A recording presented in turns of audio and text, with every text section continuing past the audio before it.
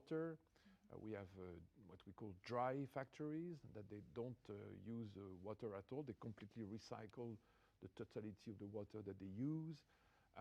We eliminate waste. So it's a very comprehensive effort on all fronts to transform completely the way we produce, we distribute, etc. And shareholders are behind you every step of the way for sustainability? Yeah, absolutely. They are very, I think that our shareholders are very proud of what we do. I cannot say that they are pushing us hard to do it, but they are happy and proud. Do you think Generation X cares more about this than millennials? The younger you are, the more you think about this? I think that everybody now cares. You know, I think that it's very well understood that there is an urgency. Clearly, we are not talking anymore about a potential threat. I mean, there is a clear and present threat to the planet, and if we are not all doing the maximum in the very short term, it's going to be very difficult. So I think that every generation now understands that. If I speak to you in 5 years, what will be your story? In 5 years, probably I will tell you that the most important mission has been the transmission. Because, of course, I will not be CEO forever. And I will be, by the way, very glad to pass the baton one day to my successor. So if you think a lot about succession, what kind of successor would you like, and what would you like your legacy to be?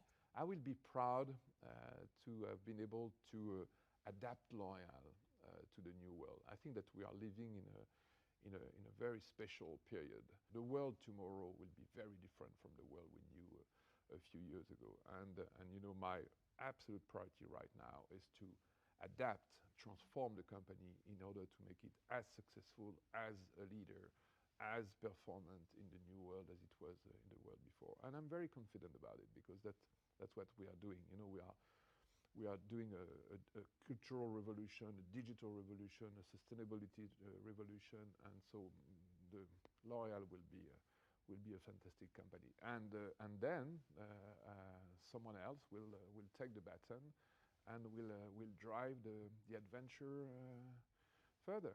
Jean-Paul Agon, thank you so much. Thank you very much.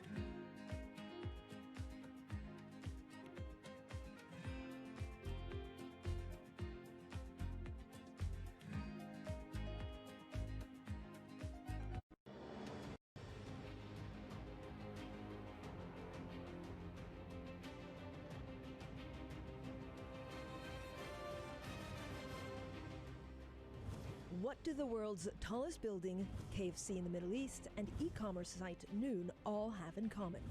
They're all owned by billionaire Mohammed Al-Bar. His investments like the Burj Khalifa and the Dubai Mall have become iconic landmarks, and he's diversified into hospitality, retail, and e-commerce. He was named the most influential man in Dubai and consistently ranks amongst the top 5 most powerful Arab business leaders. But it's not all business all the time. He's also a sportsman. He's an active member of Emirates' horse racing community. Today, on Leaders with Laqwa, we meet Mohammed Al-Bar, the founder and chairman of Emaar Properties. Thank you so much for joining us. You've really built a conglomerate. You've built a company that has multiple interests, multiple units, multiple portfolios. Did you diversify because you saw an opportunity or because you had to? Well, I think all of us, we look at opportunities, we don't really have to do anything. But I think looking at the Middle East and looking at the industries that I went in with my team, I think we saw amazing opportunities in the Middle East in these sectors. And I'm glad that even though we've got difficult years, the past 2 years have been difficult years for us, still these businesses are operating well. So definitely it's based on opportunities and the sector's long-term growth potential. Where do you see the most growth coming from? Which portfolio, which part of your business will do better than others? The food operating well and strong in the region as a whole, especially with the food delivery business, and that's another story. I would say that our real estate business is still flying really strong. I mean, last year we grew about 28% in the region as a whole. Our e-commerce business is something that's very, very interesting. And we've got an amazing team looking at it, and that's also growing quite fast. But even with this growth, I think one have to be realistic as well. So you look at this growth and you look at what's going on in the Middle East, government policies, you look at the world economy and what changes might take place. So you have to be alert at all times. Okay, what does that mean? Do you expect a lot of the growth, in the Middle East? If you look at e-commerce, and we'll talk a little bit more about that, do you expect it to go threefold, fivefold over the next 5 years? Well, I would say that our real estate business should continue to grow at about 20% a year. And that's the shareholders' expectation. And it's hard work to achieve that number and keeping cost under control, margins under control, and political and macroeconomic issues in hand. So the food business, I think we should be growing 10% a year, year on year as well in the region. And keep in mind that we're talking about the Middle East, where there is a need for most of industries to grow, just because that I think the Middle East still has room to grow.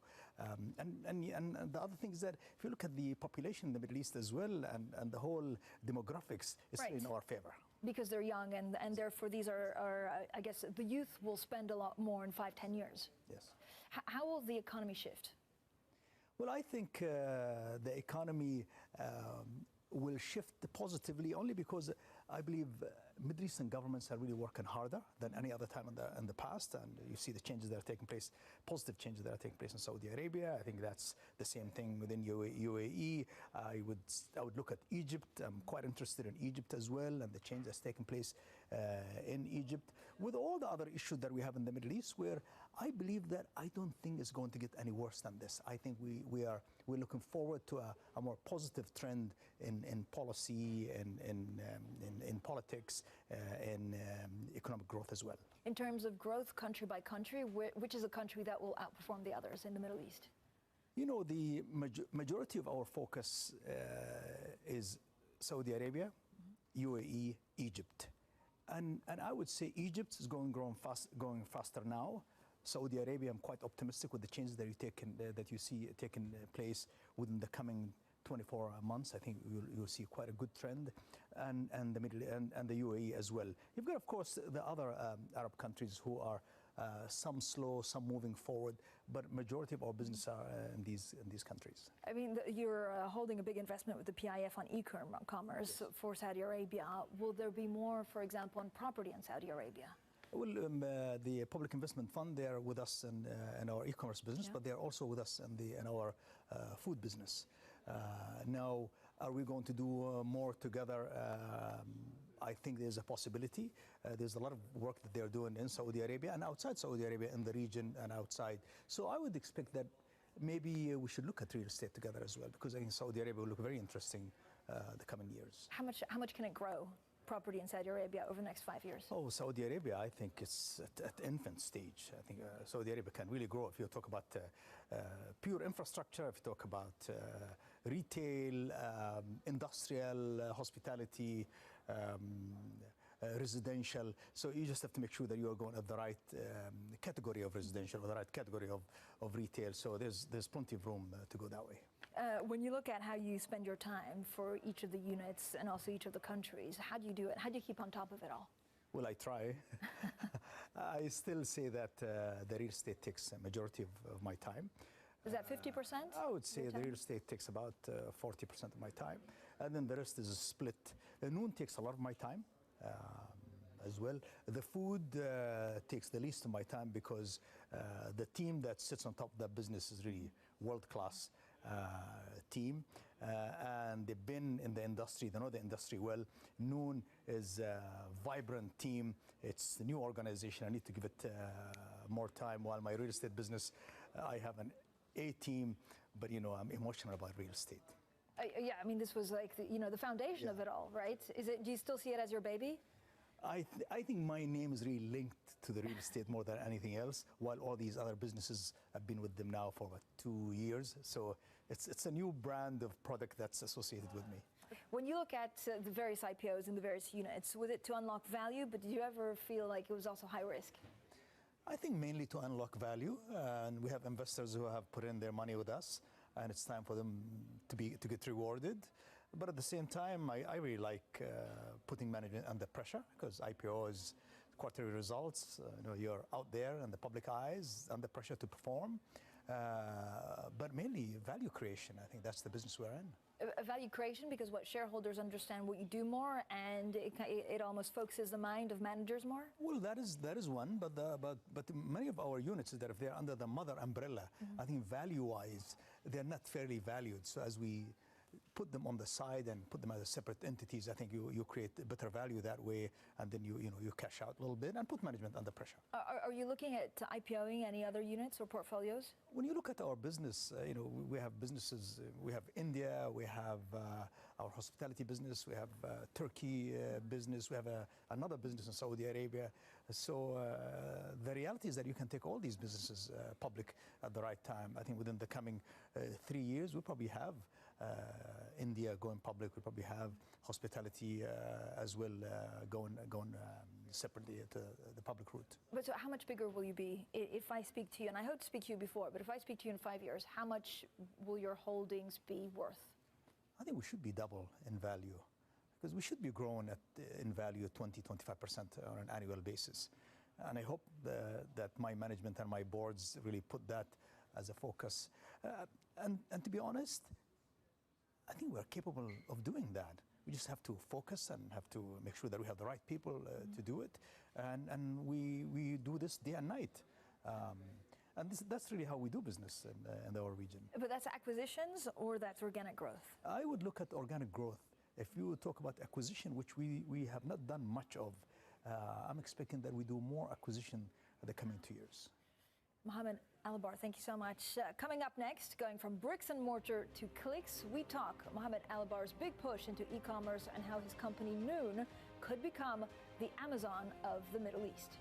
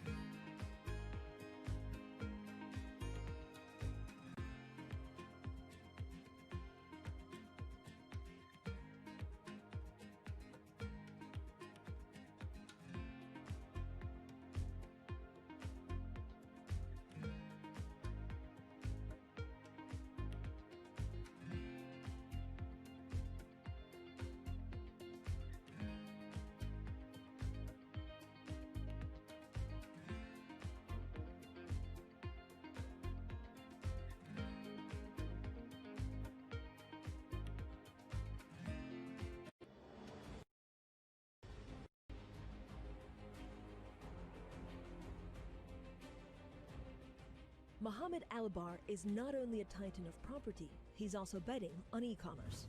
His startup, Noon, launched its operations in the UAE last year. The site is described as an Arabic-first e-commerce platform and is rivaling the Amazon-purchased Souk, looking to take over 15% of the growing market. One of the biggest investors in Noon is Saudi Arabia's public investment fund, which put up $500 million. But Albar is not just competing against Amazon. He's also a major player in the luxury space. He's partnered with Yux Net-a-Porter Group to offer a premium retail service to the Middle East's fashionista set. So Mohammed Albar, do you ever feel like there's a conflict that you actually own Dubai malls, but at the same time you're trying to sell on e-commerce platforms? The issue is that, are you relevant? That's really the big question that we have, is that I don't think it's if there's a conflict or not, but are you relevant to the space? So are we really relevant in this retail scene, or in the whole, the economy is becoming so digital. If you are not thinking about it, if you're not acting to do something about it, I think there is a risk of your business being probably at huge danger the coming 24 months. And so how do you stay relevant? I think staying relevant, first of all, I have to talk to my kids all the time. And I learn from them because, I have a little girl that sells jewelry to women in Korea out of Dubai on her Instagram. I mean, what type of world is this? So therefore, I think all of our business, from real estate to retail to hospitality, I think the digital scene is changing all that. So if we talk about e-commerce specifically, or if we talk about Net-a-Porter, it is just moving your business to the digital scene. And I think the whole economy is moving that way, from healthcare to education to retail. So therefore, I think we just want to be relevant. And I don't think there's any conflict, because at the end of the day, there ought to be a collaboration or connection between the real world and the physical world. And can we really try to find a solution and work them together and stay relevant in our business? But so how much of your sales will actually be done on your e-commerce platform in 5-10 years? And in general, for the Middle East, are you a step behind in actually selling on e-commerce? And so is the potential much bigger than here in Europe or in the US? Well, remember, I mean, when I look at the Middle East right now, I mean, e-commerce is between 1.5% to 2%. Tiny. Which is tiny compared to the rest of the world. So there is room for all of us to grow. Where will this be? I think it will go much faster than the rest of the world, and it will get into the 10-15% quite fast, again, because of the demographics of the region. So we owe it to our society, we owe it to our 300 million Middle Eastern Arabs, that there ought to be a native organization that look after this sector and participate and learn and serve. What will Noon become? And are you nervous at any point that you're going to head with the most successful retailer of all times, Amazon? Well, Noon, of course, it will be an ecosystem. And am I nervous? Of course I'm nervous. I'm nervous from everybody. In my real estate business, I'm nervous. In my e-commerce business, I'm nervous. In my Net-a-Porter business, nervous, because competition is severe and markets are open. Anybody can come in. The big players are going to come in. Some of them came already. More are going to come to the region. But I am from that part of the world, and I think it's our duty to participate in the scene. And remember, we as Arab businessmen, we're a bit tribal, which means that I am from this society. I have a duty that get into business and be aggressive and achieve the numbers, achieve success. But that's a duty that I feel responsible for, that competition is good for the consumer in the region, rather than one player come and controlling the life of our customers. I think it's fair to have competition and let the customer win at the end of the day. Okay, but how do you decide? I mean, how will you go against Amazon? Do you have to convince retailers to sell on your platform instead of Amazon's platforms, or is it a price war? I mean, how do you see the kind of the fault lines? Well, we are working with the local retailers, and we are their partners. Now, how other international players, they do it through sourcing overseas or working in some other methods, that's their business. But we differ is that our partners are the local retailers. Maybe our margins will be a little smaller, but that's okay. We'd rather win on the long term rather than alienating the local retailers. Now, will there be a price war? Well, the past 2 months there's a price war. Customers are winning. Everybody's 20% or 15, 10% cheaper on some of the product. So I'm so happy that people in my region, they don't have to buy milk for their kids at 10% more expensive. There was one operator or one monopoly controlling, the human life. I think this is good for all of us. So of course there'll be a competition. But the amazing thing is that the world is open. So much new technologies are being provided to everyone that want to go into the scene. But are you planning long term? You have good people with you. Are you serious about it? Are you willing to provide quality service? But is it the service or is it the products? How does the Middle East actually shop? What's selling at the moment and what will sell in 5-10 years? Well, if you look at the mix of what's happening on the e-commerce scene, it's not much different from what's going on in the world. People want delivery, fast delivery. People want quality. Will they pay for the delivery? For the time being, we're subsidizing delivery. Because, as I said, people are just learning the art of e-commerce, and that's what global companies are doing. They give it to you for free first, they get you used to this way of life, then later on take a little bit of margin, maybe control market, the usual trick. But what I'm saying is that people want it all. Want quality, want value, want consistent, want delivery time that's fast, and we want the product that they want, which changes from 1 month to another month. And therefore you have to provide that and then get ready to provide the new thing that might be happening next month. Okay, how important is market share? And how important is market share right at the beginning so that people get used to your platform and not Amazon's? Market share is very important, and at the beginning you have to be aggressive and you have to probably provide the best service ever. You will be cutting prices as usual because we see it. It's a live competition. There's nothing wrong with that. But the good thing is that the market's big enough. 2 players can come in. But imagine if you do business in UK and there is only one operator. How fair is that to your family? But isn't there only Amazon here? Well, there are many other players, I think, in UK as well. I prefer that more than one player in a market. And in the Middle East, there will be more than one player and will be one of the major players in the market. Up next, we talk the leadership skills it takes to create both the world's largest mall and the tallest building in the world. More with Mohammed Alabar next.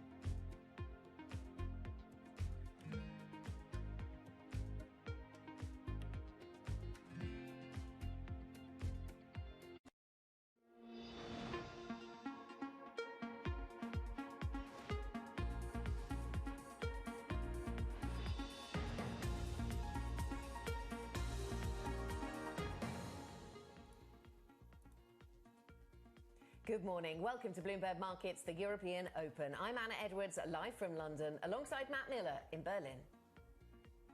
Good morning, Anna. Today the markets say the taps are staying open.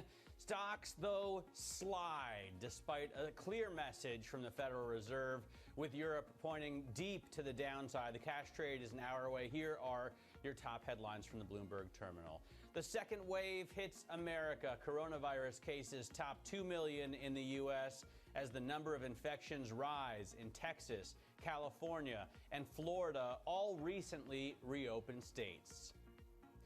Not even thinking about raising rates. A dovish Jay Powell sends global stocks and treasury yields lower. Most FOMC members see rates near zero through 2022, but it raises concerns about the real state of the economy. And capitalizing on chaos, Goldman Sachs makes $1 billion from the oil market turmoil. Citi sees its bond desk driving a 40% jump in trading revenue, and JP Morgan sees 5 days of inflows into a fund as investors bet big on Europe. We are just an hour away from the start of cash trading here in Europe and in the UK, and we're seeing futures point to now serious losses on the indexes. We did finish down yesterday, though most of the major indexes were down less than 1%. Drops in the U.S. yesterday as well after that Fed meeting. Again, Jay Powell saying that he's going to keep rates at zero through 2022. But it looks like the market is now concerned about the strength of the underlying economy considering those comments. You can see U.S. futures also down 1.5% in terms of the S&P and the Dow. Anna? Yeah, concerned about the underlying economy, concerned also about the possibility of a second wave of infections in the United States, as you pointed to, Matt, in the headlines. You've been through the futures picture, and that looks fairly negative, doesn't it? And that's echoed by what we're seeing on the GMM through the Asian session. So the Australian market down by more than 3%, other markets not far off 3%, the Japanese Nikkei down by 2.8%. And we do see some resurgent strength in the dollar. Days and days of dollar losses had been part of the theme of recovery that we've seen for equities and risk assets. Now we see a reversal of that, and we see that the dollar is stronger, considerably so, 4.5% to the upside. And so the GMM shows a host of other currencies moving to the downside in response to investors seeking solace, seeking safe harbor, perhaps, in the US dollar. And so we see a classic kind of risk-off picture, don't we, across these asset classes, money coming out of equities, going into sovereign bonds. We saw that during the press conference with Jerome Powell yesterday, and indeed that continues to be a theme through the Asian session as well. Oil prices also weaker, as you can see there on the GMM, as we see, again, risk assets reacting in that way. Let me just get to some breaking news coming through on the...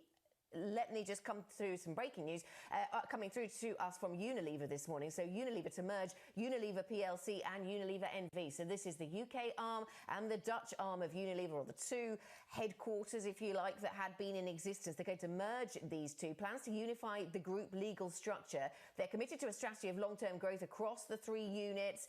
Unification under the Unilever PLC is the best option. No change in dividend policy.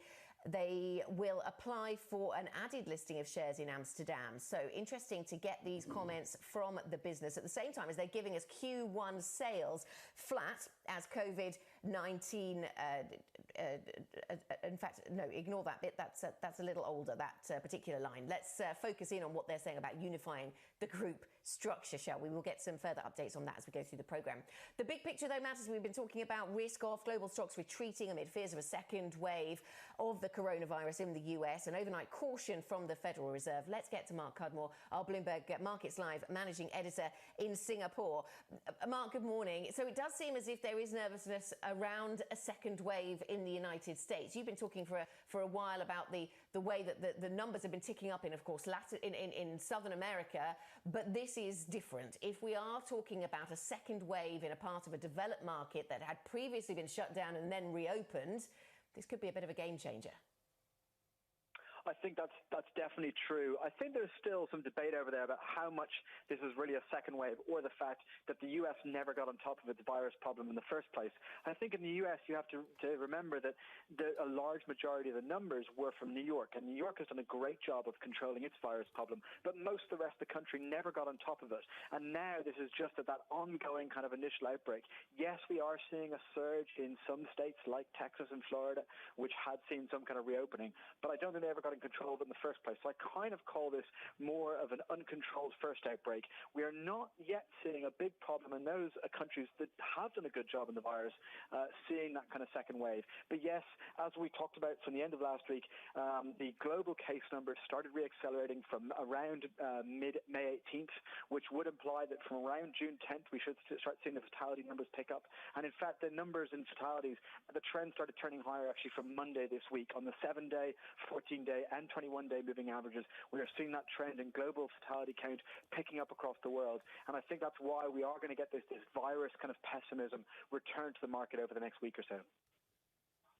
It's definitely tempting to pin the drops in yesterday's cash trade in the U.S. and Asian trading futures on the virus concerns, but this all happened during the Fed's press conference, Mark. So, it's interesting that when Jay Powell says we're going to keep buying $80 billion in treasuries, $40 billion in MBS, we're going to keep rates at zero through 2022, we're not even thinking about raising rates, and then you see stocks tank. Why would that be the case?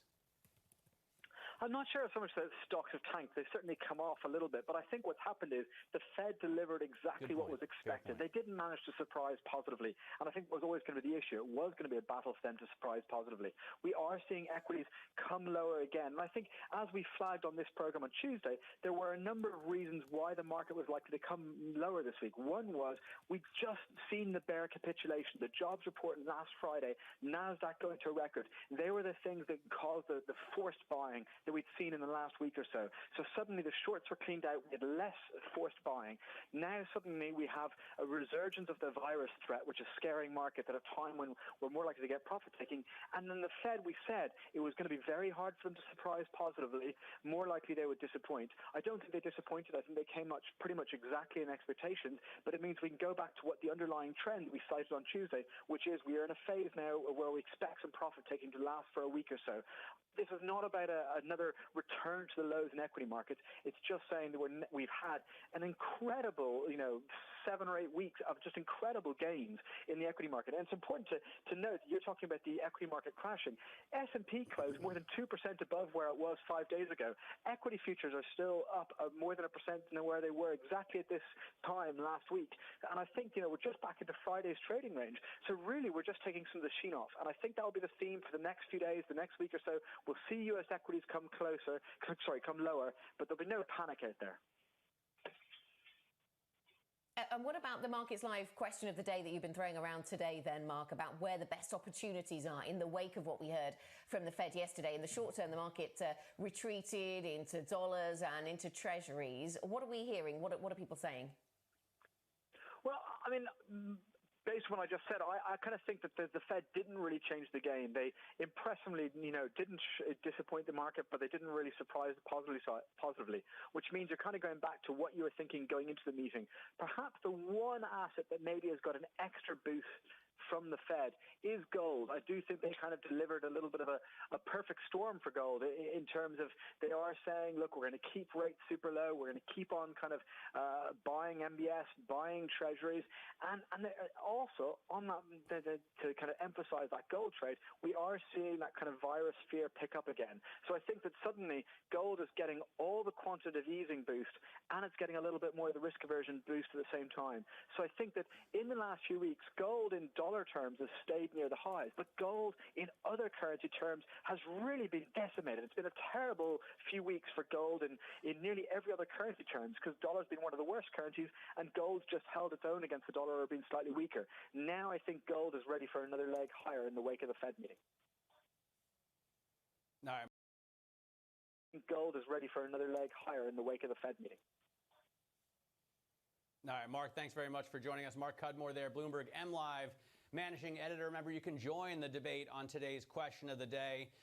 Today we're asking what's the best opportunity after the Fed? Reach out to us, reach out to the MLive team. You can do that by typing IB plus TV Go on your Bloomberg terminal. Let me get back to a story that Anna was just breaking moments ago about Unilever. You know, there are a number of companies that trade, that have a dual headquarter structure and trade in different exchanges, most likely for tax purposes. FCA is one, Royal Dutch Shell, of course, is another, and Unilever was one of the biggest. It now plans to unify its structure under a single parent company. So Unilever says it will do so by combining the London and Amsterdam share classes. It's going to be increasing its strategic flexibility for the portfolio evolution. I'm using the PR speak that is in the story here, and removing complexity and further strengthening Unilever's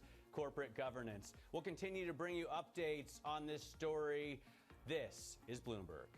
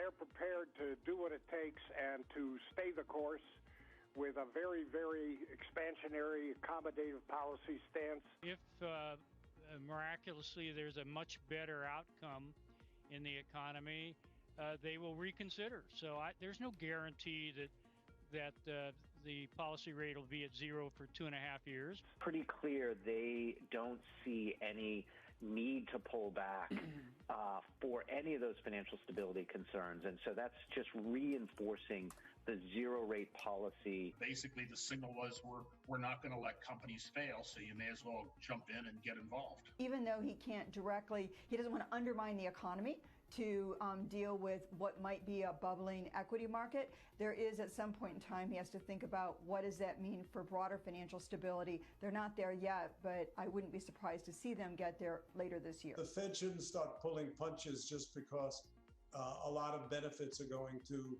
shareholders, because what it really cares about is maximum employment. The Fed will play its part, but it's certainly not the only game in town, and I'm not sure it's the premier game in town at this point. That's how some of our guests reacted to the Fed's latest monetary policy decision and conference. The chairman, Jerome Powell, sent a message that the central bank will keep pumping stimulus into the U.S. economy until It's traumatized the U.S. labor market, has recovered from the coronavirus pandemic. The FOMC says it will increase its holdings of treasuries and mortgage-backed securities at least at the current pace and hold rates at 0 through 2022. We're joined now by Henrik Johnson, co-head of capital markets at Deutsche Bank. Henrik, it's interesting, that's a strong message by Jerome Powell. And I mean, as a central banker, committing yourself out another 18 months is a big step, right? You're removing kind of optionality. You're in a sense, you're tying your hands behind your back. Otherwise, you risk a taper tantrum situation down the road. No, exactly. And I think it's actually mirroring what the ECB said last week, which is that the central banks are going to do whatever is necessary to stabilize markets. And if you look at the message, there's both a bad and a good thing there for the markets. The bad thing is that clearly the central banks think that a recovery is going to take much longer than 6 months. The good thing is that they are committing to stimulate, which is part of what the technical is that's causing these good markets. Good morning to you, Henrik. Yeah, interesting, isn't it, to see the market react to both of those thoughts, to have to go through that thought process. I wonder what you think of the other tools that the Fed has available to it. I mean, is yield curve control something that those that you talk to think is realistic, is happening already, or is inevitable here? It's an interesting. I was just looking at the charts yesterday, and if you look at credit curves and yield curves in the U.S., generally they're steeper in the U.S. than you have in Europe. And that's because there's less stimulus at the middle and the back end of the curve than what we're seeing in Europe. So there's absolutely more that they can do to flatten the curves if they need to. So they have more policy options. Okay, Henrik, stay with us. We're going to continue our conversation with you shortly. Henrik Johnson, the co-head of capital markets at Deutsche Bank. He stays with us on the programme. Coming up, food fight. We'll talk about M&A. Just Eat Takeaway beats Uber to acquire Grubhub as the battle for the US meal delivery market hots up. We'll bring you that story, and we'll talk about M&A and other trends we're seeing in capital markets. We'll do that shortly. This is Bloomberg.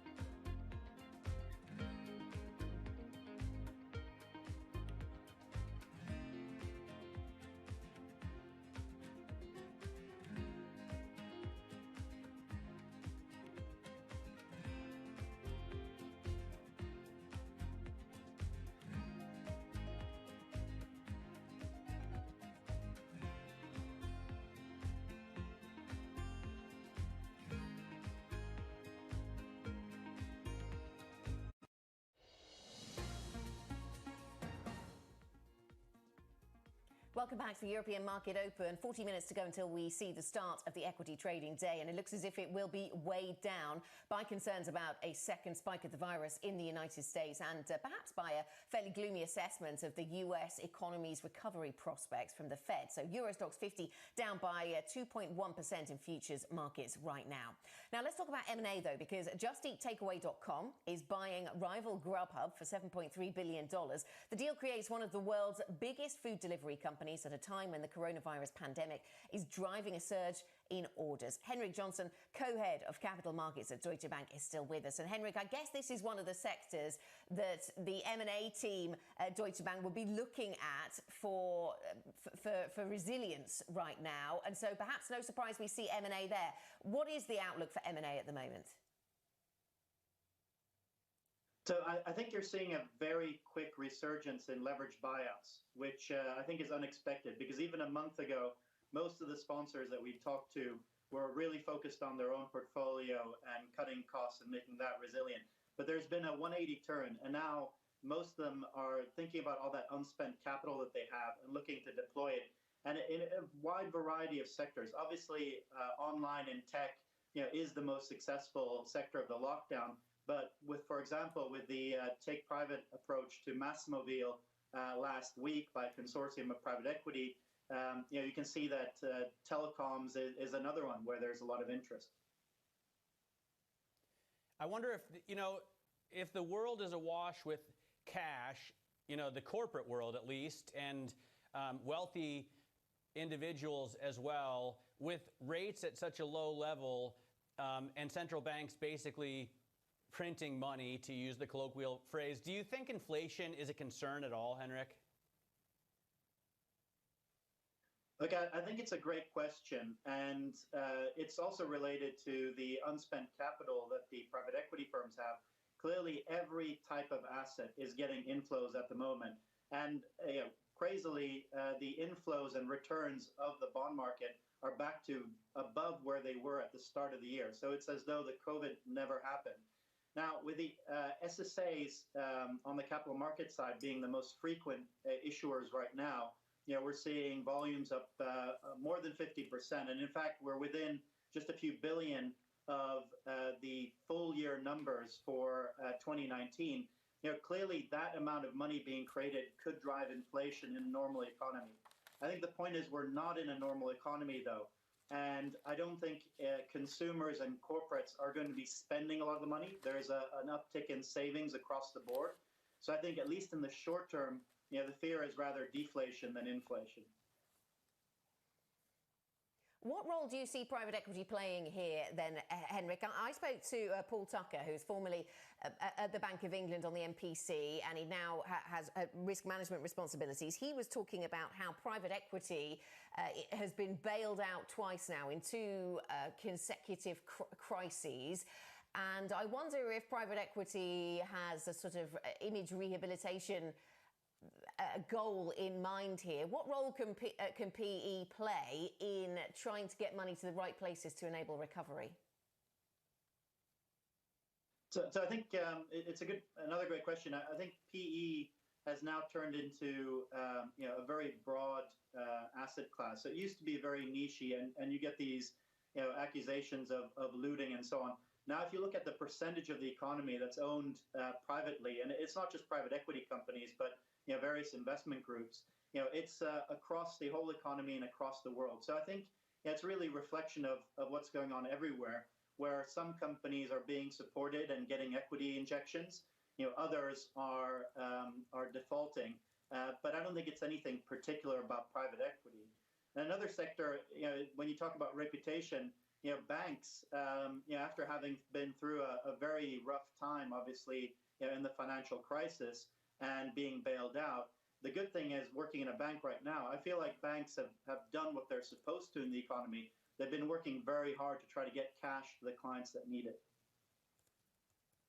I actually, Deutsche Bank yesterday said second quarter loan loss provisions were 800 billion. And just because I remember that number, I bring it up. Of course, every bank has been boosting loan loss provisions like crazy for obvious reasons.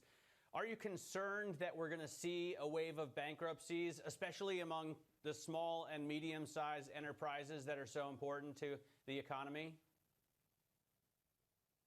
No, absolutely. And that's where the real disconnect comes between financial markets and sort of Main Street. Because, when you look at what markets are doing, setting new records. And I agree with your previous correspondent that this is just a little bit of a retreat from an extraordinary bull run that we've seen over the last 10 weeks or so. But it's not really reflecting the concerns that I and many people have about the state of the mid-market, who aren't able to access equity capital and or investment grade bonds. And I think that's where the pain is going to be concentrated. So the various government support programs that exist are doing their best, furlough programs and so on. But it's still going to be, I think, a wave of defaults out there. And that's why I think the central banks are so focused on keeping the support. And so, we had a guest yesterday talking about the small and medium-sized enterprises are going to be the ones that find it difficult to get the money that they need. Henrik, just briefly then, of those companies that can tap corporate bond markets, we've seen quite a lot of that already in Europe. Do you see that continuing through the year, or are we at a peak now? Unfortunately for us, I think we are at a peak. We're heading towards a 1 trillion issuance in euros for 2020, which was a record. But I think the second half is going to be less busy, unfortunately, because a lot of the people that need money have already got it. Henrik, it's been great having you with us today. Really appreciate your insight as we see these big market moves. Henrik Johnson, and of course, as we see these big moves by central banks as well. Henrik Johnson is co-head of capital markets at Deutsche Bank. We are going to talk a little bit more, focus in on the UK next. Scientists cite a long list of potential mistakes in Boris Johnson's lockdown strategy. This is Bloomberg.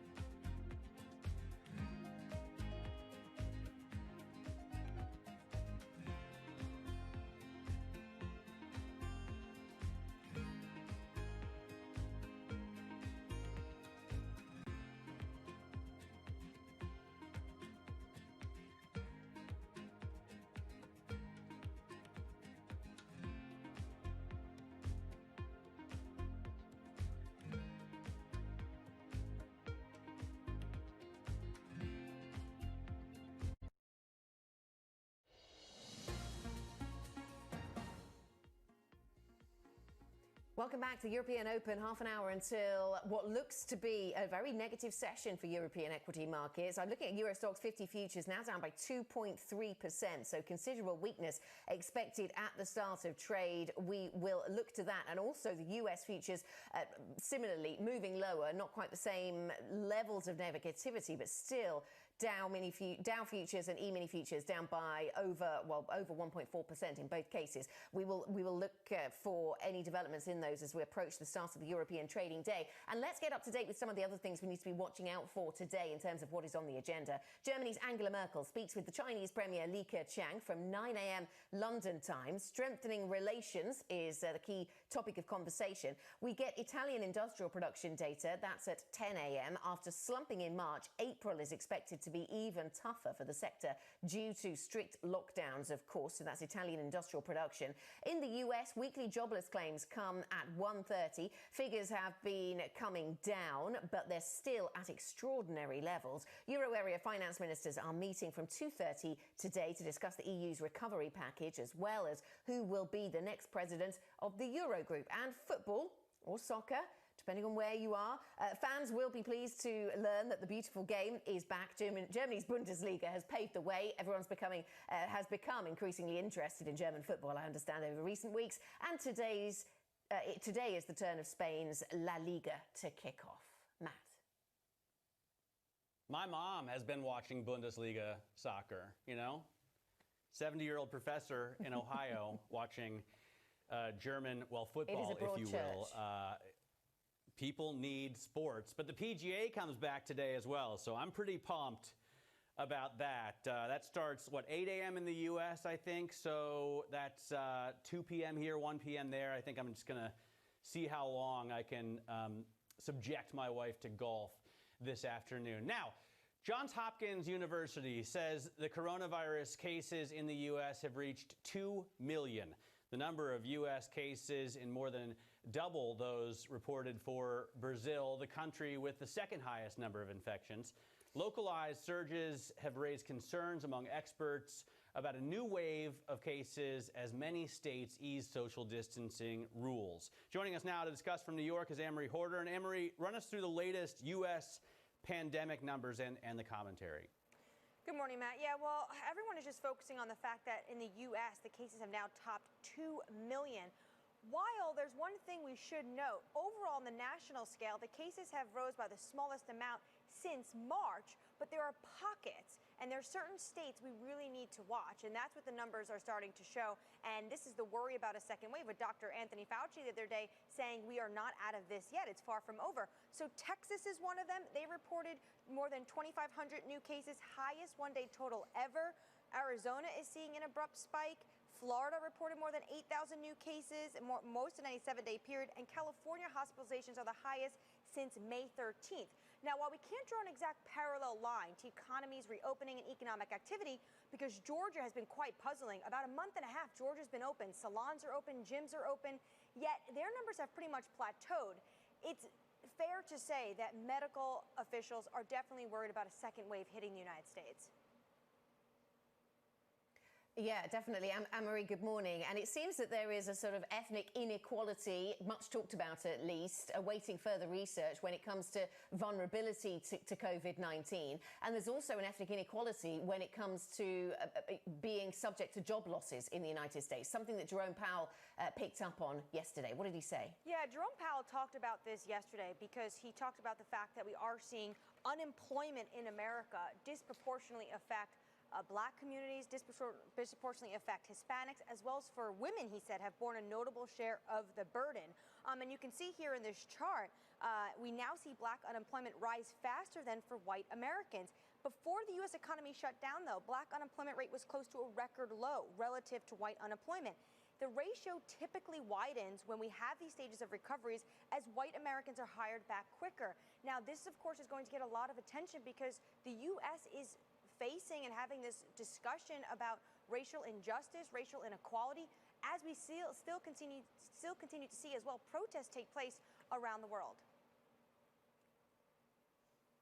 Anne-Marie, Britain's top scientists also mounting a very public challenge to the Prime Minister. What's the story there? Yeah, this was some frank commentary, and it was also live on television. You saw Boris Johnson come under pressure from his one of his top medical chiefs, Chris Whitty, saying that basically kind of calling out Boris Johnson or the government for their long list of potentially flawed decisions.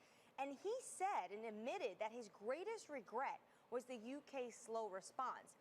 Also adding some pressure to Boris Johnson, he had another critique earlier from Niall Ferguson, who was one of the early scientists to work on the modeling. He said that the UK, if they acted sooner, could have halved the death toll and devastating death toll in the UK with more than 41,000 coronavirus deaths so far. So we do see the government coming under pressure from top scientists and top medical officials in public about their response. And the medical officials are saying they want to review exactly what happened. Anne-Marie, thanks very much. A lot to cover in terms of the latest on the virus. Thanks very much, Anne-Marie Horden, keeping watch for us over there in New York with her eyes on both sides of the Atlantic. Now, the Bank of Italy governor, Ignazio Visco, has been talking about how the central bank is so active because inflation expectations have declined so fast. This is something of a theme that we've been talking about, low inflation expectations since the ECB's meeting of last week.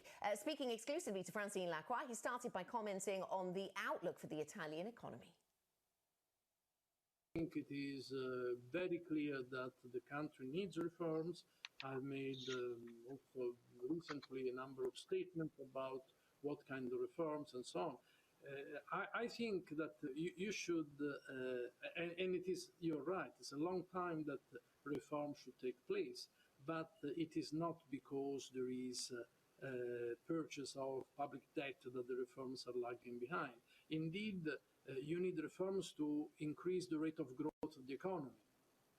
And certainly monetary policy cannot increase the rate of growth of the economy. Purchasing debt to create money is useful for level reasons, to increase the level of aggregate demand, reduce the upper gap, raise the possibility of the economy going back to employment that is sufficiently high. But it is not a substitute for measures that increase the rate of growth of productivity, innovation, and all the improvements that the economy needs now to face the effects of COVID. Governor, what is your opinion on Italy using ESM funds?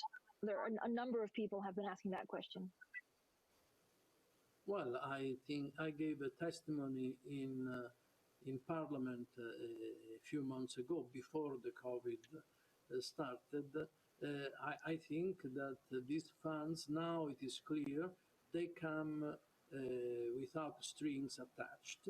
It is clear that they have to be used for particular reasons. This is the only requirement.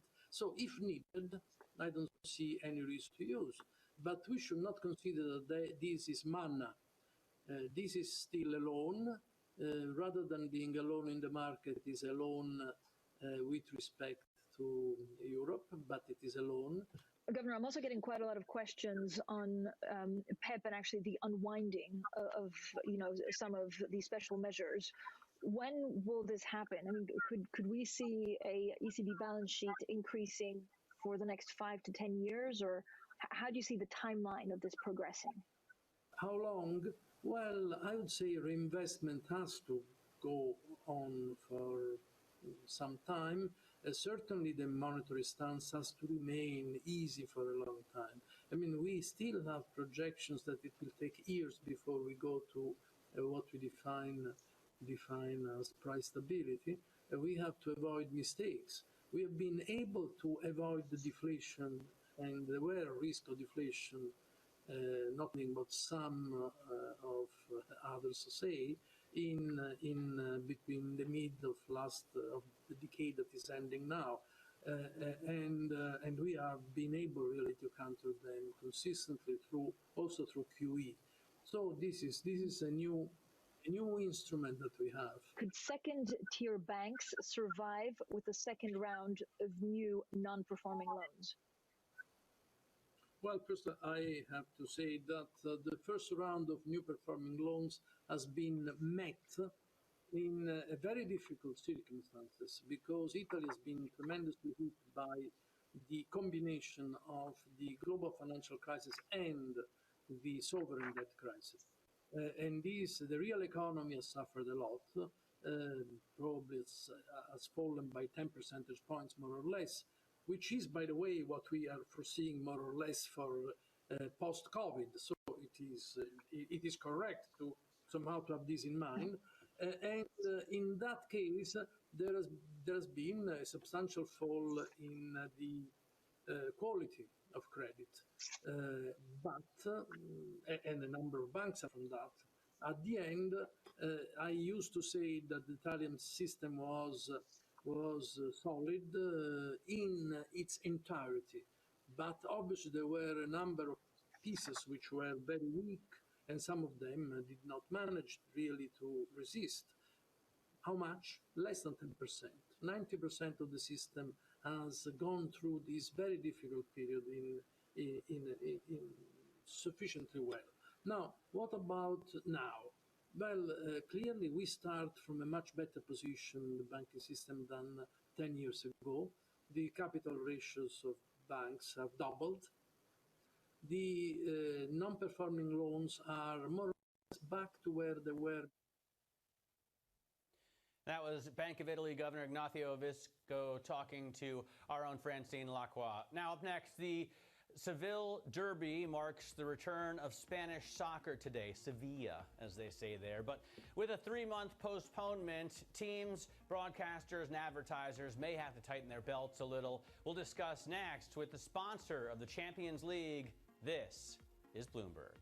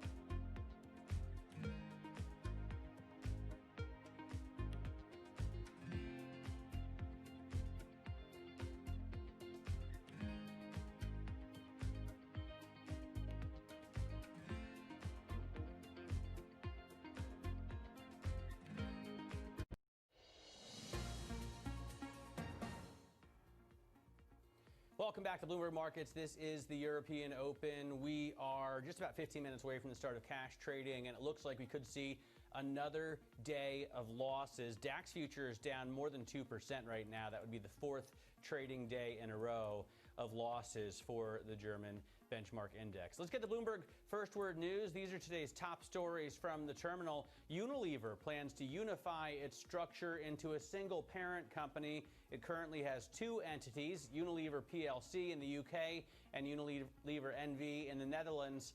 But the consumer goods firm thinks unifying under the UK company will bring significant benefits. It isn't planning to move operations or jobs as part of the change. Just Eat Takeaway has agreed to buy Grubhub for $7.3 billion. The deal would create one of the world's largest meal delivery companies, and it gives the European company an entry into the U.S. market. The purchase also sidelines Uber, which had been in talks to take over Grubhub earlier. Goldman Sachs' commodity business has had a blowout start to the year. Sources tell Bloomberg the unit generated more than $1 billion in revenue through May. That's its best start to the year in a decade. Much of the boost came from oil trading. The desk was correctly positioned for a collapse in prices. Global news 24 hours a day, on air and at quick take by Bloomberg, powered by more than 2,700 journalists and analysts in more than 120 countries. Anna? Now, Matt, I know you're excited about the golf, but let's focus on football for a moment. Football returns to Spanish TV screens today with Sevilla taking on Real Betis in La Liga. The Andalusian derby marks the second major football league to return after the disruption of the coronavirus. We've seen the Germans return already, of course. Now, the Premier League and Serie A in Italy will return later this month, but the fate of the Champions League football is less certain. UEFA is set to decide just how the competition will be concluded on the 17th of June. The current suggestion is for the final 3 rounds to be played as a mini tournament similar to the Club World Cup behind closed doors. Here with us now to discuss the impact on advertisers is Jeanette Liendo, Senior Vice President of Marketing at MasterCard. MasterCard is the official sponsor of the Champions League, as well as the French Open in tennis and the PGA Tour. Good to speak to you then, Jeanette. So as a business, how on earth do you go about compensating for finding alternative outlets for your marketing, I suppose, when so many of these big ticket sporting events have had to be cancelled? Well, thank you, and thank you, Anna, for having me today. I think, as with any crisis, it's about people first. And given the fluidity that COVID-19 presents, essentially it's a black swan that's playing out in different ways in different countries and different segments differently. We have been monitoring the situation closely while putting the safety and well-being of our employees, our cardholders, and our partners first. And UEFA is very much a key partner of ours, as are our other sponsorship partners. At the same time, one thing we are seeing with COVID is the need for people to stay connected, the need for people to talk. On the B2B side of events, we're seeing increased levels of engagement and participation, and we expect the moment UEFA comes back, it will be the 2020, one of the most important 2020 sporting events of the year, because people want to stay connected, even if it's in a different format, like you just mentioned and you outlined. Just the joy, the passion, the resilience of seeing that level of athleticism play out will be very important. Having said that, we are a technology company first. We have shifted our marketing strategy many years ago from traditional advertising to experiential marketing. And already 2 years ago, we've been streamlining things like the master classes at Cannes Film Festival to include thousands of film students when we interview award-winning directors. So we have already had a hybrid events approach for quite some time. And with UEFA, we've been working very closely to champion the passion of football, the passion of the priceless possibilities, sponsoring a Premier League like that presents. So we've had to be agile. It's certainly a passion, Jeanette, certainly a passion for Brits, for Europeans, really for everybody in the world, except for Americans. Is that increasingly changing? Are you getting more and more Americans to be watching European football or soccer? Yes, I mean, I think we've seen that over the last couple of years. That has been absolutely increasing. As a brand, we operate in 260 countries. In each one of those, I am pretty sure there's someone playing football every day. Last night, I just watched a documentary of women farmers in the Andes, and they work very hard. The one thing they do every Saturday, they get together and they play football. So it's a universal sport, and it has that huge power to unite and excite. And I do think before COVID even, all the sponsors and UEFA saw an increasing interest worldwide, not only in America, but also in Asia, of the sport.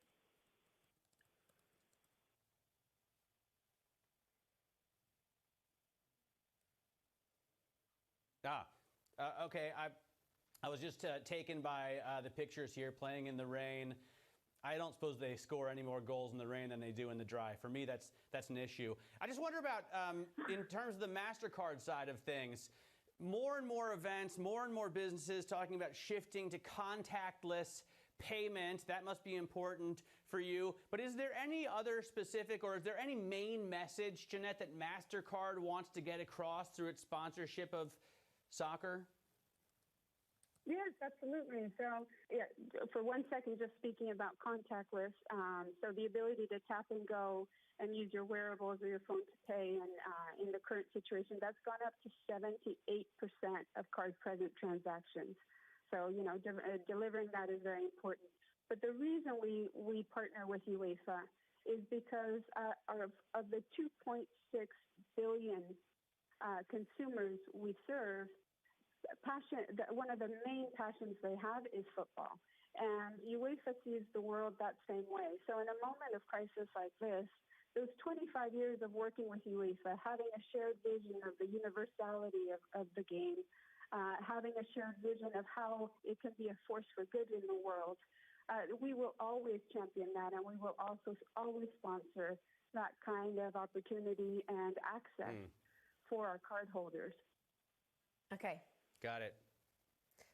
Jeanette, thank you very much. Jeanette Liendo, Senior Vice President of Marketing at MasterCard, thank you very much for bringing us your story. Minutes away from the European equity market open, and futures have been pointing decidedly downwards through the Asian session was weak, and now we see futures pointing to the downside, down by more than 2.3% on Euro Stoxx 50 futures right now. We'll talk about the stocks we're watching, including Unilever.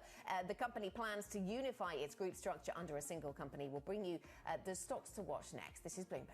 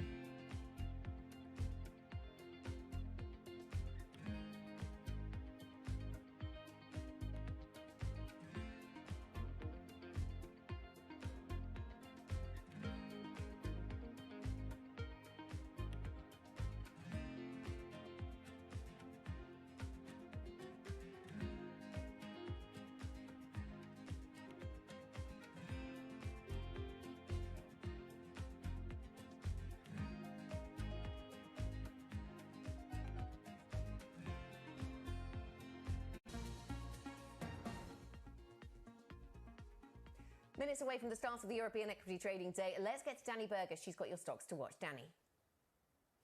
And looking at JustEatTakeaway.com, which you'll recall is a recent merger itself, they're looking at buying Grubhub. So this means they'd be cracking in to the U.S. market. Though the U.S. market, getting share there is quite expensive. So this might be a costly endeavor for them. They confirmed this late after the market closed yesterday. But today, shares are called down 2.2%. Again, because this is a very difficult market to get into with all of the competition. Now, sticking with food here, Ocado, we've been talking about this story for a while. They're offering up new shares. They're trying to raise about £1 billion. And their hope here is to be able to expand their services as online groceries gets more expensive. But those shares going to be priced at a discount. So shares called down by about 5.5%. Matt, Anna? All right. So a lot of really lockdown-related moves there, or stocks that have benefited from it at least. Danny Berger, thanks very much for your stocks to watch. Coming up, it's the market open. Futures are pointing down, in some cases way down today. The open is next. This is Bloomberg.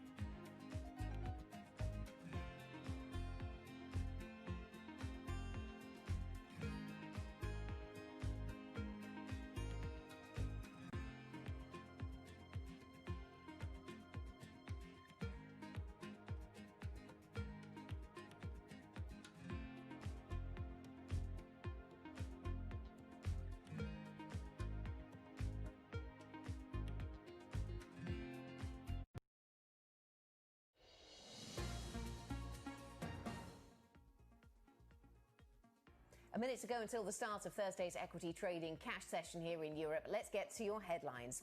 The second wave hits America. Coronavirus cases top 2 million in the US as the number of infections rises in pockets in Texas, California, and in Florida, all recently reopened states. Not even thinking about raising rates. A dovish Jay Powell sends global stocks and treasury yields lower. Most FOMC members see rates near zero through 2022. And double Dutch no more. Unilever plans to unify its group structure under a single British parent company, reversing an earlier plan to consolidate in the Netherlands. Matt, we know that didn't go down well with shareholders. We'll see what shareholders make of this particular plan from Unilever. And what do futures tell us this morning? Pretty gloomy. Yeah, it is pretty gloomy. And DAX futures, you can see, down 2.33%.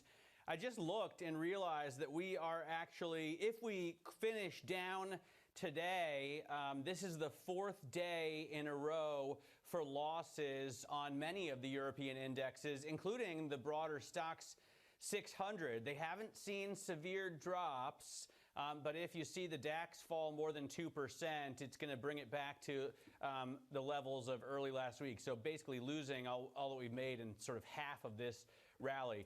Here's the live cash trade. You can see the FTSE opening down 2.2%. So a big drop for the FTSE this morning, a big drop for the Euro Stoxx benchmark index there, and a big drop for the IBEX as well. In fact, the cash trade is turning out worse than futures may have indicated. As we see these markets open up, we're seeing big red arrows, losses of 2% or more, at least on the three that have opened. Now you've got the FTSE MIB open as well in Milan, down 2.75%. I will say that when you get bigger moves, it takes a longer time for some of these indexes to open up. A little bit more volatility tends to delay the settlement. So you're going to wait a little bit to see the DAX open up here. But it's interesting to see the FTSE down so far, even as the pound falls. Right now, Anna, the cable rate at 126.73, off by more than 0.5% against the dollar. Yeah, indeed. Let's get to some breaking news. We have a red headline across the Bloomberg from BNP Paribas, the French banking business, saying, giving us an update on their cost-cutting plans. They will increase their planned operating expense cuts. So this interesting as we focus on the banking sector. In fact, we've seen the banking sector weak in other sessions this week, and once again that remains the case. And this particular stock down by 4.9%. I think if that is a price. In fact, let's come back to that where we are trading. Yes, indeed, we do have an opening price on BNP Paribas, and it is trading to the downside. Let's talk about where we are on the broader markets, though. European markets opening lower. That's after the Fed chairman Jerome Powell said the FOMC is in no way thinking about raising rates. He also said the central bank will use whatever tools necessary for as long as it takes to help the US economy through the pandemic. Joining us now is Dean Turner, UBS Global Wealth Management economist. And Dean, good morning to you. And I know that the economics of all of this is very much your focus, but just because we seem to have been caught in quite a risk-off session this morning, I wondered if we could just reflect on what it is that's been so gloomy over the last 24 hours, because we got a dovish assessment from Jay Powell, but in times gone by that might have led investors to get into risk assets because they thought that maybe there'd be more support coming from the Federal Reserve. That didn't seem to happen last night and is not happening this morning. Is it because we're focused on the risks of a second wave of infections? What is it, do you think, that's guiding risk sentiment in markets at the moment? Well, I think we have to accept that we've had a pretty good run of news flow over the last few weeks, and that's come from a number of areas. But in particular, I would focus on the on developments with the coronavirus. Certainly, the news flow we've had in Europe as economies have unlocked there is the threat of a second wave, if anything, has seemed to be fading. So, this is the first time we've had, the first time we've had recently a little bit of negative news flow on that, and put that into the context of how far markets have come in the past few weeks. It's not at all surprising that we get a little bit of profit taking at this stage. It doesn't, in my mind, it doesn't really suggest though that we're in for another severe leg down in markets. I think economic expectations are kind of forming a bottom. We have now a better idea, I believe, of where we're likely to end up this time next year in terms of the global economy, and ultimately that will come back into focus because that's going to drive the corporate earnings that will support the market going forward. Does it concern you, Dean? Did you think that the messaging from Jay Powell and the Fed yesterday was that the economy is either expected to be so weak or visibility is so bad that the only thing we can do is promise to spend, $120 billion a month and keep interest rates at zero through the end of 2022? I don't think that came as a surprise to the market, certainly not relative to where most economic forecasts are. We're looking at the Fed's forecasts themselves. Is it really a surprise that they continue to see the level of GDP will take a significant amount of time before it returns to 2019 levels? And given that profile for the level of GDP, again, it's not particularly surprising that the Fed will have to keep policy extremely accommodative if it's going to achieve its inflation and unemployment mandate. So, I personally don't read last night's assessment from Jay Powell on the Fed as overly negative on the outlook compared to where expectations already are. And I think that's the key point here. Yeah, that's really interesting. Let me ask you about the quality of the data that we're getting out at the moment, either in the US, Dean, or elsewhere. One of my colleagues was remarking on how, even CPI numbers, which might be measured correctly, but you can't rely on them because the basket that was is not the basket that is when you're in a lockdown situation. I mean, what are your thoughts on the quality of the data that we're getting at the moment? I think this is something that's becoming apparent as more and more economic data comes through. And, I wouldn't just focus on the CPI basket. That's obviously an area of concern, given that how can we measure prices if a number of the companies that are traditionally selling these goods are not even operating. But also, I think that, as an industry, we have become very reliant on a lot of survey data. And the reason it is understandable. It's high frequency. It's correlated quite well historically with some of the main economic indicators. But even here, survey data at the moment seems to be sending us some quite challenging signals. And similar to the problems that we have with CPI data, collection of the data, survey data is also going to be influenced by those same considerations. Who is actually filling out these surveys if industries are essentially have been closed. Now, hopefully this can improve going forward, but it makes our job harder. And what the key thing to focus on here in my mind is, as the economic data comes through and we get these prints coming through every day, it's not so much to focus on the levels or the hard numbers that we're getting, but the direction. And I think the only comforting thing we can take is that the direction seems to be consistent with what we would expect given the profile of the social distancing restrictions and how they're being eased. And I think the data's telling us that we're past the worst. And that certainly seems to be consistent with the case. Well, that would be great news. If it's true, that would be fantastic. Dean, we're going to keep you with us. We got more to talk about with you. Dean Turner, UBS Global Wealth Management economist, stays with us. Coming up, sterling recovery. Is there any more upside in the currency? We'll get Dean's top picks next, and I will also say that it's down a little bit today. So if you do like the pound, maybe today is an opportunity. Over in the United Arab Emirates, Mubadala, which is a sovereign investor based in Abu Dhabi, has just released its full year results for 2019. It saw a big boost in comprehensive income to hit $14 billion, driven by the strong equity performance last year. Bloomberg Daybreak's Manus Cranny spoke to the deputy CFO, Saeed Al-Matsruhi. We'll bring you that full interview shortly. Mubadala has been always prudent when it comes to their balance sheet. We are not looking to have an excessive leverage in our balance sheet. Today, when we look at our cash in the banks or even assets that are highly liquid on the public equities, we can easily meet our debt obligations.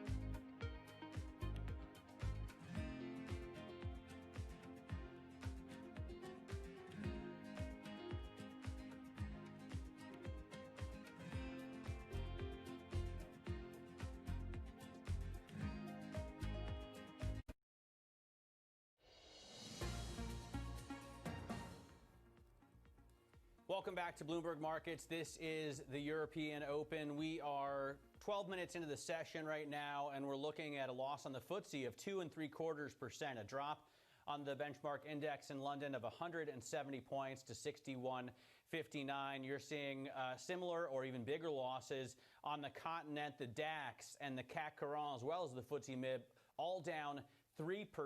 The German index losing 374 points, back down to 12,155. Let's get the Bloomberg Business Flash for you. These are today's top corporate stories from the terminal.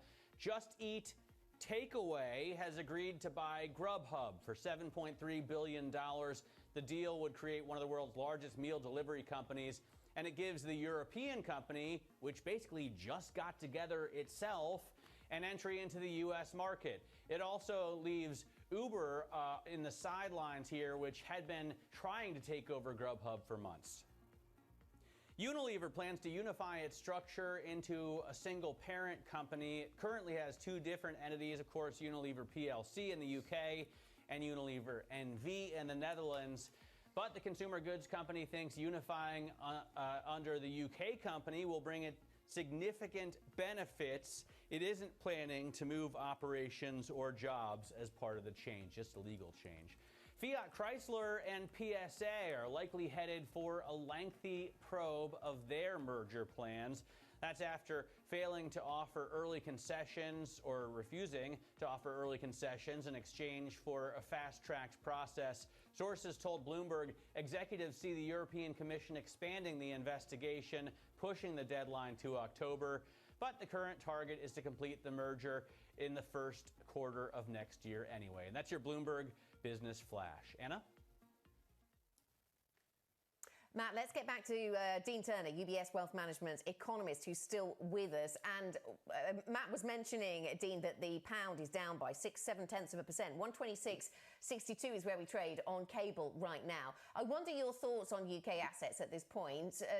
Give us your thinking, because there's a lot to put in here, isn't there, when it comes to the handling of the pandemic, the recovery of the UK economy, and the possibility of no deal on trade with the EU at the end of this year.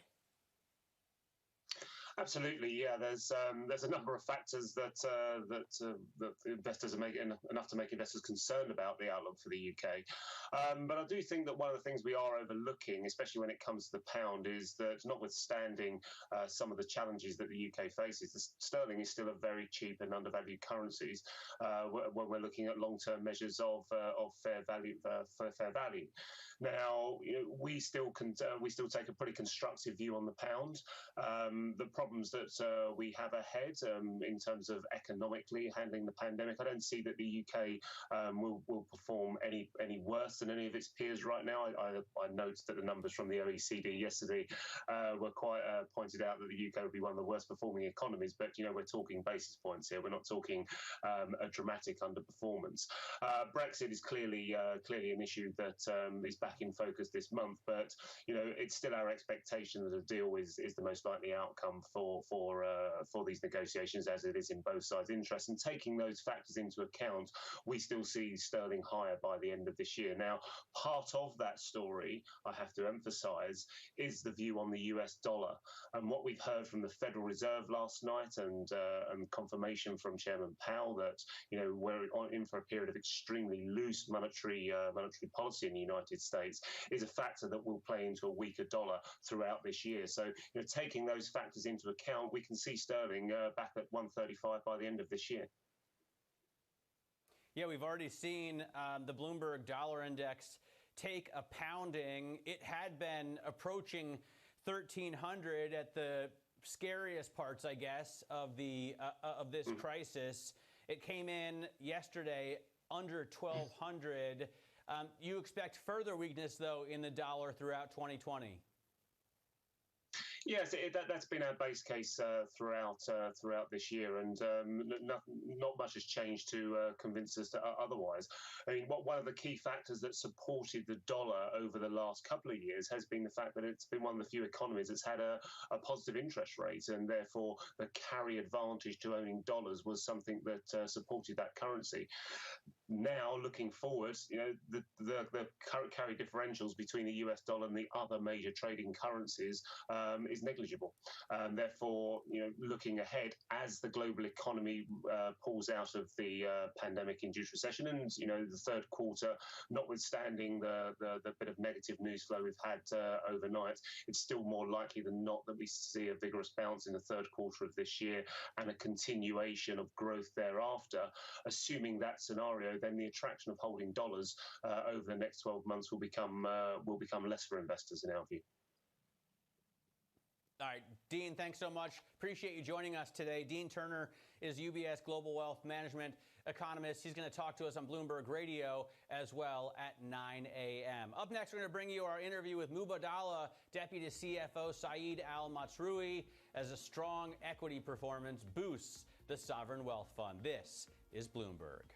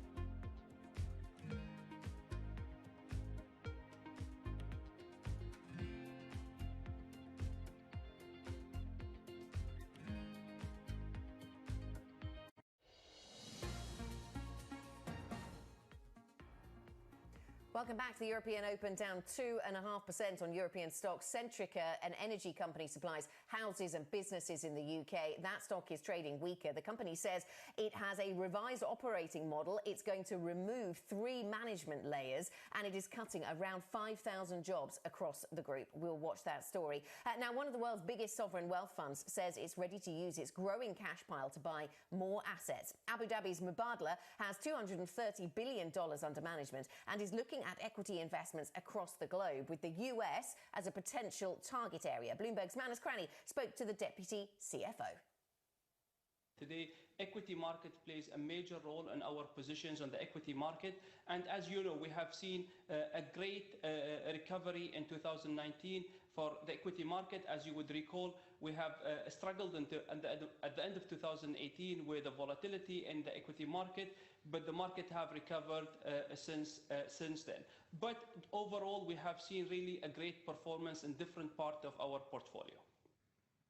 When you look at the divestments, you're obviously building up a sizable cash pile. Give us an indication, how much cash are you sitting on, and is that a cash pile for deployment? we need to look at Mubadala today at the size of the investment, at the size of the portfolio that we have today. Today, we need to understand that Mubadala has an investment strategy, and that investment strategy has an asset allocation that has been allocated for the different asset classes and sector. So the recycling of capital, it's not something systematic. It's something based on allocation that has been given to the different business units, and they are playing tactically, either on the private equity side through the funds and the co-investments, or through the public investments, which is today a sizable. Today, if we look at our public investments and the overall portfolio is 21%, so recycling that within the public investments, it creates a large recycling capital for us. Well, when it comes to doing deals, I look at your debt to equity ratio. It's 11.8%. The deputy CFO, is the ambition to take that ratio higher, the debt to equity ratio higher? Where is your comfort level on that going into 2020? Remember, Mubadala has been always prudent when it comes to their balance sheet. We are not looking to have an excessive leverage in our balance sheet. Today, when we look at our cash in the banks, or even assets that are highly liquid on the public equities, we can easily meet our debt obligations. That's one. Two, we have built a dry powder over the last 2 years. Mubadala have gone through a lot of monetization in 2018 and 2019. We have anticipated a market correction, but definitely not COVID-19. And maybe to some extent, we had that luck of raising also money from the debt capital market back in November. We have raised $3.5 billion. Also last May, we have raised $4 billion. All this dry powder have built a strong cash position for Mubadala, where we're looking to deploy that across different sectors and asset classes in Mubadala. Which naturally brings me, is $7 billion the right number for you? Do you want to come back to the debt markets? Money is cheap. It makes sense. Will you return to the debt markets in the second half of the year? You are absolutely right. If I will look at the cost of funding for Mubadala on the money that we have raised on the last two issuances of the $7.5 billion, it's 3.2%. Way too cheap compared to the issuances that we had few years back, or relative to any investment companies in the region. So far, we don't have any plans to come to the market. And I want to get a sense from you. What are the businesses saying? Are you moving more towards a V-shaped recovery? What is the narrative that your businesses are telling you about the global recovery in a post-COVID world? I think within Mubadala as a group, the first thing that we try to do with these businesses is to tap into the RCF and the line of credit to ensure there is enough liquidity, especially companies that have been impacted by the lockdown or by the COVID-19 because of the shutdown in operations. Clearly, when you look into the US market today, the equity market has almost erased all the losses that they have incurred on the back of COVID-19. Now the question is the real economy. Are we going to see that catch up? If I take an example, the US market, which is a huge market that we invest in, I believe the US market is very resilient. I mean, the US market pre-COVID-19 had a very low unemployment rate. It's the lowest on the last 50 years. We don't see any systemic risk. We have seen a strong capitalization in the banking system in the US. And more importantly, the US government, as well as the monetary policy, has been very supportive of the capital market. I think it would go down to, on the next few weeks, which we have really a limited data, is are we going to see another lockdown? It seems the US President, Donald Trump, he is not going to close down the economy because of the next election that is coming in September. So I think our eyes should be on the job creation and the acceleration of job creation in the US, which will actually increase the consumer sentiment and spending, which is 60% of the US GDP.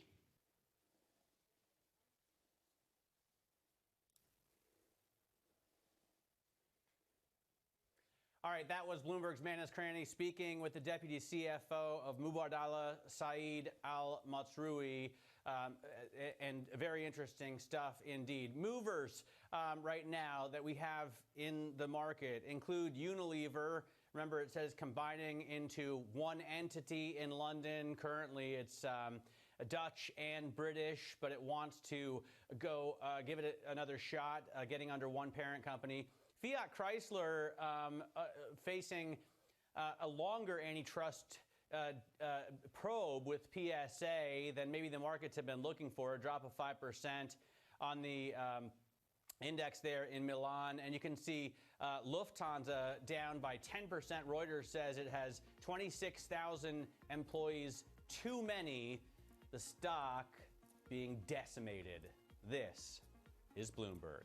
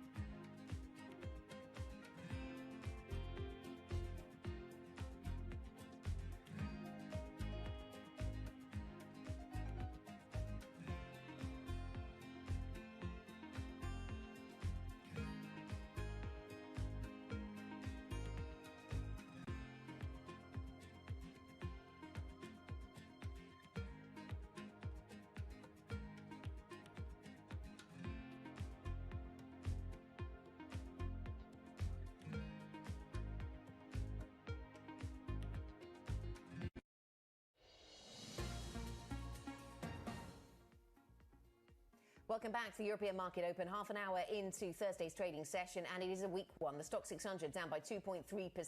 Some of the worst performance coming through on the IBEX, the Spanish IBEX down by 2.8%, but it is really broad. Across Europe, we see losses of more than 2% on the major indexes. Is it all about a second wave and fears of that in the United States, or is it about the Fed's assessments of the economy and the ability of the US economy to recover? Dean Turner, we spoke to just at the top of the last hour, Matt, didn't think that the Fed was necessarily much more negative on the economic recovery than had been expected, or than the market generally had already thought. But something has spooked markets, and we see all of the sectors across Europe in negative territory, and some of those that have been on the rise of late, some of the value stocks that have bounced just recently, the banks, for example, they are under pressure today. So the banks down by another 4% today. Travel and leisure also really under pressure, down by 4.3%. Matt? All right, let's get the Bloomberg First Word news for you. These are today's top stories from the terminal, starting with the Fed. Bond buying and zero rates aren't going anywhere for a long, long time. That's the message that Chairman Jerome Powell gave us. It's a sign the central bank will keep pumping stimulus into the economy until the labor market has healed. Powell says the pandemic continues to pose a considerable risk. We're not thinking about raising rates. We're not even thinking about raising rates. So what we're thinking about is providing support for this economy. We do think this is going to take some time. I think most forecasters believe that. Japan and France have agreed the G7 should issue a statement about their worries over Hong Kong. That's according to Japanese broadcaster NHK. Tokyo and others have repeatedly expressed concern about the new national security legislation out of Beijing. It could see people and companies in Hong Kong at greater risk of investigation and prosecution. Goldman Sachs' commodities business had a blowout start to the year. Sources tell Bloomberg the unit generated more than $1 billion in revenue through May. That's the best start to the year in a decade for the unit. Much of the boost came from oil trading because the desk was correctly positioned for a collapse in prices. Global news 24 hours a day, on air and at Quick Take by Bloomberg, powered by more than 2,700 journalists and analysts in more than 120 countries. Anna? Something is spooking markets. Is it the Fed's assessment or is it the latest on the virus? Let's get up to date with the latest on virus infections. Johns Hopkins University says the coronavirus cases in the US have reached 2 million. The number of cases there is more than double compared to those reported for Brazil, which is the country with the second highest number of infections. Localized surges have raised concerns among experts of a new wave of cases as many states ease social distancing restrictions. Joining us now to discuss from New York is Anne-Marie Horden. Anne-Marie, good morning once again. So run us through the latest US pandemic numbers and commentary. Good morning, Anna. Well, on the commentary front, we heard from Dr. Anthony Fauci just the other day, and he's saying it is far from over. The top line is really the fact that U.S. cases are now over 2 million. One bright spot is the fact that the infection cases has increased at the lowest level since March, overall in the nation. But what the data is showing us, and here at Bloomberg, we love to follow the numbers, it's about these pockets in the country that we need to look out for. For one, Texas, they reported 25,000 new cases, highest one-day total ever. We're seeing an abrupt uptick in Arizona. We're seeing hospitalizations in California at the highest since May 13th.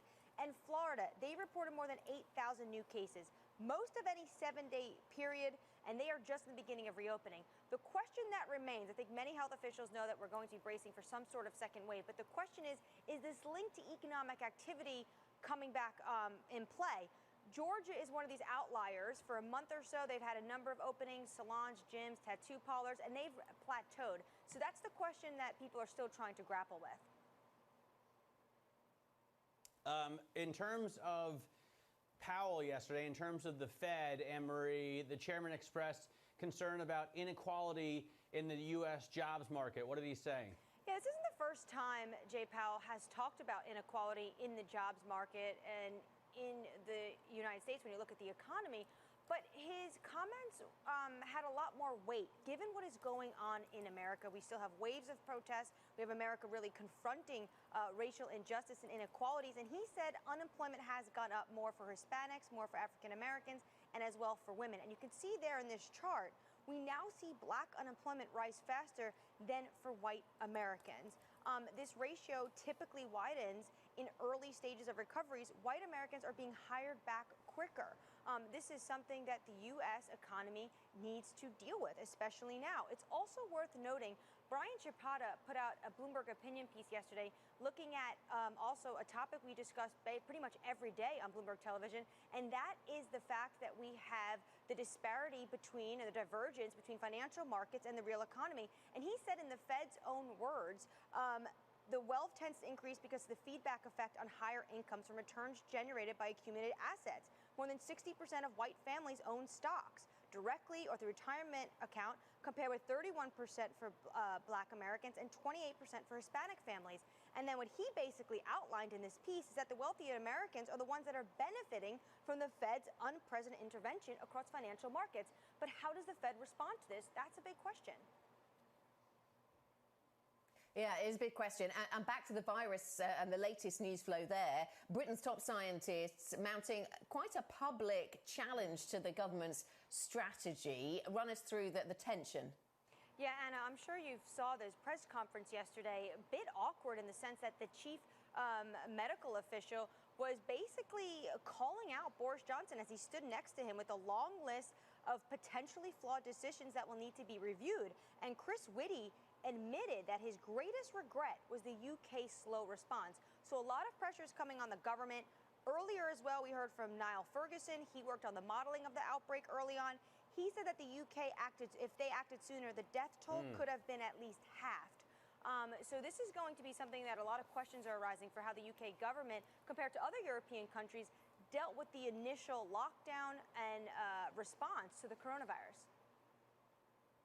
I think you're just excellent, Anne-Marie, although I think you're confusing the Harvard historian with the British scientist. Niall Ferguson is the historian. Neil Ferguson, of course. Yes, you're right. Did I say Niall? Is the scientist. Sorry, Matt. We have Matt, great respect for both of those people. Anne-Marie Horner, thanks so much for joining us, talking to us about what's going on in what looks like a second wave now in the U.S. And the Fed as well. Coming up, German logistics solutions startup Sender has acquired French rival Everroad. We get more details from Sender's co-founder and managing director, David Nothacker. Next, this is Bloomberg.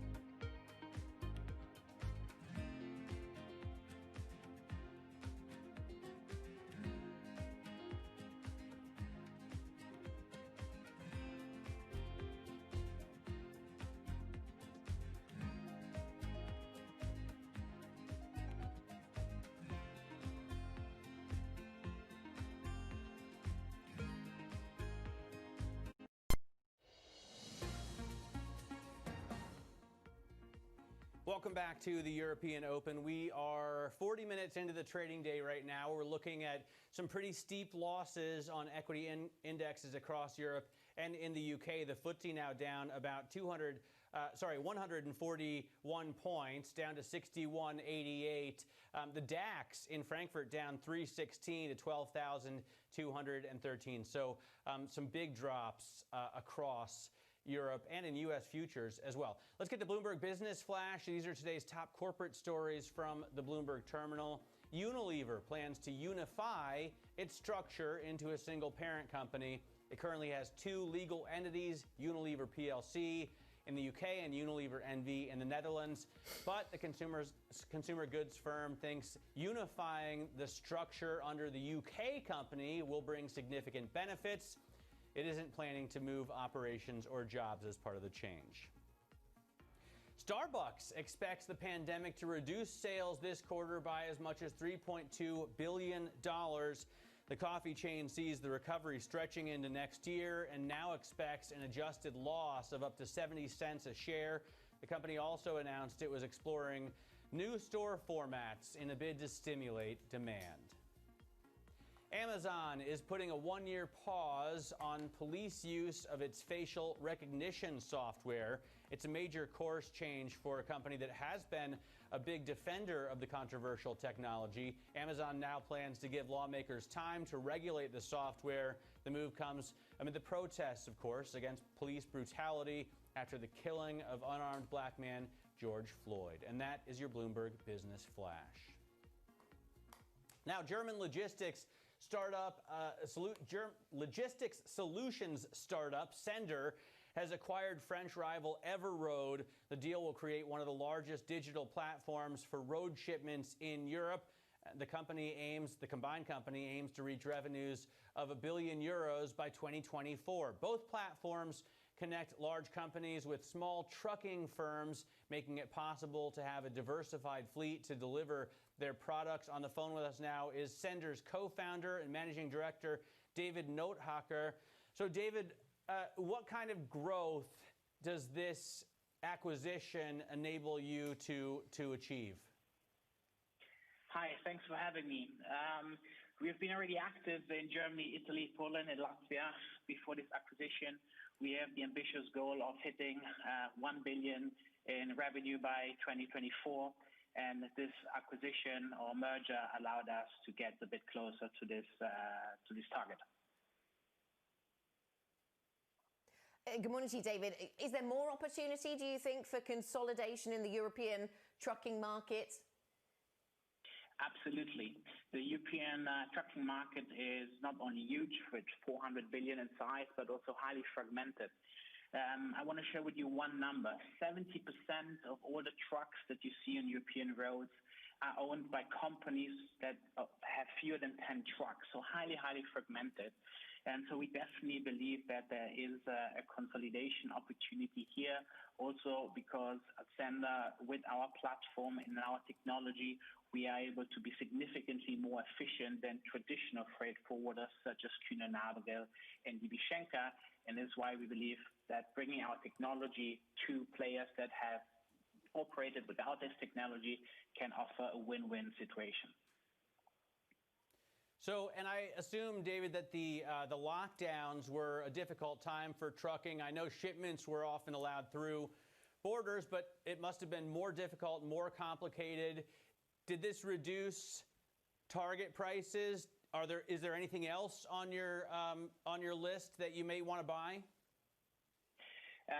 So absolutely, the COVID-19 situation had a major impact on also logistics. We saw the average number of kilometers driven dropped by up to 35%. But we also saw that this gave the opportunity to us to digitalize faster. A lot of offices, as you know, closed down. We had a fully remote-friendly approach and were able to continue operating remotely in a significantly more efficient way than maybe traditional forwarders that had a terminal in their office and a landline and struggled to move into, let's say, this transition. And this allowed us to grow throughout this difficult time. David, you connect then shippers and carriers. Do you think of yourselves as a logistics business or a tech business? We are definitely a tech business. However, in road logistics, you also have to be operating and not just providing the technology. So with our technology, we are able to be more efficient on different fronts. We bring significantly more transparency to the market by directly connecting large enterprise shippers such as Siemens and Scania, who have to move freight cross-regionally with a dedicated truck, with very small family-owned trucking companies, those that I mentioned earlier, and therefore cut out middlemen on one side. On the other side, also increase transparency by providing for the first time some basics such as GPS tracking that is a standard already in many other industries such as food delivery and taxi, in something completely new in the freight forwarding or the logistics space. I wonder what it's like to be a tech company in Germany right now, where every Beamter wants a paper copy of all your documents in triplicates, and nobody wants to accept digital money. They just want cash. Is that changing more quickly due to this crisis, David? Maybe due to some stimulus out of Berlin? So there are definitely still a lot of challenges that we face to really become digital end-to-end. As you mentioned, a lot of paperwork still has to be, let's say, submitted by mail to us and to our customers. But definitely this crisis helped us to speed up, to increase awareness. I think right now that a lot of inefficiencies have become more evident and clearer. And this is why I think the digital effort will continue to push legislators to move these blockers that we still face. David, David, how difficult was it to do due diligence? Back to where we started the conversation around Everroad and doing this deal. How difficult is it to do due diligence at a time of lockdown when you can't travel? It was definitely a very interesting experience. We did entire due diligence and also entire negotiation through video calls and phone calls. We were unable to meet. And it worked out better than I anticipated, to be completely honest. There was a very strong engagement by the entire Everroad team. And what surprised me most is that we were able to build a very personal relationship throughout this entire process. And I think having built this trust and this relationship is now extremely important for the post-merger integration process. And therefore, very surprised how well this worked, and that this is hopefully the right base to integrate and bring the two companies together. David, in your position, you work with a lot of small and medium enterprises. The Mittelstand in Germany is so important for the economy. Do you think that the stimulus programs out of Berlin helped save a lot of these companies from bankruptcy, or are you seeing more than you may have expected? To be completely honest, I think we see fewer bankruptcies than we anticipated. I think it's a mix of reasons why this is the case. The good news is that markets, at least in road freight logistics, are picking up faster than we expected. If you look at the past 2-3 weeks, we've seen a growth of 5% week on week in terms of capacity demand that the market needed, and we're seeing that also prices are recovering very, very quickly. So we are seeing that things are moving quicker than we anticipated. We initially thought that until the end of the summer things were quite slow, and now realize that things are going faster. This is why we are also now again increasing the size of a team and hiring very, very strongly to fill this growth. All right, David, thanks so much for joining us. David Nothacker is the co-founder and managing director at Sender, talking to us about the logistics company that really is a tech company hooking up businesses and smaller truckers. Up next, what's the best opportunity after Fed Day? We're going to put that question to Laura Cooper. She is our Bloomberg MLive macro strategist. This is Bloomberg.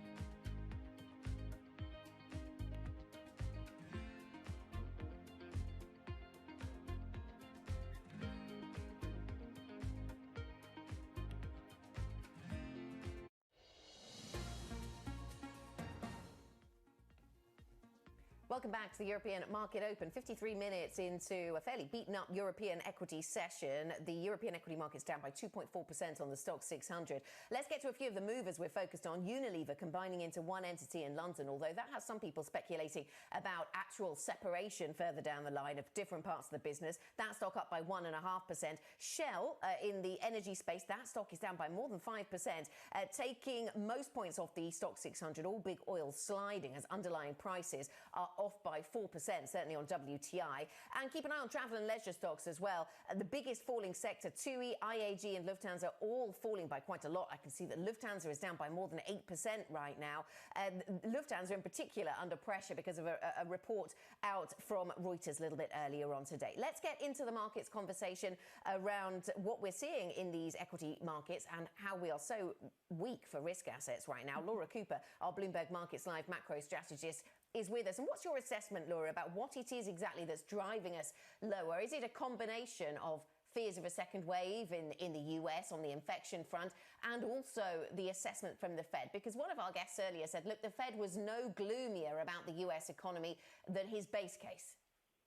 Well, I think it's a combination of all that you mentioned, the reason that we're seeing equities on the back foot. To one extent, it could be seen as some profit taking because we have seen indexes really outperform over the past month. And then, yes, we are seeing kind of these rising number of cases in major U.S. cities that are starting to reopen, like in Texas and in Florida. But ultimately, I think it does come down to the Fed. And I think markets are disappointed in the sense that we're just not getting more clarity in terms of details about kind of the forward guidance going forward. But ultimately, I would expect that this is more of a pause in equities rather than an inflection point, because ultimately what the Fed is telling us is that stimulus really is going to be in place indefinitely. This should really embolden those bond bulls out there. And as well, the conditions are right for the risk rally to continue in equities as well.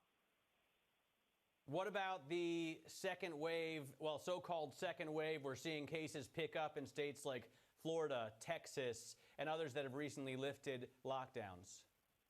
Well, I think, this could potentially be kind of the key risk ahead for kind of the equity rally being sustained. But again, I'm cautioning and really calling this a second wave at this stage, because where we are seeing these infection rates climb in these states is really these areas that were struggling initially to contain the virus. So I think, if we look more to the kind of the New York, New Jersey cases, they are actually keeping infection rates quite contained. So I think if we do see kind of that being spread beyond the country as more states reopen, then that could potentially be more of a positive sign that we are going to see a recovery.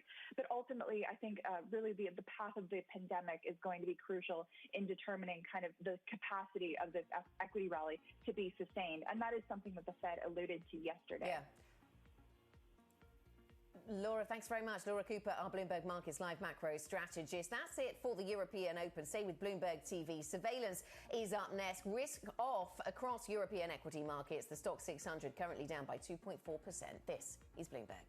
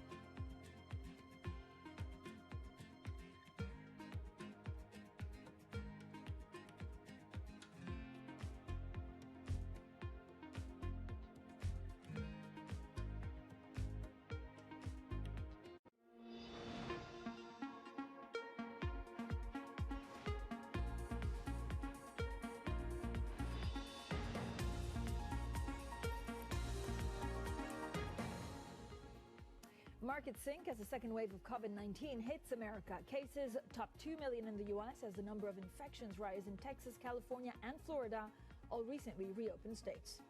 Not even thinking about raising rates, while a dovish Jay Powell signals that zero rates are here to stay as he seeks to manage expectations about the U.S. recovery. And Takeaway Takeovers Just Eat Takeaway agrees to buy Grubhub in a $7.3 billion deal. It will create one of the biggest food delivery companies as a pandemic drives a surge in orders. Good morning, everyone. This is Bloomberg Surveillance. I'm Francine Lacquet here in London. The markets really focused today on what's going on in the U.S. with that second wave.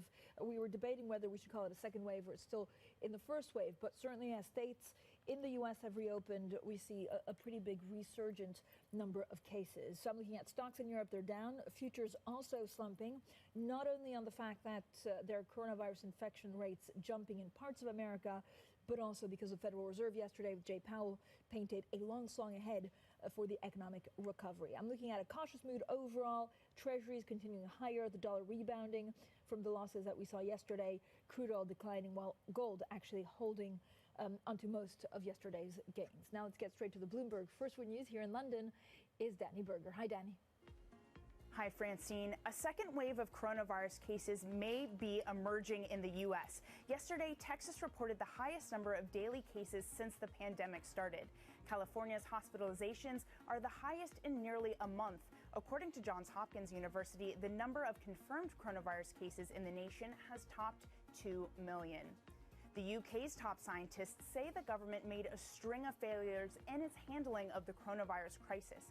Chief Medical Officer Chris Whitty spoke of a long list of potentially flawed decisions at the daily virus briefing. It put Prime Minister Boris Johnson standing next to him on the defensive. Johnson says it's still too early to judge the nation's response. Just Eat Takeaway has agreed to buy Grubhub for $7.3 billion. The deal would create one of the world's largest meal delivery companies, and it gives the European company an entry into the U.S. market. The purchase also sidelines Uber, which had been in takeover talks with Grubhub for months. Unilever plans to unify its structure into a single parent company. It currently has two entities, Unilever PLC in the UK and Unilever NV in the Netherlands. But the consumer goods firm thinks unifying under the UK company will bring significant benefits. It reverses an earlier plan to consolidate in the Netherlands. Global news 24 hours a day on air and a quick take by Bloomberg, powered by more than 2,700 journalists and analysts in more than 120 countries. I'm Danny Berger. This is Bloomberg. Francine. Thank you so much, Danny. Now, bond buying and zero rates aren't going anywhere for a long time. That's the message from the Fed Chair, Jay Powell. It's a sign that the central bank will keep pumping stimulus into the economy until the labor market has healed.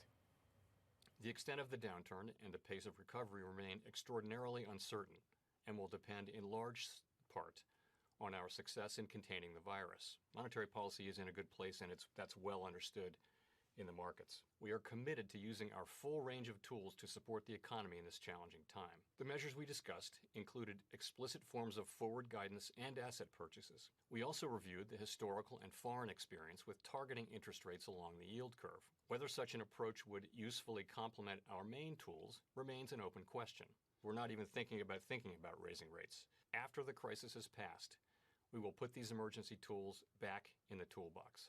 The May employment report, of course, was a welcome surprise. Very pleased. We hope we get many more like it, but I think we have to be honest that it's a long road. The rise in joblessness has been especially severe for lower wage workers, for women, and for African Americans and Hispanics. I speak for my colleagues throughout the Federal Reserve System when I say that there is no place at the Federal Reserve for racism, and there should be no place for it in our society. Now let's get to our big interview. Scott Minerd says most of the credit for the stock rally should go to the chair of the Federal Reserve. But the co-founder and chief investment officer of Guggenheim Partners warns there is still a great deal of uncertainty in the economy. Here he is. But no matter which piece of data you look at, there's a very high level of uncertainty, especially as we reopen the economy. Some 19 states now are experiencing spikes in COVID incidents, and those are mostly the states which opened first.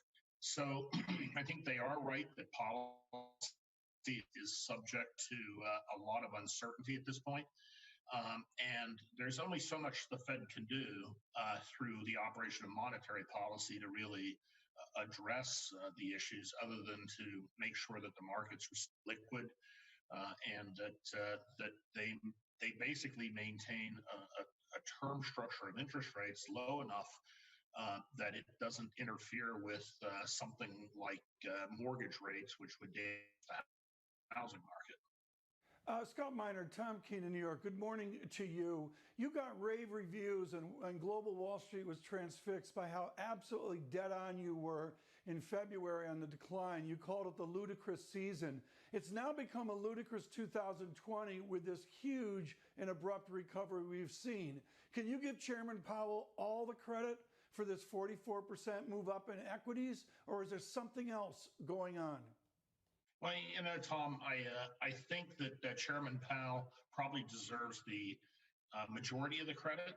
I think that we were in the midst of a rally from the March 23rd lows that looked like a correction in a bear market until April 9th, when the Federal Reserve announced aggressive policies in relationship to dealing with corporate credit and the ETF purchase program. So that actually, I think, has supported the rally. When you look at the correlation between credit spreads relative to U.S. Treasuries and equity prices, that correlation is pretty robust and very tight. So I think the fact that the Fed has managed to drive credit spreads tighter has basically given the support to the equity market that basically the signal was we're not going to let companies fail, so you may as well jump in and get involved.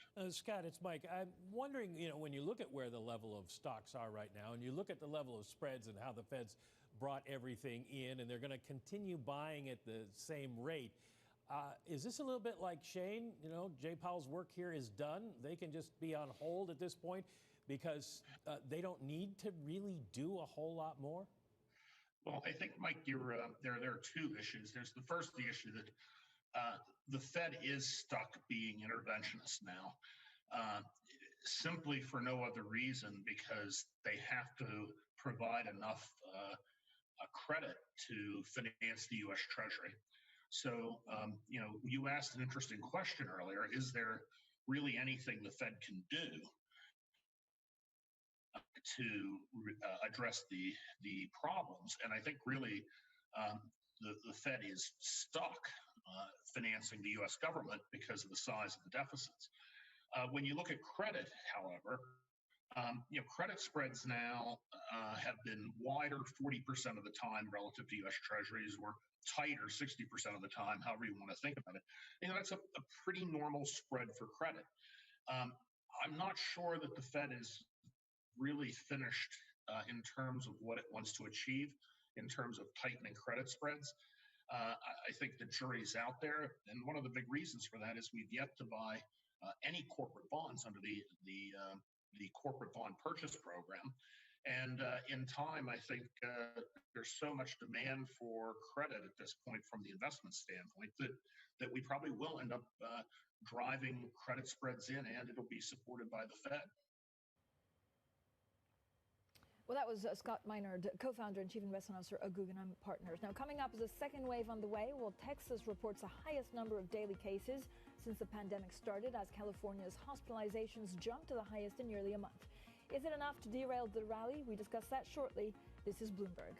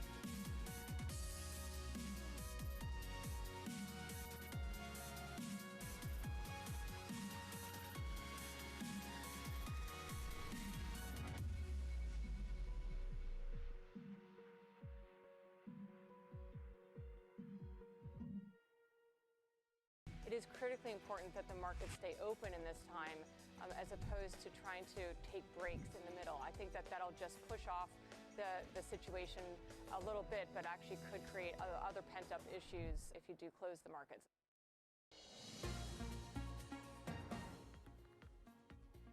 Economics, finance, politics. This is Bloomberg Surveillance. I'm Francine Lacqua here in London. Now let's get straight to the Bloomberg Business Flash. Here's Danny Berger. Hi, Danny. Hi, Francine. Fiat Chrysler and PSA are likely headed for a lengthy probe of their merger. That's after failing to offer early concessions in exchange for a fast-tracked process. Sources told Bloomberg executives see the European Commission expanding the investigation, pushing the deadline to October. The current target to complete the merger is the first quarter of next year. Amazon is putting a one-year pause on police use of its facial recognition software. It's a major course change for a company that's been a big defender of the controversial technology. Amazon now plans to give lawmakers time to regulate the software. The move comes amid police protests against police brutality after the killing of an unarmed black man, George Floyd. In the UK, top-flight football clubs face an estimated £1 billion hit from the coronavirus crisis. According to Deloitte, this amounts to about £500 million of lost revenue for this financial year. That extra $500 million will be deferred to next year. That's down to rebates to broadcasters and lost ticket sales. And that's the Bloomberg Business Flash. Francine? Danny, thanks so much. Now, stocks and U.S. futures are lower as a second wave of coronavirus cases in the U.S. may be emerging. Yesterday, Texas reported the highest number of daily cases since the pandemic started. California's hospitalizations are the highest in nearly a month. Now, according to Johns Hopkins University, the number of confirmed cases in the nation has topped 2 million. We, of course, also look at what's happened with the Fed. That's adding to a lot of unease in the markets, given the caution from the Fed. Now, joining us today is Maya Bandari, multi-asset portfolio manager at Columbia Threadneedle. Maya, I'm so happy to have you on the program for insight and perspective. When you look at what's going on in the markets, how much is it fear of a second wave that's not priced in? And how much of it is actually looking at what Jay Powell says and the fact that he was so cautious? Good morning, Francine. I think it's probably some combination of both of those, but perhaps more importantly, the fact that that markets have moved quite a long way already. I mean, equity markets and credit spreads have recouped about 2/3 of their losses since the March low points, and there is quite considerably less risk premia on offer. So if we look at global investment grade, for example, this morning, we're about 0.6 standard deviations cheap relative to history versus about 2.5 standard deviations cheap at the wides of March. So I think there's been a little bit of profit taking here. I would say, though, that from our perspective at Columbia Threadneedle, there are 2 or 3 key reasons that keep us favoring select high-quality risk assets within equities and credit. And one of the key reasons for that is policy and policy support, both monetary and fiscal. As you point out, Chair Powell yesterday emphasizes the dovish commitment in the U.S. China, Japan, Europe have all recently upped their games, and lower discount rates are a powerful support as economies reopen and recover. And to our mind, along with the broader artillery of measures, can stop the doom loop, addressing and ultimately resolving some of the dislocations that COVID has brought with it. So, Maya, what does it mean for, do you think there's a correction due, given some of the things that you've said? I don't know whether the rally that we saw was unjustified or whether you actually think we'll just, catch a breath now. I think it's the latter, catch a breath. But I do think something that we've been very focused on at Columbia Threadneedle is increasing the quantity of risk, but very importantly, the quality of risk that we take. And so our preference is very much to participate, but to participate in some of the higher quality risk assets out there. I mean, let's not forget we've had a lot of policy support.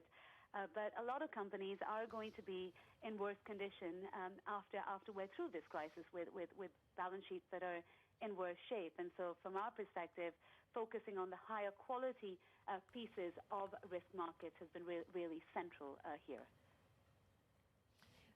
Maya, do you make a difference between where the country sells to, where the company actually sells to, or where it's based? When you look at, some of the stocks out there, so does it make a difference if it's European based compared to US based, compared to Asia based or emerging markets? Absolutely, Francine. I mean, we favor, much as when we spoke the last time, I think we continue to favor the U.S. Quality growth companies where many of the secular trends, for example, towards cloud computing and cashless payments have actually accelerated as a result of this crisis. And we hold the U.S. in a bit of a barbell with Asian equities, which is, of course, Asia, of course, is coming out of the crisis quite quickly. Chinese data are back to pre-crisis levels in many areas. We're neutral, European equities, along with Japan and the UK, really seeking to reduce cyclicality in our portfolios, coming back to what I was saying earlier, seeking to participate in higher quality assets, but with less cyclical exposure. What do you do with gold right now? What do we do with gold? Gold's come quite a long way. Gold is an asset that my colleagues in commodities favor. Yeah, I mean, I think certainly when we think about gold or we think about some of the base metals, they seem much better supported to our minds than, for example, oil, where notwithstanding some of the supply cuts that we've seen in the last several weeks, the market to our mind remains quite considerably oversupplied. Gold and base metals are in a very different position versus that complex. And Maya, I know you think that monetary and fiscal response in developed markets has been pretty extraordinary. Do you think they will have to do more, and can they do more? Well, I think the response has been extraordinary. I mean, Francine, what we've had in both the U.S. and Europe, we've had what took months or quarters to be rolled out in the great financial crisis has been rolled out in a matter of days. I think the Fed last night certainly left the door open for further increases in its asset purchases. They committed to maintain at least the current pace, which is of course the peak of what we had in QE3. So I think the Fed has certainly left the door open to further stimulus. We'll learn on the fiscal side a little bit more from Europe today, on the European Stabilization Fund. Again, I think the moves in that direction have been in a positive, increased stimulus direction. So yes, I mean I think their central banks and governments across the piece have shown a great willingness and commitment to do what it takes, and to our minds. The measures that have been taken have already been very significant and probably are enough to stop the doom loop. Now our forecasts have countries recovering in something of a U shape, so we're not in the V camp. We think the U.S., for example, recovers to last year's GDP levels only at the end of 2022, much like the Fed. And in that environment, there is room for more. Maya, thanks so much. Just still with us, Maya Bandari from Columbia Threadneedle, who stays with us. Now, coming up, food fight. Just Eat Takeaway beats Uber to acquire Grubhub as the battle for the U.S. meal delivery market heats up. So a little bit later, we'll focus on the story, but coming up, we'll talk about valuations and possible M&A activity in the markets with Maya. This is Bloomberg.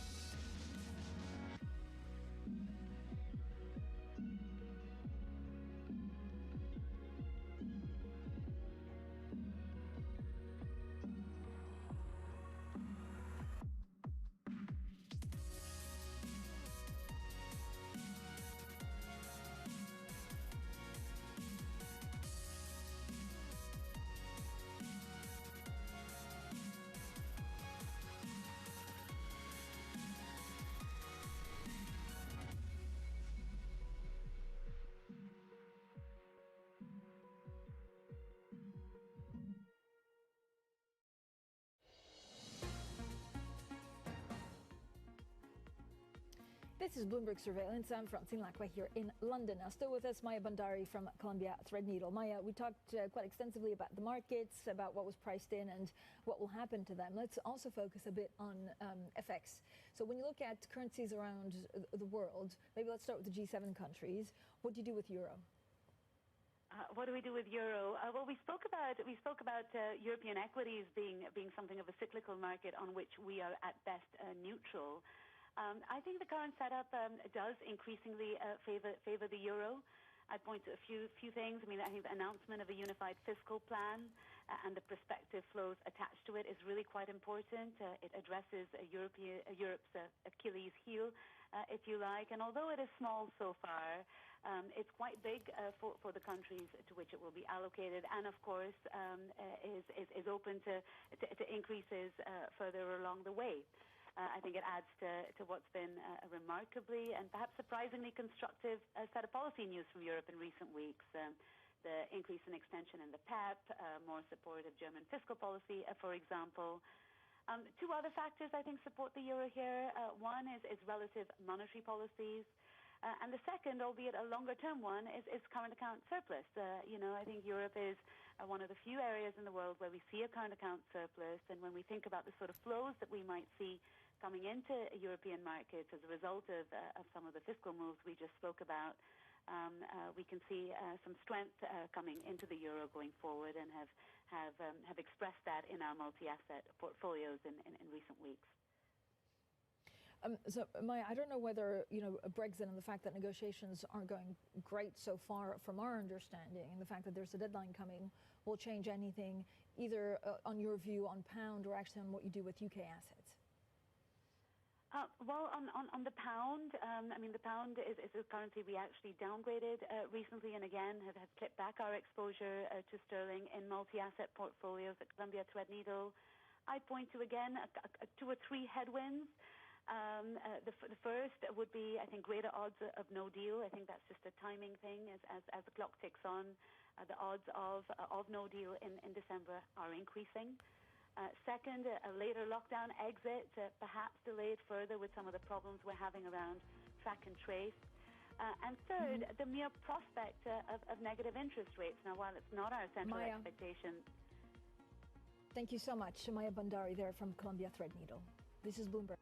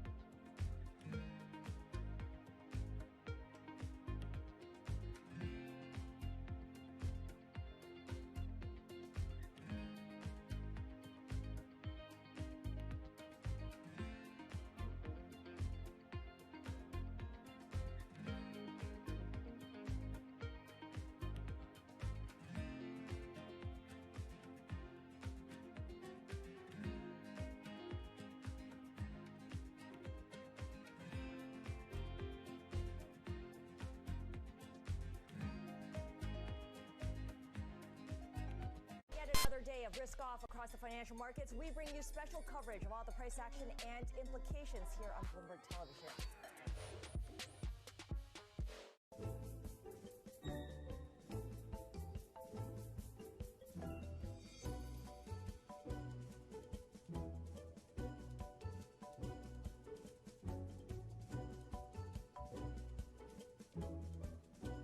I was actually poor. No foreplay? Eat your bag of Lay's with a smile on your face. If all the diseases have been taken, I'll take a tax.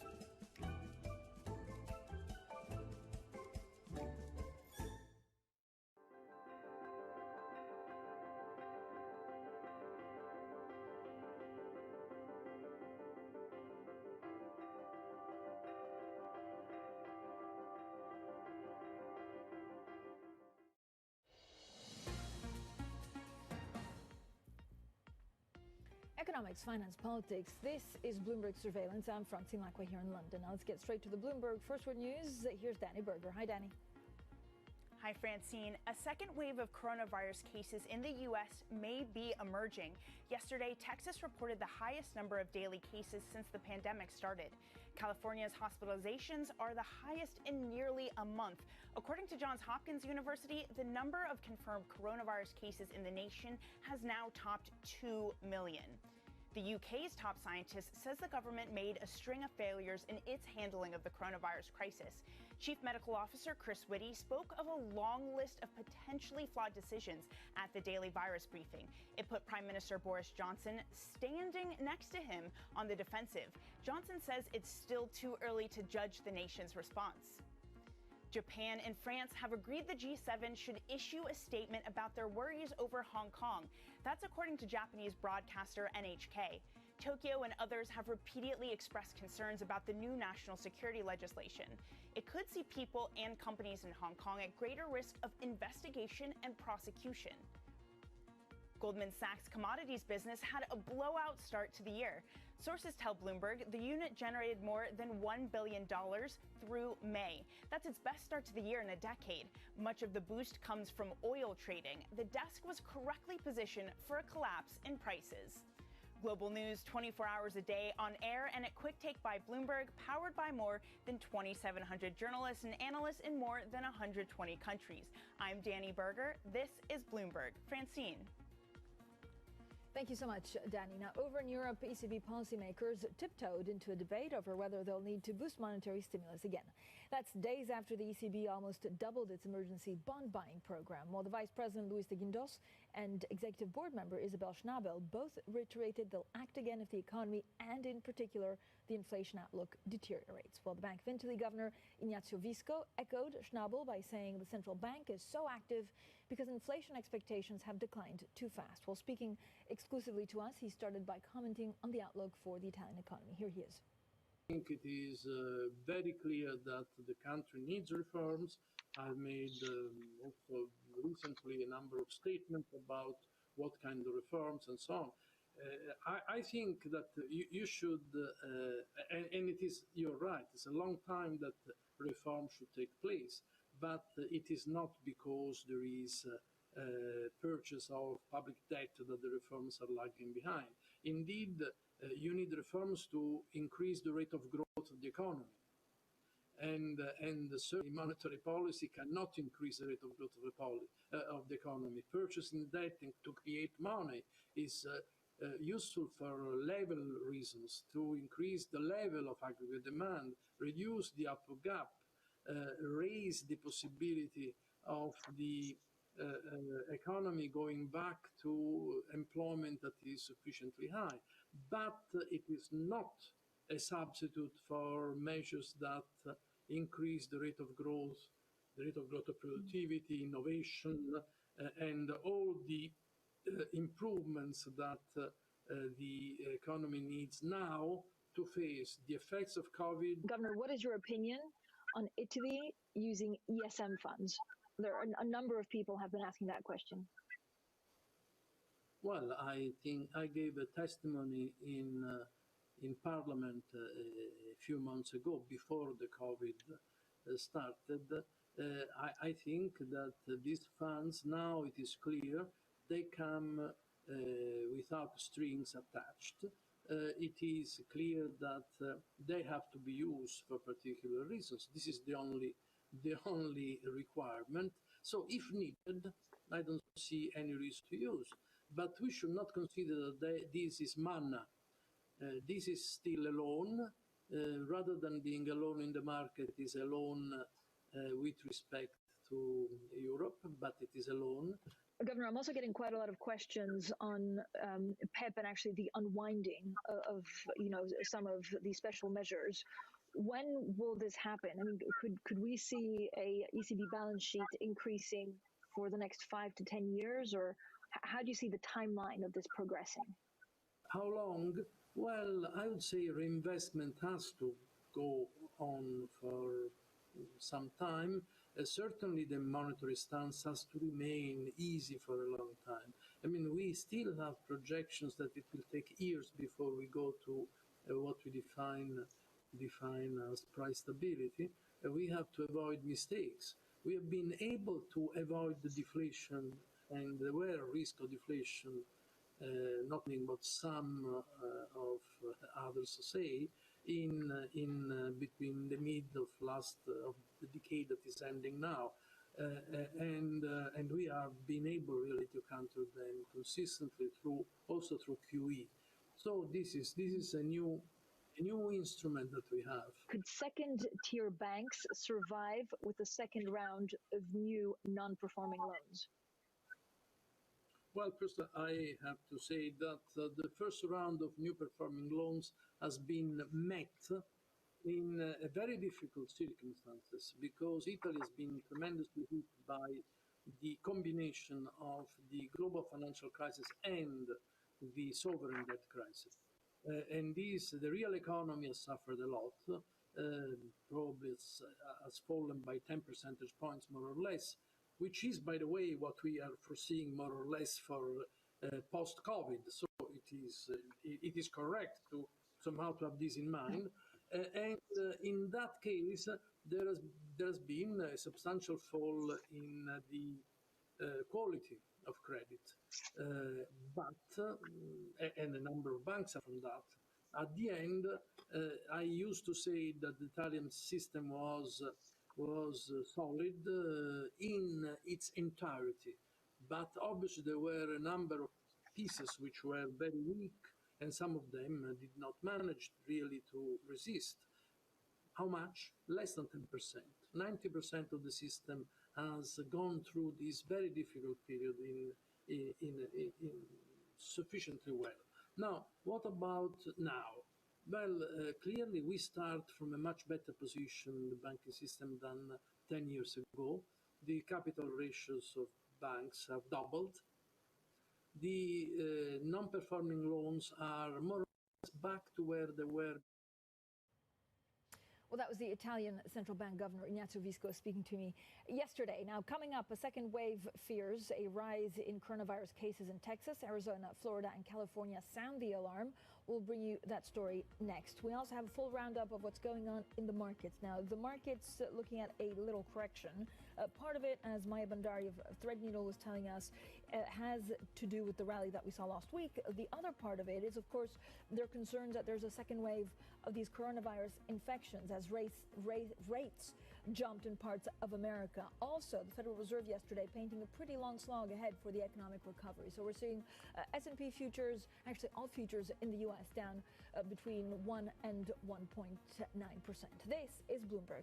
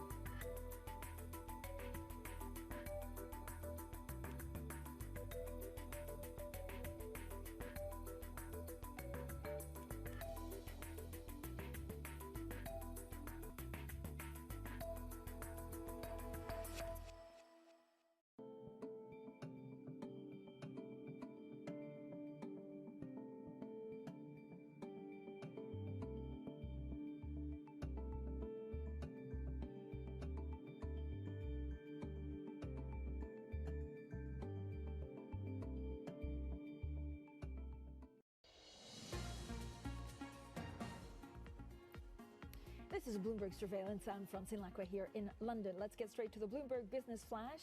Here's Danny Berger. Hi, Danny. Hi, Francine. Just Eat Takeaway has agreed to buy Grubhub for $7.3 billion. The deal would create one of the world's largest meal delivery companies, and it gives the European company an entry into the U.S. market. The purchase also sidelines Uber, which had been in takeover talks with Grubhub for months. Wall Street is betting on a rebound in Europe, and an ETF tracking stocks in the region has notched a record streak of inflows. JP Morgan Beta Builders Europe has enjoyed 5 straight days of injections, totaling almost $1.7 billion. JP Morgan itself is the biggest holder of the fund. Citigroup traders are on track to have their best second quarter in more than a decade. Trading revenue is expected to climb by about 40% in the current quarter from a year earlier. Fixed income is driving much of those gains. That would put revenue over $5.7 billion. And that's the Bloomberg Business Flash. Francine? Thank you so much, Danny. Now let's get the latest on the coronavirus in the U.S. A surge in cases in some states is causing concern about a second wave. New infections have pushed the overall count past 2 million, but while the countrywide increase is the slowest since March, California's hospitalizations are at the highest since mid-May. Texas, meanwhile, reported its biggest one-day total since the pandemic began. Well, joining us now for more is Sam Fazeli. He's Senior Pharmaceutical Analyst and Director of EMEA Research for Bloomberg Intelligence. Sam, first of all, is this actually a second wave? Morning, Francine. I think you've obviously got to just look at the numbers, and they're rising. Whether you can call it a second wave or not is semantics, in my view. And I think the key things to look for, and you mentioned a couple of them, is hospitalizations, because that's where I think the numbers can be real, and also the percentage of patients testing positive when they're tested versus the number of tests, because we're obviously testing a lot more. So. But I'm certainly this is something that's worrying and that we have to keep an eye on. How is there a better way, Sam, to track it before it actually happens? I don't know whether you can track the virus and see what happens to it before you either count the number of infected or the number of people in hospital. I don't think so. I mean, at the end of the day, you have to keep testing and try and identify people who have live virus, right? This is not people who've been infected, but people who have live virus, and that's doable. It's expensive, it's time-consuming, and often you have to wait a while before you get the results. So it's very difficult to call it. The key issue here is that we do have countries that have reopened in Asia and haven't had a resurgence of cases. So I think we have to look at the individuals and people's behavior, and not just the fact that the states have opened and there is a rise in numbers of cases. We have to figure out why is it that some states have it and others don't, and why Asia doesn't have it and we do. So, there's so many conflicting reports, Sam, and, the WHO did a big U-turn about, people that are asymptomatic, so not pre-symptomatic, but actually asymptomatic, being able to pass on the disease or not. We also had a number of doctors in Italy saying that they'd almost gotten rid of the virus. What's true in all of this? Can we just get rid of the virus, or is it only through social distancing and measures that it will slowly abate? Yeah, so I think basically there are two ways of getting rid of the virus. One is not giving it any opportunity to infect people, therefore social distancing. I don't think we're going to be able to go back to the sort of severe lockdowns that we had before unless we have a massive second wave. I don't think people are up for accepting that. And the other way is a vaccine. So if you manage to control your social distancing and have done it well enough, like New Zealand apparently has, then you have an opportunity to get rid of the virus. If they have no new cases reporting, then they've done it. So, but I think before anyone does any high fives on any of these things, you have to give it time. The virus takes time to incubate, etc. So it's important to just wait and see the next few weeks, see how this all goes. So Sam, how bad could it be in a couple of weeks?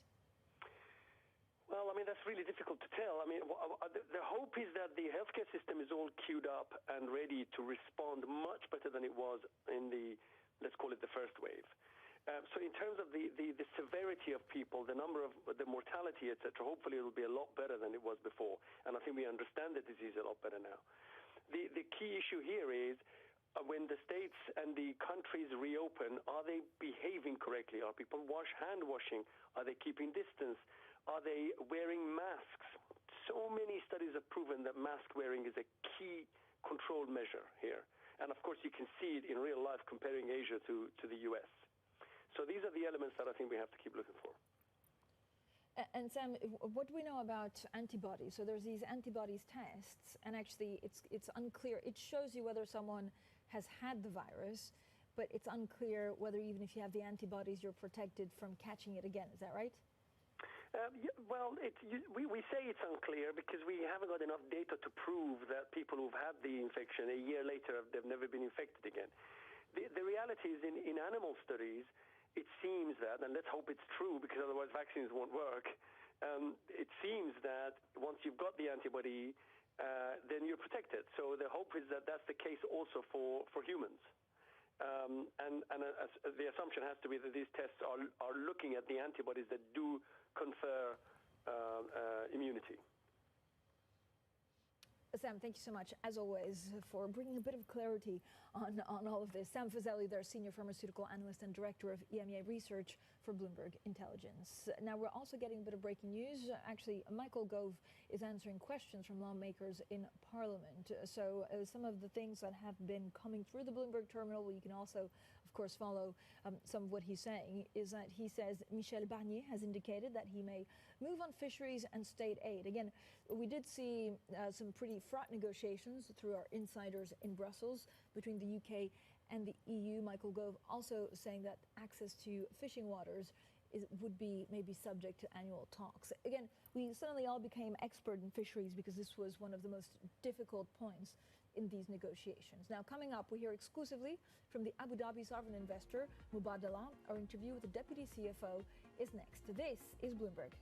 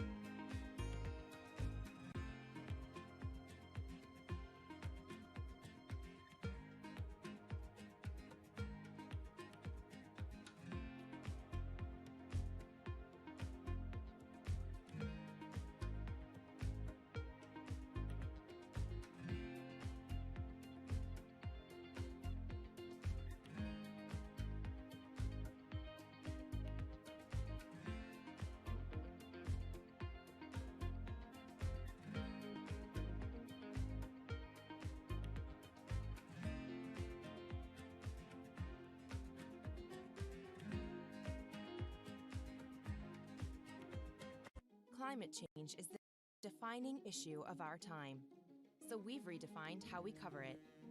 With clear data and rigorous journalism, we rise to the scale of the challenge to reveal the breadth of possibility. We look at stories from every angle to provoke debate, spotlight solutions, and make sense of the greatest crisis of our generation. Bloomberg Green, solutions for a changing climate. It is critically important the markets stay open in this time, as opposed to trying to take breaks in the middle. I think that that'll just push off the situation a little bit, but actually could create other pent-up issues if you do close the... Economics, finance, politics. This is Bloomberg Surveillance. I'm Francine Lacqua here in London. Now let's turn to the Middle East, and Mubadala, an Abu Dhabi sovereign investor with $230 billion under management, has just released its 2019 annual review. It posted total comprehensive income $10 billion higher than the year prior. Well, Bloomberg's Manas Krani spoke to Mubadala's deputy CFO in an exclusive interview. Here he is. The first thing that we try to do with these businesses is to tap into the RCF and the line of credit to ensure there is enough liquidity, especially companies that have been impacted by the lockdown or by the COVID-19 because of the shutdown in operations. Clearly, when you look into the US market today, the equity market has almost erased all the losses that they have incurred on the back of COVID-19. Now the question is the real economy. Are we going to see that catch up? If I take an example, the US market, which is a huge market that we invest in, I believe the US market is very resilient. I mean, the US market pre-COVID-19 had a very low unemployment rate. It's the lowest on the last 50 years. We don't see any systemic risk. We have seen a strong capitalization in the banking system in the US. And more importantly, the US government, as well as the monetary policy, has been very supportive of the capital market. I think it would go down to, on the next few weeks, which we have really a limited data, is are we going to see another lockdown? It seems the US President, Donald Trump, he is not going to close down the economy because of the next election that is coming in September. So I think our eyes should be on the job creation and the acceleration of job creation in the US, which will actually increase the consumer sentiment and spending, which is 60% of the US GDP. How important then, Saeed, is the 0% rates? People are saying to me through until 2023. How important is that? How important is that to Mubadala? I think, if I look at it from the debt capital market and fundraising, it has been very helpful to us. I mean, if I look historically over the last 10 years, we have done even, a 5-year tenor at more than 6% interest, coupon interest payment. So I think a zero interest environment, it could be very helpful for raising debt. But at the same time, are we going to see an extra fuel in the capital market? Are we going to see an increase in inflation, which will force the Fed to start increasing interest rate? But what's really interesting is this might really help to recover on the M&A activities, because if debt will be available and it's going to be cheap, today we see a dislocation in the market because of the valuation that we have seen over the last few weeks. That might help actually the M&A activities to start picking up over the next few months. Can we just circle in on that? Do you think megatech is at a 20-year high? Nasdaq's at a 20-year high valuation. Are you worried about valuations, that they're being pumped too high? Does it make it harder for you? So the valuations and the difficulty that challenges. That's my personal opinion. I think the easy money have been made on the equity market. And now the question, where are we heading from this point? I think the upside, I won't be able to comment on it, but I always look into the downside on this. I believe we are not going to see actually a real correction the same way that we have seen it post-COVID-19, when the market, S&P have reached 2100. Maybe we're going to see the 2500 to 2700 because actually there's huge liquidity and there is a huge support from the stimulus and the Fed. And the Fed have made it very clear that they're going to do everything possible to stabilize the capital market. I mean, if you would remember 10 years ago, back in 2008, 2009, the Fed was proactive into taking action when the systemic risk was there. I think we live in a different world where valuation highly impacted by liquidity. And as I mentioned earlier, that 6 trillion have played a major role in the equity market and on the debt capital market. I mean, a few weeks after Abu Dhabi government have issued debt, it was just At the beginning of the COVID-19, we were able to raise money very cheap compared to what we have seen previously. Well, that was Manus Cranney speaking with the Deputy CFO of Mubadala. Now, this is what the markets are doing. A lot of the focus, of course, is on the long slog ahead that the Fed was talking about, maybe not in those exact words, but that was certainly how the markets are interpreting it. So part of it is that. Part of it is also caution on the markets because there are coronavirus infection rates jumping in parts of America. That means that a lot of the markets are a lot more cautious, partly due, of course, to what we also saw last week. So I'm looking at the FTSE, the DAX, the CAC, the FTSE maybe in Italy, all down between 2.5% and 3.3%. If you look at the other asset classes that are really moving, I did want to show you what was going on with gold. European policymakers, of course, many of you know, meet today to decide whether to also boost aid, and we're hoping to know a bit more on how the negotiations between the UK and the EU are actually going. So if you look at the futures in the US, they're also down, I don't know if it's significantly, but certainly it feels like a bit of a correction, at least a start of a possible correction. Bloomberg surveillance continues in the next hour. Tom King joins me out of New York, and we speak with the former ECB President Jean-Claude Trichet. This is Bloomberg.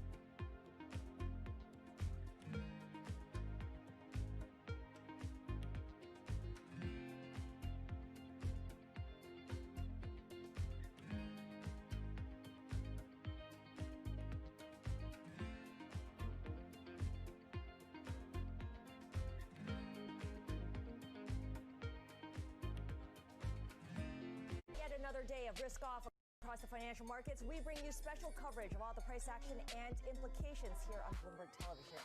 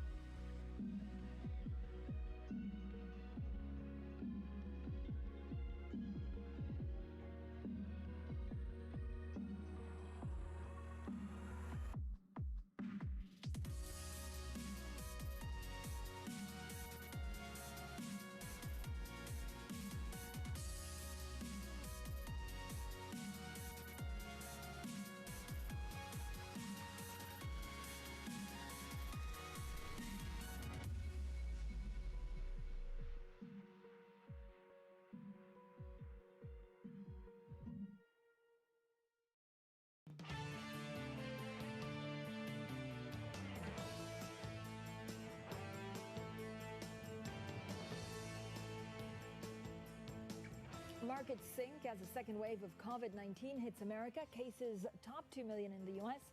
as the number of infections rise in Texas, California, and Florida, all recently reopened states. Not even thinking about raising rates, a dovish Jay Powell signals that zero rates are here to stay as he seeks to manage expectations about the U.S. recovery. And enough from the ECB. Well, policymakers are tiptoeing into a debate on more stimulus. Some are warning the deflation risks are too high. We'll speak with the former ECB chief, Jean-Claude Trichet, this hour. Good morning, everyone. This is Bloomberg Surveillance. I'm Francine Lack in London, Tom Keene in New York. Tom, a clear reversal when it comes to stock markets, partly due to the very cautious outlook that the Fed outlined yesterday, partly due to the number of infections that are rising in the U.S., but also partly due to the rally that we had last week. Those are the two big stories this morning, Francine. There is no question about it. The chairman ended the debate about a V-shaped recovery. Maybe that will happen. Maybe it will not. But he made clear he is in the camp where we're not going to see anything V-shaped. And as you rightly mentioned, Francine, today the pandemic is again front and center. It is without question a different Thursday than it was a week ago Thursday, even 2 weeks ago. Once again, the pandemic worldwide and in selected states in America really is front and center. Yeah, it certainly is. So that will be the main theme running throughout our program. But now let's get straight to the Bloomberg First Word News in New York City. Here's Ritika Gupta. Hi, Ritika. Morning, Francine. Tom, a second wave of coronavirus cases is emerging in the U.S. Texas reported its highest one-day total since the pandemic emerged. And a month into its reopening, Florida reported 8,500 new cases. That's the most of any 7-day period. Still, experts say that surges cannot be linked directly to reopenings. A powerful message from Federal Reserve Chairman Jerome Powell. He says the central bank will keep pumping stimulus into the economy until the labor market has healed from the coronavirus pandemic. Powell told reporters the Fed's not even thinking about raising interest rates. Policymakers kept the key rate near zero, almost all officials forecast keeping it there through 2022. Britain's top scientists are putting Prime Minister Boris Johnson under pressure. They say Johnson's government committed a string of failures in the way it handled the coronavirus crisis. One said the death toll could have been cut in half if the UK had acted sooner. Johnson says it's too early to draw conclusions. And Just Eat Takeaway is spending $7.3 billion to enter the US-based market. That's what the Amsterdam-based meal delivery service will pay to buy Grubhub in an all-stock deal. The deal sidelines Uber, which had been in talks with Grubhub for months. There were questions whether US regulators would approve such a deal. Global news 24 hours a day on air and at Quick Take by Bloomberg, powered by more than 2,700 journalists and analysts in more than 120 countries. I'm Ritika Gupta. This is Bloomberg. Francine, Tom. Equities, bonds, currencies, commodities. Let's look at them right now. There's no question about it. Futures lower. Dow futures negative 600 gives you a sense of it. Curve flattening as you'd expect. The 2-year yield really comes in off of Chairman Powell's not only comment to an answer to a question rather, but really the entire tone of the press conference. I want to feature as well 2 things to watch. Maybe not moving today, but in the coming days, I'm going to watch peso, Mexican peso, and Brazilian real because of the shocking statistics that we're seeing in the pandemic there. Francine? Yeah, and real questions also about whether some countries are counting the number of infections and the number of deaths differently than maybe in other countries, certainly in Europe. Now, the market has definitely turned for the worse. If you look at the European stock 600, down some 2.5%, you were looking at, of course, the futures. Treasuries are adding to the gains that we saw yesterday, the dollar rebounding from the loss. But, we just said it at the top, Tom, markets are concerned that the Federal Reserve painted this long slog ahead for the economic recovery, and markets are worried about these rates of coronavirus infections jumping in parts of America. So that's the biggest concern going into this, and probably one that we have to spend a lot of time on, Tom. Zero rates here to stay. That's the message from the Federal Reserve. The central bank chief, Jay Powell, also pledged to maintain bond buying for as long as it takes to help the U.S. economy through the pandemic. Joining us now is Jane Foley, Rabobank head of FX strategy. Jane, good morning to you. I guess it was quite sobering after the blowout jobs number on Friday to hear Jay Powell say, well, we're not going to see a V-shaped recovery. Well, good morning. Indeed, yes, but I would argue that perhaps the majority of economists have always been more sober. And yes, over the last month or so, we've seen a lot of exuberance in the markets, particularly in equity markets. But even so, I think many economists have said, look, the chances of a V-shaped recovery are limited. I mean, if we think about just the demand side aspect, we saw Powell yesterday suggest that unemployment in the US would be about 9.3% at the end of the year. That's extremely high. And we've seen other data, extremely high unemployment numbers being forecast throughout the developed world and beyond. And against that backdrop, it's inevitable that we're going to have a demand-side crisis. If you think about the fiscal measures, we've seen lots of evidence already from various different countries that a lot of the fiscal stimulus is probably going into people's bank accounts. It's normal for people to save more when they think they're going to lose their jobs. And certainly, of course, if they already have lost their jobs, they're not going to be spending either. So we've only really seen the very beginnings of a demand-side shock. And that suggests that there's very little risk, I think, of a V-shaped recovery. And I think that's been the case all the time. What does it mean for where you see dollar by year-end, Jane?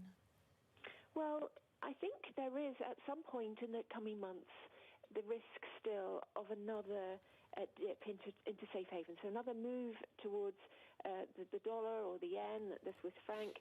Now, whether or not we're just beginning to see the beginning now when we're seeing concerns about a second wave emerging in the US, Texas, California, etc., or whether or not we're going to see this later in the year when we get more evidence that we're not going to see this V-shaped recovery, when people begin to see perhaps in Q3 the signs of debt defaults, when we see more and more downgrades from credit rating companies of various different companies, etc. It's difficult to know necessarily what the trigger is going to be, but we do think at some point this year there will be another dip. So whilst it could be that euro-dollar holds up relatively well, perhaps on a 1-month view, perhaps on a 3-month view, we do think that it could dip back below the 110 level at some point in the next 6 months. Jane, part of your charm is you're in the trenches of the foreign exchange market, and you know markets will always test an idea, always test a theory. Do you just presume if the Federal Reserve of the United States of America decides we're going to be at the zero bound forever and we're not going to breach it to negative, that the market will test that theory, that the market will push yield lower and prices ever higher? I think this is a lot to do with central bank credibility, and of course the Fed does have a huge amount of credibility, as do all the central banks in the G10. It is quite interesting, that when we do see central banks say something, then the markets do tend to believe it. And of course the most famous part of that was Draghi back in, I think it was 2012, when he said, we are prepared to do whatever it takes. He didn't actually need to do anything. The market just believed it. So I think when the Fed is talking about rates being at zero, I think the market believes that will happen. What's going to be quite interesting is how that curve steepens, at what pace it will steepen as we move perhaps into next year, as we move into a more recovery phase, or whether or not yields at the front end will remain really quite low. And right now we've got this argument or this debate about whether or not the Fed would invoke yield curve control. Perhaps if they do, people are anticipating they would do it towards the front end of the curve, maybe the 1 year, 2 year, 3 year. And it'd be quite interesting to see how yields move in that segment of the curve with this debate currently hanging over the market. I mean, the 2-year yield at 0.18, whatever it is right now, I mean, don't they just test that down towards 0.05 or 0.01 or even try to test a negative statistic? I don't know if they would test a negative statistic, certainly not in yield curve control.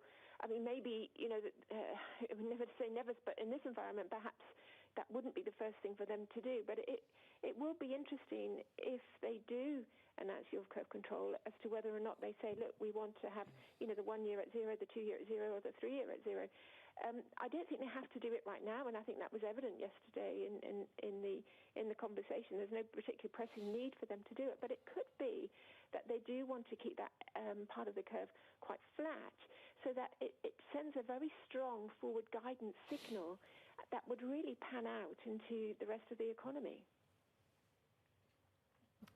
Jane, when we, I guess your FX calls will depend on whether we do have a second wave also hitting other parts of the U.S. and in Europe.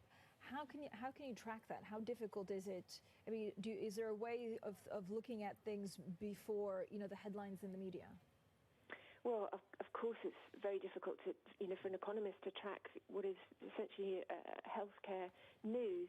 But I think perhaps there is a lot of skepticism amongst economists about the euphoria which we've seen over the last few months. There does seem to be a disconnect here between some of the buying that we've seen in stock markets and the economic news that we've had. So if we continue to look at the economic news, I think we're going to carry on seeing quite a lot of disappointments. I mean, this week we've seen some disappointments in inflation data, both from China and both from the US. That sends quite a strong signal, as well as suggesting, that there is perhaps a lack of demand coming through. Again, another pushback against this V-shaped recovery aspect. But I think as we get through into the next quarter, as we see more real sector data, particularly on the demand side, I think that's what when we really begin to see the real true impacts of the shutdowns and their effect on the global economy.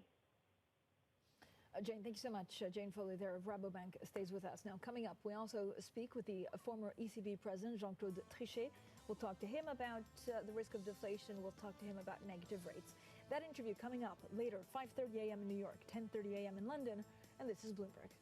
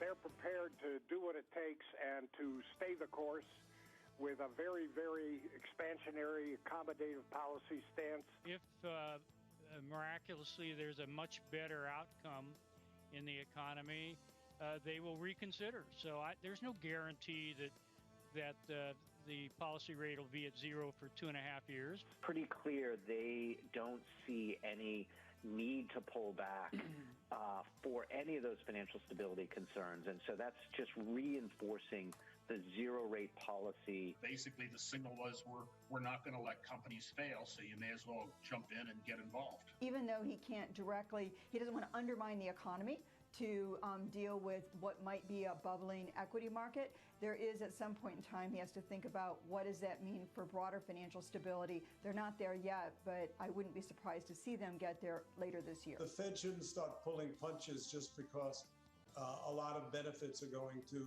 shareholders, because what it really cares about is maximum employment. The Fed will play its part, but it's certainly not the only game in town, and I'm not sure it's the premier game in town at this point. A superb set of conversations yesterday on the Fed. We particularly thank the former Vice Chairman Alan Blinder for joining us, and a great honor to have Gary Stern with us, of course, the foundation of the Minneapolis Fed. He was quite poignant about talking about inequality and the challenges from Minneapolis and Minnesota forward. An extraordinary meeting, no other way to put it. I thought Michael McKee at the end stopped the conference, the press conference, with his question about asset inflation. Jane Foley is with us with Rabobank. Jane, let's go right to Mr. McKee's important question. I was quite surprised how the chairman answered it, which is the idea of the actions of Jerome Powell leading to asset bubbles, or at least, to be kind, asset inflation. Do we see that at this time? I think if we look at the evidence after the global financial crisis, I think it's difficult to avoid saying that central banks had something to do with asset price inflation. And in fact, we can look well beyond the US to see evidence of this. We can look into Sweden, or we can look into certainly Australia, New Zealand. And I think one of the most damaging parts of the asset price inflation is, of course, when it hits house price inflation, because then what you see is households, particularly young people, having to chase house prices higher in order to get on the property ladder. And the big problem for that is it leaves households with a very high level of debt.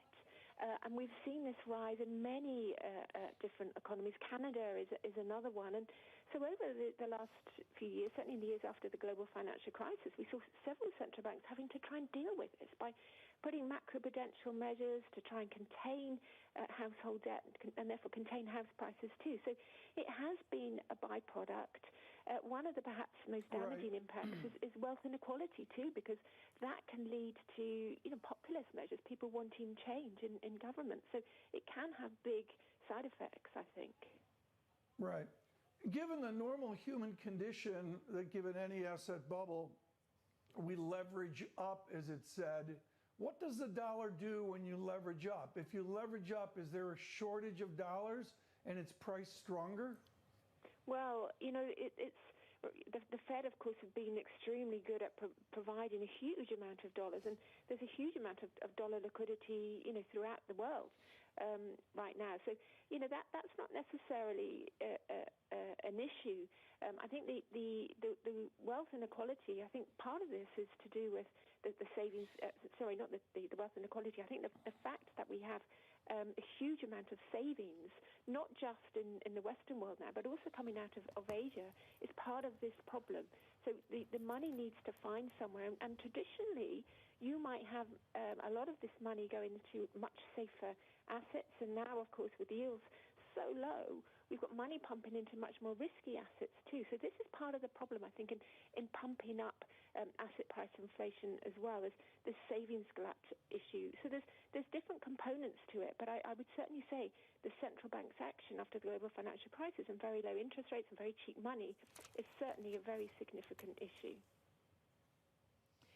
Jane, when you look at some of the havens, so yen and Swiss, what do you do with them right now?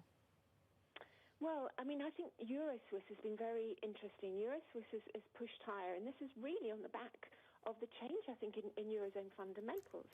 So we've seen over the last few weeks, I think, two sort of big changes. The first, in terms of the ECB policy, we are going to do whatever it takes to keep peripheral spreads lower, really to chase away fears of fragmentation, is one thing. And the same conclusion, I think, can be drawn from the European Commission's budget proposal. Now, that could be quite clunky. It could be, a summer with a lot of negotiations, a lot of horse trading, but it does suggest that there is a potential will, certainly within Germany and France, to put out grants for these southern European countries most badly hit by the crisis. That's a change. So we've got an effort in Europe towards less fragmentation, and the Swiss franc has really reacted to that. The Swiss franc is very sensitive to political issues in the Eurozone or in the EU. So when they heat up, the Swiss franc benefits. So the Swiss franc has dropped on the back of that. But I think generally for safe haven, if we did get another rise of the pandemic, perhaps in Europe or the US, if we do get another wave of general gloom about the shape of the global recovery, or, of course, if we get geopolitical concerns, now this could very well be China-US concerns leading into the US election. I think all of these things suggest that we will see safe havens bid again in the coming months. Jane Foley, thank you so much. Greatly appreciate it with Rabobank today. We've got much, much more coming up. Good conversations here with really, really a lot to be said. Afani Beshloff scheduled to be with us as well. Please stay with us with Futures at Negative. This is Bloomberg.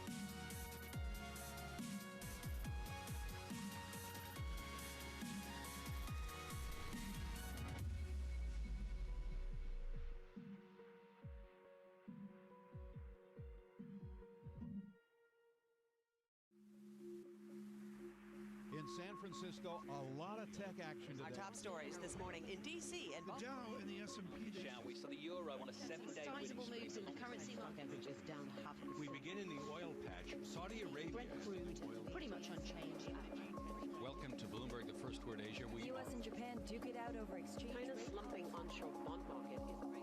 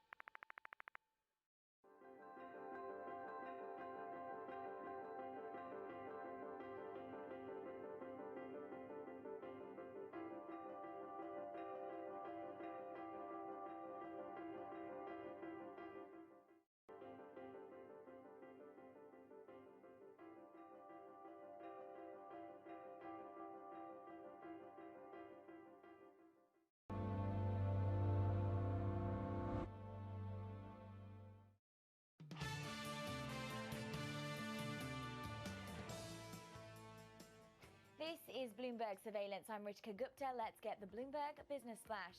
Starbucks is making a big bet that the future of restaurants will involve less lingering over the latte. The world's largest chain of coffee shops is planning pickup-only locations in New York, Boston, and Chicago.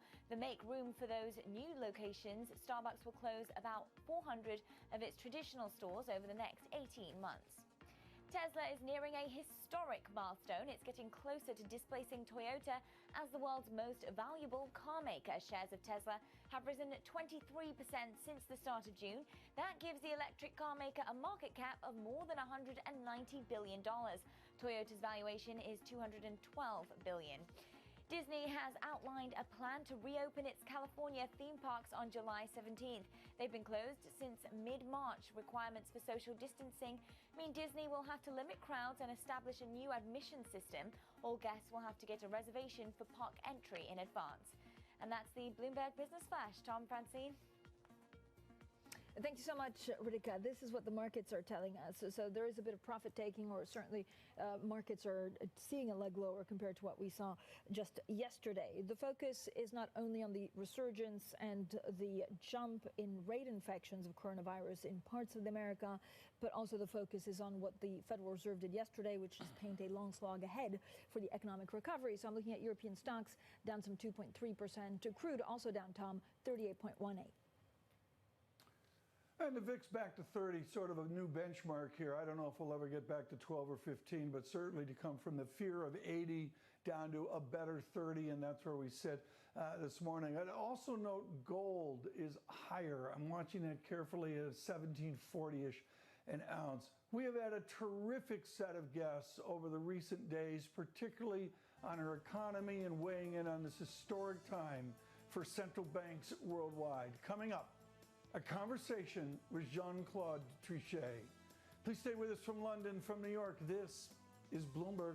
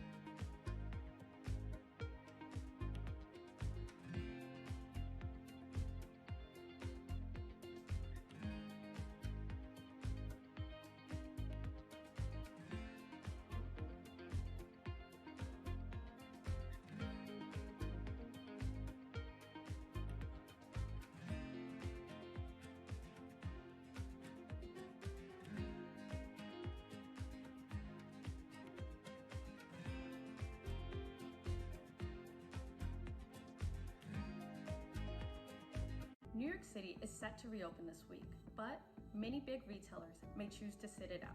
Governor Andrew Cuomo says stores can start offering curbside pickup after being closed for months. Big retailers like Coach and Gap have already rolled out that service in other parts of the U.S., but they said they're still evaluating what they'll do in New York City. New York City is the epicenter of the coronavirus outbreak in the U.S., and in recent days, demonstrators have taken to city streets to protest police killings of African American men and women. Some store locations have been damaged, and other companies have responded by boarding up their storefronts. For mom and pop shops, opening up is the only way that they'll stay alive. They don't have the luxury of turning to other markets in the U.S. for sales, so many are looking at the only available option they have: curbside pickup. Curbside pickup has its challenges too. Shoppers aren't entering the store, so the chances of an impulse buy may be lower. Plus, it's not clear if city dwellers will adopt it as quickly as someone in the suburbs who has access to a car and parking lots. In the country with the most retail selling space, reopening in America's biggest city is crucial to survival. But in the age of the coronavirus, civil unrest, and economic uncertainty, considerations need to be made for what shoppers want from their store experience.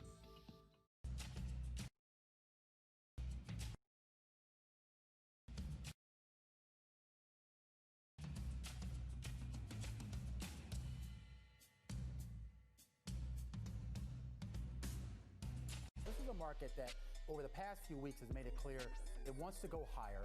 It got a little spooked by the idea that geopolitical tensions are rising.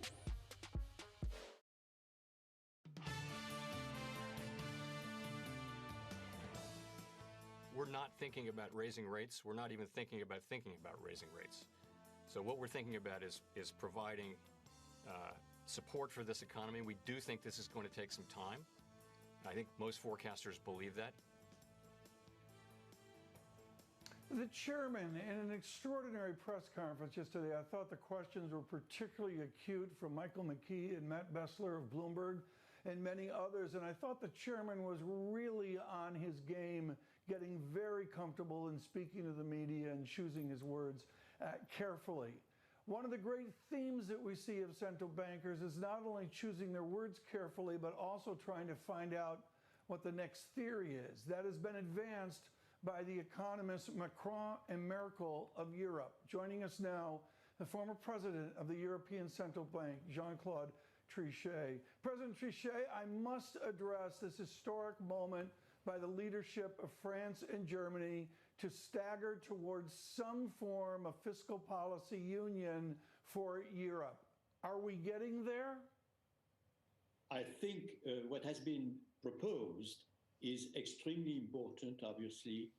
Many are speaking of the start of a Hamilton moment, and I think that it captures what's happening now. Of course, we are far away from what would be a complete, comprehensive Hamilton moment, but it is very, very important indeed, very important.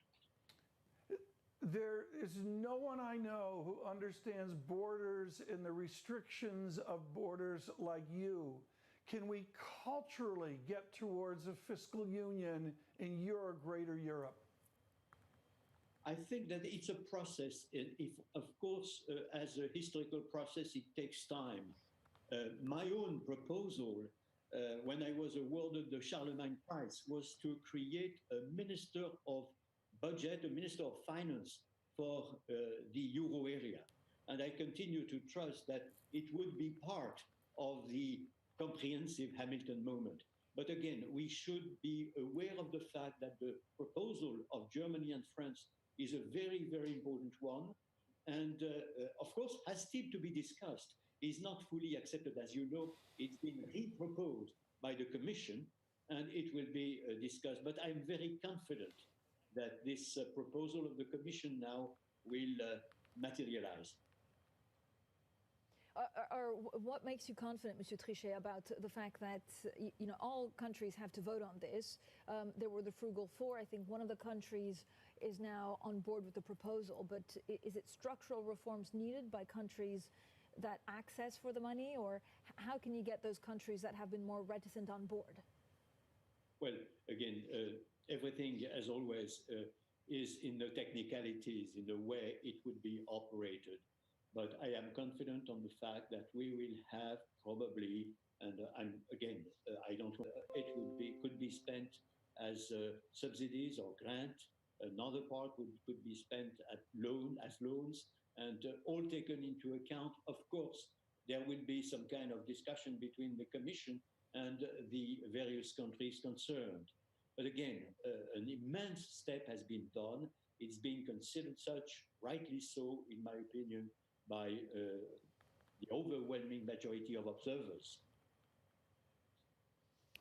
Monsieur Trichet, what worries you about the European economy right now? So, fiscal policy is going seemingly hand in hand with what the ECB is doing.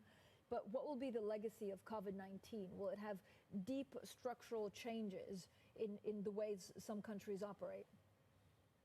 When I look at the projections that we have now, the projection of the ECB, the OECD projections, and I compare the various countries concerned, I see clearly that at the end of 21, we won't be at the level of 19.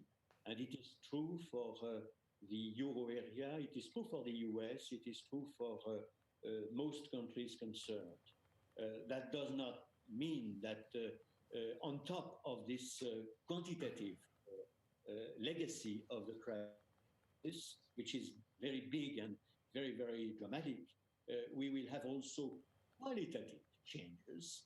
The market will change, the household will change their consumption, the global economy will change, and as always in such circumstances, the reward is for the economy that are the most agile, that could adapt as rapidly as possible to the new circumstances. And we will see exactly what happens. But I was quite struck in looking at the last OECD projections to see that when you add up the recession in 20 and the growth in 21, you arrive more or less at the same difference in the US and in the euro area in comparison with 19. So you're still at -3% in 21 in comparison with 19, both in the US and in Europe. Mr. Trichet, that's right where I wanted to go, to Laurence Boone's work yesterday with the OECD. I thought it was an extraordinary report. And one of the summaries there was still Europe lags in overall economic might and spirit.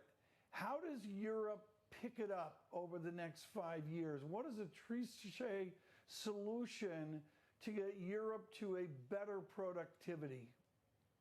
Well, again, you have many differences in Europe. Europe itself is quite complex, and the productivity in Italy is not productivity in France, is not productivity in Germany. So there are many differences. As I said, we have to work a lot on structural reforms all over Europe, all over the advanced economy, by the way, and try to be as agile as possible. The world is changing very rapidly. The virus is an accelerator of changes in all economies, advanced and emerging. And those, again, who will be rewarded, and the Europeans have to catch up, because it's true that they have economies that are not agile enough and that are not, I have to say, in terms of the level of productivity and standard of living, are not sufficient. Still, the OECD recent projections are not saying that Europe will lag behind. So that the recession is supposed to be in the first option -7% in the US and -9.1 in the euro area, which is different. But the catch-up in 21 is a little bit better in Europe than in the US. So there is practically no difference at the end of the day.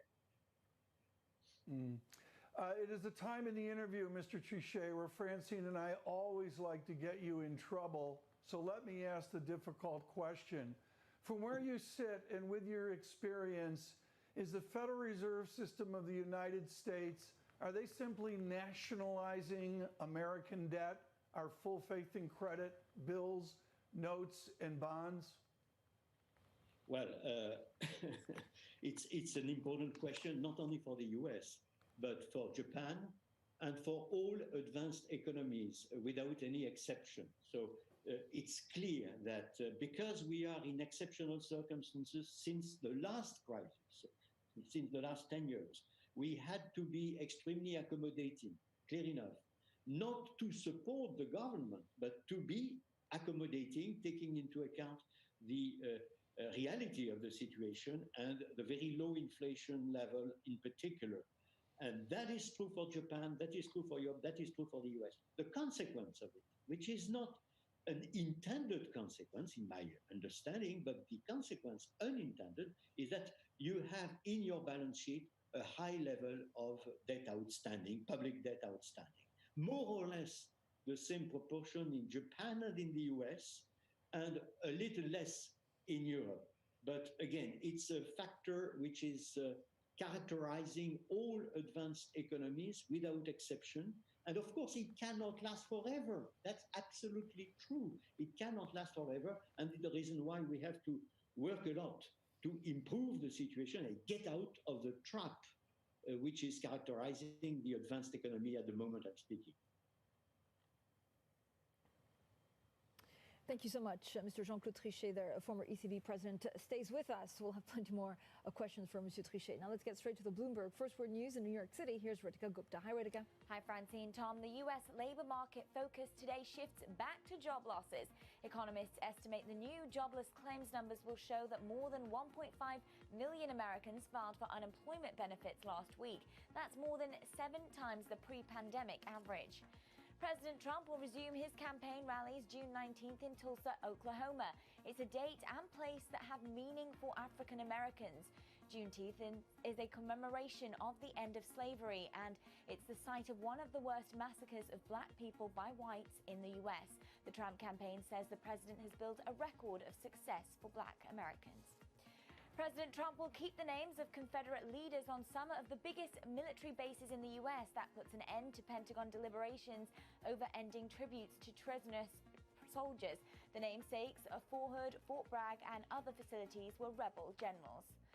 London's Heathrow Airport has begun cutting frontline jobs. The recovery in passenger numbers was delayed by the start of a quarantine rule for incoming travellers. Heathrow will first seek voluntary departures after agreeing on a severance plan with unions. The airport had previously warned that the quarantine could lead to a third of its 7,000 jobs being cut.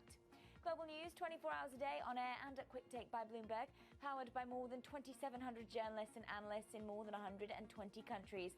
I'm Ritika Gupta. This is Bloomberg. Tom, Francine. Ritika, thank you so much. Greatly appreciate that. Coming up, an important conversation. Our David Weston with the Speaker of the House, with turmoil and protests still across America, with the new pandemic issues in selected states, including the Speaker's California. David Weston with Nancy Pelosi. Stay with us. This is Bloomberg.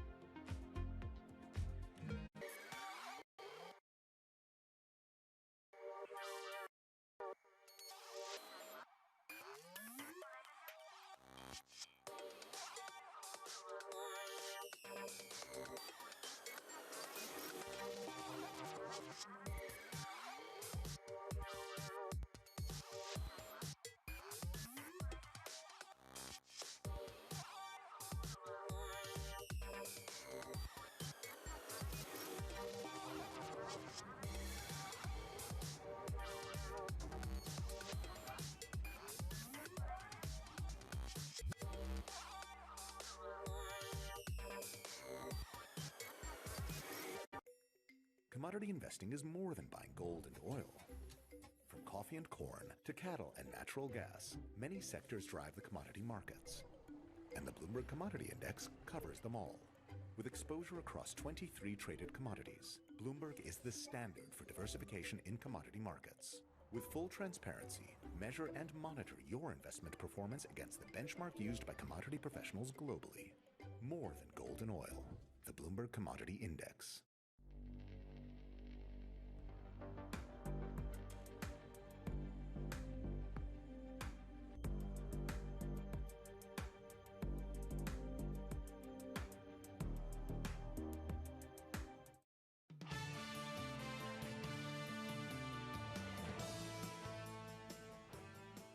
This is Bloomberg Surveillance. Tom and Francine from London and New York. Now, multiple ECB officials are warning of the rising risk of deflation, including the Bank of Italy Governor Ignazio Visco. Now, he told me in an interview yesterday that the central bank is so active because inflation expectations in markets have declined too fast, and the overall risk of a spiral cannot be excluded. Well, we're back with Jean-Claude Trichet, the former ECB president. Mr. Trichet, when you look at inflation and deflationary pressures across the world, is this the biggest concern, that actually we have a huge wave of deflation that takes hold?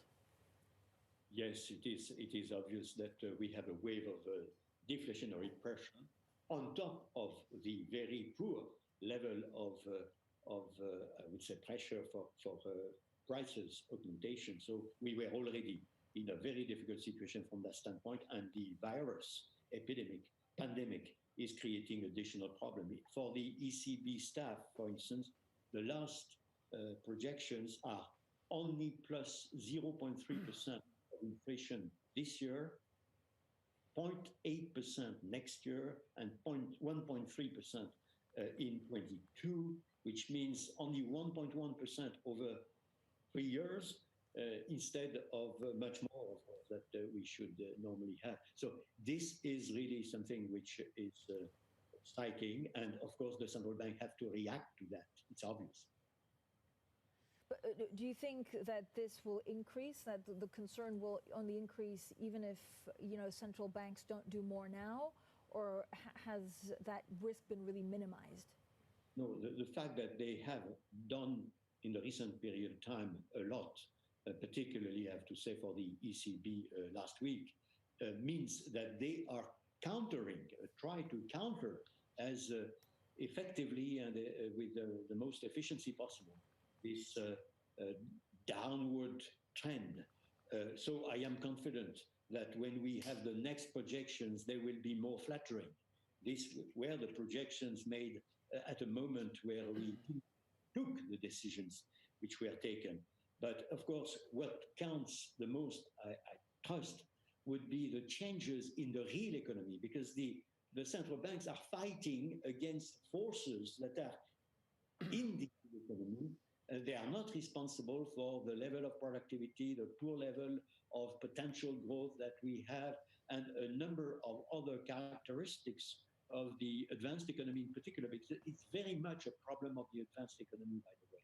So I hope very much that everybody, all partners, not only the banks, but also governments, parliaments, private sector, are fully aware of the fact that it is an exercise which calls for everybody to participate.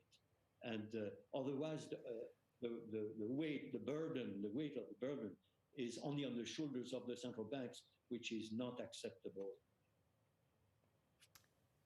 President Trichet, as an engineer, you understand that on a physics Newtonian basis, there's no such thing as a free lunch. Some people would say right now we're having our free lunch in economics, and the latest phrase is yield curve control, or as George Saravellos at Deutsche Bank calls it, a yield cap. Jean-Claude Trichet on yield curve control. How's that going to work out? Well, I know that the Jay Powell has mentioned the fact that they were looking at some studies on this issue. It's been experimented, as you know, in Japan, and it's a way of addressing the issue of the QEs of the various types. So I don't think that you have to say this is impossible or this is very bad, but it doesn't deal with the general problem that we have. We have deflationary pressures. We have the necessity to avoid the materialization of inflation, which would be really dramatic. And that calls for, as I said, all partners to work actively to get out of the trap. The central banks cannot do everything. And if they are doing everything, of course, there are a number of adverse consequences. So we must have on board the other partners. And I have to say a little bit sadly, for a long period of time, we had the central banks a little bit too much the only game in town. But I cannot say that today, because the decisions that were taken by the US government, by the European governments, are also very, very important. So on that standpoint, avoiding the materialization of the deflation risk, I cannot say that governments and parliaments are not embarked on active participation. But the price of this is trillions of dollars of new debt. What is the mechanism to retire that debt over a lifetime? Very, very important question. as you said, there is no free lunch. Somebody will have to pay for the money which is spent today, and which is spent by the budget today. It will have to be repaid. And my, of course, working assumption is that it will be repaid because we will have a relatively long period of time where you will have, because it won't be necessary anymore, you will have sound budget, sound management, very, very attentive management of both, I would say, receipts and spendings, and that we will have a period of stability with low interest rates and higher inflation than the miserable inflation that we have today. All that combined should normally avoid that the price to be paid would be either very high level of inflation, which is abominable, or default for some of the states concerned, which would be equally abominable. So there is a fine line between the two, but it is the only working assumption that I would accept myself. Again, there is no free lunch. Thank you so much, Monsieur Trichet, for joining us. It's always a treat to speak to you, especially on the day after the Federal Reserve. Mr. Jean-Claude Trichet, there, the former president of the European Central Bank. Now, coming up a little bit later today, we also speak with Glenn Hubbard, a Columbia graduate School of Business professor of economics. That's at 12:30 p.m. in New York. That's 5:30 p.m. in London. And this is Bloomberg.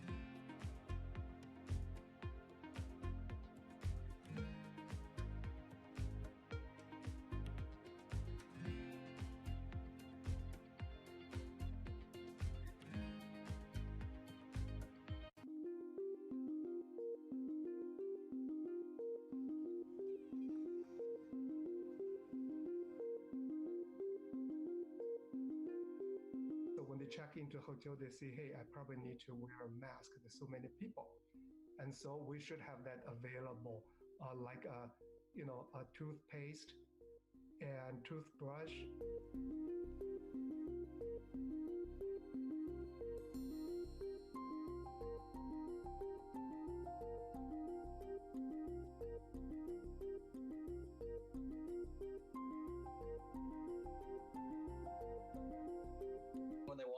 Door of the hotel, the availability of hand sanitizer and disinfecting wipes. Again, we know that they're walking into an environment that we've cared for them in, but giving them the ability to kind of be involved in that, to kind of build their level of confidence.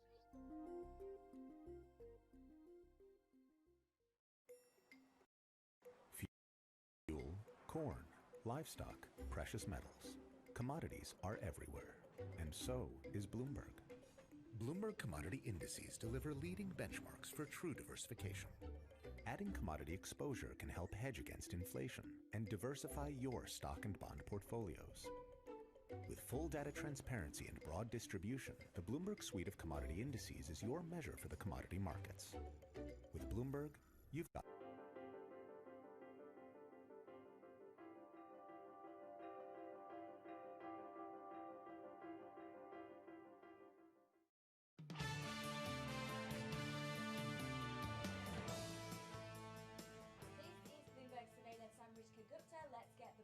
Business Flash. The Trump administration is ordering Amazon and eBay to quit shipping unproven products that target the coronavirus. Among the products sprays and pesticide-coated lanyards. Some of the gear is touted as being able to prevent epidemics. And that's the Bloomberg Business Flash. Tom, Francine.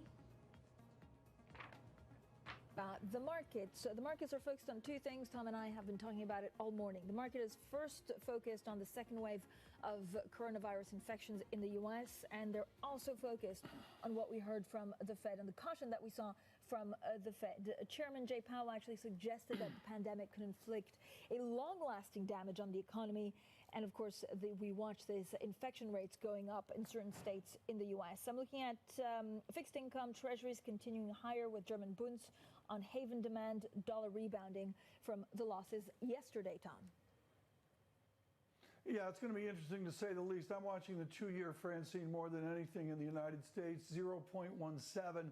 That really bears watching. There's a huge assumption out there, folks, that there's what the phrase is, there's a foot on the 2-year where it really doesn't move. I'm not saying which way it's going to move, but I really want to see the nuances into the weekend of the 2-year yield. I'd also note, of course, futures finally taking a real break today. It'll be really interesting to see what the Nasdaq 100 does in that huge weighting by 4 or 5 big tech stocks to see if they give up the ghost today as well. I do want to mention David Weston's interview with Speaker Pelosi. You'll see that later today, I believe in the 12 o'clock hour here on Bloomberg. And really front and center, as Francine just mentioned, for those of you just waking up, just joining us in the United States, the pandemic has been off the radar for so many in recovering East Coast cities, some of the major cities of the United States, including on the West Coast. Things have changed today. There's finally demonstrable evidence of states with much, much worse statistics, and internationally, many developing economies hugely challenged. So that'll be one of the major stories today as well. Please stay with us another hour of Bloomberg surveillance.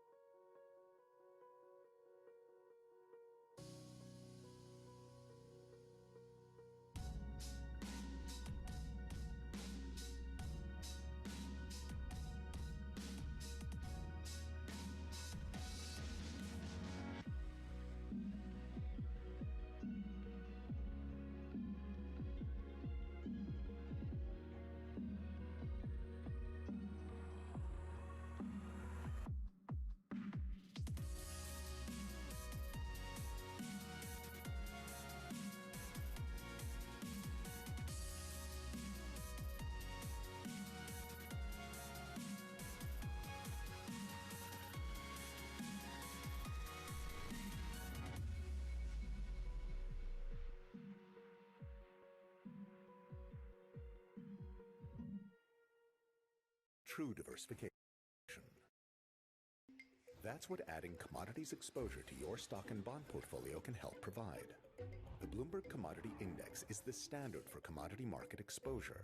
23 traded commodities are represented: agriculture, livestock, metals, and energy. The Bloomberg Commodity Index is the benchmark most widely used by investment professionals globally. Track your commodity investments with a proven financial information partner. The Bloomberg Commodity Index. True diversification.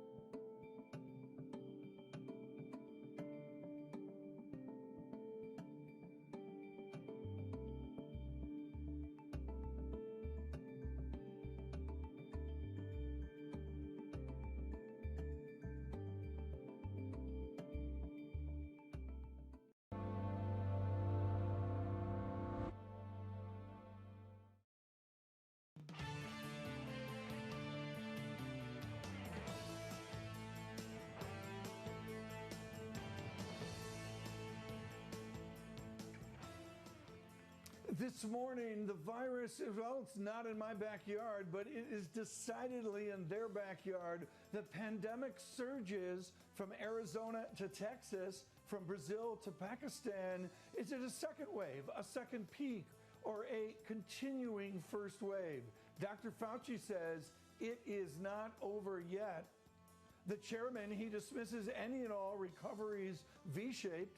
Think 2023 for any chance of a rate rise. Our Michael McKee asked a rude question about asset bubbles. The press conference ended. And, well, oh yeah, Amazon, Apple. Guess what? They closed higher yesterday. Good morning, everyone. This is Bloomberg Surveillance. I'm Tom Keene in New York, ensconced here on the edge of the Mount Sinai Medical Complex. Francine Lacroix in London. And Francine, with a vengeance, it started yesterday and maybe a little bit the previous day, but with a vengeance across this country this morning, there's a renewed focus on a virus that will not go away. Yeah, it was actually one of our most, read stories this morning on the Bloomberg, and it just goes to the fact that people may have thought that with the social distancing rules and the economy slowly reopening, that we would be a little bit safer. So there are 3 states in the U.S. where there's a big number of cases that's gone up, and I think there's a lot of appetite to try and understand what pattern COVID-19 will take now that not only the number of infections are up, but also the number of people that have had to be admitted to hospital are significantly up. One of the operative words as well, folks, for the press conference yesterday was how Chairman Powell treated the view forward is grim. It was an interesting tone, and it changed the markets with futures low today. We'll get to that in a moment. Right now, in New York City with our First Word News, here's Ritika Gupta. Morning, Tom. A second wave of coronavirus cases is emerging in the U.S. Texas reported its highest one-day total since the pandemic emerged. And a month into its reopening, Florida reported 8,500 new cases. That's the most of any 7-day period. Still, experts say that surges cannot be linked directly to reopenings. A powerful message from Federal Reserve Chairman Jerome Powell. He says the central bank will keep pumping stimulus into the economy until the labor market has healed from the coronavirus pandemic. Powell told reporters the Fed's not even thinking about raising interest rates. Policymakers kept the key rate near zero. Almost all officials forecast keeping it there through 2022. Britain's top scientists are putting Prime Minister Boris Johnson under pressure. They said Johnson's government committed a string of failures in the way it handled the coronavirus crisis. One said the death toll could have been cut in half if the UK had acted sooner. Johnson says it's too early to draw conclusions. And Just Eat Takeaway is spending $7.3 billion to enter the US-based market. That's what the Amsterdam-based meal delivery service will pay to buy Grubhub in an all-stock deal. The deal sidelines Uber, which had been in talks with Grubhub for months. There were questions whether US regulators would approve such a deal. Global news 24 hours a day on air and at Quick Take by Bloomberg, powered by more than 2,700 journalists and analysts in more than 120 countries. I'm Ritika Gupta. This is Bloomberg. Francine, Tom. Ritika, thanks so much. Equities, bonds, currencies, commodities. As I mentioned, futures lower today. The VIX gets back to touch 30. So there's not a weight to the tape. That's not the right phrase, but just a certain weight out there off of Chairman Powell's comments, and certainly a statement that said remain calm. Interest rates flat well out into 2022, even with a vision to 2023. I note gold elevated today as well. Francine? Yeah, Tom, so if you look at stocks in Europe, they're tumbling. There are fears of the second wave of the virus. And as you were saying, this cautious outlook from the Federal Reserve. So I'm looking at treasuries rising, the German bunds, dollar actually rebounding a touch. And again, it has a lot to do with, the second wave. Cases in the U.S. are topping 2 million. Texas on Wednesday reported 2,500 new coronavirus cases. That's the highest one-day total since the pandemic actually emerged, Tom. Very good. There's a number of themes to speak of today, but we first must address what's culturally happening in America, which is a massive divide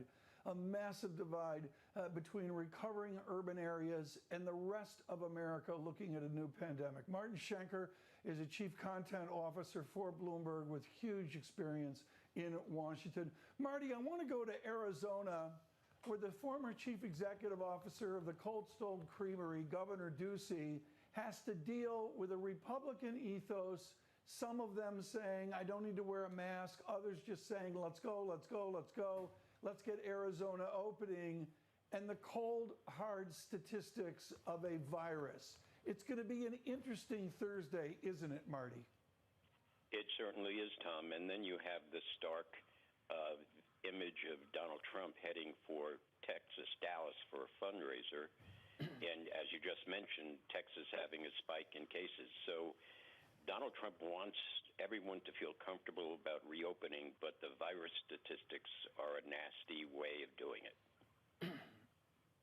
Explain to our international audience this massive divide. And Marty, you've always been great about this, mentioning that there's more than 3 zip codes in the American news media. But the focus of the media, the experts, the pundocracy on Washington, New York, and maybe a selected 4 other cities versus the rest of this nation. That divide is there in this pandemic. That divide is there in these protests as well. Have you ever seen it so great, such a distance? It is truly very stark, Tom. And as you mentioned, you know, you go back to 2016 and the surprise election of Donald Trump. The media, based on the 2 coasts, did not see it coming. Some of us did, because they were in some ways out of touch with the vast numbers in between those coasts who are really voting on local issues that affect them. And that's what's going to play out again this election cycle. Marty, is Joe Biden gaining any ground in some of the key U.S. swing states? There's no question he is. The latest polling shows him widening his lead. That is actually one of the things that is prompting Donald Trump to get out and start doing those rallies he's been famous for. Even as the pandemic, the link between large crowds and the pandemic is still unclear. But he is betting everything on people thinking that he is the one to lead the economy out of this rather than Biden. And there's still plenty of time for him to make up that ground. I mean, is the base of Donald Trump still with him when it comes to his handling of COVID-19? I think it is, and it's also with him on his rather controversial handling of the unrest here in the U.S. And it's kind of ironic that you have the markets being close, you know, even with the setbacks the last couple of days and this morning, the markets seem to be saying, you know, it's going to be okay, even if Jay Powell says not so fast. Marty, thank you so much. As always, Marty Schenker, there, our Bloomberg Chief Content Officer. Now, coming up today, David Weston will also speak exclusively with House Speaker Nancy Pelosi. That conversation on COVID-19 and the economy, 12:30 p.m. in New York, 5:30 p.m. in London. This is Bloomberg.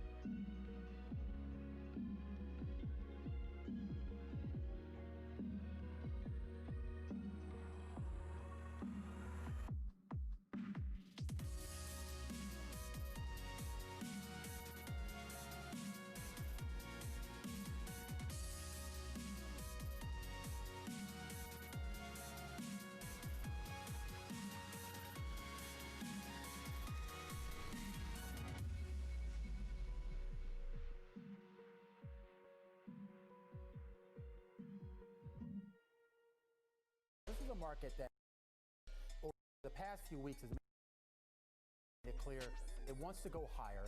It got a little spooked by the idea that geopolitical... I'm David Weston. Bloomberg Television is reinventing one of the most iconic brands in financial television for a new audience. Join me to see the news program for the clever investor. This is Bloomberg Wall Street Week.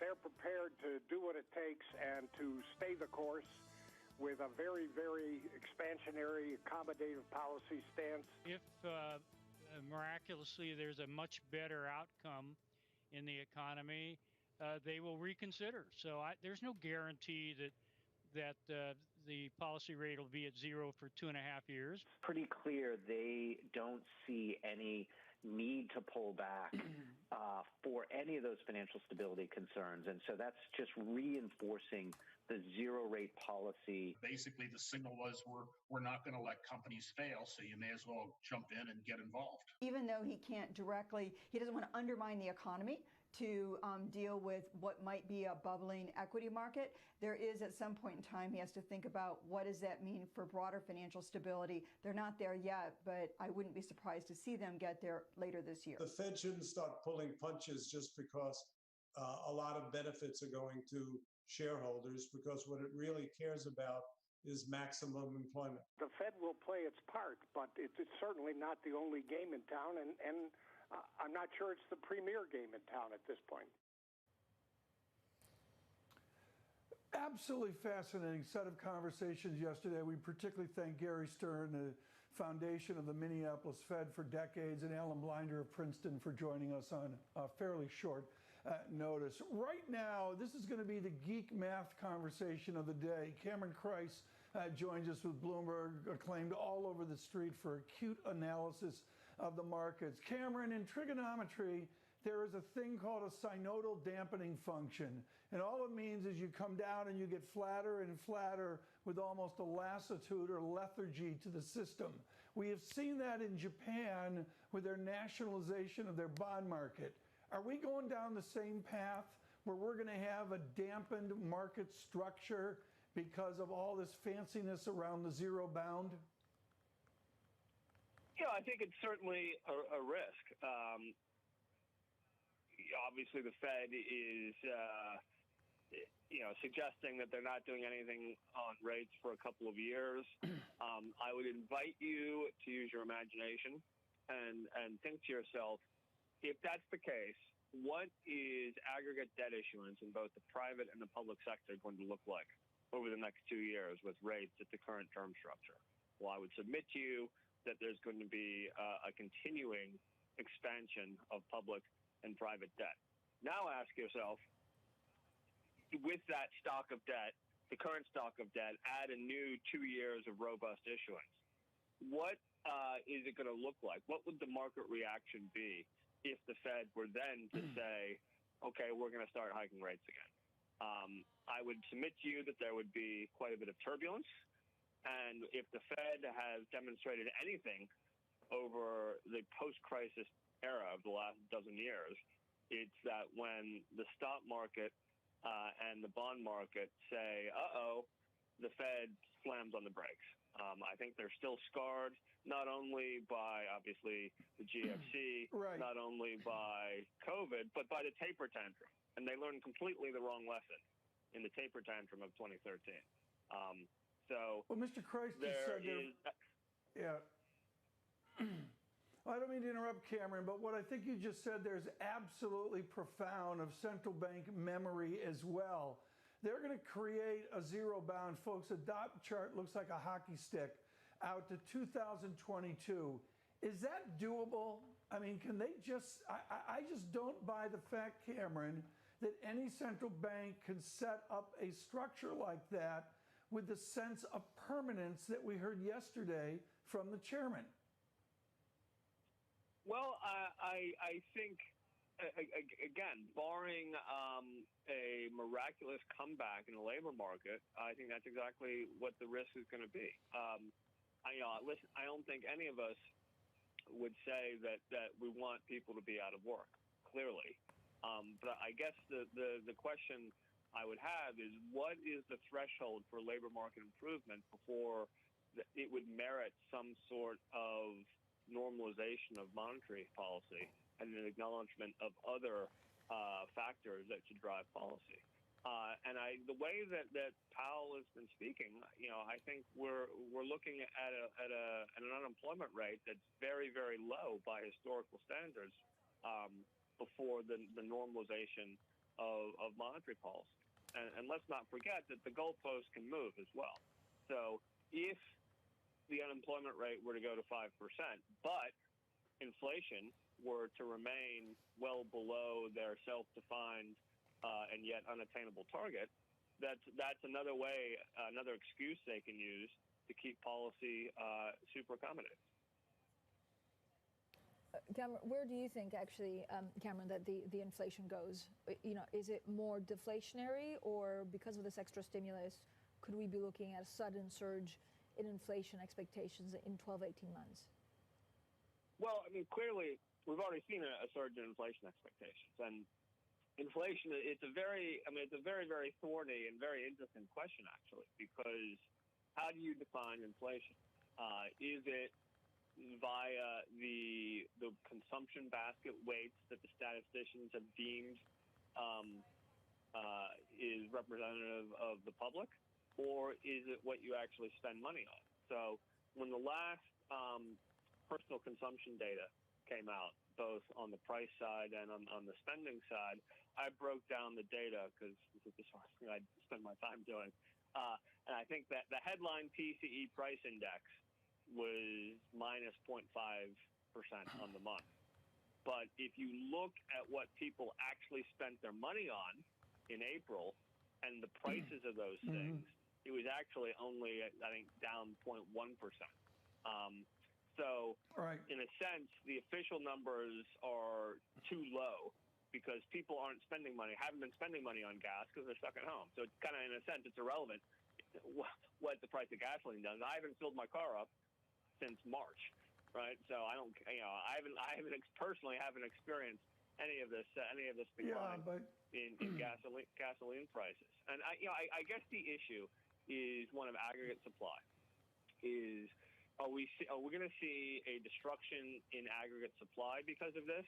Or are we going to see a shift in supply chains to more higher cost jurisdictions, a repatriation of supply chains? I mean, I think you could argue that this could eventually be inflationary if aggregate supply shifts to a more high cost structure, but that's not going to be evident for quite some time. Right. And what the recent increase in inflation expectations, I think, refers to is this very phenomenon that I just mentioned. The stuff that you're spending money on, the price of that is going up. I think on a relative consumption basket, toilet paper and paper towels has taken a more prominent place over the last 3 months, for example, than it normally does, or groceries relative to restaurant meals and what have you. Well, let's do this. Let's come back with Cameron Christ. We've got lots to talk about, particularly on Fed dynamics and how it folds into the market.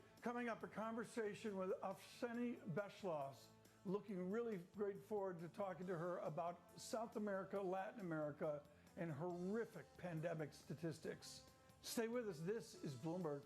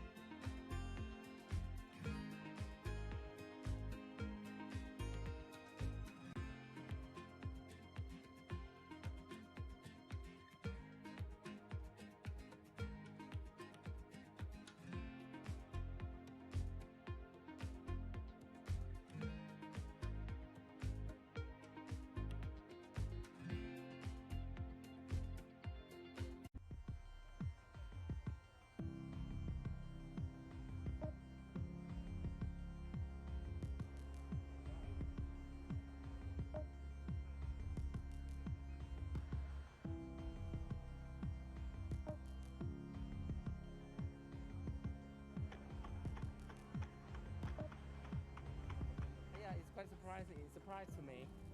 It sounds like a horse riding, you know, and it's okay.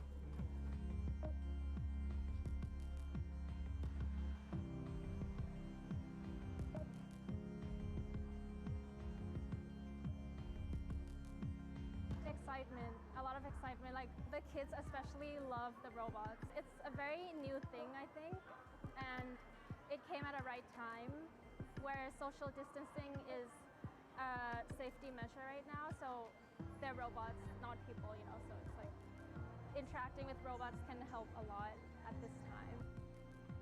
I think it teaches people that technology can really have an impact on everyday life. So for example, these robots are in like a shopping center where I feel like everyone comes here. So it's incorporated into people's lifestyles and how it can make people's lives convenient and more productive, more effective.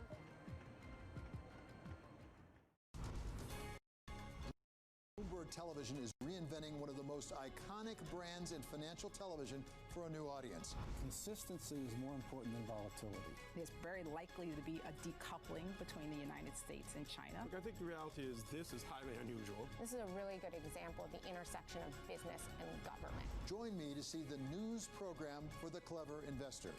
This is Bloomberg Wall Street Week.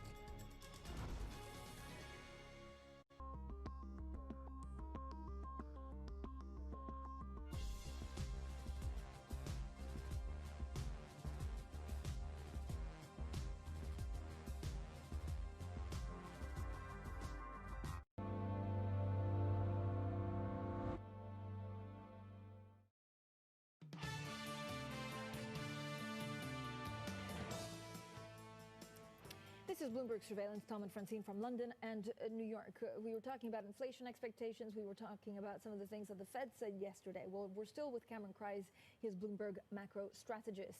Cameron, when you look at treasuries and actually you look at the path that they've done so far, what comes next? The Fed has pushed back against negative interest rates.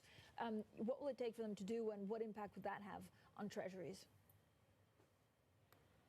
Well, what would it take for the Fed to do negative interest rates? I mean, I assume a meteorite, a giant meteor coming towards the Earth.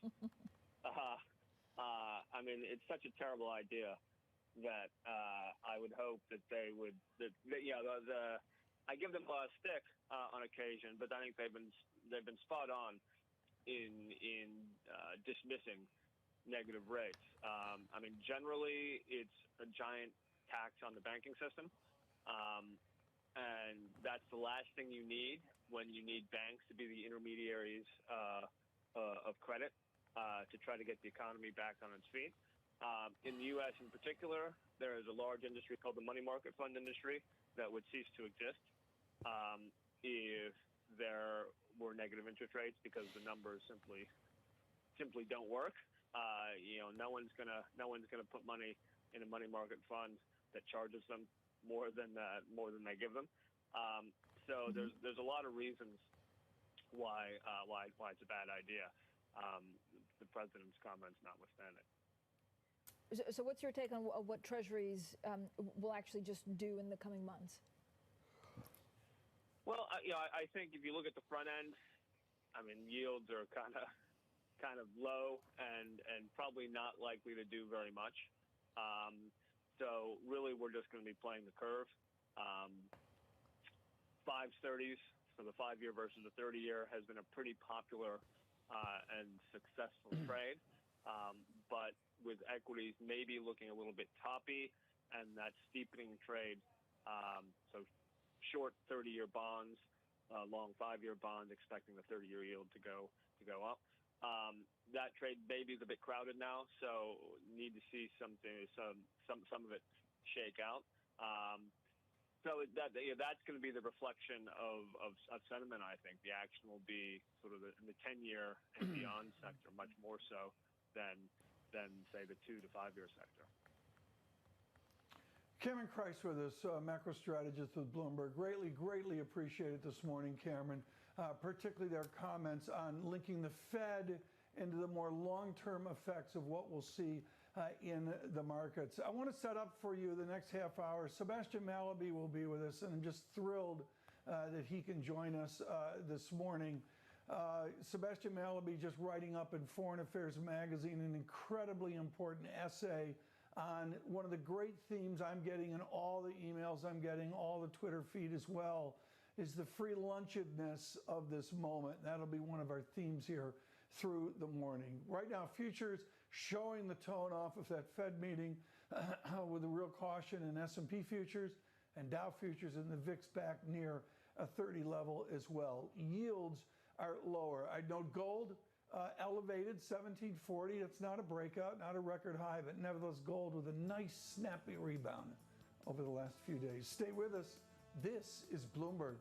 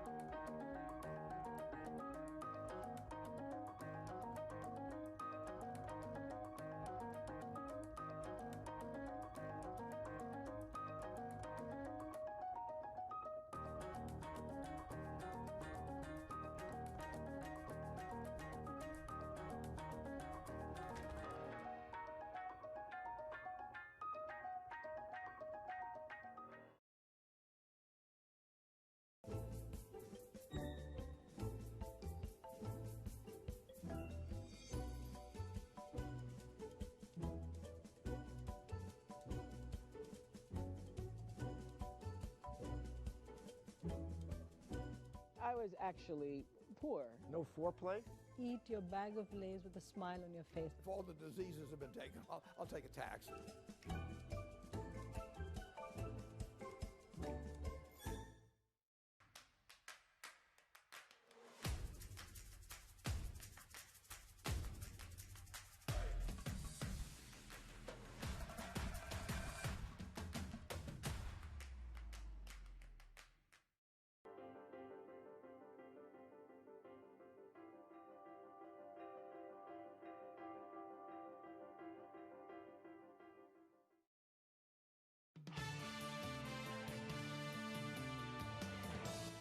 This is Bloomberg Surveillance. I'm Ruchika Gupta. Let's get the Bloomberg First Word News.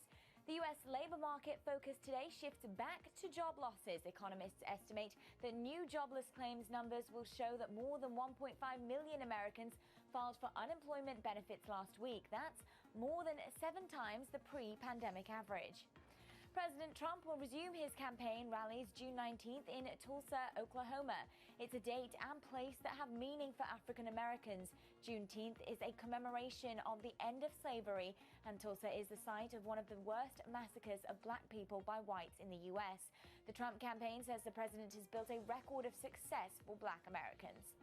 President Trump will keep the names of Confederate leaders on some of the biggest military bases in the U.S. That puts an end to Pentagon deliberations over ending tributes to treasonous soldiers. The namesakes of Fort Hood, Fort Bragg and other facilities were rebel generals. And London's Heathrow Airport has begun cutting frontline jobs. A recovery in passenger numbers was delayed by the start of a quarantine rule for incoming travellers. Heathrow will first seek voluntary departures after agreeing on a severance plan with unions. The airport had previously warned that the quarantine could lead to a third of its 7,000 jobs being cut. Global news 24 hours a day on air and a quick take by Bloomberg, powered by more than 2,700 journalists and analysts in more than 120 countries. I'm Ritika Gupta. This is Bloomberg. Tom, Francine. Ritika, thank you so much. As I mentioned yesterday, and I'll have this out on LinkedIn, I hope this weekend, for the first time ever, my book of the summer is a repeat of my book of the summer last summer, which is Raghu Rajan of the Booth School Chicago's magnificent The Third Pillar. It was wonderful a year ago, and in this time of American protest, it is absolutely essential reading right now. So look for The Third Pillar. Can there be then an essay, an extended essay that is the essay of the summer? It is no surprise that it comes from Sebastian Mallaby at the Council on Foreign Relations and in Gideon Rose's Foreign Affairs magazine, The Age of Magic Money. You've heard me talk about the free lunch. Here's Mallaby on the free lunch. Projections suggest that federal debt payments as a share of GDP will be the same as they would have been without the crisis. This may be the closest thing to a free lunch in economics. He is our economic expert on free lunches. Sebastian Mallaby joins us right now. Sebastian, congratulations on the immediate impact of this important essay. What were you trying to convey in The Age of Magic Money?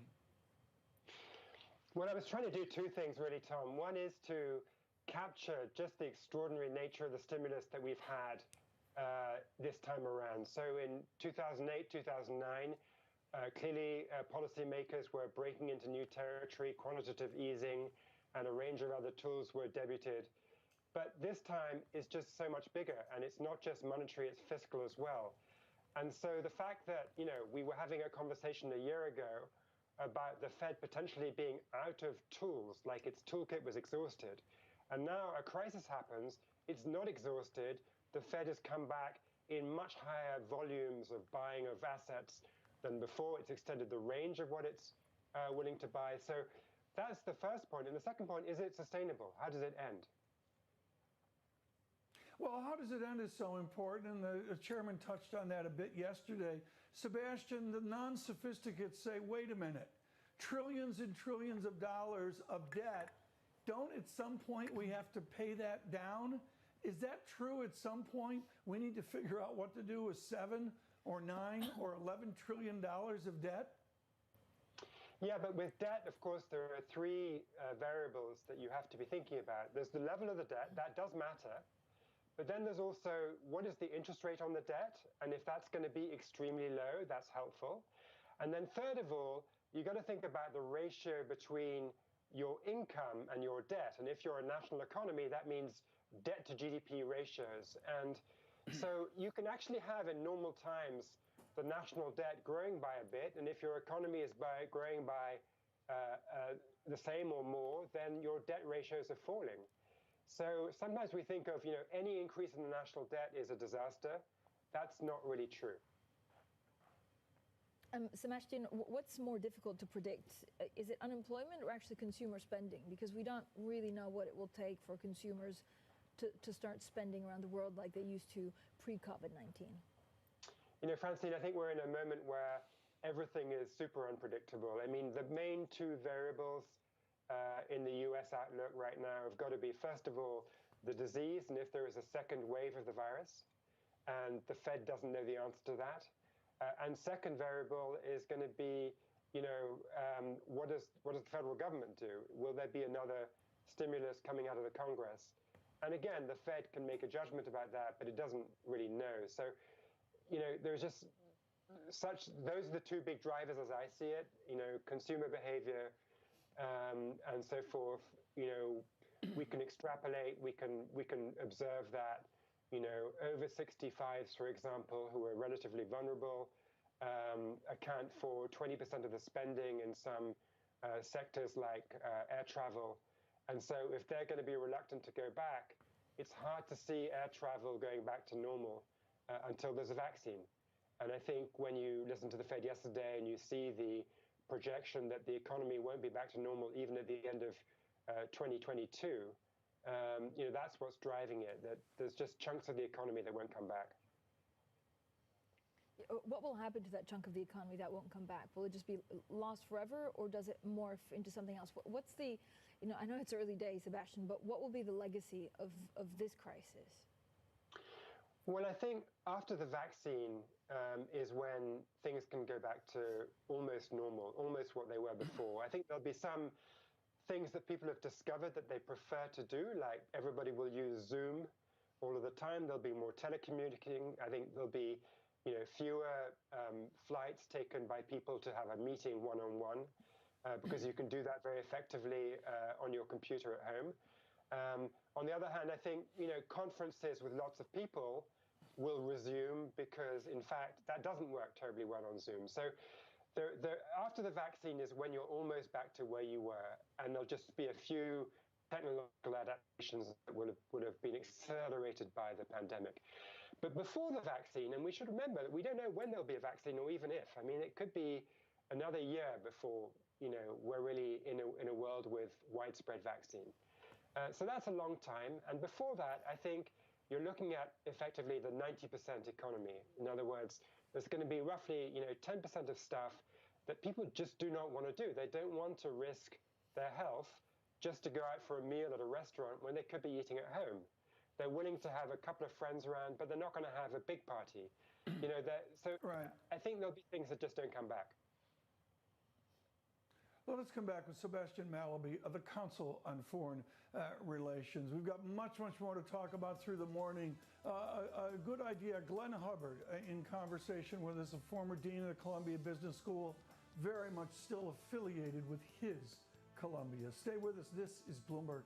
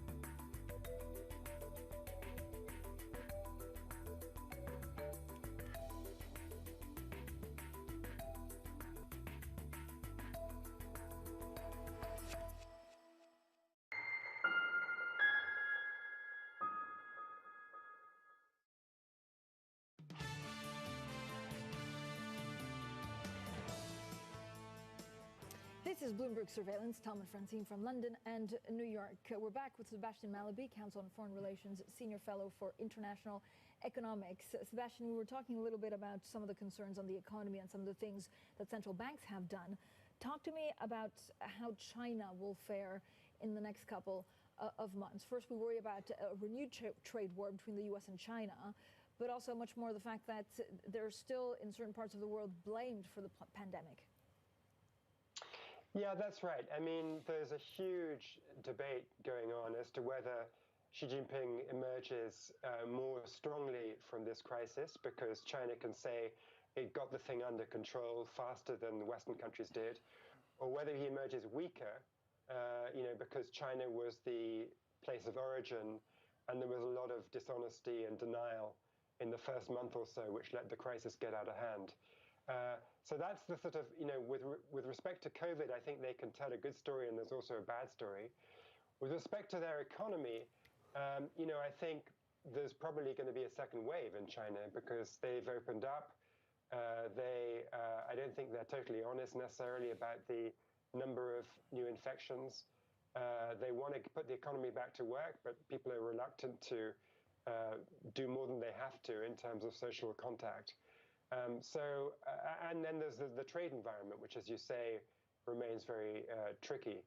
So I think heading into an election year, I mean, we're in the election year and heading into the last half of that, it's going to be a tough geopolitical environment for China. And I think their economy is in worse shape than the government is admitting. They've already said they're not going to have an economic growth target for the first time. I think that betrays the fact they're going to shift to nationalism as the legitimizing ideology, not economic growth. Sebastian, how will the China dealing with Hong Kong and this new law passed? How will that change relations and geopolitics around the world? Well, there's going to be a huge concern, I think, about Hong Kong from human rights groups and from people who care about freedom. On the other hand, I think the brutal truth is that both for China and for the West, Hong Kong is less important than the bilateral US-China relationship.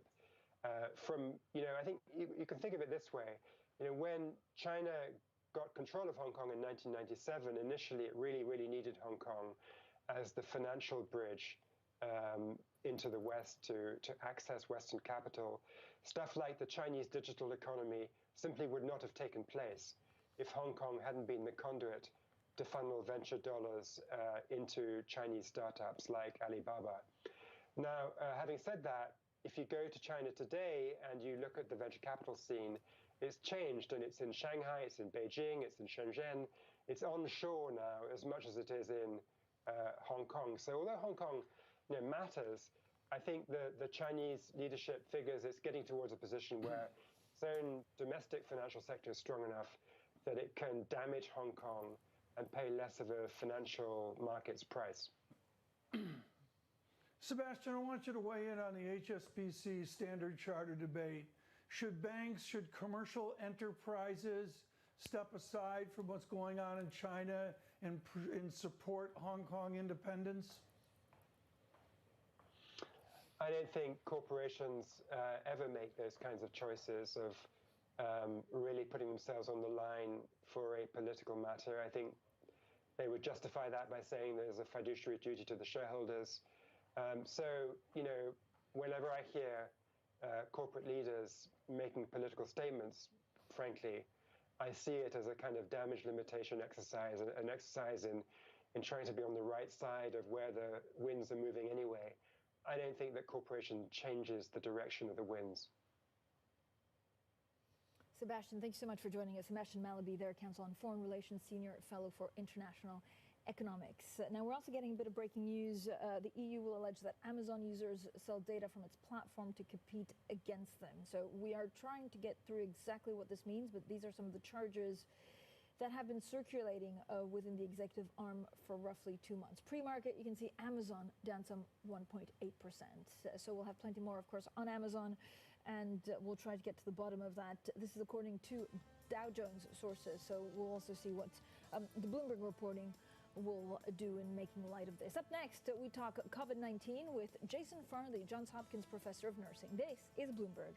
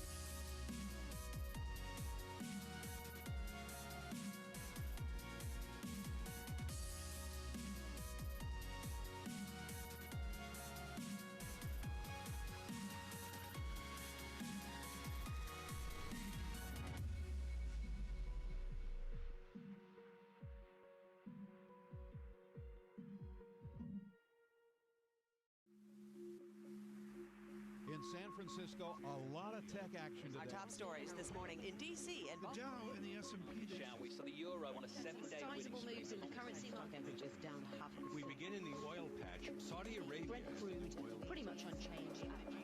Welcome to Bloomberg, the first word Asia. U.S. and Japan duke it out over exchange. China's slumping onshore bond market is great.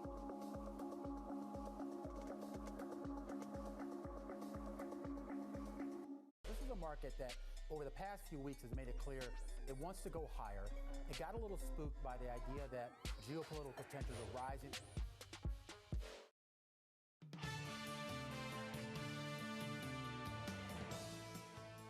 This is Bloomberg Surveillance. I'm Rishka Gupta. Let's get the Bloomberg Business Flash. Starbucks is making a big bet that the future of restaurants will involve less lingering over the latte. The world's largest chain of coffee shops is planning pickup-only locations in New York, Boston and Chicago. To make room for those new locations, Starbucks will close about 400 of its traditional stores over the next 18 months. Tesla is nearing a historic milestone. It's getting closer to displacing Toyota as the world's most valuable car maker.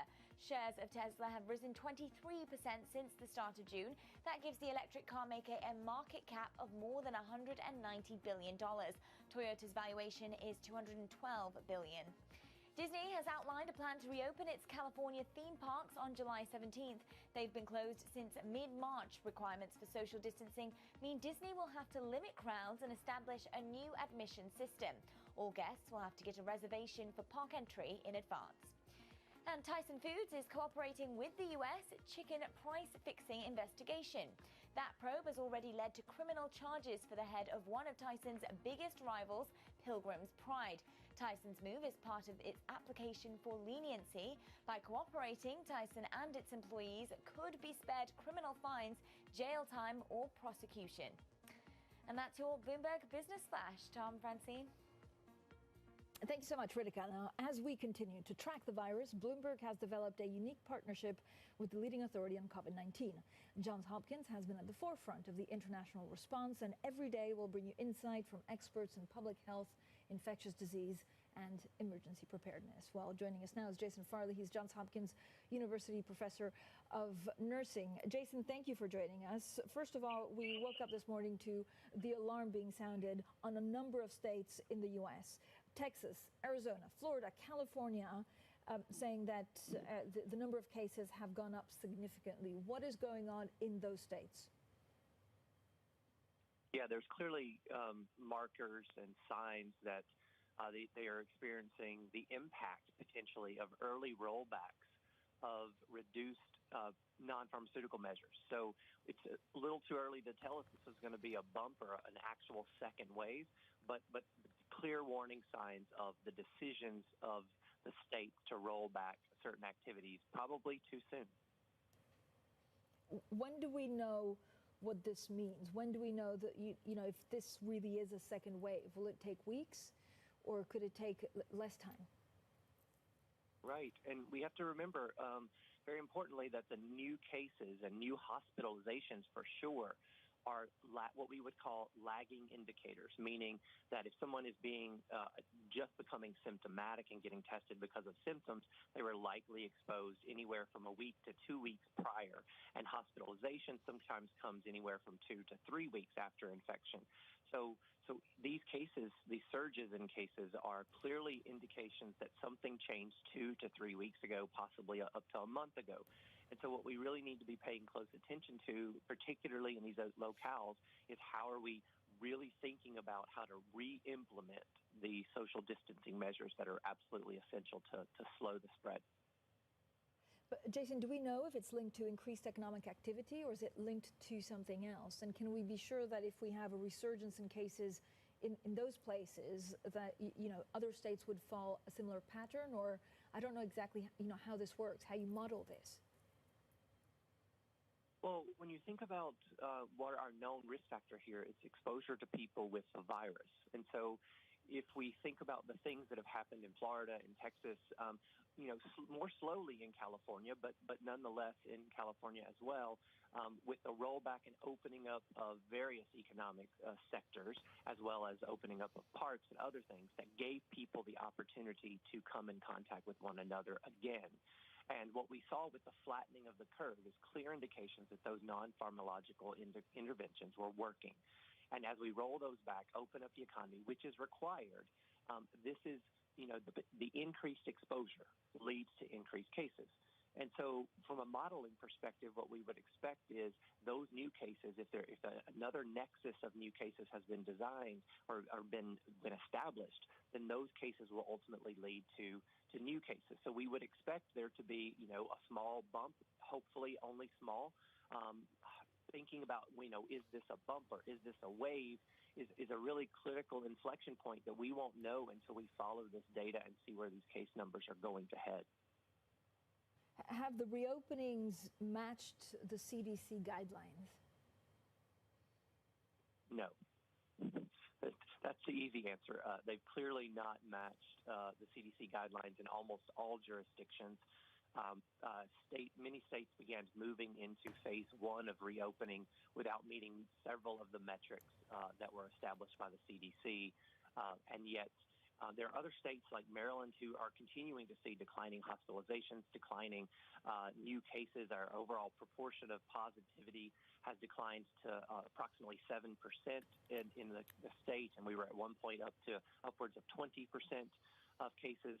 There has been increased amounts of testing, of course, which will lower that proportion, but we've also expanded to asymptomatic levels of testing as well in the state. So again, you have to know who are you testing in your local environments in order to fully understand the epidemiology and the estimates of the infection rate in your local jurisdiction.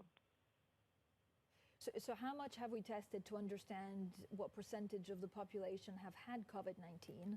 And if they show antibodies, whether they're protected against recatching COVID-19? Great question. So the antibody studies are quite mixed.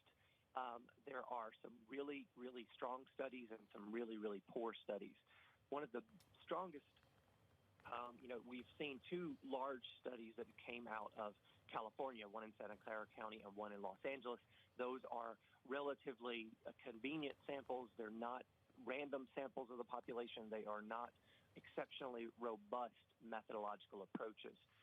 We have also seen a study out of Indiana, which does take a much more rigorous and methodologically robust approach. So when we look at the estimates that are available to us, first we must understand, is this good science? Is it good population representative data? And the one out of Indiana really comes the closest. The question that politicians and decision makers are trying to decide is, do I want quick and easy and possibly dirty data, or do I want the right answer? And the right answer, unfortunately, takes much longer and takes also a lot more money to obtain an actually true population representative estimate. The final thing I would make here is that our serology tests have failed us on multiple points. And so right now, we're now coming to grips that we've got a really strong serology test, and we now know the parameters, and we can choose the right type of test based on our budget and our environment. Jason, thank you so much, as always. Jason Farley there of Johns Hopkins. And be sure to check out VRUS Go on the Bloomberg for the latest information. Tune in every day for our exclusive conversation with Johns Hopkins experts, for also an inside look at battling COVID-19. Up next, more Bloomberg surveillance. This is Bloomberg.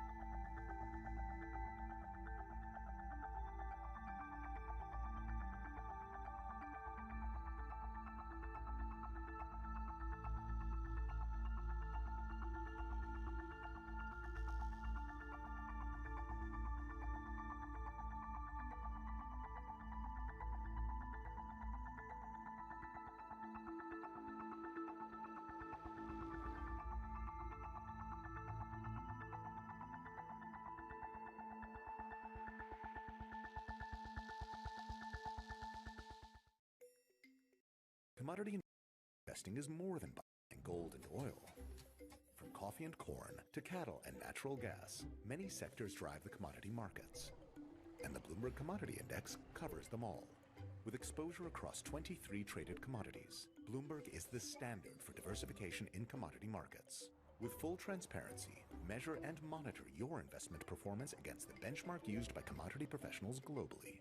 More than gold and oil. The Bloomberg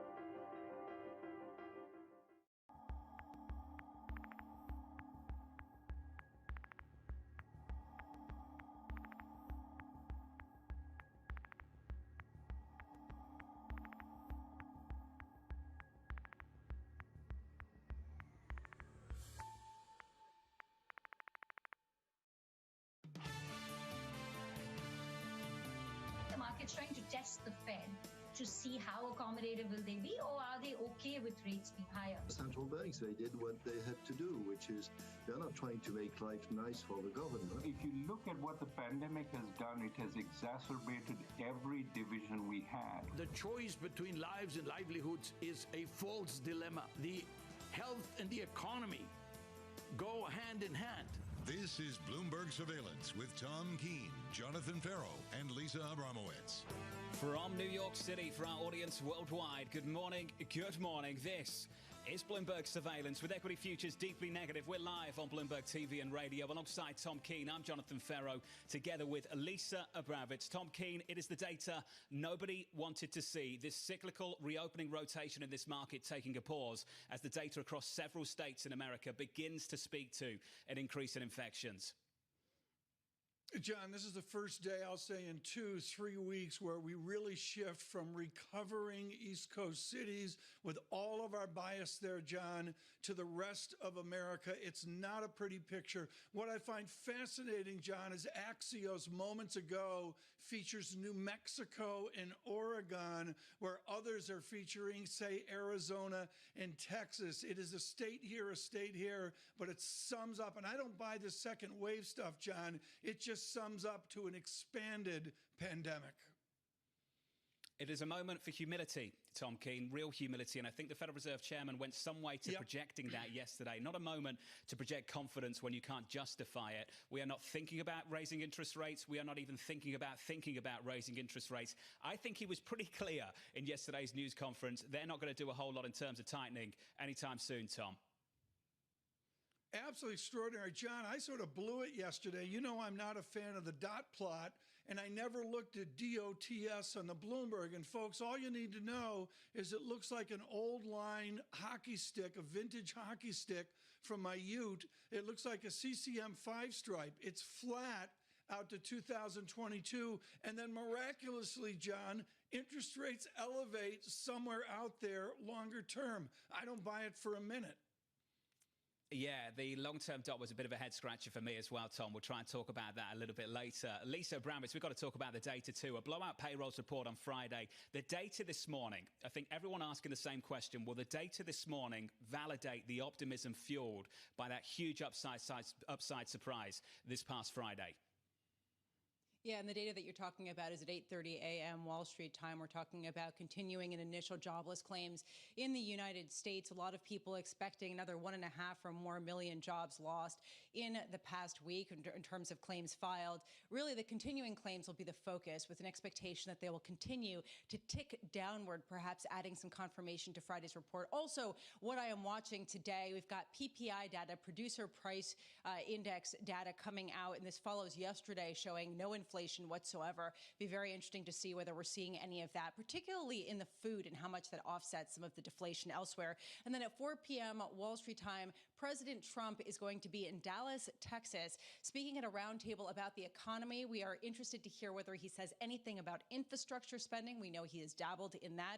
Also, we are hearing that he may give some kind of proposal to police reform. Interesting, though, John, to your point about the virus cases, that he is going to be in Texas, the state that opened first and is now seeing record hospitalizations for that region, raising some questions about how he will address that.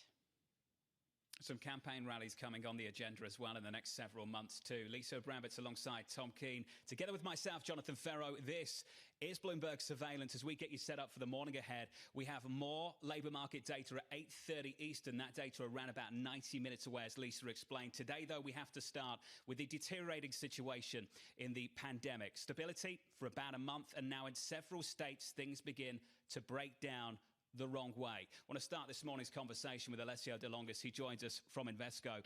Alessio, as always, we will not ask our guests to be epidemiologists if they are not epidemiologists. What I'm interested in from an investor's perspective this morning is not just how the pandemic data changes, but how investor attitudes changes to those changes in the data. Can you walk me through how you think investors will respond to the latest increase in infections we're seeing across several states? Well, this beginning of a second wave is quite concerning, because I think all of us as investors would have expected a second wave, but would have expected it maybe in the fall. This second wave starting, especially here in the US, so early on in the summer, is a bit counterintuitive and really a sign that reopening is a very delicate situation. I think this puts a spotlight also on the reopening process in Europe. We had successful reopening, so to speak, in Asia with the due exceptions, right? In South Korea, for example, we had a concerning rise. But in Asia, broadly speaking, the second waves were contained rather quickly. The implications for investors are meaningful because the rotation between defensive and cyclicals, or say from growth to value, or from large caps to small caps, were really, really large themes that were taking place in the last couple of weeks. Alessio, there is a belief that the bar to another lockdown is much, much higher because so many of these states have now built out healthcare capacity. The track and trace is far forward than it was, say, several months ago. What's your response to that? Well, it is natural to assume that over the last 3-4 months, we have gotten more prepared with respect to testing, with respect to amount of capacity in the healthcare system to handle this.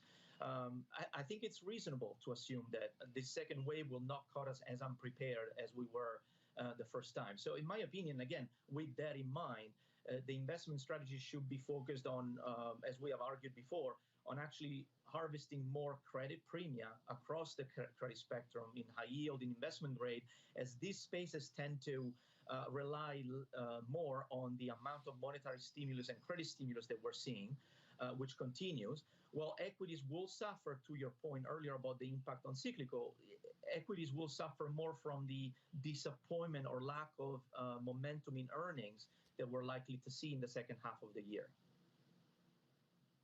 Alessio, if the V-shaped recovery died yesterday with Chairman Powell's persistent comments, how does the equity market adjust to that? I mean, if it's another wall of worry, doesn't that benefit stocks?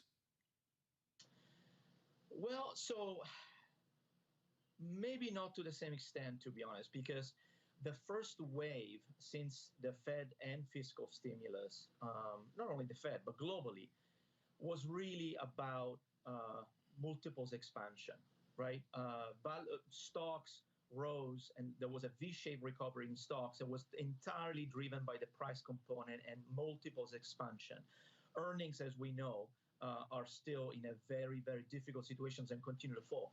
From this point on, to maintain that recovery in stocks, we need to see earnings growth at the cost even of multiples compression or multiples staying flat. But it's critical here in this second phase of potential stocks rally to see the support from earnings growth. While for credit, as we were arguing earlier, being senior in claims, just being able to avoid a serious round of defaults and having the backstop of the Federal Reserve, that should allow for credit premia to be harvested by investors. Alessio, let's pick up on that and build. I know that you've been recommending taking credit risk, or you have been taking credit risk within the high yield space over investment grade in order to capture that extra risk premia. I'm trying to understand, though, the Fed backstopping valuations to an extent, but not necessarily preventing companies from going bankrupt as we see the bankruptcy rates rising to the highest level since 2009. So how do you draw this distinction, and how big of a risk is it that you're still going to see this wave of bankruptcies escalate?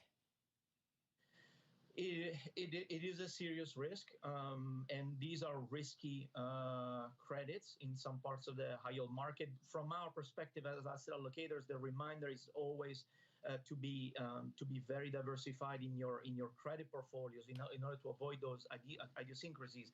For more nimble investors, one valid approach this early on into the recovery is to invest in defensive fixed income factors, such as quality high yield credit, staying down into the curve spectrum, into the maturity spectrum, staying sub 5 years on both investment grade and high yield, and focusing on for the same ratings cohorts on attractive quality and attractive spreads. So when you look at the fixed income universe, you can draw an analogy as you have in equities, focusing on quality and low volatility factors rather than value and up in the risk spectrum in credit.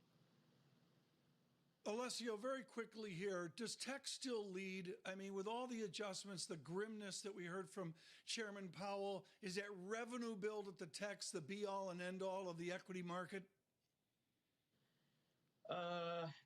Tech still leads in the sense that it's where quality is today, is where in a low growth world, and in a world where more than ever a globalized and diversified source of revenue growth will be important in order to diversify the economic risk, tech still leads. And it will provide a little bit less cyclicality, especially at these inflection points where we're beginning to question the sustainability of that V shape. Alessio, always great to catch up with you, sir. Alessio De Longus there of Invesco on this market as that cyclical reopening rotation starts to take a pause over the last couple of days. The market, just a subtle shift over the last several days, Tom. The Nasdaq outperforming the small caps, tech starting to make a comeback, treasury yields picking up a bit, yields lower, curve flatter. All over the last couple of days, we just take a bit of a pause from some of that optimism, maybe even exuberance of the previous week. Yes, a real nuance. You know, some can call it profit taking, but you just really wonder from here. I was really taken, John, yesterday by the persistent grimness from the chairman of the New York Times led with that, Janice Smilak. But it was really interesting, the wall of worry that he put up. Isn't that good, John Farrow, for stocks?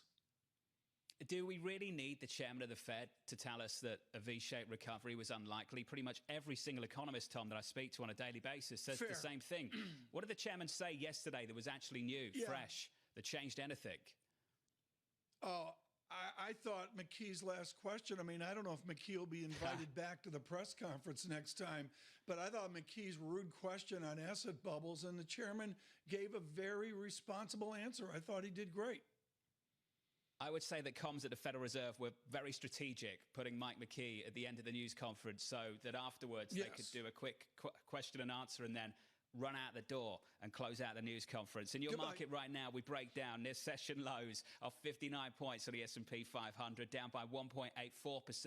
Coming up a little bit later, Afsane Beshelos on this market as we start to break down just a little bit this Thursday morning. From New York, this is Bloomberg. With the First Word News, I'm Rishka Gupta. A second wave of coronavirus cases is emerging in the US. Texas reported its highest one-day total since the pandemic emerged, and a month into its reopening, Florida reported 8,500 new cases. That's the most of any 7-day period. Still, experts say that surges cannot be linked directly to reopenings. A powerful message from Federal Reserve Chairman Jerome Powell. He says the central bank will keep pumping stimulus into the economy until the labor market has healed from the coronavirus pandemic. Powell told reporters the Fed's not even thinking about raising interest rates. Policymakers kept the key rate near zero. Almost all officials forecast keeping it there through 2022. President Trump's slipping polls may make it more difficult for the Republicans to keep control of the Senate. The coronavirus crisis and the mass protests against police brutality have hurt the president's popularity. The question is whether it will bring down Republican incumbents with him. The president met with Senate Majority Leader Mitch McConnell yesterday. Bloomberg learned the two discussed the Senate races. And the European Union reportedly will file antitrust charges against Amazon. According to Dow Jones, the case has to do with the way the world's largest online retailer treats third-party sellers. It would be the latest step in the EU's almost 2-year investigation. Global news 24 hours a day on air and on Quick Take by Bloomberg, powered by more than 2,700 journalists and analysts in more than 120 countries. I'm Ritika Gupta. This is Bloomberg.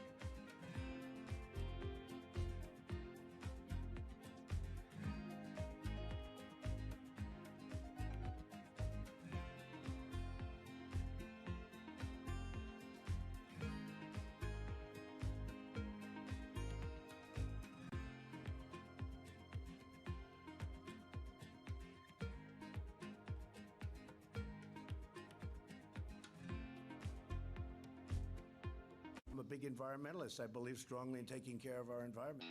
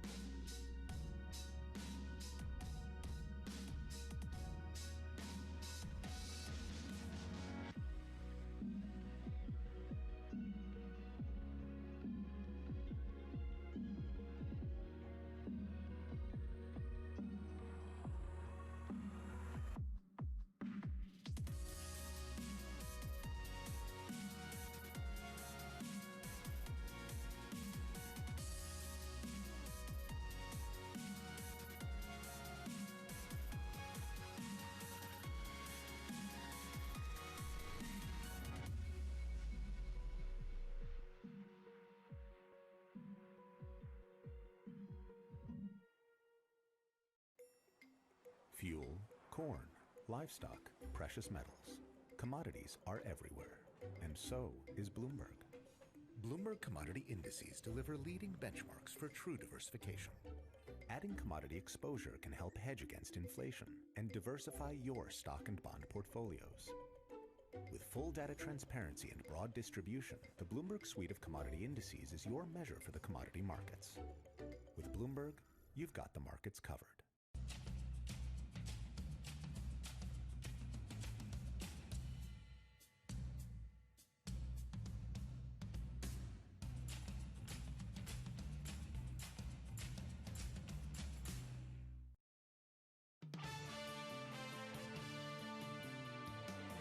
Thinking about raising rates. We're not even thinking about raising rates. So what we're thinking about is providing support for this economy. We do think this is going to take some time. I think most forecasters believe that. Fed Chair Jay Powell, we're not thinking about raising interest rates. We're not even thinking about raising interest rates. That is a line you will hear repeatedly for months and maybe even years to come. Alongside Tom Keene, I'm Jonathan Ferro, together with Lisa Brammitz. This is Bloomberg Surveillance Live on Bloomberg TV and radio, getting you set up in shape for the market action for the day ahead. The Open, 2 hours and around about 12 minutes away, with equity futures session lows down 2% and change on the S&P 500, negative 67 points. The outperformance over the last few days through the week, it comes from tech, the Nasdaq against the small caps, which underperform now, going against the grain of the last several weeks. In the bond market, Treasuries bid yields lower. We are down about 20 basis points on a 10-year on the week so far. Treasuries have been really firm through this week. The curve is flatter. Your 10-year just south of 70 basis points. And in foreign exchange, the story is dollar weakness through much of the last several weeks. And for a fourth straight week, we get a little bit more dollar weakness once again. For the euro on today's session, though, the euro just slightly negative. The dollar coming back here with a little bit of strength, Tom Keene, on the session. Yeah, dollar came back. It dropped like a rock off the grimness that we heard from Chairman Powell yesterday, and there's some noise there, John. But I'll tell you, I would watch EM currency as well with the pandemic statistics. I don't know if they're correlated, but I'm really watching Mexican peso to see if that unravels. Right now on the equity markets, Gina Martin Adams runs equities for Bloomberg Intelligence, and she's been phenomenal about saying you have to be in the market even with all these collective walls of worry. We're thrilled we could get an update after the chairman spoke. Gina Martin Adams, translate the chairman's tone into actions to be taken in the equity market. What is your to-do list of study now after you heard from Chairman Powell? So our view is it's all about whether or not the rotation into value stocks can sustain in an environment of zero interest rate policy for the next couple of years. And I think you really have to question that especially considering how much of the value recovery was driven by financial stocks. Yeah, I think, frankly, as of 2 weeks ago, we started to see that the value stock recovery was getting a little ahead of its skis in a number of ways. Financials is a significant component of that. And if interest rates are going to be held lower for longer, but you don't get a rise in the long end of the curve, which is really the question that started to bubble up to the surface over the last couple of days, then it's really tough for financials to make any money. At the same time, I think that the Fed chairman threw a little bit of cold water. As a matter of fact, the entire committee threw a bit of cold water on the idea that we were going to get some sort of normalized economic growth anytime soon. And that certainly took the wind out of the sails of the equity market, which, frankly, as of Monday's close, was already trading at momentum peaks. It suggested we were due for some form of consolidation. Gina, you came out with a pretty bold prediction showing that based on the earnings growth that we're seeing and some of the initial data coming out of companies showing better than expected growth, that likely the S&P would see new highs and would continue rising through the end of the year, perhaps in a choppy fashion. Given the resurgence in virus cases that we're seeing in the likes of Texas and Arizona, does that make you question any of these projections as being too optimistic? Yeah, I mean, just for the record, our official fair value for the S&P 500 is 3,300, so it's still actually below former peaks. But what we said in that report is, look, we're already starting to see estimate revisions stabilize, and if you do see estimates start to revert higher and even normalize to half the pace of economic recovery, you could get to 3,300, still below former peaks. However, if you get to estimate revision that takes us closer to the average pace of an economic recovery, then that would imply, given this extremely accommodative interest rate policy and a Fed that is clearly committed to inflating at all costs, that would imply that you do eventually reach levels that are beyond former peak levels. But, just to clarify, we do need to see an improvement in estimate revision. It's something we're on the lookout for. It's something that I think will start to emerge. But we'll have to watch the data and follow the data for the extent of and the duration and durability of that estimate revision improvement before we get too excited about new peaks coming for the equity market. Gina, can you walk us through the pockets of the market where you expect to see those positive upside revisions to earnings estimates? Yeah, so you should see it actually across the board. I mean, what we're seeing right now is very, very negative expectations reflected in the earnings forecasts from analysts. What you're seeing actually is every sector in the S&P 500 expected to produce negative EPS growth all the way through the third quarter. Even in the fourth quarter, it's really just a matter of healthcare, defensive sectors, and maybe a little bit of growth coming from technology. I think you should start to see the cyclically oriented sectors. In particular, you should start to see some of the consumer and energy stocks produce much better estimate revision going into 2021 if we are going to see a more sustained economic recovery emerge. For now, we're just, stabilizing. Will we start to see an improvement in the outlook is a huge question mark. A lot of this is going to have to come from top line. The expectations are already that you will see a bit of margin recovery start to emerge. In order to really get bottom line growth to accelerate, you've got to start to see top line forecasts improve, which really does mean it is dependent upon the economic outlook. It's no longer about companies cutting costs. They've done that to a large degree. Some companies have even had to spend more to right-size operations for this unique recession experience. So it's not necessarily about cost-cutting and operational management. It really is now about that top-line growth starting to emerge as we dig our way out of this recession experience. Gina, fantastic to catch up with you once again this week, twice in a week. We enjoy that. Gina Martin-Adams of Bloomberg Intelligence, our chief equity strategist here in the United States. In this market, equity futures near session lows. Amazon down around about 2% in the pre-market. Lisa, just a little bit of news around the story in Europe.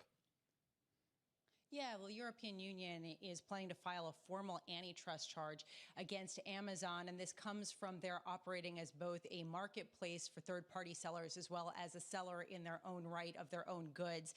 We'll find out more over the perhaps next week or week after when the charges are expected to be filed. To me, I find it interesting, John, that there is any reaction in the shares at all, because typically there is a muted response when we get these kinds of claims, but Europe has been particularly aggressive on this front and has been known to follow through. Down 2%. from all-time highs. I don't know how excited we should get about this story just yet, but certainly something to keep an eye on. For equity futures, we are still near session lows, down 63. We're off by 2 percentage points on the S&P 500. Tom, we're breaking down, sentiment breaking down over the last couple of days, and I think what the next couple of days will try and establish whether this is just a cyclical rotation taking a pause or whether there is very real concern about an increase in infections across several states in America and what it means for this economy. We're addicted to up every day. I mean, my major question, John, is should I go to cash right now? Wait, I'm already in cash. Still in cash. Still in cash. I think everyone's quite familiar with your cash position now, today. Tom. Can you tell us when you're not in cash? That might be useful. Just as a contraindicator, just for people out there. In my youth. In the 20s. From New York. Alongside Tom Keene, I'm Jonathan Ferro, together with Lisa Abramowitz. This is Bloomberg Surveillance Live on Bloomberg TV and Bloomberg Radio, with equity futures down 2%. This is Bloomberg.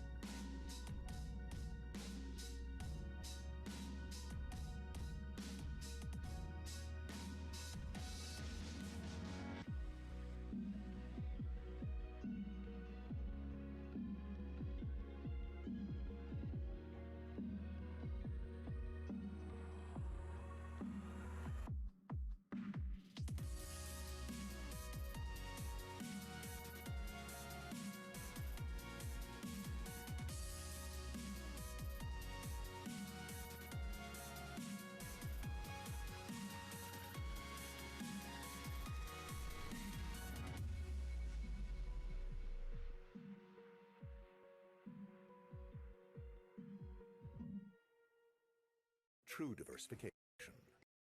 That's what adding commodities exposure to your stock and bond portfolio can help provide. The Bloomberg Commodity Index is the standard for commodity market exposure. 23 traded commodities are represented: agriculture, livestock, metals, and energy. The Bloomberg Commodity Index is the benchmark most widely used by investment professionals globally. Track your commodity investments with a proven financial information partner. The Bloomberg Commodity Index. True diversification.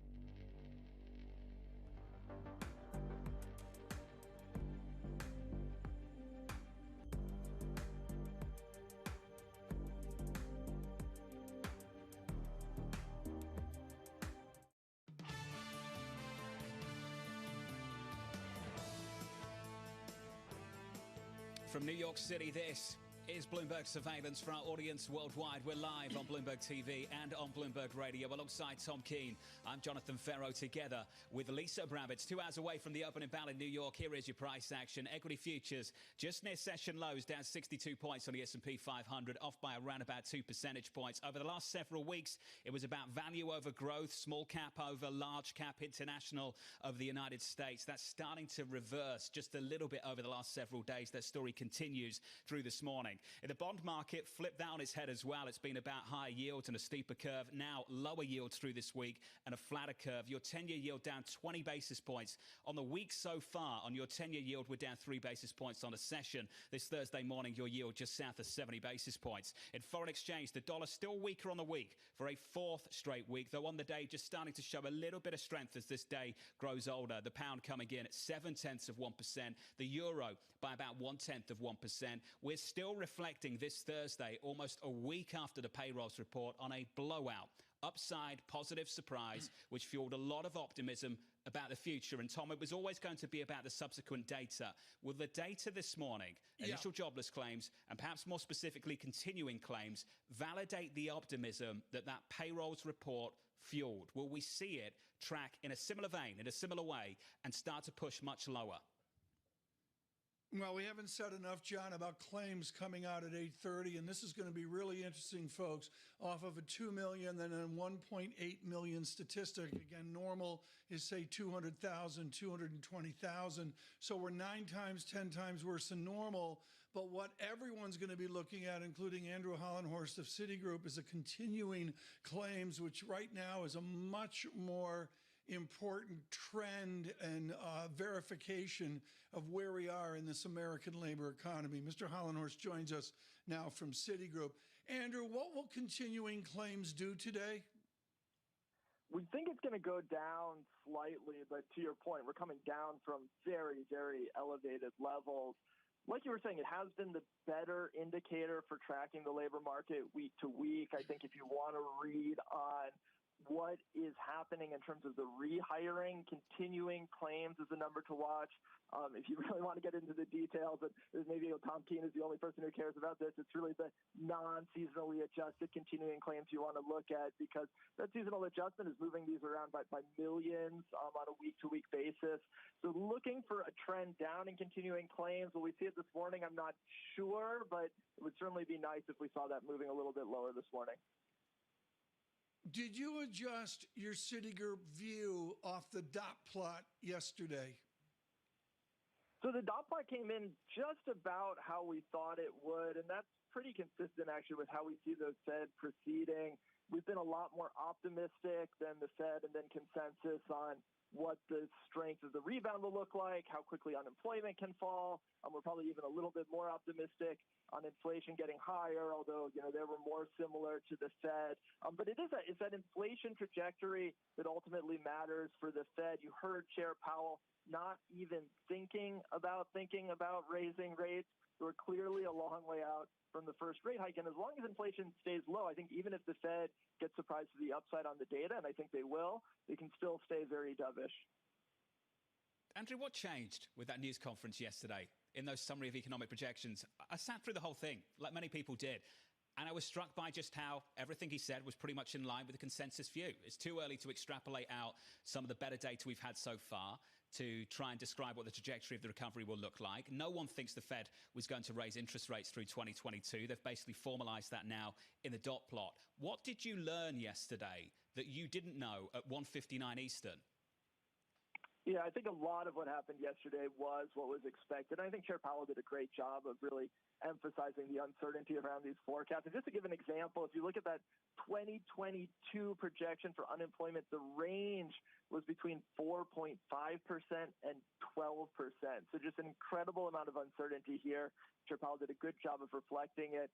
What we did learn was that this is a Fed that is going to continue to be dovish and supportive of the economy, no matter what happens in terms of concerns about financial stability in the near term. I don't want to say that financial stability is not going to matter to the Fed at any point, but right now, clearly focused on supporting the economy. I think we knew that, but maybe we know that a little bit more. And we saw that with their asset purchases. And, I do think the Treasury yield's moving lower as part of just the risk-off move this morning. But at least what happened yesterday was the Fed committing to continue to purchase at the current rate. We had seen them tapering those.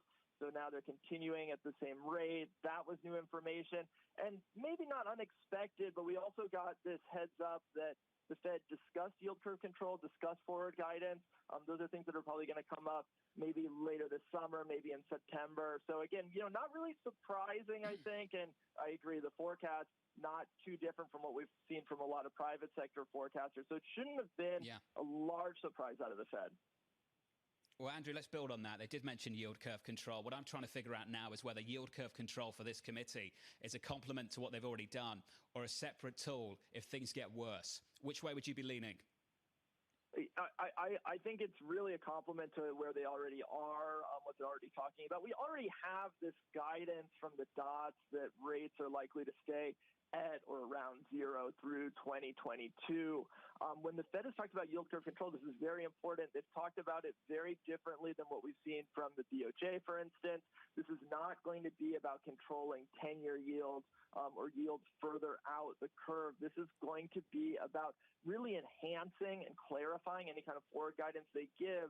So what I would expect is in September we get some kind of guidance that rates are not going to move higher until we have unemployment below a threshold, until we have inflation that's at or above 2%. And then I think they'll just kind of loosely say front-end rates should be consistent with that implied policy path. So it's not a specific yield cap. It's something that's more operative in the front end of the curve than the back end of the curve. So I think that yield curve control is coming, but coming in a very different way than we've seen it elsewhere in the world. We're speaking with Andrew Hollenhorst, Citi Chief U.S. Economist. And I'm trying to understand, Andrew, with the unemployment picture, are we entering that second wave of unemployment where the first workers who were laid off were the lower wage ones who had more customer focusing jobs? Now we're going to start seeing the management roles being laid off, and we're seeing some anecdotal evidence of that. What are you looking for signs of how deep that will be? Right. So a couple of things. I think in the near term, we can continue to watch the claims numbers. And that is quite interesting when you see continuing claims that we think may be coming down, but initial claims that are staying very elevated, really numbers that we've never seen before. And that indicates that there's just a lot of churn going on in the sense that, yes, there's some rehiring going on, but there's also continued layoffs that are going on. That the net number, I think, is positive in terms of more people are being hired now than are being laid off. But what we're looking for then is in the next jobs report, when you look at the industry composition of those jobs, you see, for instance, a lot of jobs coming back at restaurants. And we think we'll see that. We think we'll still be well below where we were before the COVID disruption, but we will be coming back. Maybe in other industries, though, like you were saying, maybe management jobs, maybe services that support those functions, you may see some continued job loss in those areas. Andrew, I got to go back to what you just said about yield curve control. I don't buy it for a minute. That thud you just heard, folks, was John B. Taylor out at Stanford falling out of his bed listening in the early morning to this conversation. Andrew, look, it's rules and discretion. We've clearly abandoned rules, and we have a new form of discretion. And with immense respect for Catherine Mann and her shop, there's no way you can be discreet about jawboning yield curve control.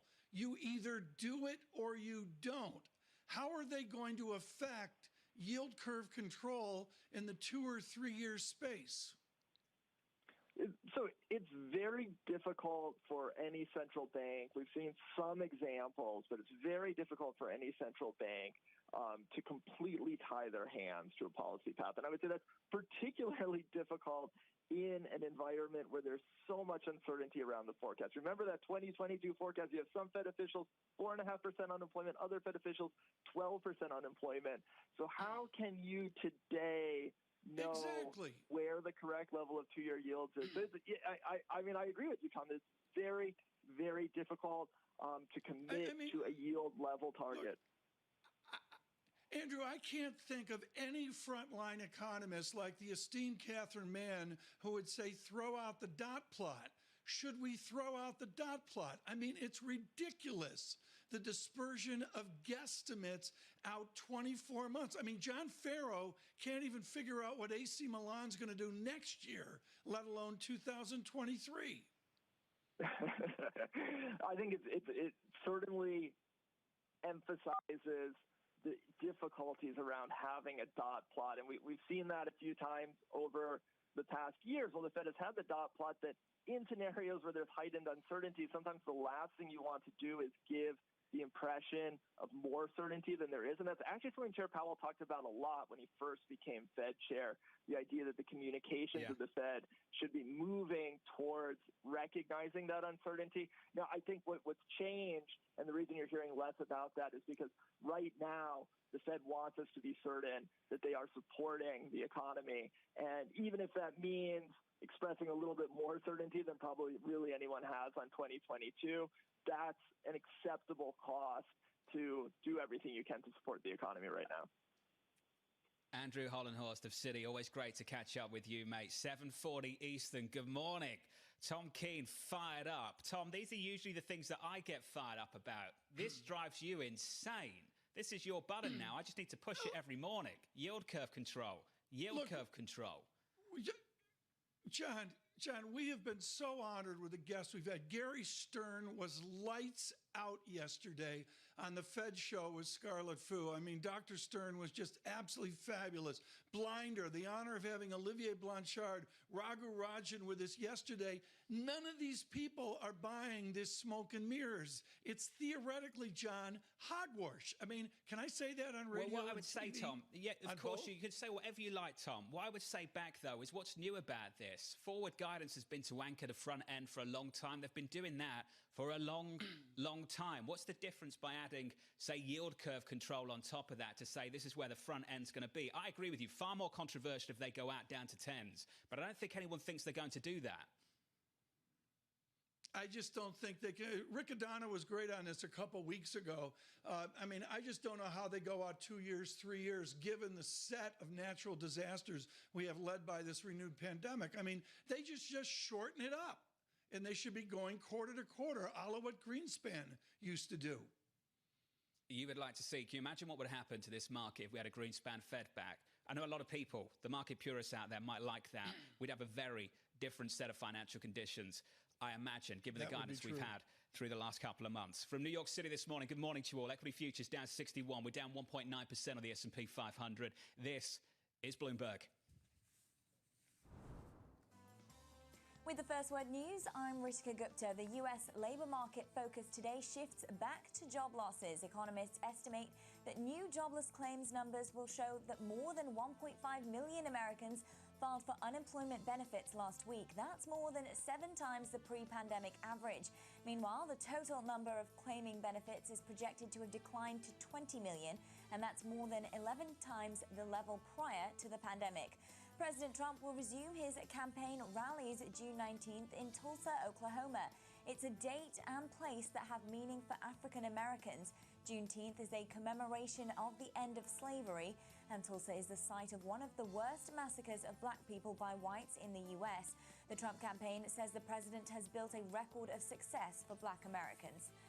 President Trump will keep the names of Confederate leaders on some of the biggest military bases in the U.S. That puts an end to Pentagon deliberations over ending tributes to treasonous soldiers. The namesakes of Fort Hood, Fort Bragg, and other facilities were rebel generals. Global news 24 hours a day on air and on Quick Take by Bloomberg, powered by more than 2,700 journalists and analysts in more than 120 countries. I'm Ritika Gupta. This is Bloomberg.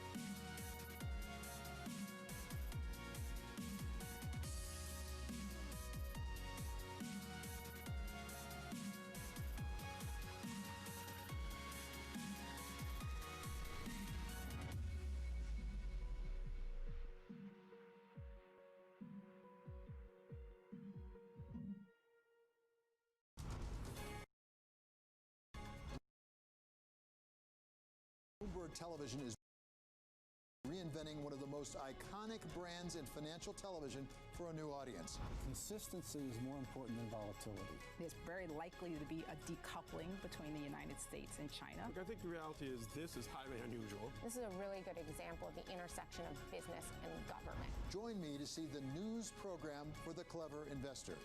This is Bloomberg.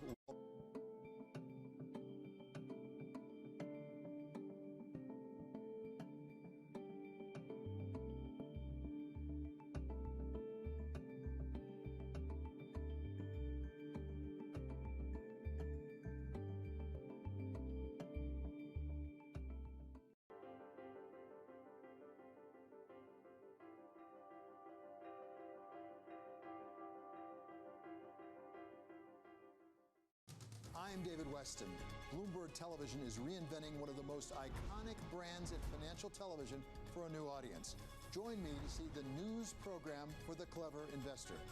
This is Bloomberg Wall Street Week.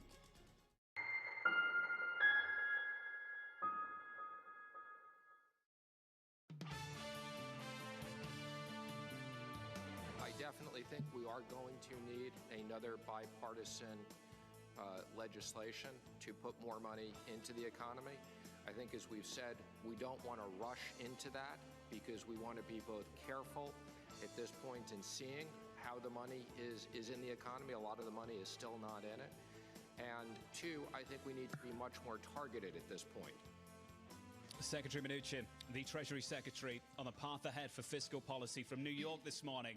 Good morning to you all. Alongside Tom Keene, I'm Jonathan Ferro, together with Lisa Abramowitz, getting you in shape for the opening bow this Thursday morning. 1 hour and around about 42 minutes away from that cash open, with equity futures at session lows down 64 points on the S&P 500. We are negative around about 2 percentage points. In the bond market, the shape of things as follows for you for Treasuries. Your 10-year yield coming in around about 3 basis points at the moment. On a 10-year, 0.7% if we round things out, but down 20 basis points in the market on the week so far. In foreign exchange, a dollar weakness replaced by dollar strength in G10, with the euro coming in 1/10 of 1%, and cable down around about 0.6 of 1%. And to round things out in the commodity market, let's talk about what's happening with crude right now, with crude coming down by 4 percentage points to $37 and around about 93 cents. Tom Keene, that's the market. I want to reflect on Michael McKee's question from yesterday in the news conference. A remarkable exchange with Michael McKee and the Federal Reserve Chairman, Jay Powell. Mike asked a couple of things about financial stability and about inequality as well. It was a quick answer, and then he got out of there quickly, real fast. But I can tell you that was the question that a lot of people wanted to be heard asked in this news conference. And I was really disappointed that it came at the end, Tom, because I wanted to hear people follow up, push him more, because I do not believe that it is as binary as the Federal Reserve leaves us to believe. They can do more targeted things. It is not just about the blunt tool of interest rates. We've seen that with the credit programs they've launched over the last month or so. Yeah, there's no question about that. I would say that, importantly, John, to be fair to Chairman Powell, who I think gets better and better, folks, at these press conferences. Remember, I'm forced to listen to every word of it because I'm on air with Scarlet Fu. And he is getting better and better at them. He had 2 Allegicus statements within the conference on the pandemic. And, John, I believe near the end, on the challenges this nation faces in protest. But with that, I thought Michael McKee ended the press conference with a discussion of asset inflation and then really addressing the inequalities, which were very extraordinary. As John and Lisa have mentioned, there is a change in the air, and it's not funny. There has been good news on the pandemic over the last number of days. A trend improved, and that is abruptly reversed in the last 2 or 3 days as the pandemic spreads across this nation and spreads out of control in so many developing economies. Howard Koh is a doctor. He is a physician out of Yale University. And yes, he had public service with Barack Obama in the Department of Health. But far more, and the people of the Boston community know this, he has been a true star of medicine in a very medical community. How much so? He's done the rarest of rare things in medicine. He's thrown out the first pitch at Fenway Park. and we're thrilled that Dr. Ko could join us this morning on the pandemic. Dr. Ko, you are so esteemed in dermatology, in oncology, a broad set of internal medicine. Do you buy the idea of a second wave, or is it just a spread of the first wave of this virus? Well, on March 13th, the president declared a national emergency for our country.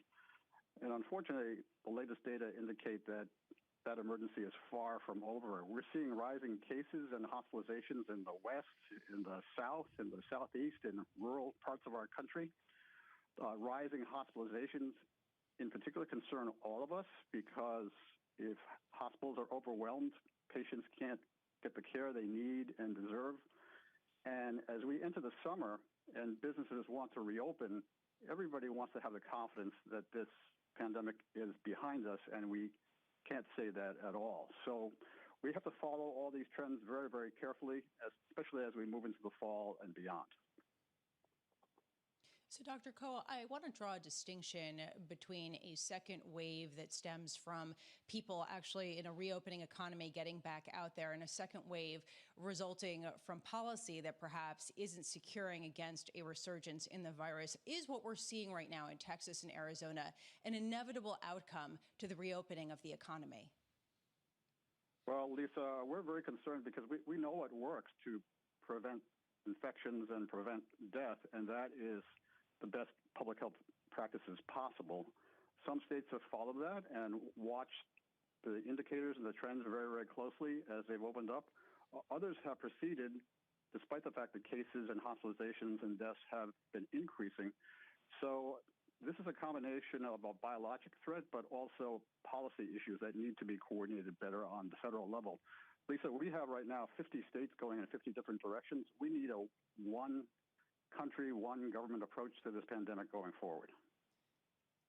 Dr. Ko, a lot of people saying there is little appetite to review some of these shutdowns that we saw throughout the nation going forward just because of the economic hit. What other policy tools do you see being effective that could potentially reduce the number of cases and the potential for a serious second wave going forward without shutting down the economy again? So we have to track the trends very closely. That's the number one message here. We have to watch those cases, hospitalizations, deaths. We have to target our efforts to high-risk communities. We know, for example, the communities of color have taken a real disproportionate burden of the death and suffering to date.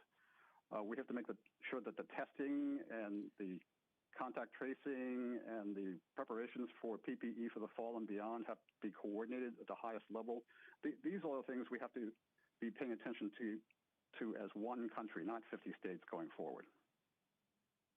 Howard Cohen, Harvard professor. Doctor, fantastic to catch up with you this morning, sir. Thank you very much for your input as we get you in shape for the market open this Thursday morning. Good morning to you all. Alongside Tom Keene, I'm Jonathan Ferro, together with Lisa Brammitz. This is Bloomberg Surveillance live on Bloomberg TV and radio. Session lows in the equity market, Tom Keene. S&P 500 futures down 69, call it 70 points now. We're down by 2.2%. Yeah, to be clear, for those waking up across this nation, we've been grinding away lower steadily through the morning. John, I'd also watch maybe the vanilla curve 210 spread just to see if that gives way and flattens further. Yields down, curve flatter. That's the story right now. Let's whip through the price action for you, starting with the bond market, with your Treasury market nicely bid. Yields lower, not just on the day, but lower, much lower on the week as well, down around about 20 basis points on a week so far. This Thursday, we're down another 3. We chip 5 basis points off the 30-year yield, 146 on 30s, on 10s, around about 70 basis points. And in foreign exchange, here's the story for you. The dollar makes a little bit of a comeback, chipping away at the pound. Cable coming down by 0.7%. From New York, up next, much more as the wave of infection starts to increase and confidence breaks down just a little bit after a huge cyclical rally of the last several weeks. From New York this morning, good morning. This is Bloomberg Surveillance.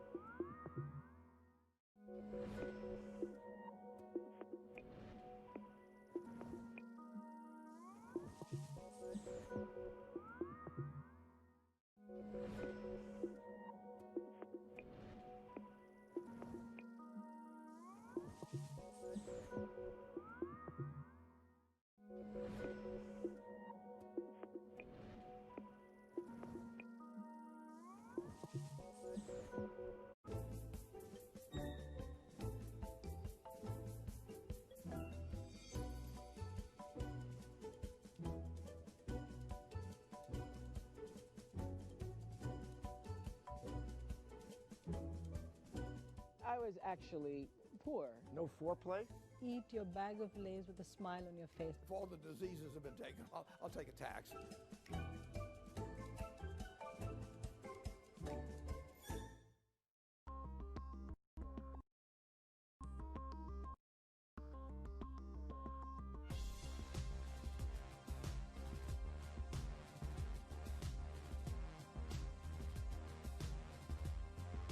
This is a market that over the past few weeks has made it clear it wants to go higher.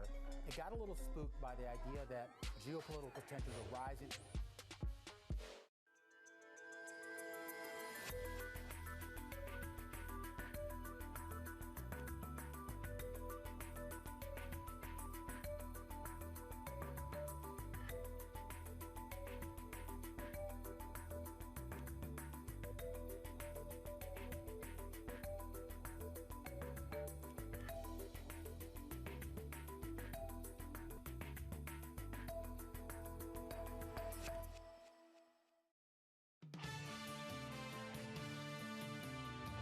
Trying to test the Fed to see how accommodative will they be, or are they okay with rates being higher? Central banks, they did what they had to do, which is they're not trying to make life nice for the government. If you look at what the pandemic has done, it has exacerbated every division we had. The choice between lives and livelihoods is a false dilemma. The health and the economy go hand in hand.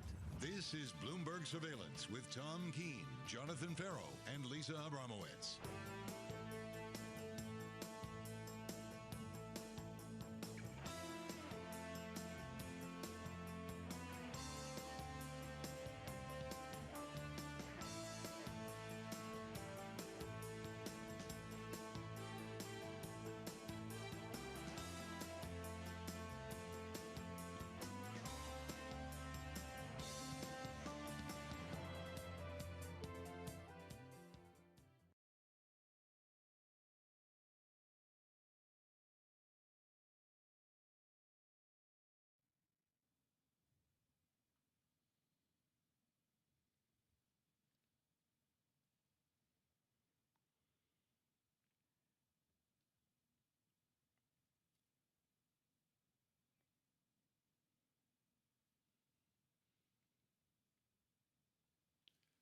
Good morning, everyone. Bloomberg Surveillance. We welcome all of you worldwide on Bloomberg Radio, on Bloomberg Television. Some technical difficulties there, which usually start with Tom Keene, because I am the one most remote today, up still at my home here on near the Mount Sinai complex. It's been a most extraordinary morning. Let me give you a sense of the news flow right now before we get to our good conversation this morning. And with that, is certainly decidedly new and more grim news on the pandemic. This has been the sea change news this morning.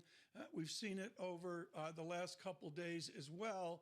And then, of course, in the markets, as Jonathan Ferro has mentioned, a real deterioration in the tape over the last number of hours, all of this of the reality. And John, I think I could simplistically just say, because we have wiped away any sense of a V-shaped recovery. That ended somewhere in the vicinity of 2:40 p.m. yesterday, didn't it? Yeah, I think there was a little bit of exuberance over the last week, Tom, in this equity market. The cyclical reopening rotation fueling a lot of optimism, as did that huge upside surprise in the payrolls report this past Friday. But what I think you saw over the last couple of days were just some subtle hints that was starting to pause. to reflect on where we are. We have seen decent positive surprises on the economic side of this reopening. I think we're all waiting to see what we would see on the healthcare side. And over the last few days, we have not had encouraging signs from places like Arizona, Texas, Florida, and California as well. And I think we're all looking to see what happens in the coming days, Tom. There is a hope that we can handle this better now than we could handle it back in February, March. There is a hope that maybe we can control it in ways that we couldn't several months ago. But there is the reality there, Tom, on what this will mean for confidence, to business confidence, to consumer confidence, even if we continue to reopen these states, if this is what we have to grapple with simultaneously.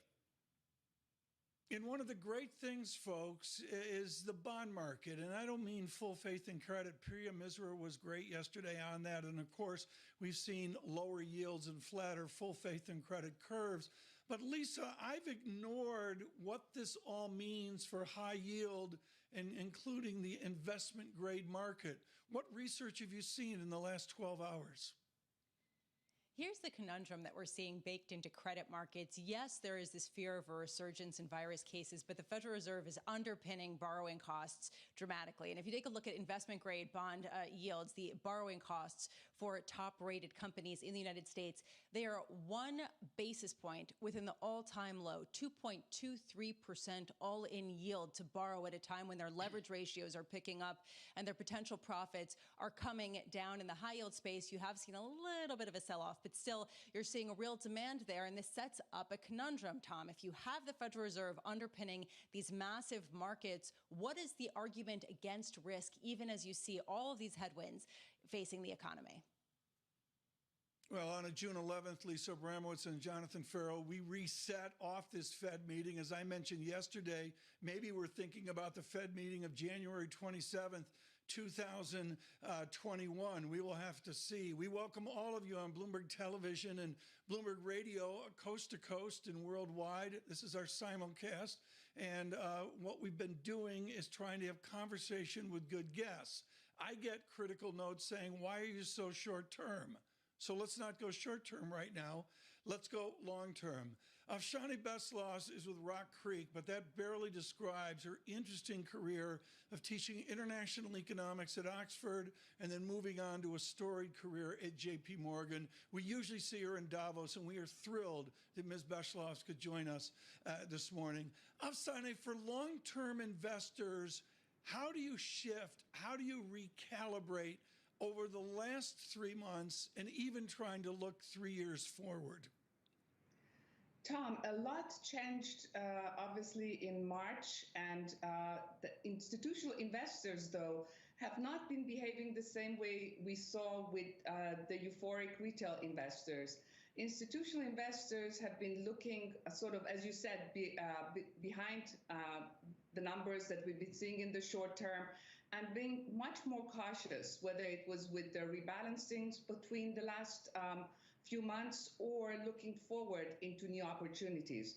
I think if you look at most portfolios, you'll see a little bit more cash still in institutional portfolios, but also looking potentially for some distressed opportunities and not jumping in those areas too fast.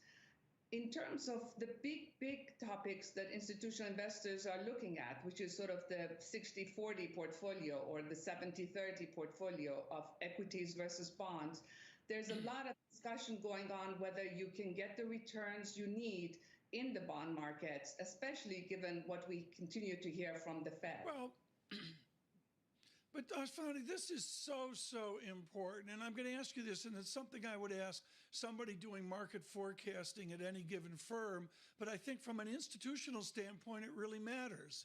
Is dividend growth the new yield? You know, dividend yield, obviously, some people are thinking of it as the new yield. I don't think that way myself. But also, I think the very big topic, Tom, that we need to be looking at is the way markets are looking at dividends and returns and earnings has been a little bit over the top over the last few weeks.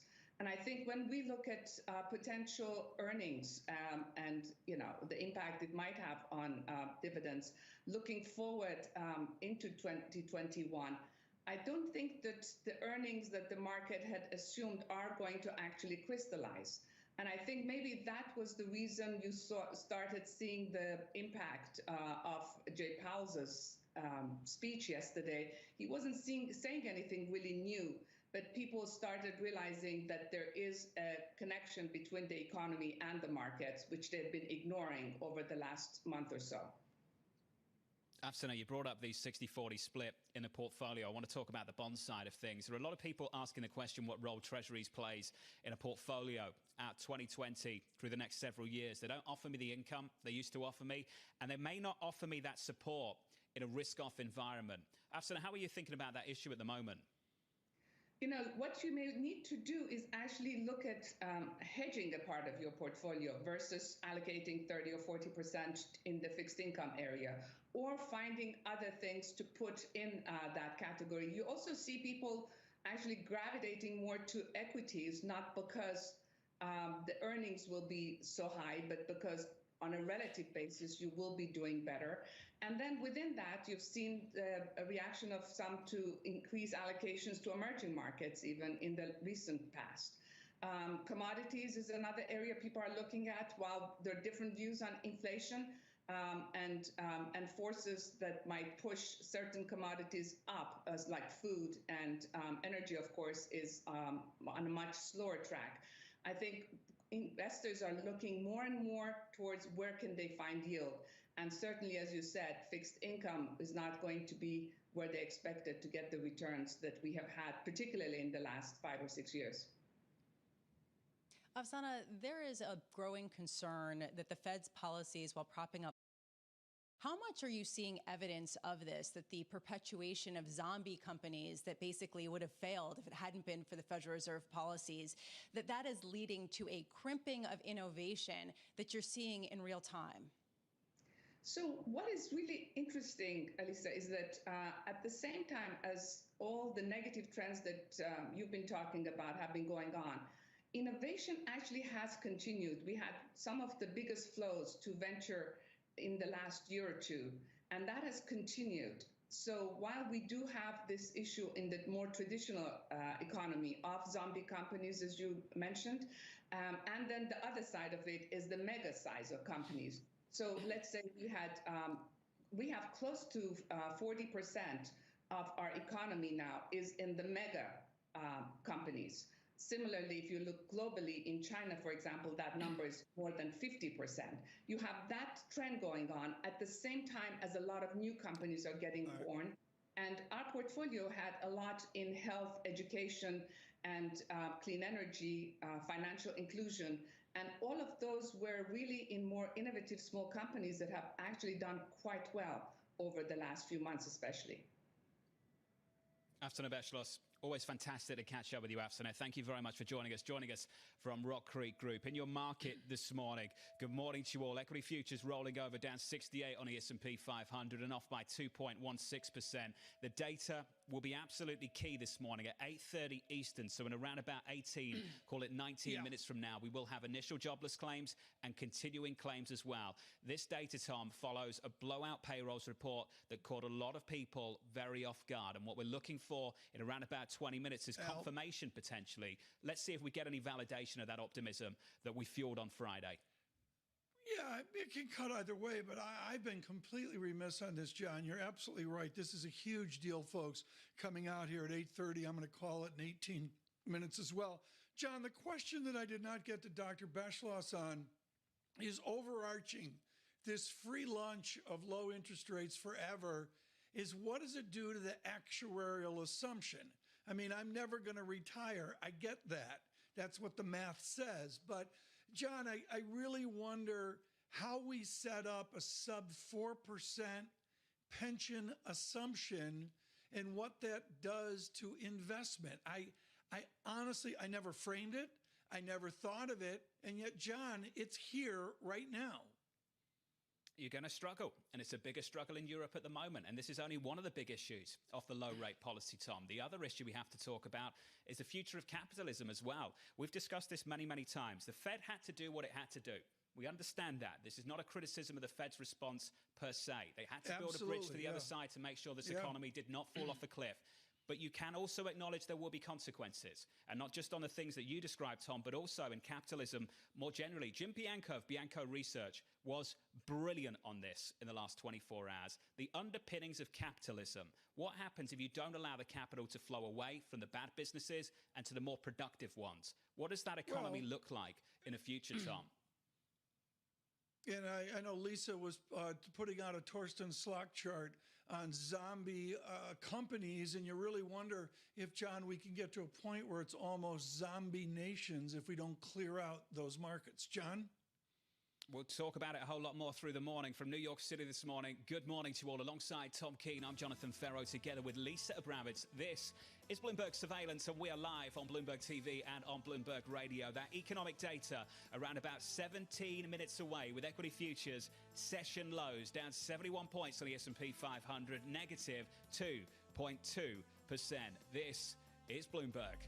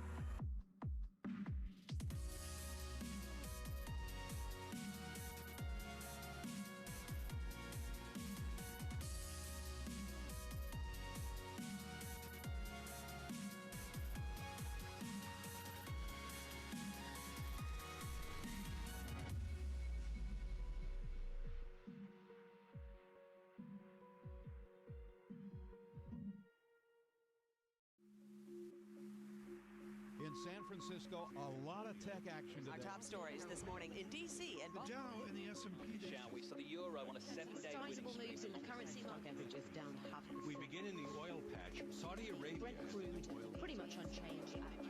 Welcome to Bloomberg, the first word Asia. The U.S. and Japan duke it out over exchange. China's slumping onshore bond market is great.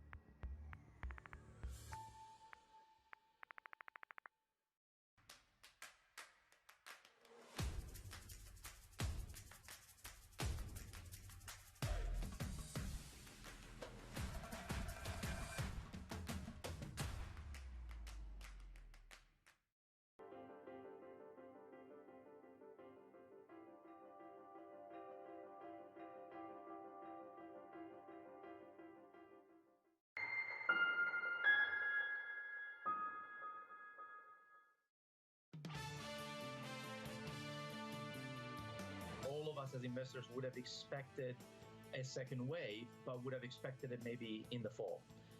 So this second wave starting, especially here in the US, so early on in the summer, is a bit counterintuitive and really a sign that reopening is a very delicate situation. Alessio De Longis of Invesco on another wave of infection slowly starting to build. The data is there. The stability that we had over the last several weeks relative to the chaos of the last several months just starting to break down a little bit. We are cautiously laser focused on that data over the next several days, and I'm sure for all of you, weeks, months, and let's hope it doesn't run into years as well. In this market right now, an hour and 10 minutes away from the opening bell from New York this morning, alongside Tom Keene, I'm Jonathan Ferro, together with Lisa Abramovitz. Good morning to you all. We're live on Bloomberg TV and radio. In your equity market, we break down session lows going into the cash open. We are negative 2.3% and off by 75 points. We had Alessio De Longis of Invesco on this program about an hour ago talking about the counterintuitive nature of some of the things he's seeing. Let me tell you, cross-asset in this market this morning, very intuitive. Risk aversion, equities lower, bonds bid, treasury yields lower, the curve flatter. 3 basis points lower on a 10-year to 0.7%. And to round things out for you, dollar strength against the bulk of G10, the strength in the FX market where you expect the strength to be, Tom, as this session grows older, a bit into the Swissy and to the Japanese yen as well. It'll be interesting to see how they play out, not only the opening, but coming off of what we're going to see, folks, in about 10 minutes, make it 11 minutes as well, the jobless claims. Right now, George Bory with us. He's with Wells Fargo, and he writes brilliant notes summarizing the what to do in the fixed income markets. George Bory, what do I do right now? I've got a small pot of money. I don't want to be in equities. I own enough Apple. I own enough Amazon, whatever, and I need coupon. Where is it? Tom, good morning. John, Lisa, it's great to be on the show. Thanks for having me. I mean, you ask one of the most important questions I think all investors face today, Tom, is sort of what do I do with my money? And, what people have done with their money in the last, call it couple of months is we've seen a massive rush into very secure money market and government-like securities, specifically in the fixed income markets. You've seen money market funds kind of grow by up to $2 trillion. It's truly a spectacular amount of money. Now, historically, that money will tend to stay in the front end of the curve while the economy starts to kind of shake itself out. And as we've seen today, we're seeing a bit of a risk adjustment as people take a little bit of a breather after a pretty spectacular run in most markets. And I think at this particular point in time, it is still a good idea to sort of incrementally move yourself out the risk spectrum. Yields are very low. Cash yields are zero effectively. And maintaining income is going to be an increasing challenge as we move forward. The Fed told us yesterday Fed funds are staying at zero, or very close to zero, through the end of 2022. That means the reach for yield for any saver, for any investor, is going to be pretty significant. And Tom, you and I've been on the show for many years. We've discussed this. This is not a new phenomenon. It's just something that is a reminder. It's going to be with us for a long period of time.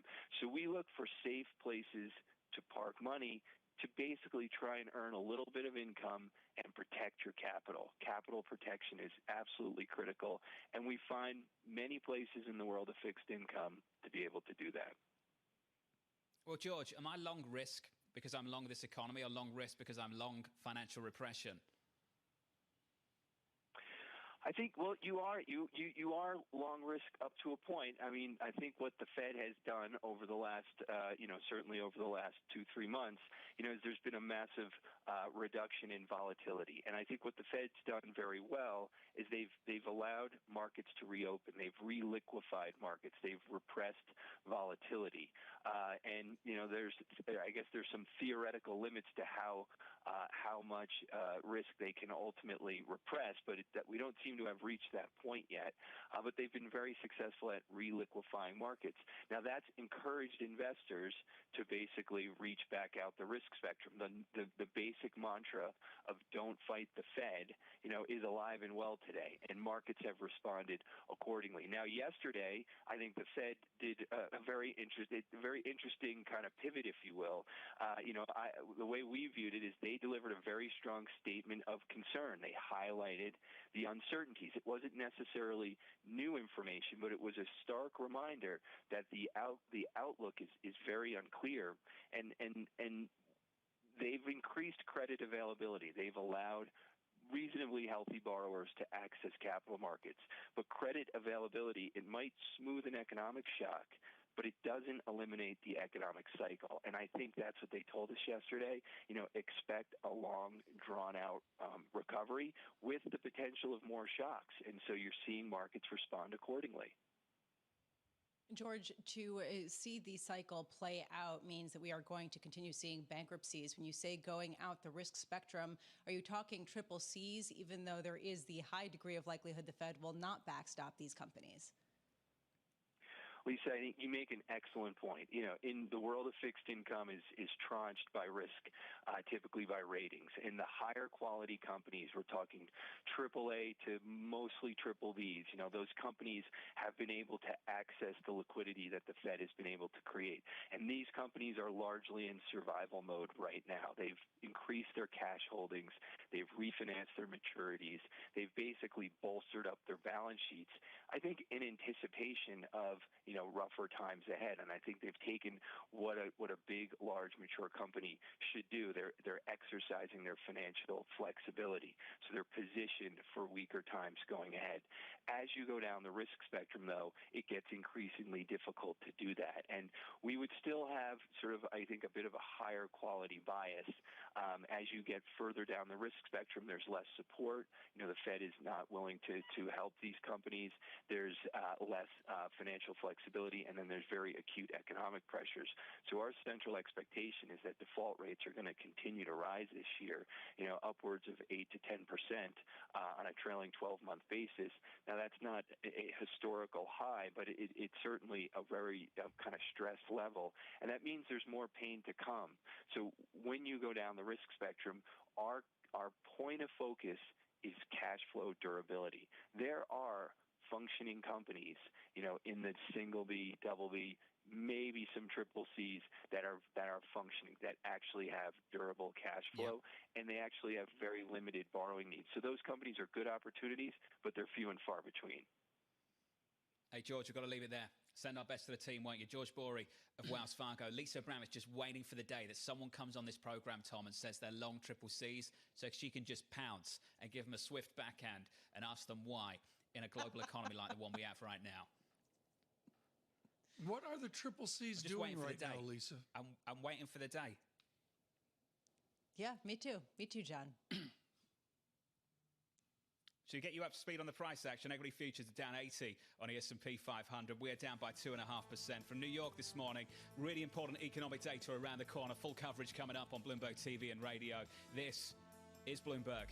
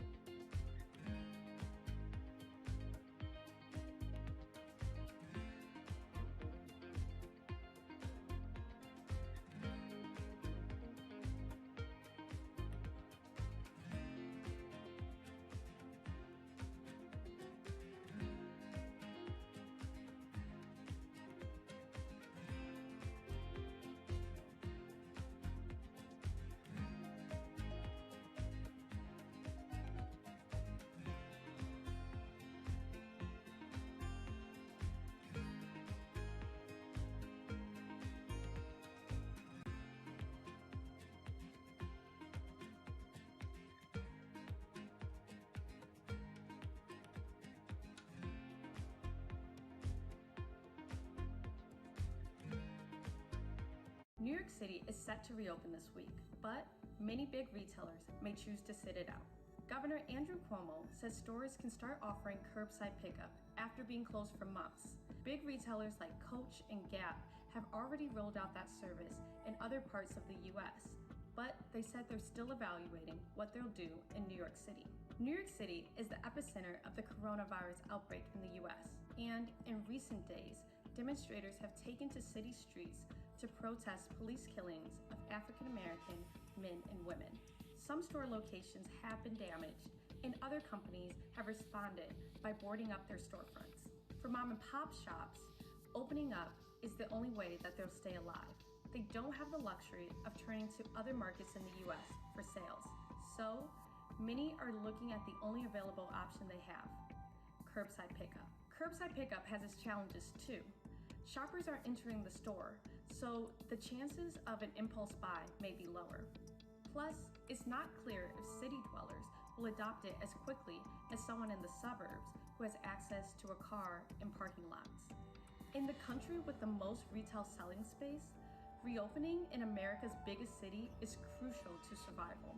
But in the age of the coronavirus, civil unrest, and economic uncertainty, considerations need to be made for what shoppers want from their store experience. Commodity investing is more than buying gold and oil. From coffee and corn to cattle and natural gas, many sectors drive the commodity markets. And the Bloomberg Commodity Index covers them all. With exposure across 23 traded commodities, Bloomberg is the standard for diversification in commodity markets. With full transparency, measure and monitor your investment performance against the benchmark used by commodity professionals globally. More than gold and oil. The Bloomberg Commodity.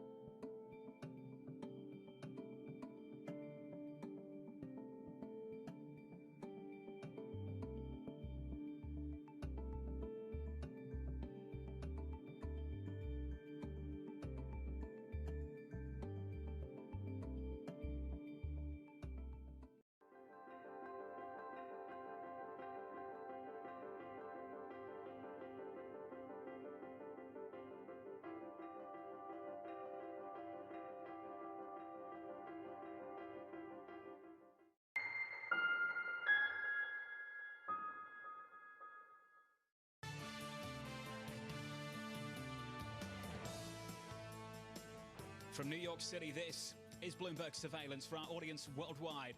We're live on Bloomberg TV and on Bloomberg Radio. Alongside Tom Keene, I'm Jonathan Ferro, together with Lisa Abramowitz with your jobs data here in America. Let's cross over to Mike McKee.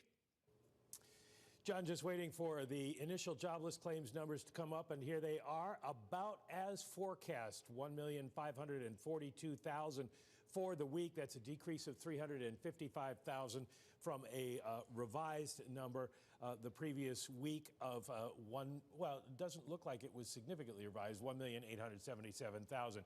The number that everybody, of course, wants to see is continuing claims, and today what we're looking at is 20,929,000, which is up slightly from the forecast, a little bit higher than the forecast. It's a decrease of 339,000 from the previous week's revised level, so continuing claims fall a little bit. The one part of that we aren't sure about is what role the pandemic unemployment assistance plays in that, the extra assistance that's going out to gig workers and to the self-employed, not included in the overall totals. That's 705,676 this week. That's down a little bit from last week's 796,000. This is for 2 weeks ago, and remember, continuing claims are 2 weeks ago as well. The number that really matters to Jay Powell and company, 29,504,000 in the week of May 23rd. That's the total number of people who are getting all kinds of benefits, so still an enormous number of people out of work. We also got the PPI. Interesting here, final demand PPI for the month of May comes up 0.4 on a month-over-month basis. If you go to the core rate, it's down 0.8%. Final demand down for the year-over-year by 0.8. So we're seeing a bit of disinflation on the headline numbers. The core up 0.3 on the year, showing no inflation pressures basically at all at the factory gate. John? Mike, equity futures down 2.5% now, near session lows going into the opening bell. The big question ahead of this data, does the data validate, and can we reconcile what we see this morning with the exuberance that the payrolls report from last week sparked? How do you reconcile the huge upside surprise that we got last Friday to the claims figures that you see on the screen this morning? Go back to what they teach you in Economics Reporter 101, 1 month doesn't make a trend, and Jay Powell was kind of firm on that yesterday. The Fed was surprised like everybody else last Friday, but they don't think it necessarily means that we're out of the woods and it's going to be a V-shaped recovery. They're expecting other data to show issues remain in the economy, particularly in the labor markets. And you look at their dispersion of forecasts chart from yesterday's materials, it's very, very wide. With all their PhDs and all their computing power, Fed officials don't really have a clue how fast this is going to get better either. Mike McKee, it's just simply too early. Mike, enjoy the reporting as always. Brilliant work. Thank you. Tom Keene, this is the issue off the back of the payrolls report. When you see any early surprises, there is always a risk that you extrapolate out that improvement too far too quickly. And through the next several weeks, including the data this morning, what we were looking for was to see whether the payrolls report of Friday was validated in any way with significant improvement elsewhere. We were looking to see that potentially in continuing claims. I think it's a stretch to say that we see that this morning. Yeah, I agree totally. It was just a stretch and it's not there. And of course, we'll go to next week's claims and on as well. But I would suggest, John, more than anything, we're all hung up here on the minutia of the data versus the blunt instrument, which is Fed policy, the blunt instrument, which is fiscal policy. And somehow I think we'll hear a little bit more about that in the coming 48 hours, certainly into the weekend. And also the blunt instrument, which is the calculation of our economic growth. Joining us now from an exceptionally strong Dartmouth economics, you know Douglas Irwin, of course, in trade, and a guest that we have often, David Blanchflower, on the labor economy and wages, is Andrew Levin, who has a truly distinguished career advising monetary authorities and, of course, is professor of economics at Dartmouth. Professor Levin, thank you so much for joining us today. I'm going to start with a simple media question. Jerome Powell isn't an economist, and he seems to be getting awfully good, awfully smooth at these press conferences. How is the non-economist doing? Well, I think it was a really great decision that he made when he started a little over a year ago, to have a press conference after every FOMC meeting. That was just a brilliant decision. Because the truth is, yesterday, the FOMC statement itself, there was no changes in two of the paragraphs. There was no reference in the FOMC statement to the employment report last Friday or any of the other recent data. So the committee is really relying on him now to be the spokesperson who comes out after the meeting to explain as clearly as possible what they're thinking, what are the open issues, where's the uncertainties. And I think he should be applauded for doing that. It's a very, very tough job. Professor, it's especially tough right now. We're clearly having a very difficult time getting our hands around unemployment rates, with Friday's much better than expected jobs report blowing away any expectations from economists. And then today, I really want to just sit on this for a second. The fact that continuing claims came in almost 1 million higher than was expected, at 20.9 million individuals receiving unemployment benefits in this nation. I'm trying to get a sense from you of whether there's any historical precedent and whether you have a sense underneath all of this data of what we're looking at in terms of the labor market destruction. Sure. I think it's terrible. It's devastating. We have multiple sources of data, and in this case, it's really helpful to have that. I often think of the economy as a little bit like a medical patient. We're in a very difficult situation right now, and the Fed is a team of physicians dealing with that situation. The more information that they can look at, the better, to make a good diagnosis and assess the risks and make contingency plans. It's really critical. So, for example, Census has started a new weekly survey. They call it the Census Household Pulse, trying to get a pulse on the households in the economy.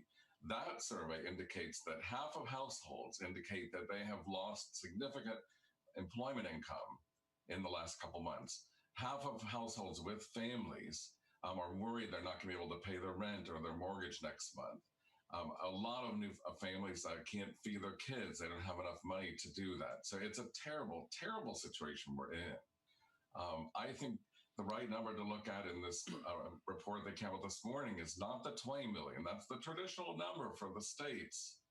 The right number is the 30 million, which is the total amount of unemployment insurance that people are eligible as unemployed to receive. I mean, that number did not improve. The latest we have is for May 23rd. That's a week after the survey that the BLS did for the employment report last Friday.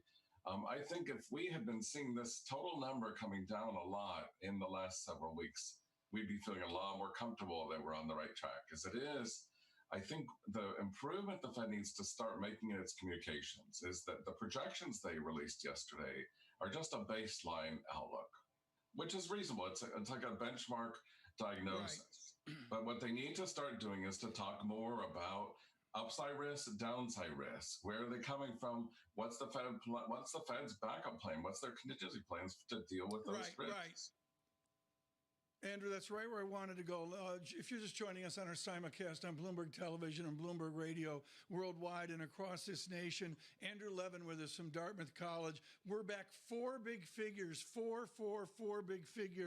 on the VIX, 31.94, SPX negative 83. That's 3,093 on SPX. And the Dow, we're not down to negative 1,000 points, but we were a negative 900 points moments ago, just under 26,000 on the Dow futures. I want to go right where you are, Andrew Levin, and this course comes off your Stanford PhD, which is it's the land of rule-based authority and the great work of the wonderful John Taylor. So I've got rules and I've got discretion, and then I've got make it up as we go. Now, clearly we're at make it up as we go. Reframe again the kind of language the Fed has to do to explain to the American public the rules of making it up as we go. Okay. I think the medical analogy is really helpful here because a mathematical rule is not going to serve the public well at this point. That works, reasonably well as a benchmark in normal times, but probably not right now. So what can the Fed do? Well, they talk about, here's our diagnosis, our benchmark diagnosis. Given what we know right now, here's what we think will be the appropriate policies. And by the way, that's not just the standard monetary policies, it's the emergency credit facilities the Fed's launched. But then what they need to do, and I think they can do it, Mickey Levy and Mike Boardman have just written a new paper. It's out as a Hoover paper. It'll be out on Monday as the NPR working paper. I think it's also out as a Cato working paper. It's all over the web now if you want to look for it. We show how the Federal Reserve could start producing a set of alternative scenarios and then start explaining what they would do. I think that would help a lot. I was a student of John Taylor. I admire very much the emphasis he and many others have made over the years. If the Federal Reserve wants to be effective in serving the public, promoting maximum employment price stability, it needs to be transparent and systematic. And so that's a critical part of its being effective in serving the public. Andrew Levin of Dartmouth. Andrew, fantastic to catch up with you this morning. Thanks for joining us. Looking at the market right now, Tom Keene, equities breaking down 82 points on the S&P 500. This morning was really important. Would the data validate the optimism that payrolls Friday fueled? We can look back at the data this morning in the last 10 minutes and we can say no. The economic improvement that people got excited by over the last week, will they continue to have that in the coming weeks? And on the healthcare side of things, Tom, that's the extra layer here, the breakdown, a more fragile pandemic backdrop in the last week or so relative to the stability of the last month. Yeah, and I don't negate, John, the pandemic update. I mean, this percolated, folks, over the weekend, barely in the zeitgeist. Monday, Tuesday, there it was yesterday. And John, with a vengeance, the pandemic shifts into our economics, our finance, and our investment. Much more still to come on this program, with equities breaking down, going into the cash open. This off the back of a huge rally over the last several weeks. In fact, the last 2 months, we break down just a little bit more. Equities off by 81, down 2.5% on the S&P 500. In the bond market, a shape of things as follows for you. In treasuries, yields come down 4 basis points to 0.68, approaching 1% last Friday. We come all the way back in again, down around about 20 basis points on the week so far. From New York, this is Bloomberg. With the First Word News, I'm Ritika Gupta. The U.S. labour market focus today shifts back to job losses. Economists estimate that new jobless claims numbers will show that more than 1.5 million Americans filed for unemployment benefits last week. That's more than 7 times the pre-pandemic average. Meanwhile, the total number claiming benefits is projected to have declined to 20 million, and that's even more than the 11 times the level prior to the pandemic. President Trump will resume his campaign rallies June 19th in Tulsa, Oklahoma. It's a date and place that have meaning for African Americans. Juneteenth is a commemoration of the end of slavery, and Tulsa is the site of one of the worst massacres of black people by whites in the U.S. The Trump campaign says the president has built a record of success for black Americans. President Trump will keep the names of Confederate leaders on some of the biggest military bases in the U.S. That puts an end to the Pentagon deliberations over ending tributes to treasonous soldiers. The namesakes of Fort Hood, Fort Bragg, and other facilities were rebel generals. London's Heathrow Airport has begun cutting frontline jobs. A recovery in passenger numbers was delayed by the start of a quarantine rule for incoming travellers. Heathrow will first seek voluntary departures after agreeing on a severance plan with unions. The airport had previously warned that the quarantine could lead to a third of its 7,000 jobs being cut. And Just Eat Takeaway is spending $7.3 billion to enter the US-based market. That's what the Amsterdam-based meal delivery service will pay to buy Grubhub in an all-stock deal. The deal sidelines Uber, which had been in talks with Grubhub for months. There were questions whether US regulators would approve such a deal. Global news 24 hours a day on air and on Quick Take by Bloomberg, powered by more than 2,700 journalists and analysts, more than 120 countries. I'm Ritika Gupta. This is Bloomberg.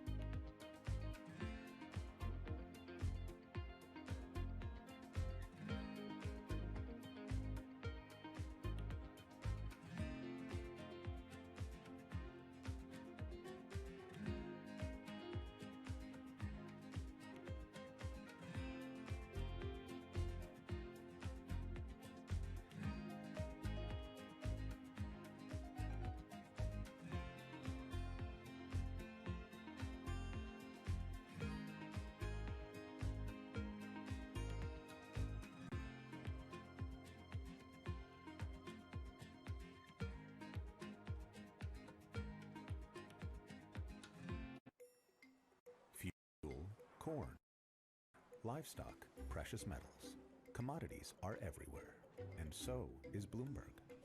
Bloomberg commodity indices deliver leading benchmarks for true diversification.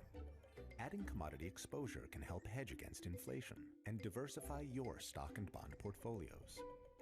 With full data transparency and broad distribution, the Bloomberg suite of commodity indices is your measure for the commodity markets. With Bloomberg, you've got the market.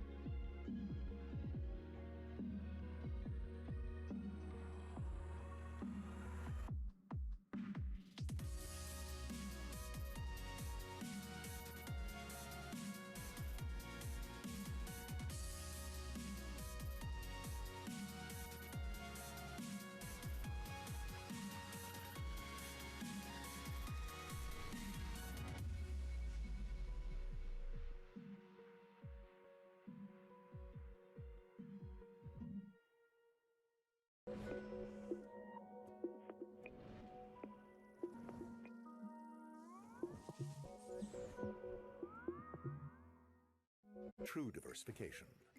That's what adding commodities exposure to your stock and bond portfolio can help provide. The Bloomberg Commodity Index is the standard for commodity market exposure. 23 traded commodities are represented: agriculture, livestock, metals, and energy. The Bloomberg Commodity Index is the benchmark most widely used by investment professionals globally. Track your commodity investments with a proven financial information partner. The Bloomberg Commodity Index. True diversification.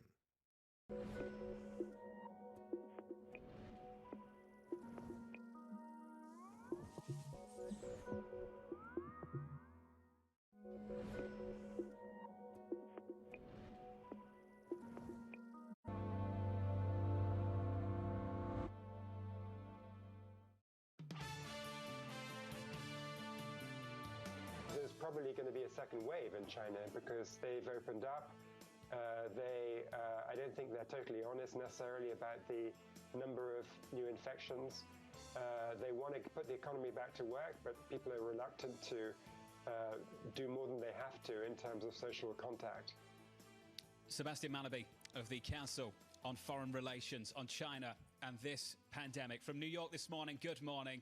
Your price action shaping up as follows this Thursday morning. Equity futures session lows down 2.6% and negative 83 points. Live on Bloomberg TV and on Bloomberg Radio, this is Bloomberg Surveillance alongside Tom Keene. I'm Jonathan Ferro together with Lisa Abramowitz. Tom, I'll be stepping away in just a moment. I'll be catching up a little bit later with Laurie Calvasina of RBC on this equity market as that value reopen rotation breaks down in the last couple of days.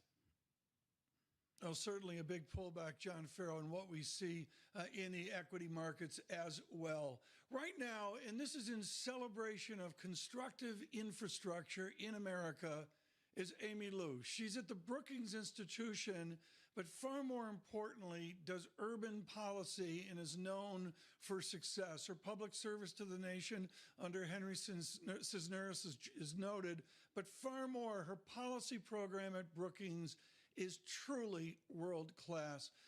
Amy Liu, thank you so much for joining us.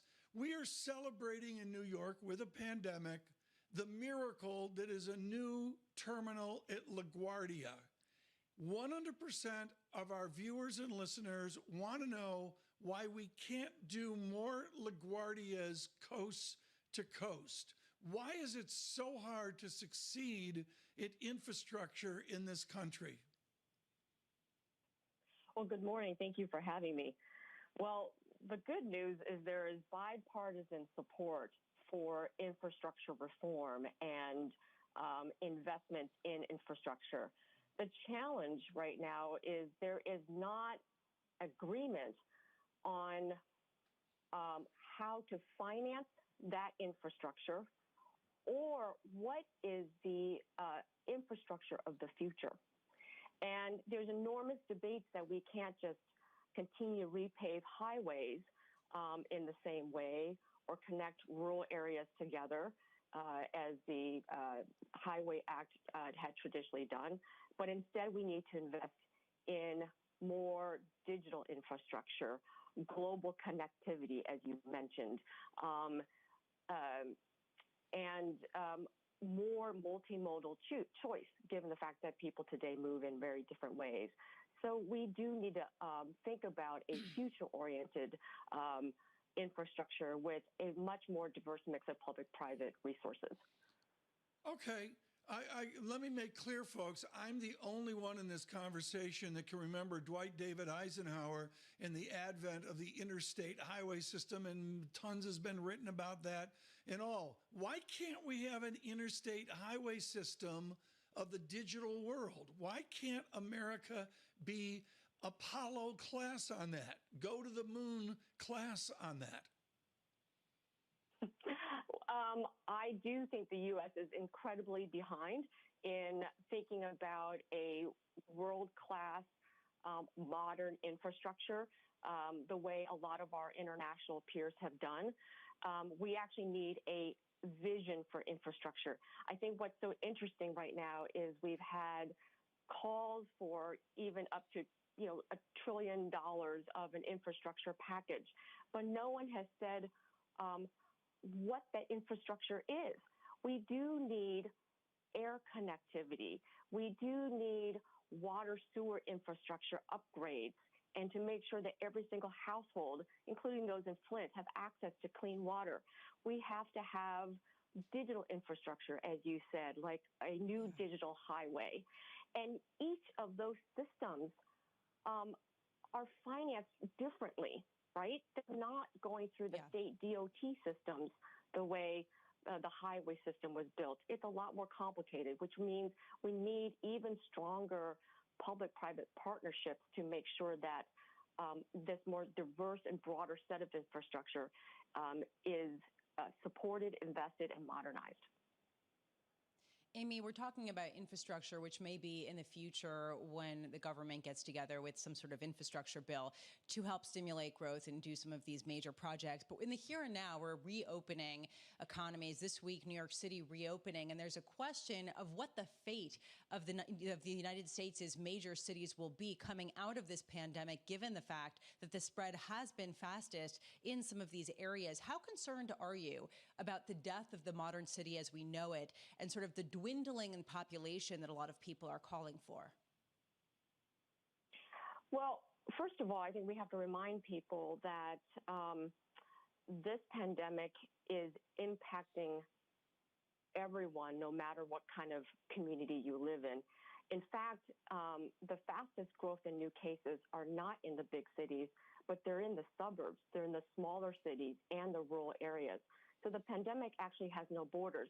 So when I hear questions about what is the future of the city in a post-COVID world, there's an assumption that density puts you at high risk. Yet the reality is that the risk of infection is true no matter where you live. And in the long run, what we've seen is that cities have continued to rise over the centuries. And the knowledge economy, the global economy continues to reward places with a high density of talent, of amenities, top-tier research in universities, global airports, and other innovative firms. So I don't see that changing, but only accelerating in the years to come.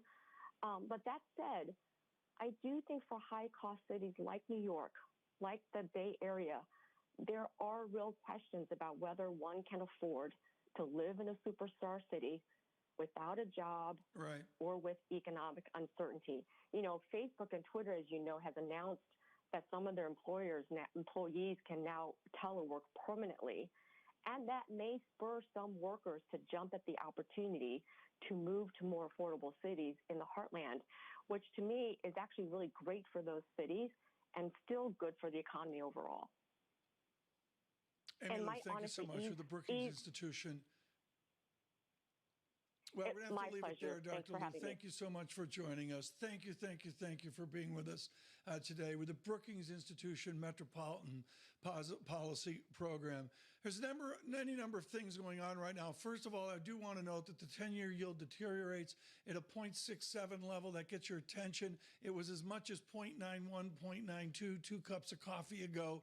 We've seen a real yield compression here with flatter yield curve. I'm watching the 2-year very carefully. That is not given way. In the equity markets, futures negative 82, Dow futures were over negative 900, right now negative 885. And really most germane to the markets right now, the VIX up 4.5 points. If you don't understand that, that's a huge VIX move, 32.08 on the VIX, and that'll be a careful monitoring this morning as well. The president just out now tweeting on the protesters. I'm sure that'll be a theme for David Weston as he speaks to the Speaker of the House at noon. This is Bloomberg. Good morning.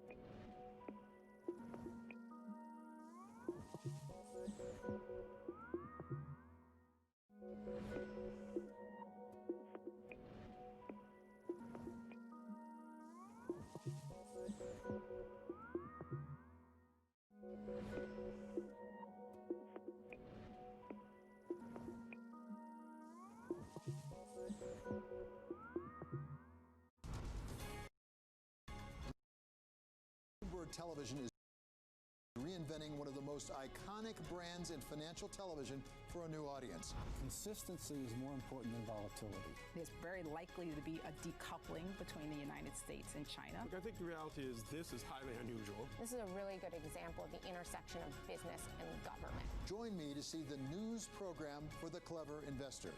This is Bloomberg Wall Street Week.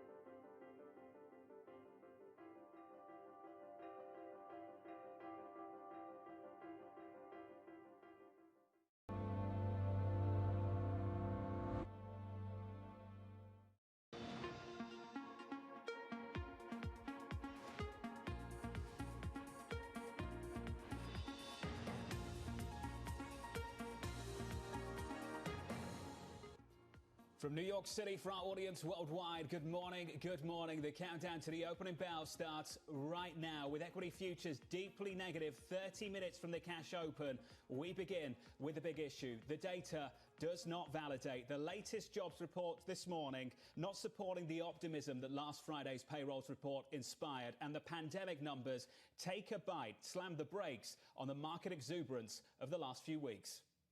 The probability of a second wave in the United States is rising. The real key question is then going to be the second wave. We're looking for the recovery on the demand side. We've had a pretty good run of news flow over the last few weeks. A lot of the data is suggesting that actually we found a bottom, or if we haven't found it, we can see it now. No matter which piece of data you look at, there's a very high level of uncertainty, especially as we reopen the economy. The downside is this high-frequency data doesn't really give us much of an indication of where we're going. The market is getting a little bit ahead of itself. Everything is overbought.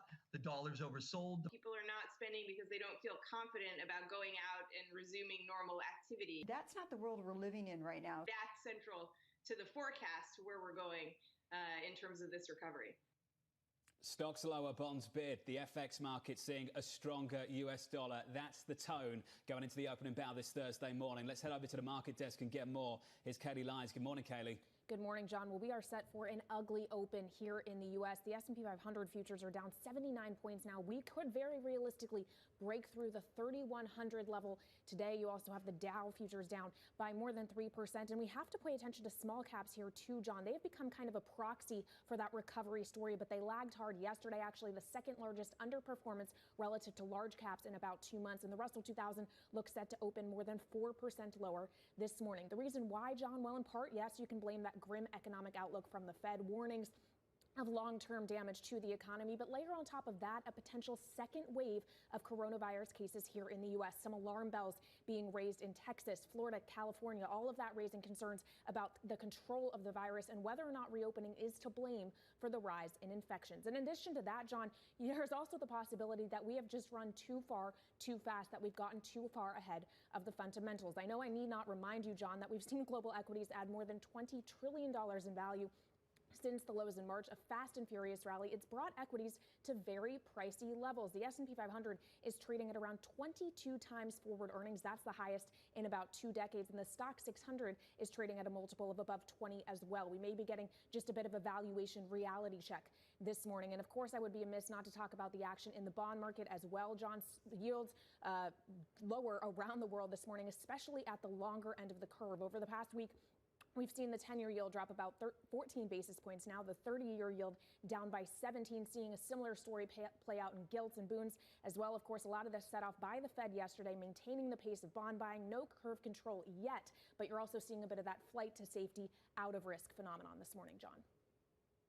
Kelly Lyons, thank you very much. It is the data that nobody wanted to see. Fragile numbers coming out of Texas, Arizona, California, and Florida as well. I'm not in the business of asking my guests to be epidemiologists if they are not epidemiologist. What I want to establish through the next hour is to understand how market participants will respond to the changes in the data on the pandemic side of things. We're going to do that through the next 60 minutes. Here's the take from Lori Calvasina of RBC. She says the following: we see risk of the rebound in US equities that's been underway since mid to late March, which has been a fairly textbook recession recovery trade, will take a meaningful breather at some point in the second half of the year. Lori Calvasina of RBC Capital joins us now. Lori, fantastic to catch up with you. Let's just walk through that. Are we seeing that natural breather right now, or are we queuing off some fragile data from states like Texas, Florida, and Arizona? I think it's a combination of both. I think Kaylee used a great term, evaluation reality check. Our numbers show us extended on both this year's numbers and next year's numbers, and frankly, we think next year's numbers are too high.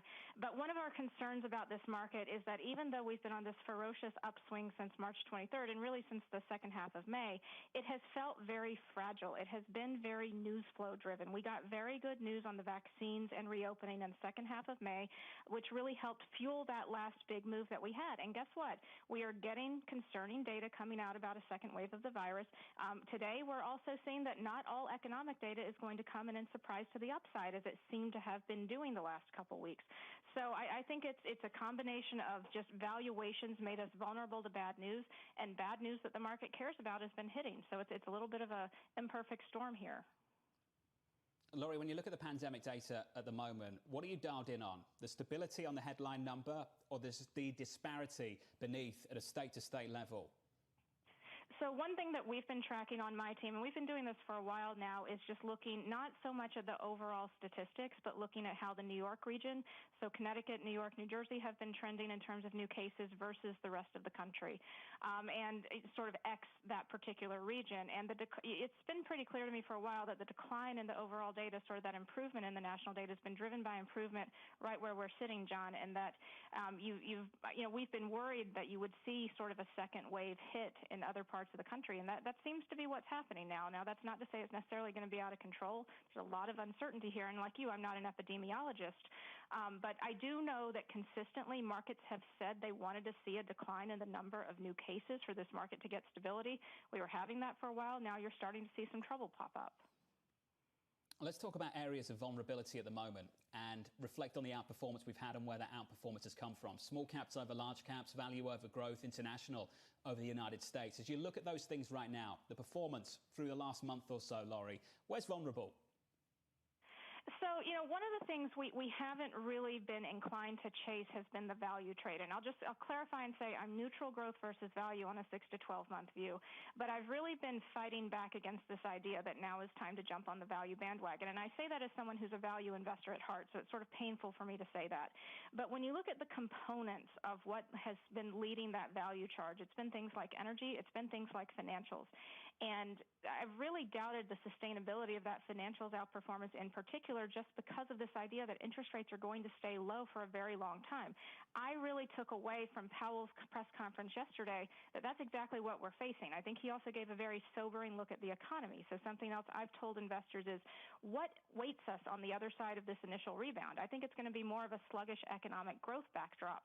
Low rates do not favor financials, so therefore they cannot favor value. And if we're looking into the sort of a longer-term sluggish economic growth backdrop, that favors secular growers, as much as I hate to say it. So I've told people, if you want to chase something that's been running, chase the small caps. They're at historic valuations versus large. But I've really been pushing back against this idea of just chasing the value trade. Within value, Lori, let's just distinguish between a couple of things. I'm in a decent position to gauge where the consensus lies just based on how many people come on this program and what they like to talk about. So many people have talked about being long the financials. I hear less about the industrials. You're fantastic at looking where the flow is going, where the positioning is. What does it look like in the industrials at the moment? So in terms of industrials, that's the one piece of the value trade I do actually like. And our thesis has been it's just as cheap as financials. It's not dependent on higher interest rates the same way that the financials are. So you don't need interest rates to move up to sort of get that catalyst. These companies have great balance sheets. They're managing their margins very closely. And then if you think about sort of how the society is going to pull itself together post-pandemic, one thing we've talked about a lot is we're going to get back to work a lot faster than we're going to get back to having fun. And so that favors things like industrials over things like consumer, for example. I find that when I talk to clients, it doesn't seem to be that consensus, but they don't really fight against the logic either. I think that financials, frankly, are just ripping, or they have been up until the last few days. Hedge funds have been deeply, deeply underweight that sector, so they felt the pressure to chase there. And I think that's why people are suddenly talking about that space again. But I find on industrials, the views are just pretty balanced there. Well, the banks are getting absolutely hammered this morning off the back of that flatter curve and lower Treasury yield story emerging in the bond market. I want to talk about earnings just briefly with you, Laurie. You mentioned it earlier on the program. It's normal to come out of recession and see PE multiples accelerate to pretty extended levels in anticipation that the earnings revisions will come in good time as the year grows older. That's what's happened over the last couple of months. You're a lot more conservative on EPS revisions going into 2021. Why is that the case, Laurie? So it's really all about the math, John, and we've really been focused on updating our model throughout this whole pandemic, knowing we're not always going to get it exactly right, but we think you have to do the work to figure out what the vulnerabilities are.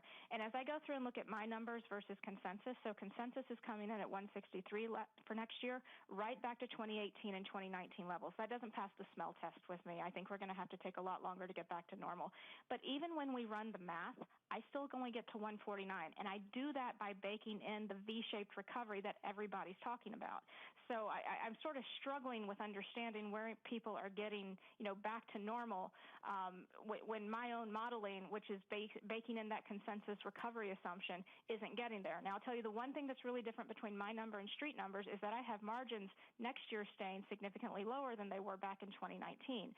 And what we find in the consensus numbers, people think that margins are just going to go back to where they were. That just doesn't seem realistic when I hear about all the things that companies are having to do to keep their workers safe, to increase sort of the work from home capabilities of their employees. Companies are spending a lot of money to get through this, and I don't think that all those costs are suddenly just going to go away. Yes, they're good at managing costs, but the idea that things are just going to go back even on the profitability side and the margin side and the cost side to where they were, again, it just doesn't pass the smell test. Laurie, great to catch up with you. Thank the family for letting us borrow you for 10 minutes. Laurie Calvert-Cedarn, my best to you and yours from RBC on this equity market with futures session lows going into the opening bell. 20 minutes away from the cash open this Thursday morning. From New York, good morning to you all. We are down by 82 points and off by 2.6%. Next up on this program, reacting to Chairman Powell and a Fed news conference, we'll catch up with Nathan Sheets of PGIM. That's next on Bloomberg TV.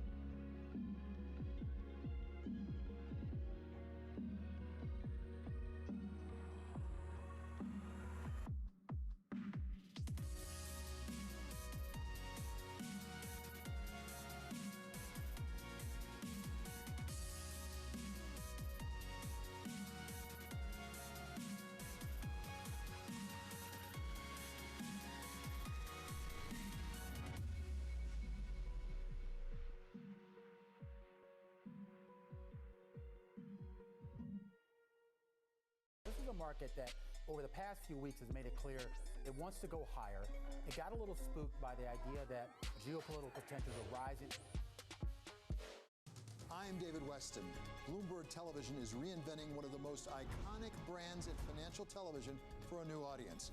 Join me to see the news program for the clever investor. This is Bloomberg Wall Street Week.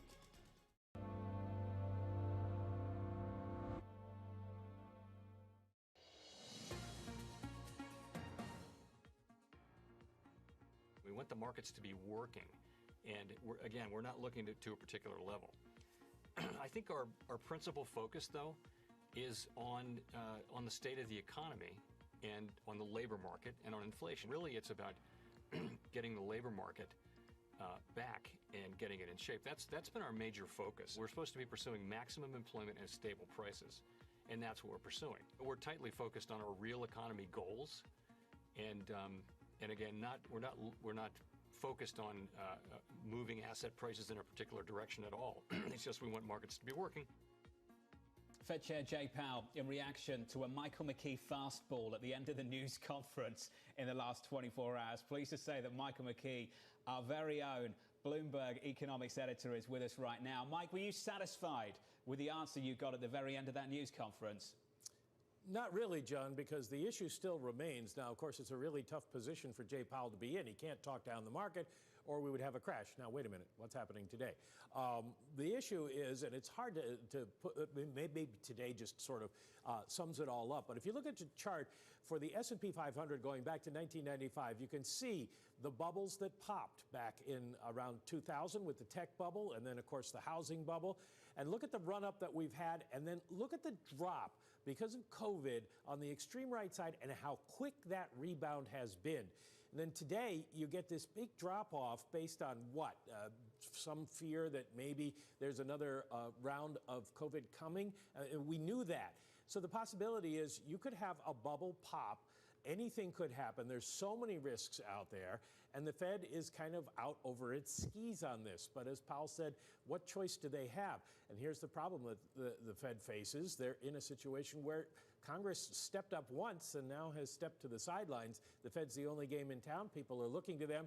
So what more can Jay Powell said except we're going to stay on the job? Mike, I think for us all, one thing the Fed did do well, and perhaps rightly so as well in that news conference yesterday, was not project confidence where it isn't justified. Real humility about the data. And you and I have talked about this already this morning. Let's reflect on it once again. The data we got 45 minutes ago, trying to reconcile that with the exuberance of a huge upside payroll surprise on Friday. Reconciling the data points is pretty difficult right now, Mike. Well, it is. And basically what Jay Powell said, and economists would agree, is that you never make policy based on 1 month's numbers. The jobs report last Friday was much better than people thought. But the Fed's view, and most people's view, is that that may be a one-off. We're going to see a lot of people go back to work as the economies open up and restaurants open up and retail stores open up. But then there are going to be a lot of jobs that have disappeared and jobs that don't make it. Restaurants that reopen, but because of capacity constraints can't make money. Those people will end up back on the sidelines. And as Powell said, it will take years for them to come off of the unemployment rolls. So the Fed is looking at this as a long-term project. They're dismissing last week's numbers. You look at the jobless claims numbers, and we just had the graph up there, 10 weeks of declines, and we're still at 1.5 million.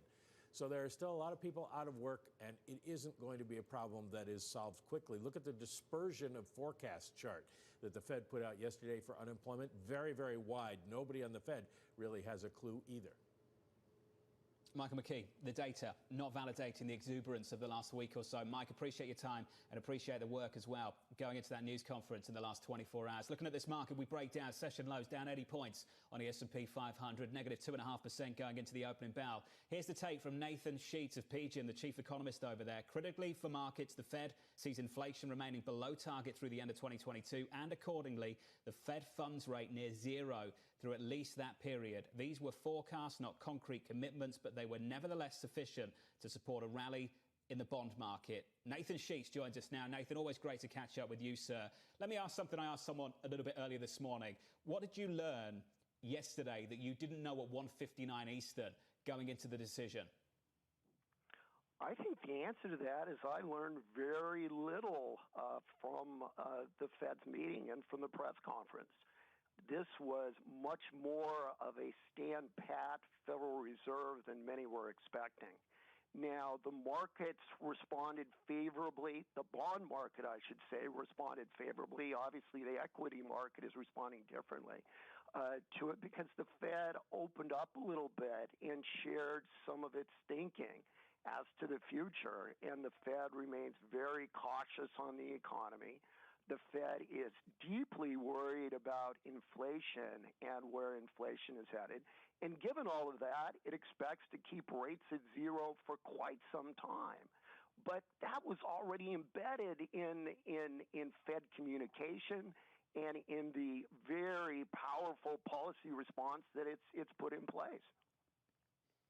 Nathan, the idea that they were going to provide any kind of outlook with any conviction about where the trajectory of this recovery would go, I find just completely ridiculous. We've had one big payrolls report, and nothing else really validates that huge upside surprise that we had last Friday.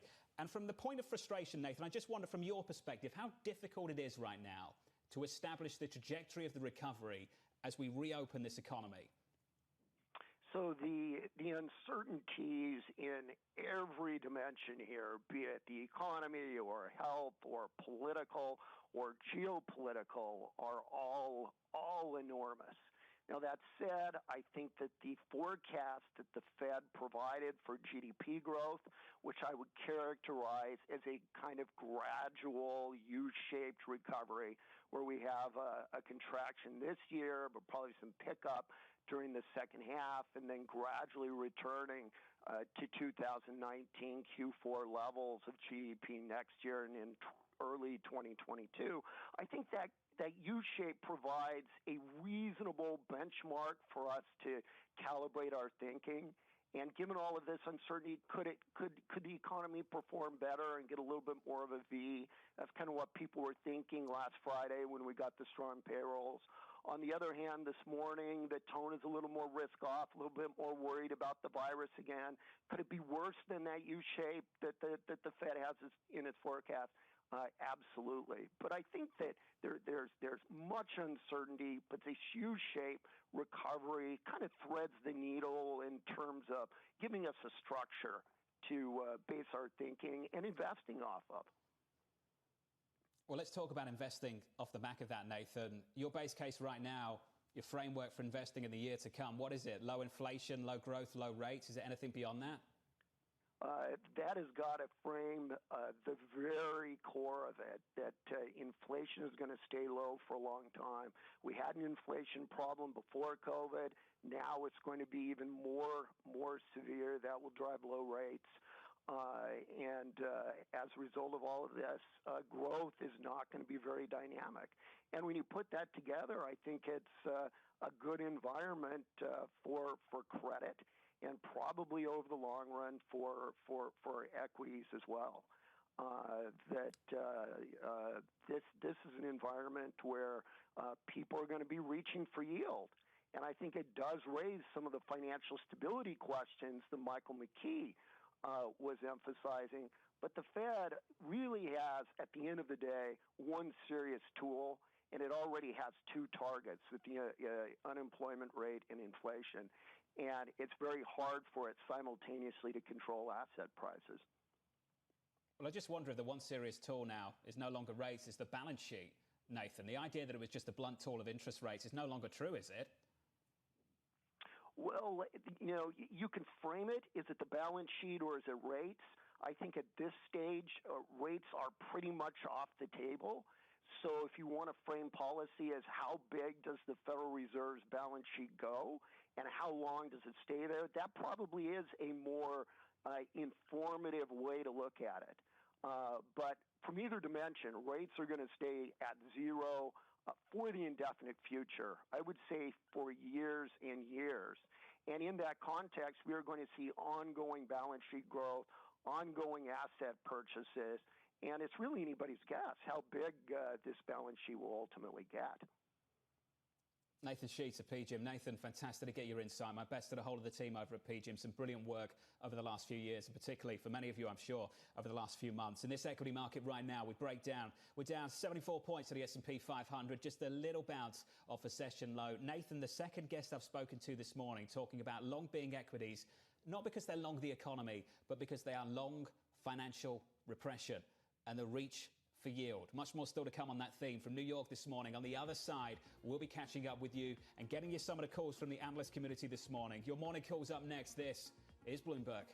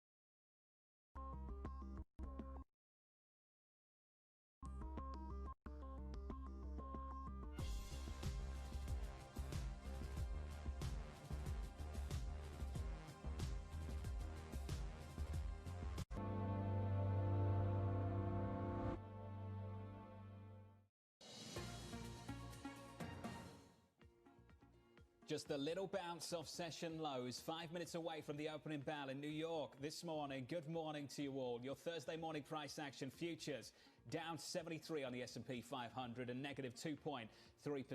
That's the price action. Here are some of the morning calls from the analyst community this morning. We begin first up with KeyBank downgrading Starbucks to sector weight after the coffee giant warned about the impact from the coronavirus pandemic. The analysts now seeing a less robust recovery to upcoming earnings and profits. Next up, Bernstein downgrading General Mills to underperform with a $50 price target. The analyst citing slowing sales growth with limited upside remaining from the economy reopening. And your third and final call, several calls this morning on Apple, including HSBC upgrading Apple to a hold with a $295 price target. The analyst expecting a busy second half of the year with 4 new iPhones debuting and a successful launch of its 5G model. More still to come on big tech, as the story of the last few weeks has been a rotation away from growth and towards value. We flipped back in the last couple of days. The opening bell up next, futures negative. This is Bloomberg.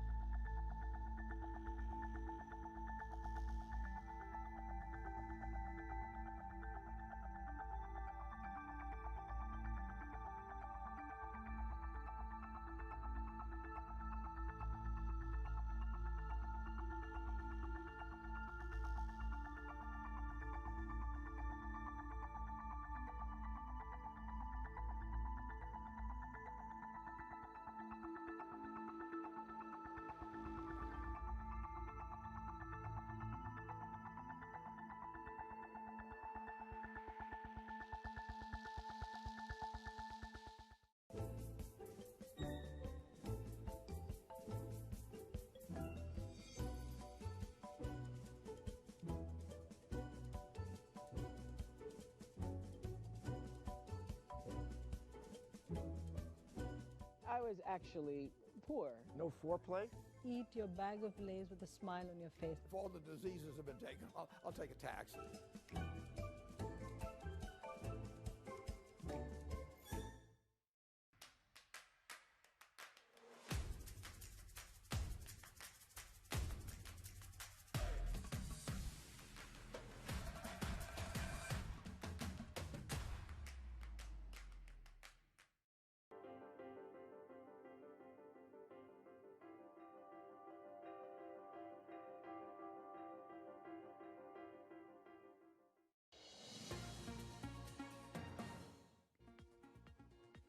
Small caps over large caps, value over growth, international over the United States. The story of the previous few weeks. We're hitting the brakes and slamming it into reverse. Equity futures down by around about 2.3%, off by 70-odd points on the S&P 500. We undo some of the reopening rotation of the last several weeks over the last couple of days. In the bond market, Treasuries bid yields lower by 5 basis points on a 10-year, nicely, comfortably through 70 basis points now at 0.67%. And in foreign exchange, as this session grows older, the dollar growing a little bit stronger. The Swissy and the yen is where your outperformance is. That is where it is expected to be. A very intuitive risk-off Thursday morning. Let's get over to the market desk now and get you some more price action, get you some movers. We can do that with Bloomberg's Taylor Riggs. John, it was so interesting, as you alluded to, the minute that the narrative changes just slightly, how quickly these big outperforming stocks can really sell off. Come and take a look at this. Some of the big outperformers, as you've alluded to in the last few weeks, Carnival, Delta, even retail names like Macy's, all getting hit this morning. And I want to spend a moment just on Wells Fargo here, because yesterday they sold off 9%. Today they're off an additional 8%. This is after they forecasted higher loan loss provisions. Betsy Graseck of Morgan Stanley is lowering her price target to $27 a share and lowering her dividend forecast for the bank as well. One thing that is not underperforming, if you come and take a look at this chart that I'm showing inside my terminal, the big, John, are just getting bigger. Apple, Tesla, Amazon, Microsoft, Facebook, all of these stocks touched new highs yesterday, and that FANG index is still 33% above the 200-day moving average. That means that RSI reading on the bottom of the screen is still well below a 74, typically a big oversold indicator. It is also the big outperformer today, even on the downside. If you flip up the board, John, if this sell-off continues, sort of alluding to the theme that we've been talking about, that some of the biggest winners this quarter could be some of the biggest losers. You think it's autos, it's energy, it's retailers, all of those very cyclical sectors that might not do well if people really do get concerned about a new wave of viruses. John. Taylor Riggs, thank you very much. 2 minutes into this session, equities decline. We're down by 2.5% on the S&P 500. The Nasdaq, negative 2.1%. Just a little bit of outperformance on the Nasdaq. It's all relative, but I emphasize the word little here. We are down, and we are down hard at the open this Thursday morning. Are we just taking a reopening rotation breather, or are we seriously queuing off the breakdown in the pandemic data that we've witnessed here in the United States of America? It's important to draw a distinction between what you see at the aggregate level, the nation level. Right there, we've seen some stability. Beneath the headline figures, just some disparity in states like Texas, Arizona, Florida, and some wet places in California as well. That's going to be the topic of debate for the days, weeks, and maybe months to come as well. To talk about big tech and what we've seen over the last several weeks, let's bring in Mark Lehman, shall we? JMP Securities President. Mark, a really delicate moment, a moment once again for humility, with no real idea the trajectory of this recovery and whether we have to slam the brakes on the reopening. Mark, how would you describe things right now? How would you characterize the situation?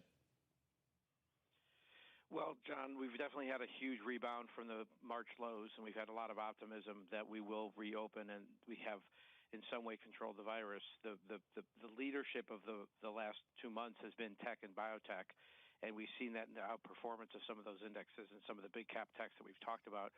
We've also seen a resurgence in the IPO market. The ebullience of Vroom and the Zoom IPO, the Zoom Info IPO of last week, has told us that there's more optimism than pessimism. But I think some of this reality of the virus not going away, despite the photos we see of people on beaches and in restaurants and in casinos, is telling us that we got to be tempered. And I think this temperance is showed in the market today. Well, Mark, does that echo why your favorite sectors are still the big secular plays?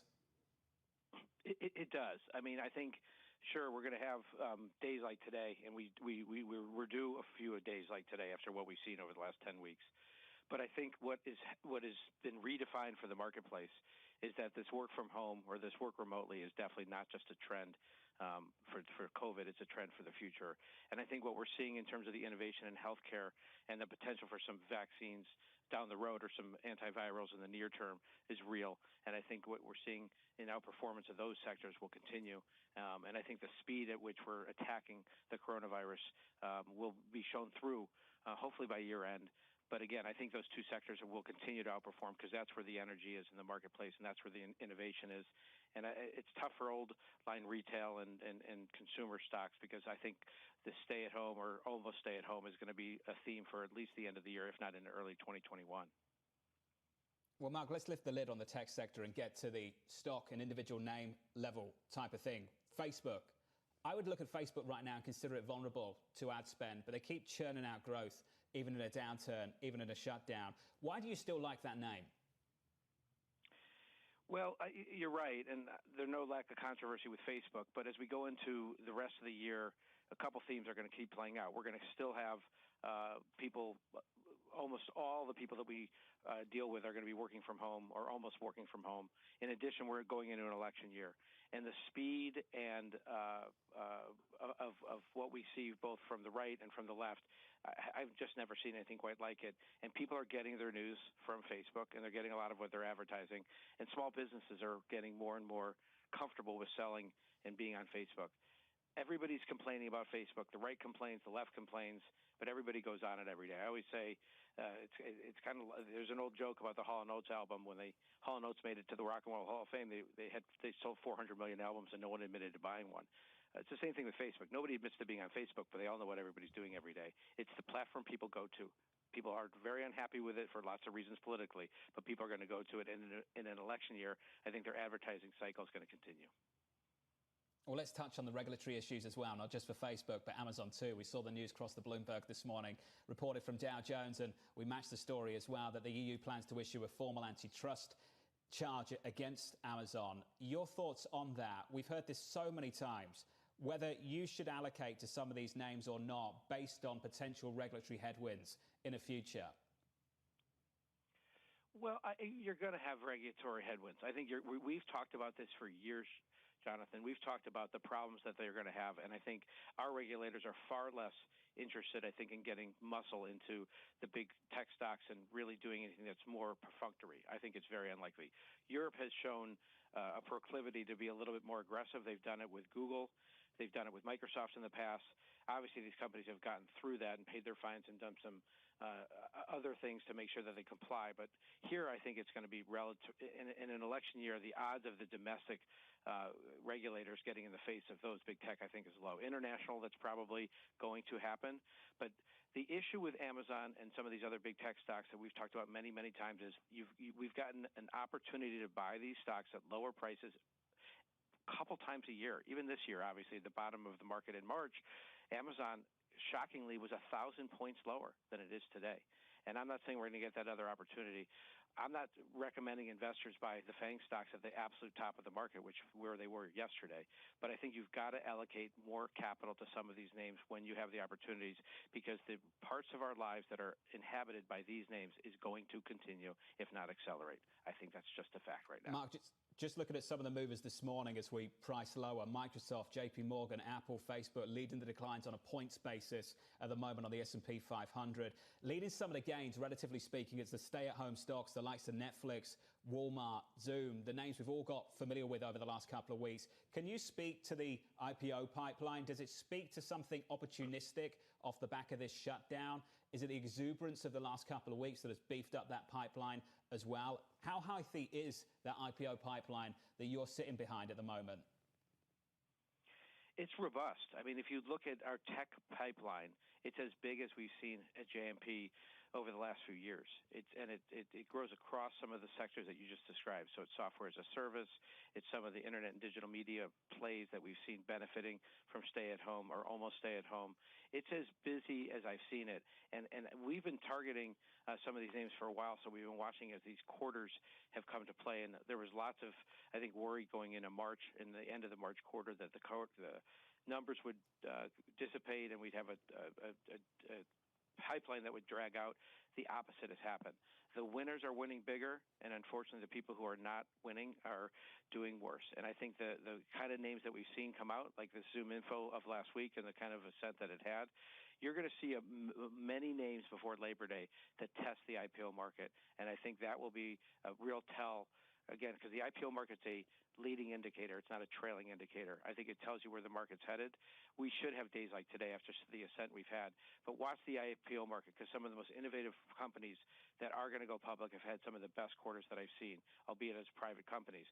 Watch them as public companies. And I think we've talked about some of the winners of the past. You looked at Zoom last year. Yeah. Obviously we talked about it last year, and it was a high price stock then. Guess what? It's higher price now.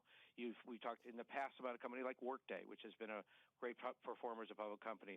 There's lots of market share for these public companies to garner for some of the incumbents, and I'm watching these companies privately that are doing as well or better than they thought what they would do it, despite the backdrop of COVID.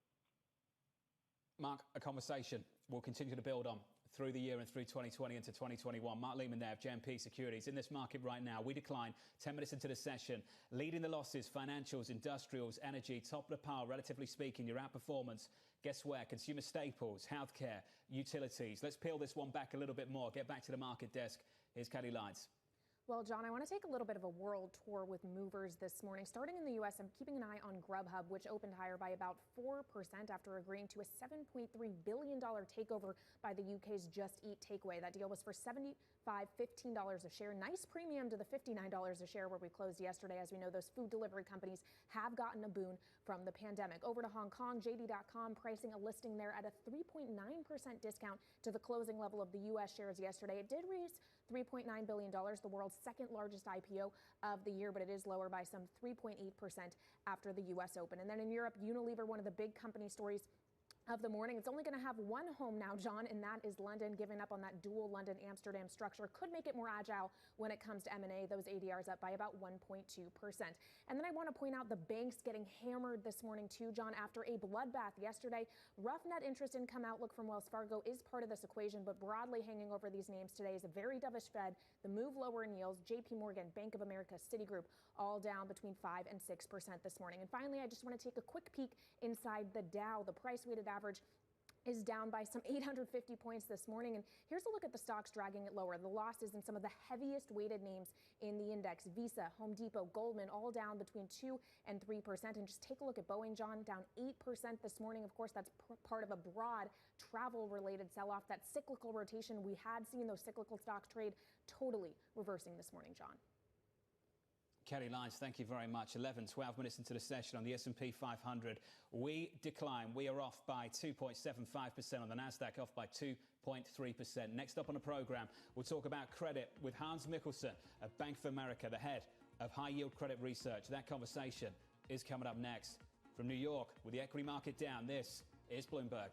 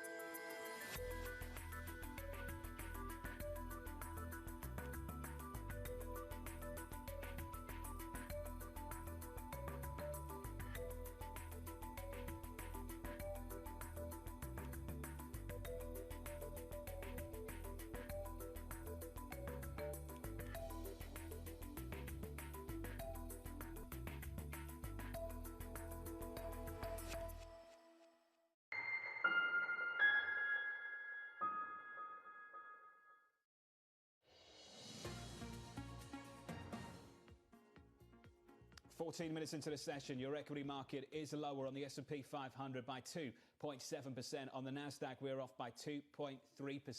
The Federal Reserve has done a heck of a lot over the last couple of months. They've announced a lot too. Some of them things they have not followed through on. One of them, the credit purchases. Take a listen to what Scott Minerd of Guggenheim had to say.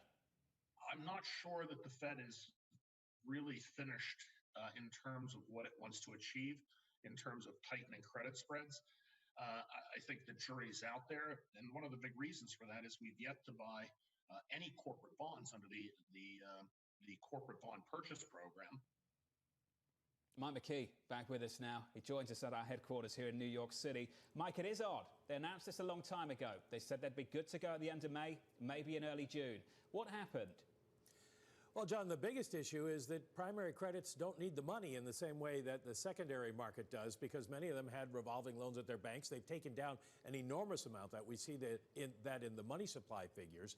The real action has been in the secondary market. That secondary program has been open since May 12th. They haven't bought a lot, only about $4.3 billion. But take a look at this chart here of the Bloomberg Barclays High Yield Index. It shows that credit spreads bottom. Well, that's not the right one there that I was looking at. Oh, what we're looking at there is spreads. You can see how they have come down. My fault.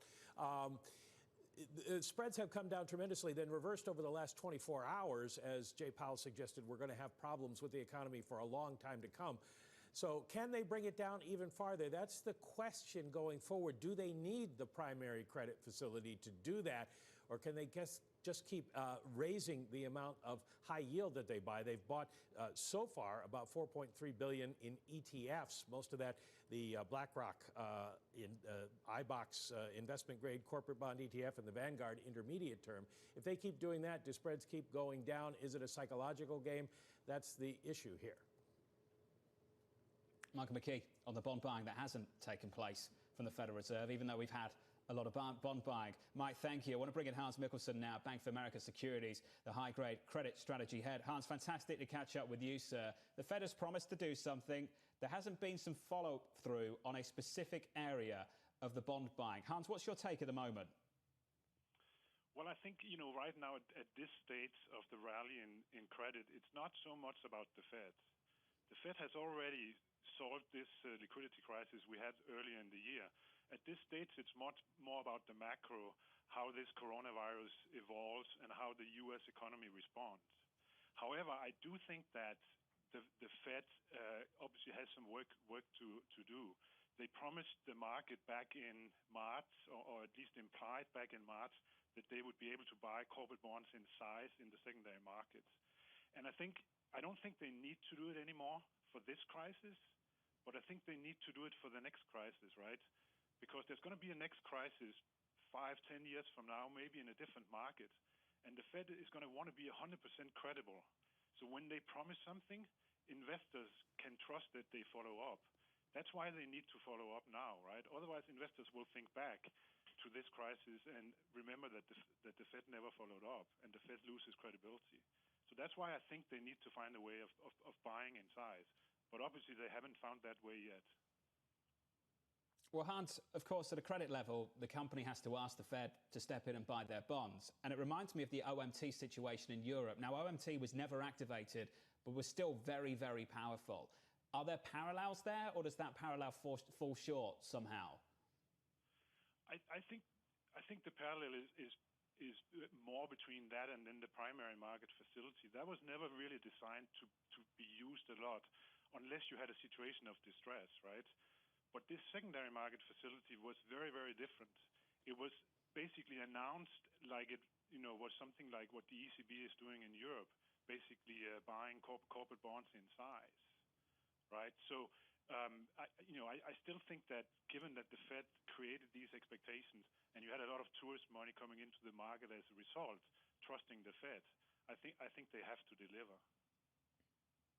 Hans, I want to talk to you about high-grade credit, investment-grade credit in the United States. Spreads got down to around about 150, just south of that level. Had a lot of tightening come through the credit market as the equity market rally ripped through as well. As we pause, I'm just trying to establish from you how you value high-grade credit when you have a price-insensitive buyer like the Fed just sitting over the asset class, ready to move.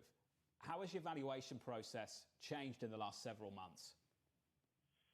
Well, I think the Fed made a big difference in terms of valuations. Basically, when we were at the wides back in March, there was a liquidity crisis. The Fed stepped in and they solved it, and it's behind us. It's a done deal, right? So I think what's going on right now is more like, we were in a recession. We may be bouncing out of the recession, and that means we have to transition now down to a tighter spread range in credit. And that's going to depend on, again, developments around, the virus and reopening the global economy and seeing that the global activity responds more than the Fed. I think the Fed is important.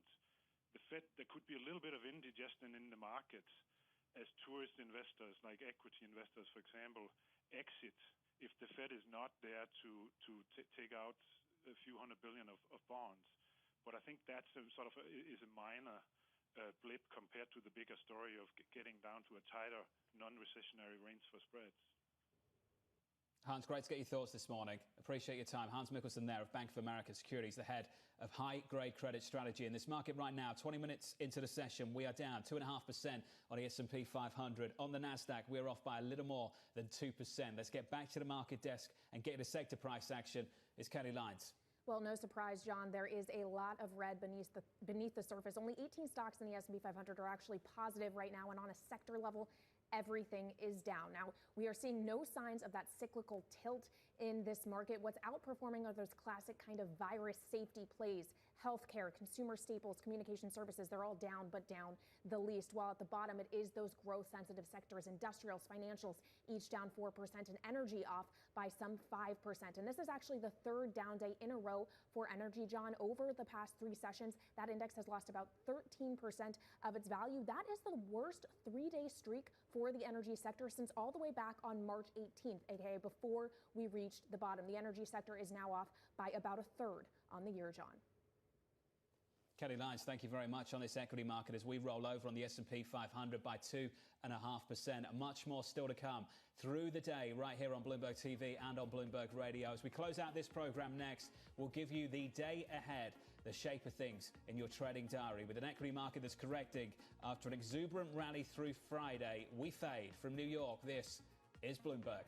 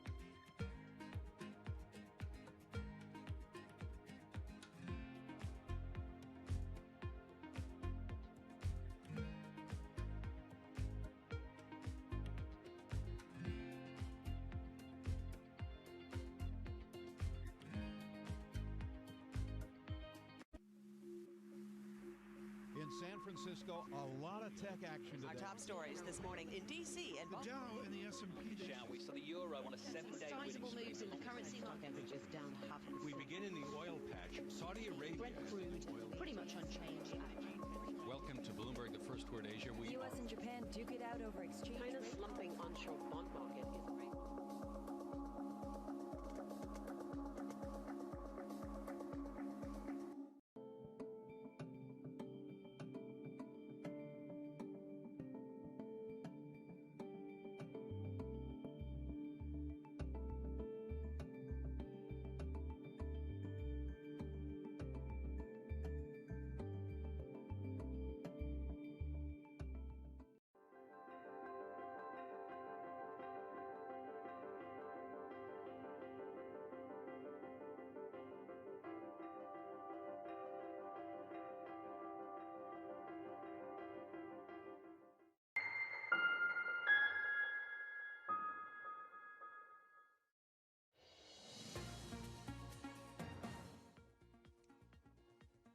24 minutes into this session, let me take you inside this equity market. The S&P 500 down by 2.2%. Over the last few weeks, it has been small cap over large cap, value over growth, international over the United States. You can flip all of that on its head. The DAX down by 2.8%. The relative outperformance comes from the Nasdaq, with the Nasdaq down just 2%.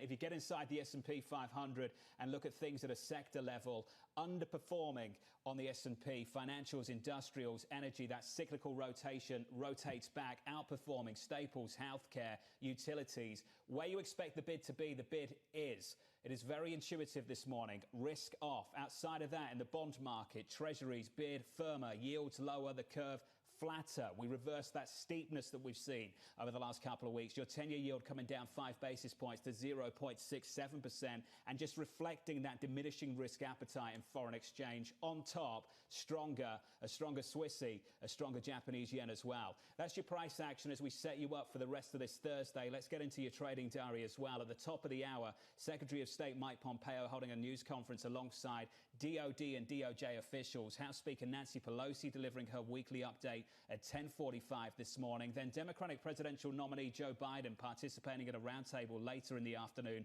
followed by President Donald Trump taking part in a discussion about rebuilding and reopening the U.S. economy. That's coming at 4 p.m. Eastern. Then finally on Friday, we get the University of Michigan Sentiment Survey. From New York City, that does it for all of us. The coverage will continue. If you want to reach out to me, you can do that on Twitter @FerroTV. From New York, this was the countdown to the open. This is Bloomberg.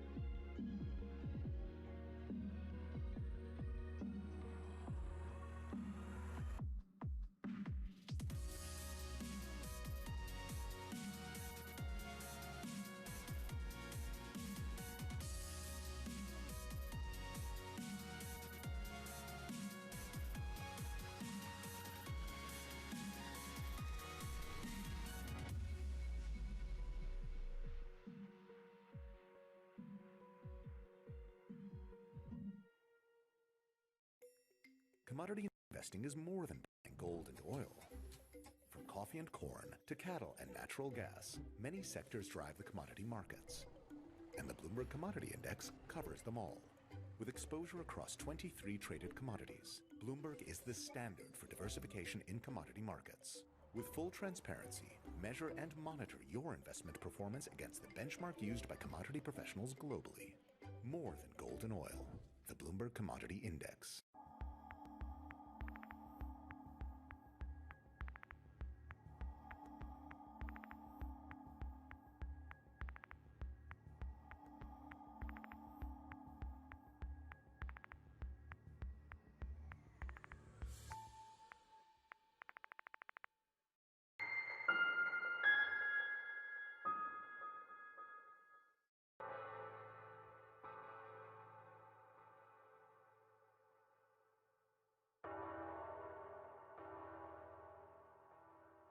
Months after Hurricane Maria, Puerto Rico is still in peril.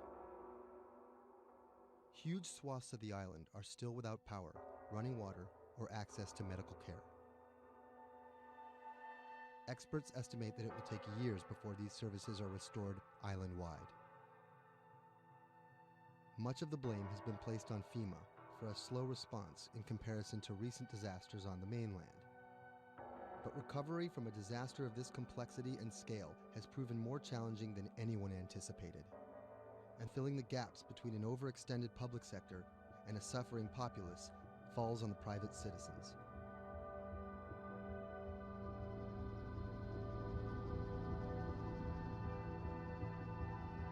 Robert Anderson is a Puerto Rico resident of 4 years. The eye of the storm came in south of El Yunque, swept up towards San Juan, and out to Arecibo.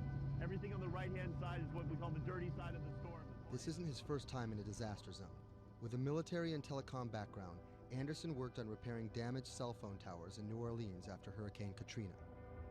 Some might be tempted to label him a disaster capitalist, seeking lucrative government contracts for his expertise.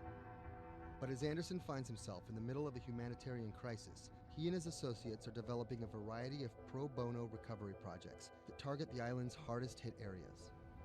I see two Puerto Ricos. We're here in San Juan. They have telecommunications restored. They may or may not have power, but basic services are in place. They're able to get food, they're able to buy things, they're surviving. And when you look outside of the San Juan area, you can go 15 minutes from here and find areas that are devastated. I'm working on the devastated side. Today, he's put together a boots-on-the-ground mission to provide medical care to some of the island's most isolated and vulnerable residents. Steve Berenbaum is one of Anderson's business associates. He offered an extra car and a set of hands. So we received an initial report from a nurse that was out in the area. We're headed to the northeast region of Utuado for some people that are in need of urgent medical assistance. Dr. Sally Priester is a physician from San Juan. She filled a van with medical supplies at her own expense and brought along a team of nurses. Google Maps estimated our first destination to be a 90-minute drive. But it didn't account for obstacles like this.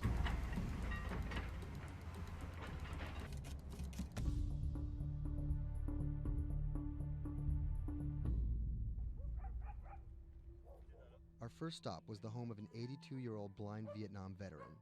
His roof was blown off by the storm, and he's been living alone in a back shed for nearly 2 months. His cane actually got broken in the storm, so he's limited mobility. He has a number of medical ailments. Dr. Priester's having a look at him. We called the VA. They're going to get him set up with what he needs, get him stabilized so he can then be transported either to an evacuation center or off the island. It's when the chain gets broken, when those families that are connected to them leave the island or take off, these guys get left at the end of the road, and it's tough. FEMA was not officially part of Robert's team, and their arrival caught everyone by surprise. Their job here was to survey and report back to their superiors, and did not come with medical aid of any kind. People think that FEMA is there to hand out bottles of water, and it's not what they do. FEMA has a role to play. They have a very specific role. They bring in ships, they bring in airplanes, they bring in tractor trailers with pallets of things. But they're a big machine, and there's gaps in that thing. And you're seeing one of the gaps here, and we help fill that role.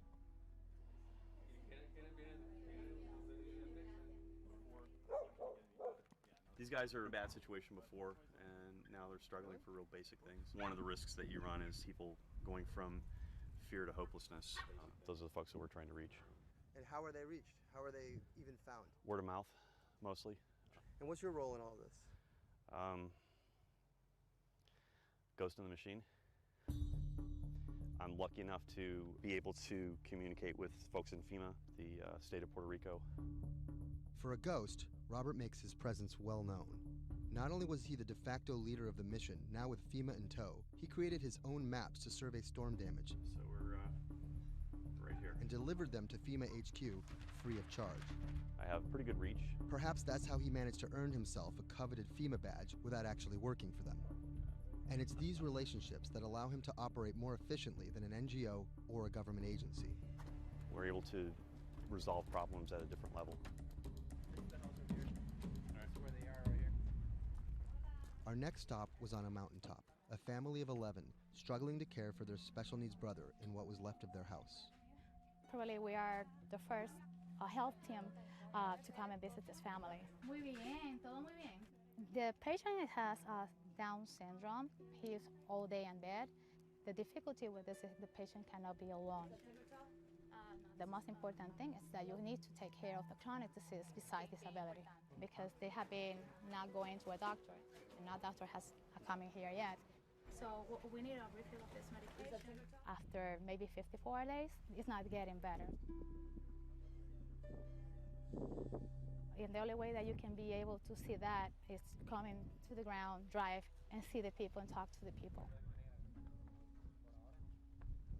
You can see San Juan from here, but you can't get there. It's like the Emerald City.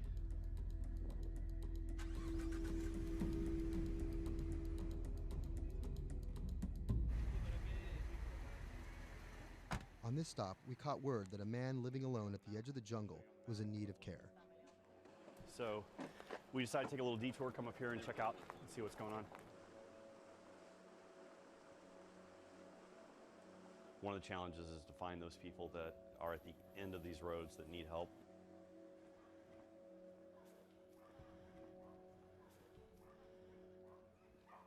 ¿Pero por qué estás solo? ¿Por qué estás por acá tan solo? I'm asking about why he's alone right here. He said things of in life happens. You know, I'm here by myself. So ¿dónde vive acá? En la parte de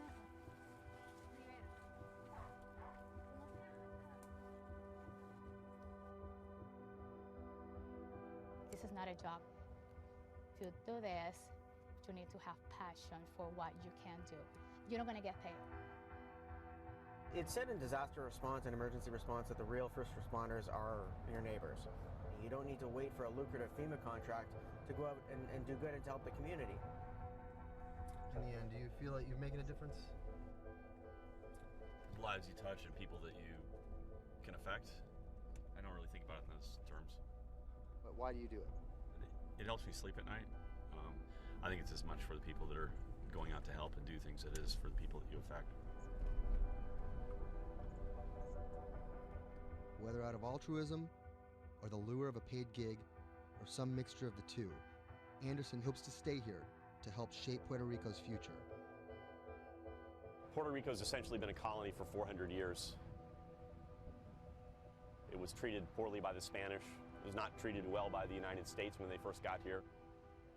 Puerto Rico can continue in the way that it's always been, or Puerto Rico can rebuild itself like nothing that's ever been. And we have to do everything we can to make that real. That's the bottom line.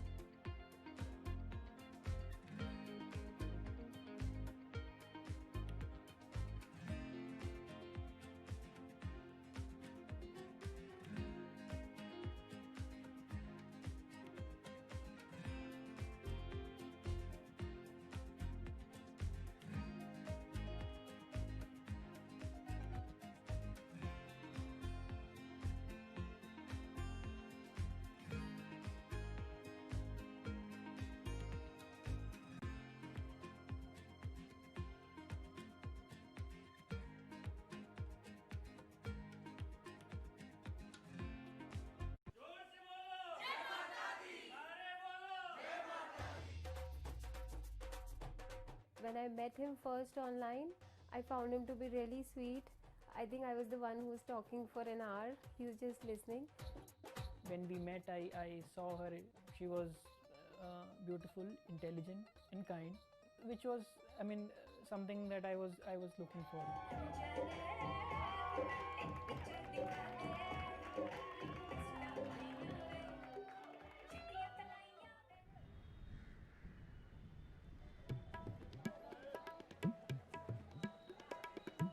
Anshu and Sumit are one of about 12 million couples that get married in India every year. Unlike their parents' generation, they're not from two close villages, but from two cities on opposite sides of the country. And their love didn't start through community matchmaking, marriage brokers, or classified ads in newspapers, but began online. So we met through jeevansathi.com. So it's basically an online portal where we have detailed profile of different grooms and brides. It makes a lot of remote profiles who are located in distant areas more accessible. Thanks to growing internet and smartphone usage, matrimony websites and apps in India are starting to disrupt the matchmaking industry. More and more people are finding their partners at the click of a mouse. jeevansathi.com, where Anshu and Sumit met, is one of the biggest players. Young Indians looking for love set up profiles including their caste and horoscope, but their criteria for choosing spouses appears to be changing. We have seen the shift from traditional caste community conservative parameters to something like which is more focused on education, employment. Anshu and Sumit's marriage was initiated by their parents, but modern Indian couples like them have more input than previous generations. We looked up to them to agree for the proposal, but it was primarily our decision that we wanted to be with each other. So what's the emoji like you use the most to send to each other? So there's a bear which basically we use for indicating a hug. Yeah, that's our language basically, bear icon for a hug. Time flies when you're in love, and just 1.5 months after they first met online, the couple got engaged. They decided to hold their wedding less than 3 months later. But planning a traditional Hindu wedding on such short notice is no easy task. The massive event usually lasts 3 days, has various ceremonies and celebrations, and involves the entire two families and hundreds of guests. Luckily, there are websites and apps for that. We searched online, we got in touch with Wedding Brigade, and they helped us finalize the venue, and it makes the search faster and efficient. Startups like the Wedding Brigade are challenging traditional wedding planners in this $50 billion industry. It provides various services from booking banquet venues to buying wedding gowns. The website makes money by charging commission from vendors. People don't want to be limited to what is available around them. They want to know the entire range of options available before making a decision. And now it's easy to find almost everything on one portal.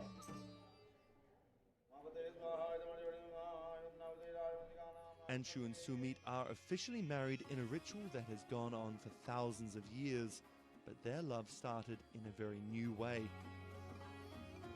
Technologies might be changing the way couples meet, date, and get married in India, but they're definitely not changing everything. The technology was only the first level help that we could get to find each other. Everything else was like very humanly and emotions and feelings based.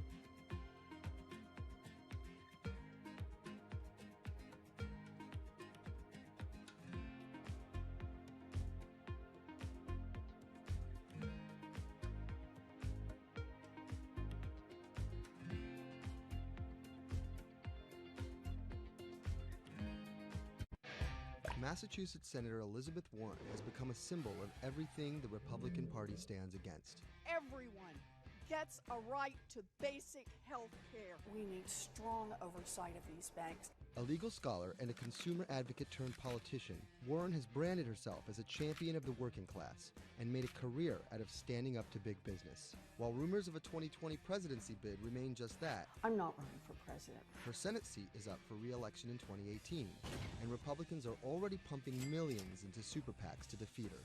This is the story of how a law professor and politician came to be seen as the biggest threat to Republican values and the greatest hope for progressive America.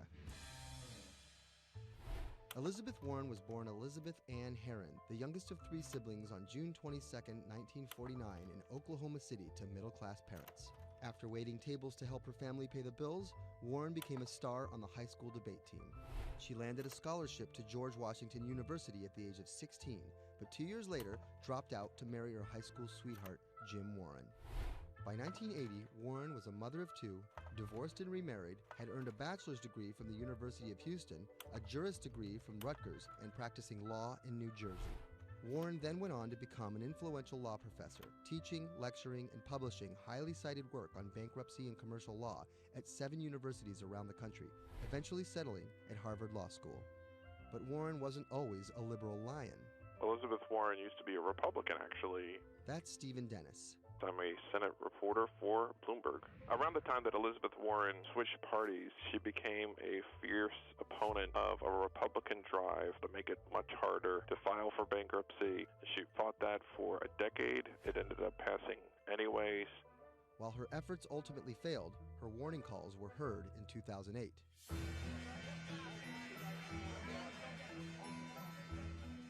We're in the midst of a serious financial crisis. Our entire economy is in danger, and without immediate action by Congress, America could slip into a financial panic, and a distressing scenario would unfold.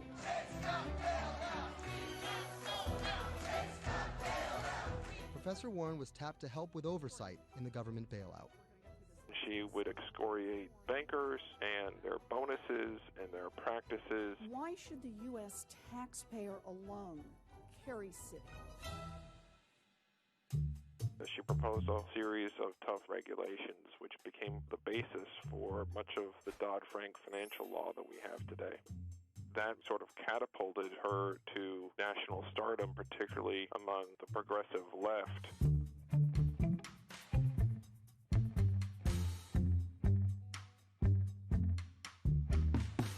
Encouraged by her newfound notoriety, Warren declared her bid for the U.S. Senate on September 14, 2011.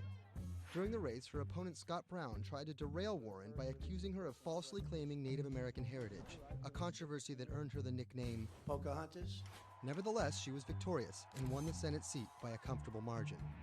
She used her new tenure to challenge everyone, from banking regulators and Treasury officials to members of Wall Street and Congress. I'm really concerned that too big to fail has become too big for trial. We need tough new laws to hold corporate executives personally accountable. No one should be above the law. She called for Wells Fargo CEO John Stump to resign for fraud, introduced the Bank on Student Loans Fairness Act, and reintroduced the 21st Century Glass-Steagall Act. In 2016, after staying silent during the Democratic primary battle, Warren finally endorsed Hillary Clinton and had some harsh words for candidate Trump. Donald Trump is a loud, nasty, thin-skinned fraud who has never risked anything for anyone, and that is just one of the many reasons he will never be president of the United States. But she was wrong. The forgotten men and women of our country will be forgotten no longer. Warren wasted no time resisting Trump's agenda. Have you ever managed or overseen a $1 trillion loan program? I have not. How about a $1 billion loan program? I have not. Okay. In the Donald Trump era, Elizabeth Warren has been playing defense and trying to prevent Donald Trump and his cabinet appointees from rolling back protections that she helped enact. Warren actually found herself rebuked by Mitch McConnell for reading a letter by Coretta Scott King about Jeff Sessions' record on racism during his confirmation. She was warned. She was given an explanation. Nevertheless, she persisted. That moment became something that's on T-shirts, bumper stickers, slogans, and that really galvanized a lot of support for her. It's been very hard for Republicans to get much of anything done this year, and that's at least in part to this resistance movement that Elizabeth Warren has helped champion. We are here to fight back. Enough of Elizabeth Warren. Like you, Millions of dollars are being funneled to defeat Warren in the midterm elections in 2018. But it's the rumors of a 2020 presidential bid that has further prompted powerful donors to fund her opposition, often using the same playbook of constant and ruthless ad campaigns that many believe helped Trump win in 2016. It's anyone's guess if she will endure what Hillary could not.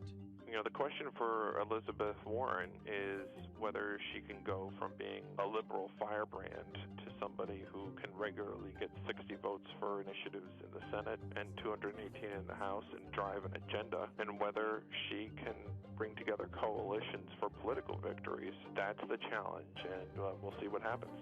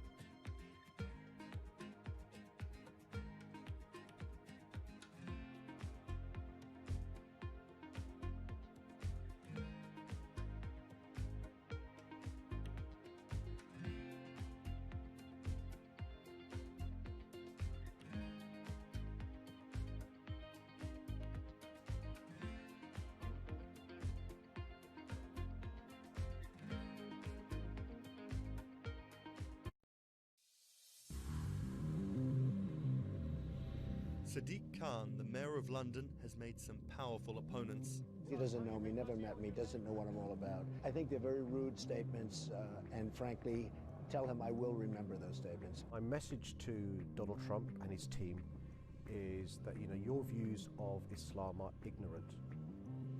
He's the first Muslim mayor of a major Western capital and proud of it.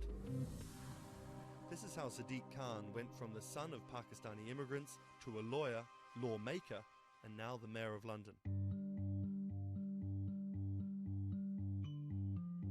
Khan's parents emigrated from Pakistan. His father was a bus driver, his mother a stay-at-home seamstress.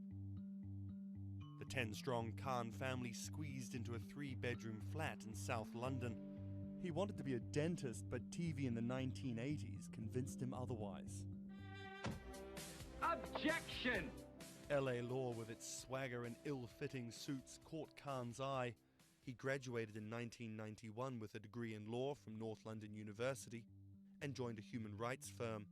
Khan worked a number of high-profile cases, often clashing with London's Metropolitan Police Force.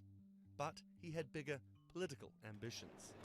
This is what being a new MP is like, squatting on a bench in the absence of an office, dealing with letters from constituents. Reports are just coming in of an explosion here in London. And there's just explosions, and then it was just smoke everywhere. Everyone's just asking what's happened. Only 2 months after Khan entered the Commons as a Member of Parliament, London was attacked by Islamist extremists. That day will stay with me for the rest of my life. He spoke out against the attacks both as a London MP and as a Muslim. He has been very clear about his opposition to violence, opposition to terrorism, and has set out to make the case for a more open and peaceful Islam. That's Thomas Penny, one of Bloomberg's Westminster correspondents. Here is a man who is a Muslim, and he is standing up and being open and straightforward and being clear that the problem here is not Islam, but it's Islamic extremism. In 2015, a decade after the attacks, Khan ran for mayor of London, and his faith was back in the headlines. His opponent, Zach Goldsmith, trying to link Khan to radical Islam. The debate got again personal and nasty. The Goldsmith camp has called Khan extreme and accused him of associating with, quote, those who seek to do our police and capital harm. It's a pattern of behaviour. Even the former Prime Minister David Cameron repeated the allegations. He shared a platform with Sajil Shahid, the man who trained the ringleader of the 7/7 attacks and accused the United States of bringing 9/11 on themselves. But the smears didn't stick. Zach Goldsmith ran a very negative campaign that was based on what people knew was a lie. This election was not without controversy. And I'm so proud that London has today chosen hope over fear and unity over division. After taking the mayor's office with a comfortable majority, Khan has brought a business-like efficiency to the role, scrapping expensive vanity projects like the Garden Bridge and the new Routemaster buses, which cost £350,000 each. The former lawyer who used to fight the police in court is now praised for his close relationship with them. I was talking to a very senior police officer in the Metropolitan Police who said there was a sea change when he went into City Hall, and the police were saying how much they welcomed this because they knew where they stood and he was more straightforward to work with. So he works like a lawyer, he works like a government minister. Khan's kept his faith at the fore. He's an outspoken voice for moderate Muslims across the world. Donald J. Trump is calling for a total and complete shutdown of Muslims entering the United States. Now, by giving the impression that Islam and the West are incompatible, you're playing into the hands of the extremists. The ongoing spat between Khan and US President Donald Trump escalated when Trump went after Khan, misquoting him on Twitter just hours after the terrorist attacks of June 3rd, 2017. Khan's now one of the most prominent Labour politicians in the UK. In fact, a recent poll of Londoners found Khan was more trusted to keep the country safe from terrorism than the Prime Minister or the Labour leader. His story of going from the son of an immigrant bus driver to the mayor of one of the greatest cities in the world plays well with Londoners. But can he appeal to the rest of the nation? Has Khan got his eye on the top job? And is the UK ready for a Muslim Prime Minister?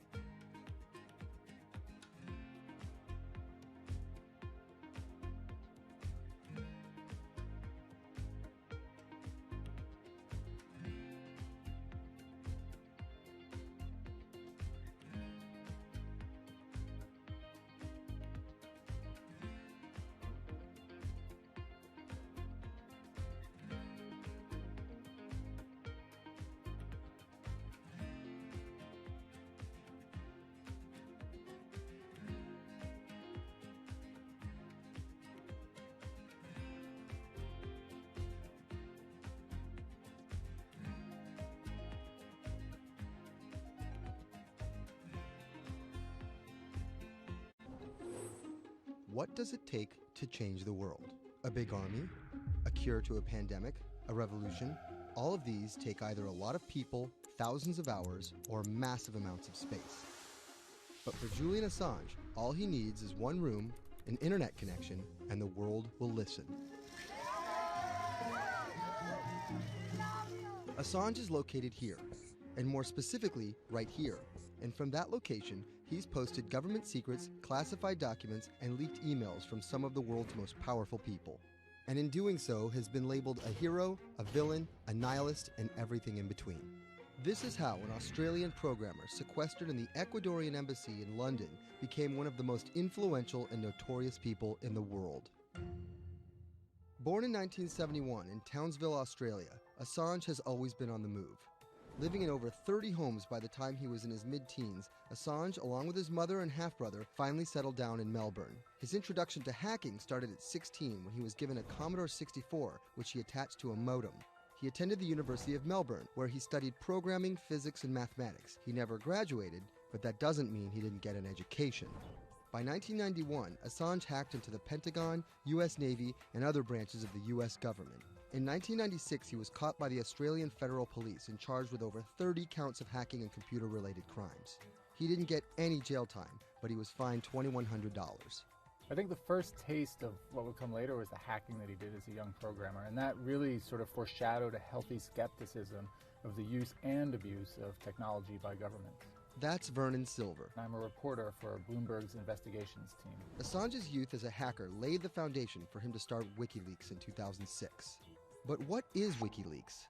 It's a website that posts unfiltered, usually classified documents. What separates it from every other media outlet is that they have no editorial hierarchy. With a publication like the New York Times, information comes in, they take that information, package it, then disseminate it for the public to see. WikiLeaks, however, cuts out the middleman. WikiLeaks gathers information, most of it given to them anonymously. So what they're doing is really very simple. They get the information in one end from who gives it to them and out the other with sometimes minimal interference. Julian Assange is the leader of that, the mastermind, the creator, and really, because he thinks of it as a journalistic enterprise, the editor-in-chief. But every story starts with a source, and Assange has some unconventional sources. Julian Assange does not hack as far as we know. He is the recipient of people who are either insiders who give him secret documents or hacked emails from a foreign power. That's Eli Lake. I am a columnist for Bloomberg. And there was no source bigger for Assange than Chelsea Manning. He used to be known as U.S. soldier Bradley Manning. In 2010, Manning provided Assange and WikiLeaks with hundreds of thousands of leaked government documents. WikiLeaks quietly began releasing the documents in February of 2010, then made big headlines in April by posting what is now known as the collateral murder video. Come on, fire! It was a vivid, graphic video. It changed the debate on the Iraq War, and importantly, it put WikiLeaks on the map when they put it online, and they couldn't be ignored at that point. And those leaks were just the beginning. They went on to post more than 90,000 leaked documents known as the Afghan war logs, 390,000 documents known as the Iraq war logs, and 250,000 private messages between diplomats called cables in what is now known as Cablegate. These leaks were met with very real ethical questions. The problem with publishing those cables was that a number of confidential sources for U.S. diplomats who faced real danger when their names were exposed. Then Secretary of State Hillary Clinton drove the point home that every country, including the United States, must be able to have candid conversations about the people and nations with whom they deal. Shortly after Cablegate, the Swedish government issued an arrest warrant for Assange on allegations of rape and molestation. He claimed the allegations were fabricated to get him extradited to the United States, a claim the U.S. government denied. Either way, Assange's next move was to seek refuge in the Ecuadorian embassy, which really was the beginning of the new chapter in his life and what we're dealing with now, which is him being stuck in London. What was supposed to be an office in an embassy is now Assange's self-imposed prison to this very day. But that doesn't mean he's slowed down. Since being trapped in the embassy, WikiLeaks has released files about Guantanamo Bay prisoners, Syrian political figures, and the draft to the Trans-Pacific Partnership. And then came the 2016 U.S. election. Thousands of leaked emails showed Democratic Party officials possibly plotting against Bernie Sanders in his race against Hillary Clinton. Over the course of 68 days, WikiLeaks released 20,000 confidential Democratic National Committee emails. In terms of the presidential race, if you look right here, when Assange released the first batch of emails, Trump actually takes his first lead against Clinton. I think we've had enough of the Clintons, in all fairness. Once WikiLeaks started exposing secrets of the Democratic Party, Julian Assange became a hero to many on the right. Public opinion kind of flip-flopped. WikiLeaks! From the emails, we now know Hillary Clinton's campaign manager makes risotto, and also how the DNC squashed Bernie Sanders' campaign. One thing we don't know is who gave Assange the stolen emails in the first place. Many leading Democrats say they suspect it was the Russians. They released an analysis from a private cybersecurity firm that had said it was the Russians. But Assange claims our source is not the Russian government, and it is not a state party. So this is where we stand today. The public still doesn't know who provided the emails to WikiLeaks. Meanwhile, Assange is still running WikiLeaks and still releasing documents. In March 2017, he started publishing documents from the CIA's Center for Cyber Intelligence called Vault 7. The CIA, the agency charged with finding and keeping our top secrets, can't keep its own secrets. As long as Assange has a connection to the world, no government secret will be too far from exposure. Julian Assange is still in the embassy. Maybe he'll leave, maybe he won't. Kind of regardless, his work has been done. He's changed the way people think about their governments, about their own secrets, about their own hackability, and really the world has changed because of him.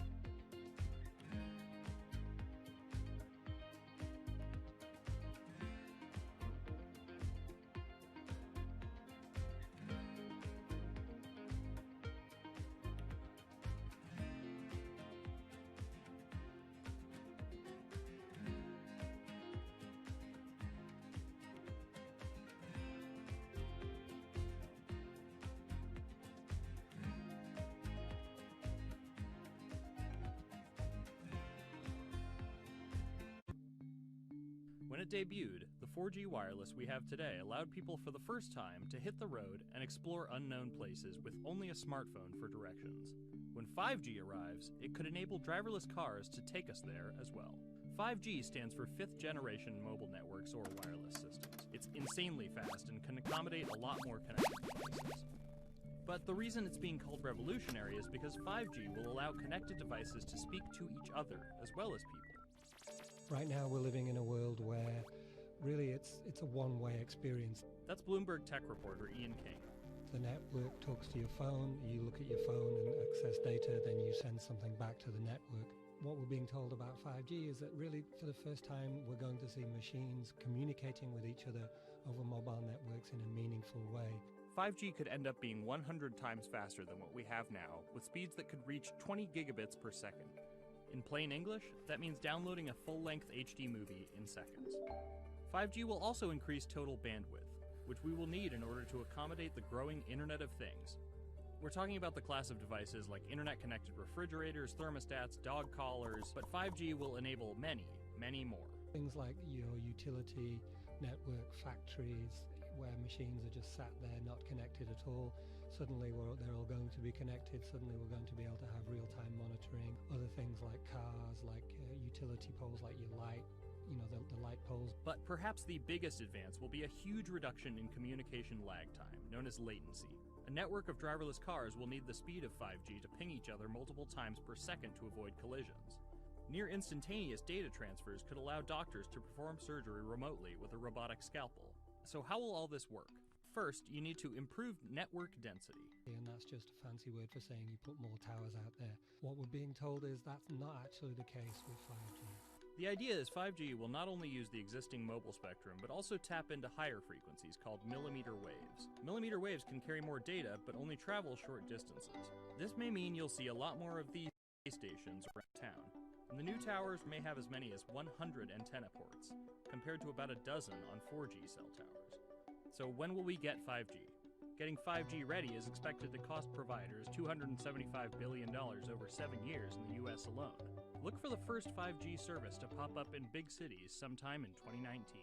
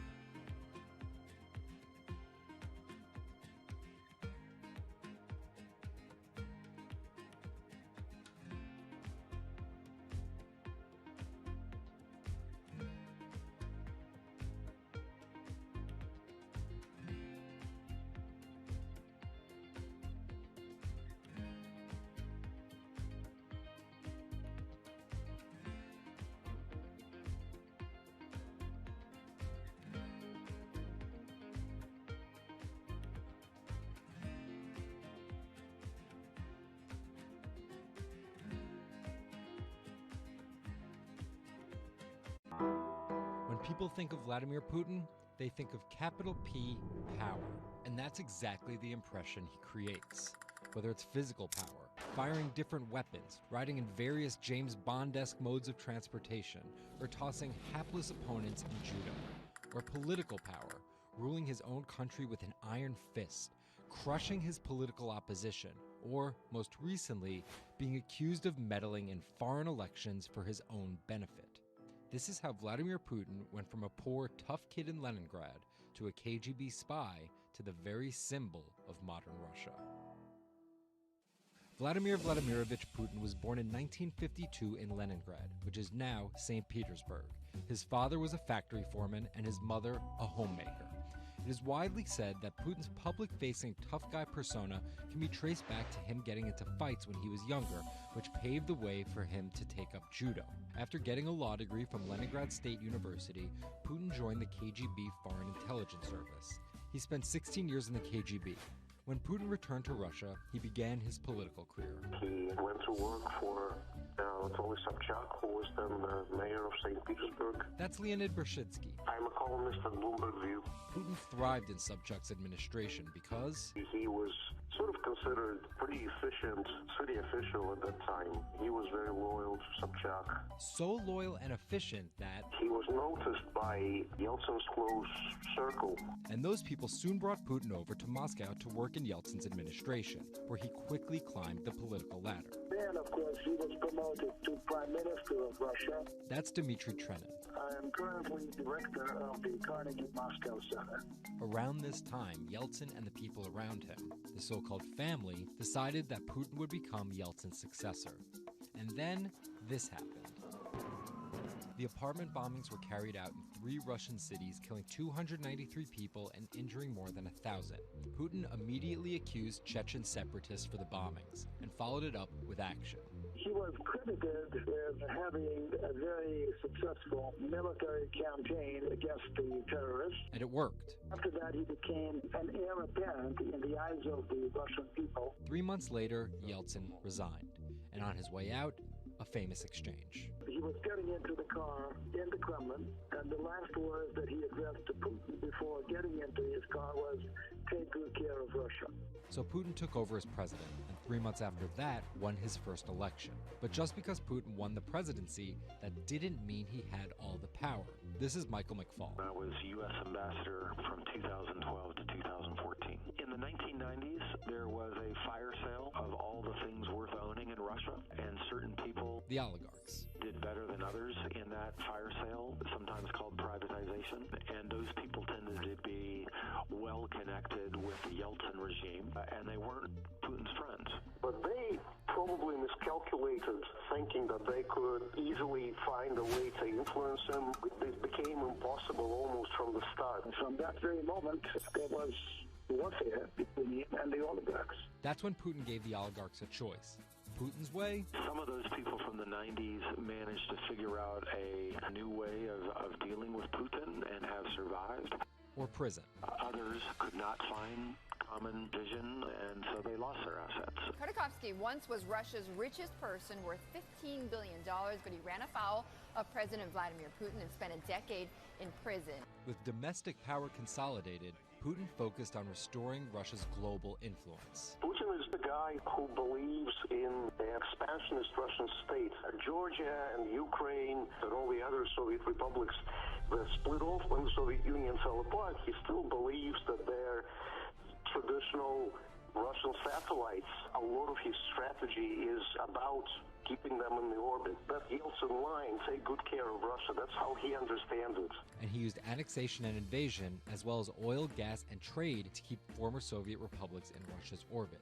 In 2008, Putin's 2 terms were up, and he decided to step down as president. Dmitry Medvedev stepped in as president, and Putin went back to prime minister. But really, Putin never left power. He pretty much continued running the country, and Medvedev was a bit of a figurehead. There was actually a period of cooperation between Russia and the U.S. that benefited both countries during Medvedev's presidency. Because Medvedev did not have the same negative attitude towards the West as Putin did. But when Putin came back to run for a 3rd term, in the lead up to the 2012 election, it was widely believed that both the presidential and parliamentary elections were rigged, and Russians took to the streets. Putin blamed the protests squarely on America, and more specifically, Secretary of State Hillary Clinton. He believed that she had sent, and this is his words, a signal to demonstrators. Still, Putin won by a huge margin and set about crushing the protest movement immediately upon his return to the Kremlin. Over the next few years, Russia's economy tumbled. Putin annexed Crimea, leading to sanctions. The price of oil fell drastically. The ruble hit a new low, and America played down Russia's influence, with Obama calling Russia a regional power. Despite all of that, Putin's approval rating remained sky high, and then an opportunity for payback. I think I'd get along very well with Vladimir Putin. In 2016, there was one candidate who called Vladimir Putin very smart. Trump exhibited tolerance towards Putin's actions annexing Crimea and similar views on NATO and sanctions. Secretary Clinton didn't support any of those views. Even though Putin denies any wrongdoing, U.S. election. Yes. The U.S. has accused Russia of being behind the leaking of 20,000 Democratic National Committee emails, which many say helped Trump beat Hillary Clinton in the presidential election. Which leaves us here with the possibility of a President Putin until 2024, positioning Russia to be the world power he always imagined it should be.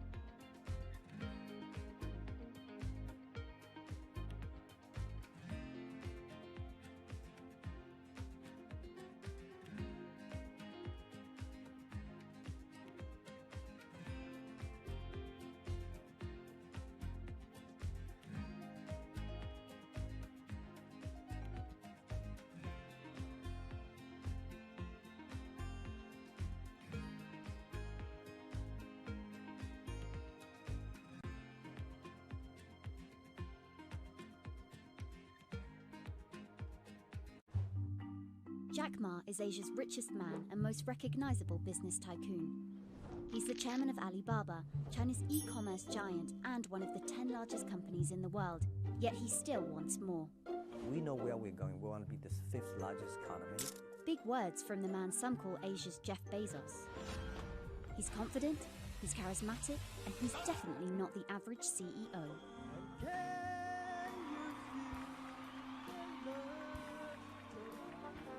This is how a poor schoolteacher went from the classroom to being one of the most influential multi-billionaires in the world.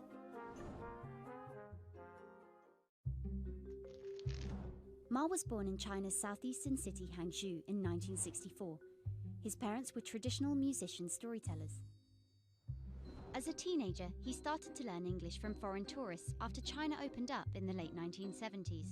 And then for 9 years, Jack Ma hung around outside the Hangzhou Hotel, which is now called the Shangri-La. He would get up at 5 a.m. to talk to travelers. That's Bloomberg technology reporter Lulu Chen. And I cover China Internet for Bloomberg. Ma failed China's National University entrance exam twice before being admitted to local teachers' college. He graduated in 1988. He applied for 30 jobs and got rejected, including from the fast food giant KFC. When KFC came to China, come to us say, You 24 people went for the job. 23 people accepted. I was the only one guy. Then Ma got a job at a local university and taught English there for about 5 years, earning just $15 a month. On the side, he started a translation company with several friends. During a company trip to the US in 1995, Ma had his first encounter with the internet at a friend's place in Seattle. I searched the first word beer. I don't know why, because it's easy to spell, baby. And I see beers from Germany, beers from USA, beers from Japan, but there's no beer from China. So he searched for the word China instead and still couldn't find anything. And that got him thinking.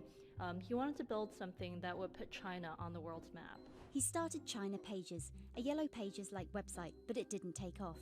Then Ma joined a government agency in Beijing to help set up a website.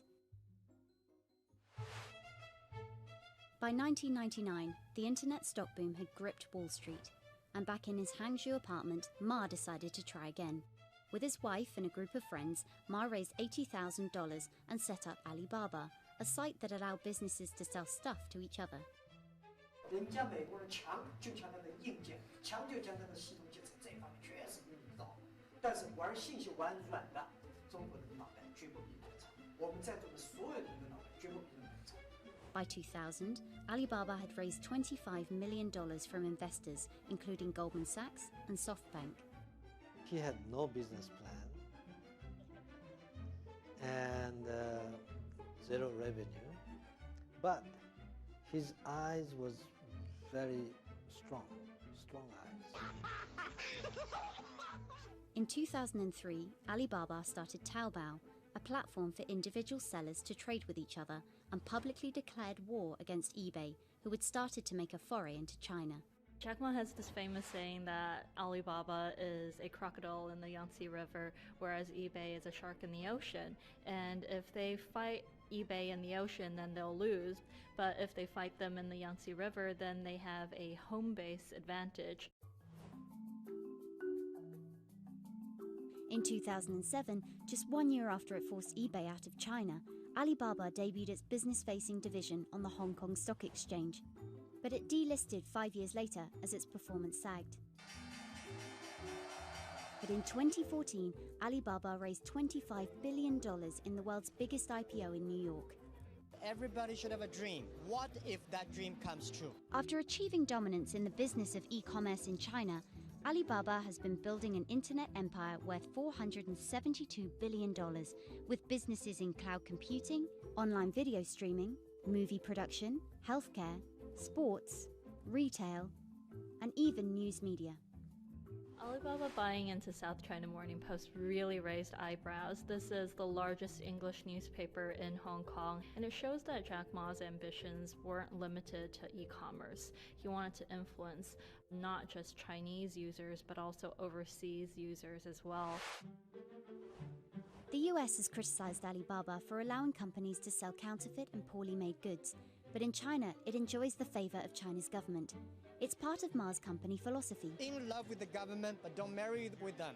Jack Ma's an extremely fortunate man for jumping on the internet sector so early. Note that this is a person who has no coding skills at all. He's a natural showman and a gifted public speaker, and really able to convince others to believe in his vision. Ma's vision of growing Alibaba to be the world's 5th largest economy faces strong competition at home and abroad. It will require more than just naked ambition and charisma, but Ma is great at getting himself in the right place at the right time. So far, it's served him well.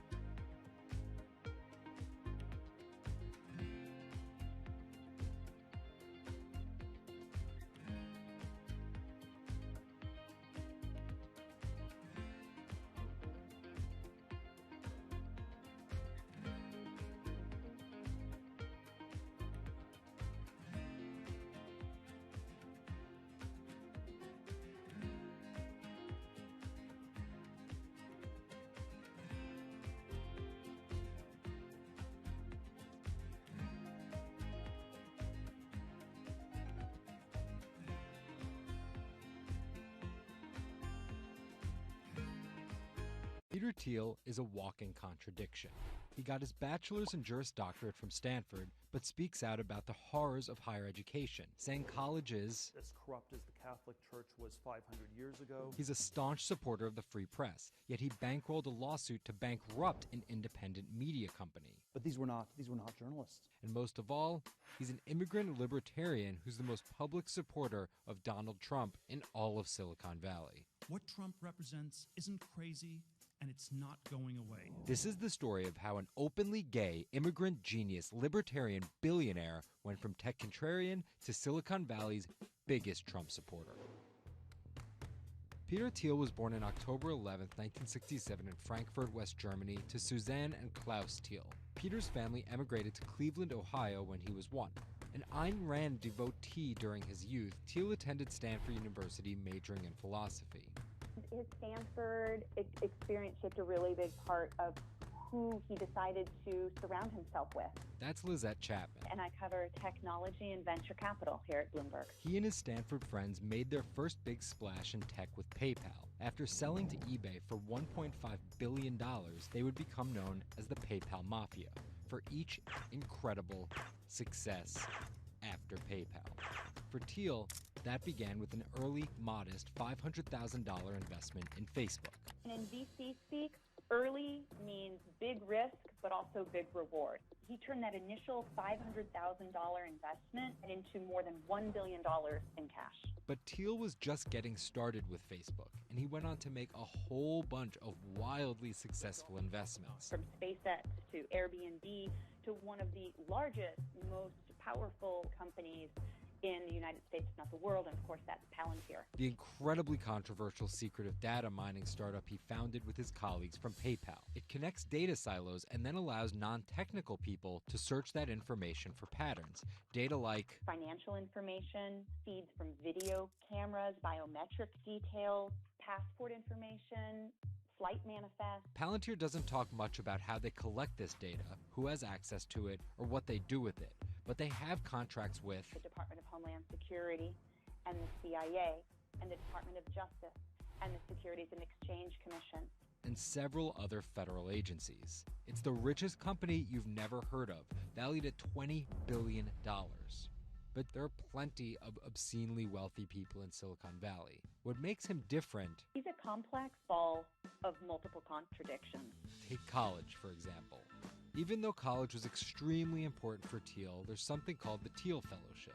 In exchange for dropping out and a promise not to pursue college, Thiel would give them $100,000 each. You basically tell people that if you get a diploma, you're saved.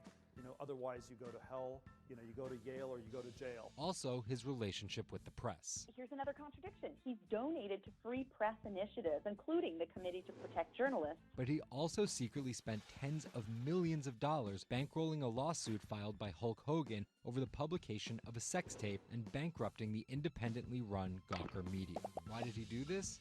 Because in 2007, one of Gawker Media's blogs, Value-Ag, outed him as gay. And with the lawsuit, he found an opportunity to get back at them by funding the lawsuit that Hulk Hogan was able to bring then, but he wouldn't have been able to do that without Thiel's money. And finally, Thiel's biggest contradiction, his endorsement of Donald Trump. When he was asked about his support for Trump, he was surprised at the outrage that came with it from many of his colleagues in Silicon Valley. He didn't want more of the establishment. No matter how crazy this election seems, it is less crazy than the condition of our country. After briefly supporting Carly Fiorina in the primaries, Thiel pivoted to Trump, donating $1.25 million to Trump and his associated super PACs in October 2016. And he didn't just help Trump financially. He gave a full-throated keynote speech supporting Trump at the Republican National Convention. I'm not a politician, but neither is Donald Trump. He is a builder, and it's time to rebuild America.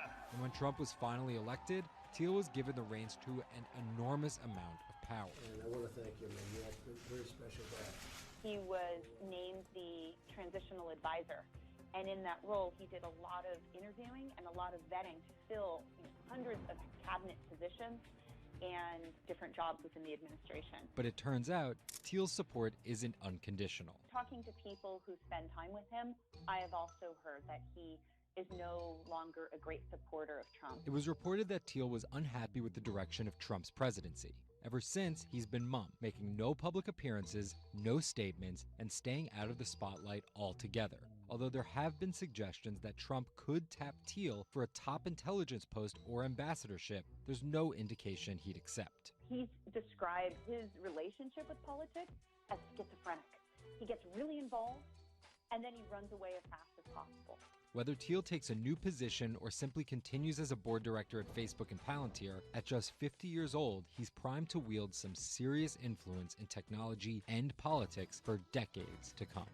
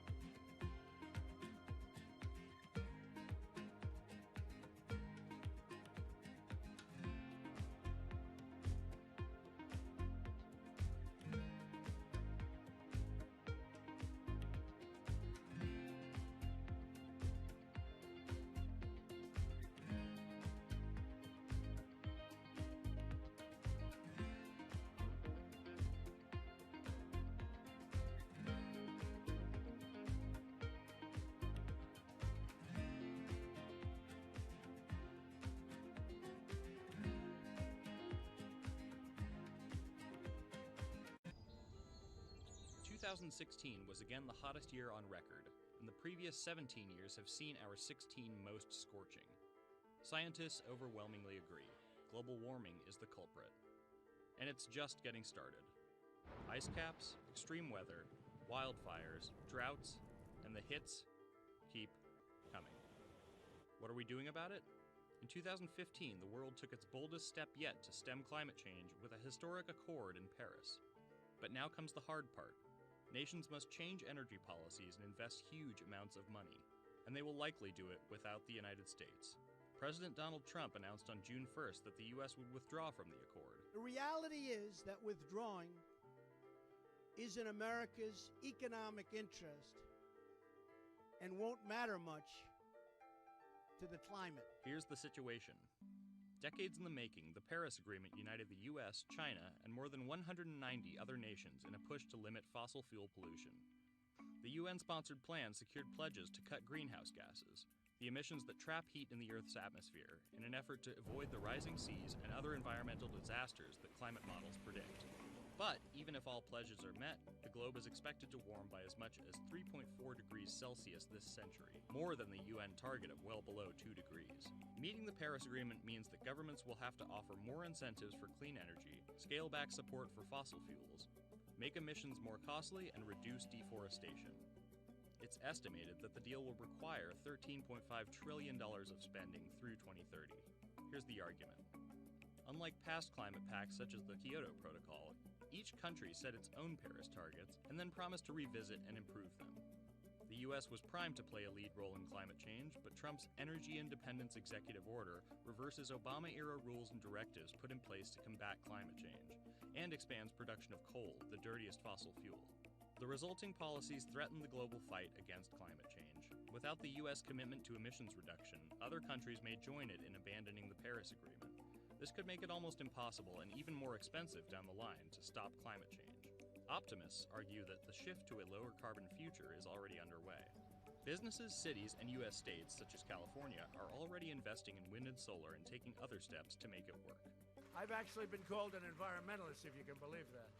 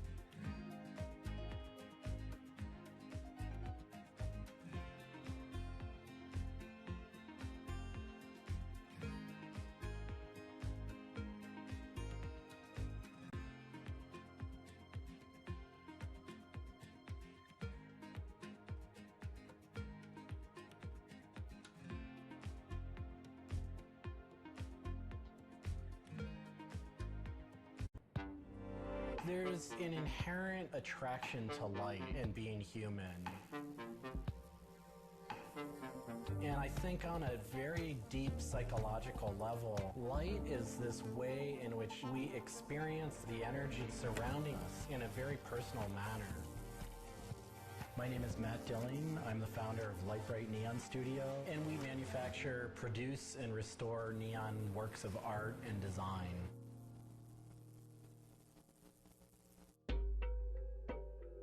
origins of the creative content of a lot of the work at Lightbright comes from a variety of sources. Sometimes people come with a napkin sketch, some people come with an Adobe Illustrator file, and we have a whole design team who then we kind of work together to help create layouts of what it might look like. Scale it up and create a paper template using a pen plotter. And that paper template actually becomes our guide for what we're going to bend the neon to. We take from the office into the glass shop. We pick out the right size tubing with the right color for the right size project. From there, we heat up the glass tubing. The torches heat the glass well in excess of 1,000 degrees in order for it to get into its molten state. We heat up and bend the glass tubing to match the template. One of our chandeliers has over 100 different bends in it. So each one of those bends has to be marked for a heated up bend. We also have to allow the glass to cool between the bends so that the next area can be worked on and heated up in its own unique fashion. It turns into spaghetti, and then we have to make sure that that spaghetti lines back up and cools to the template. We use a blow hose to connect our mouth to the tube, create a volume that's closed, and we can control the pressure in there with our mouth. There's just a variety of challenges that come up inherently in working with glass. Glass can crack due to stress, and sometimes you'll just have a batch that all it wants to do when it gets near a torch is crack.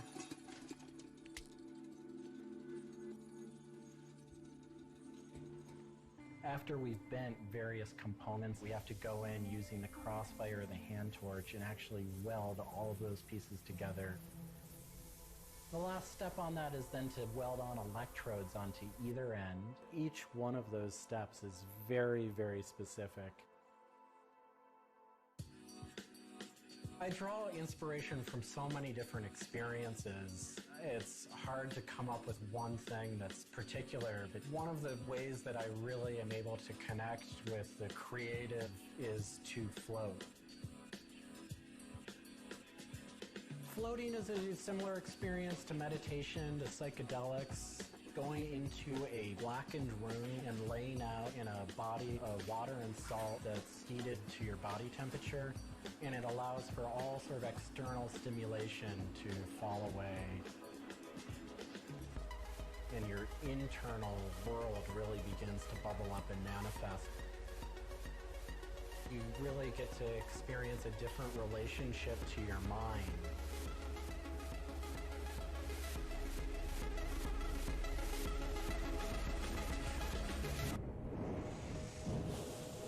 I think I work with neon because I can't not work with it. It's so challenging and so rewarding.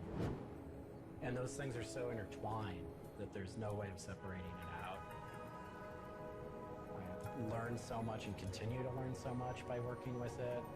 I find so much inspiration in working with it, and I just continue to experience new and different things through the medium. It's that close to me at this point.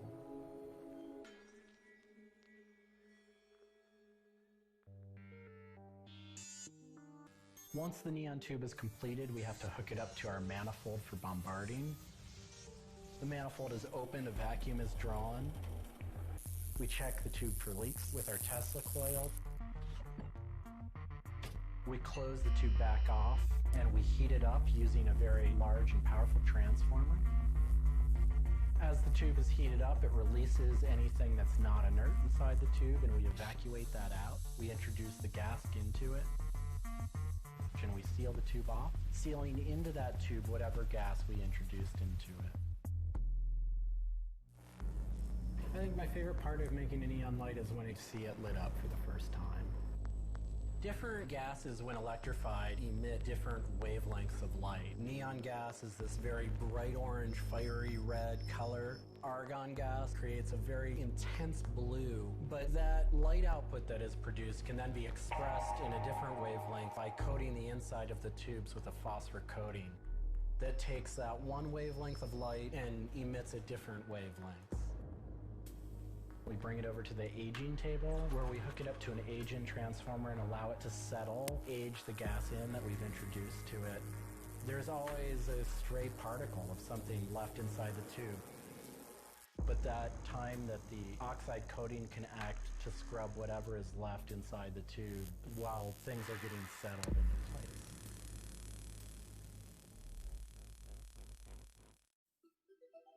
Once the tubes are aged in, we move on to our process of assembling two halves of the fixture together in a jig, gluing up the center of the fixture to its spindle. Once the adhesive dried, we would connect the wires from the fixture together into a transformer, and we turn on power and it lights up.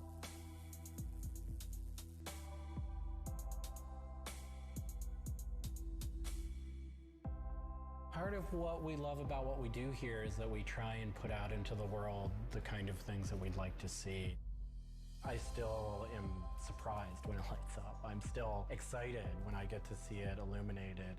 There's an ineffable quality to it. To me, is this insight into the inner workings of the universe. It literally is. It's a way of looking at what is surrounding us in the cosmos in a new light.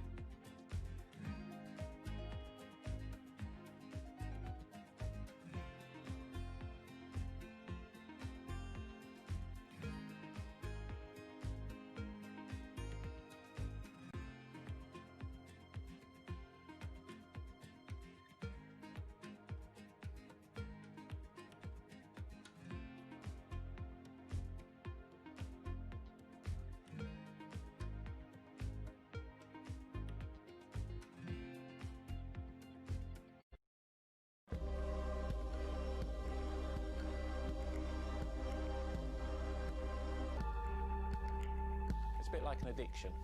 You've got to make something, you have to do something. It's borderline obsession. And every bike we build is my favourite bike at the time, and as soon as it's done, I want to build another one.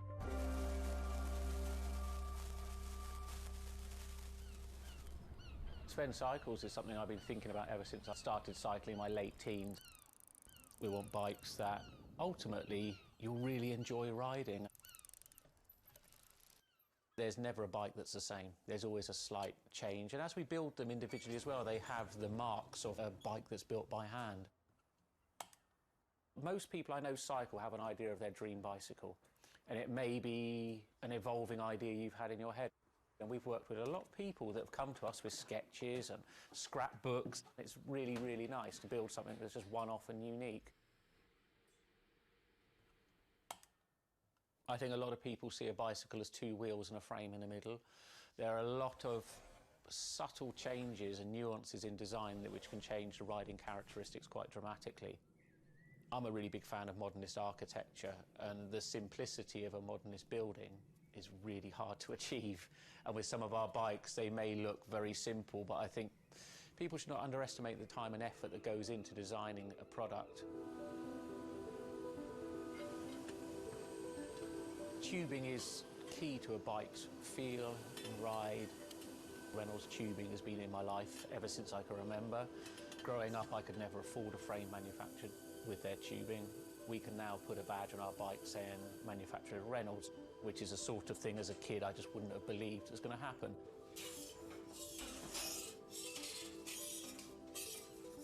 Every part of the bike has a specific tube. It's not universal. The first thing we do is get the tubes out, check they're correct, check the wall thicknesses, sand the edges, make sure it's all really clean, because if it's not clean, the tubes won't join together correctly. We build in steel because I still believe it's one of the best materials to use. It's been used in bikes since the late 1800s, and they're still using it now for a very good reason. It's the flexibility that we can replace the tube, repaint the bike, and you wouldn't know it's damaged. I just like working with it. It's very sculptural. This isn't sort of aerospace precision engineering. It's a steel rule and a marker. So when we're cutting the tubes, it's within a mil or two. But what we're trying to do is take the best from bicycle building in the past and add a little bit of modern flair to it.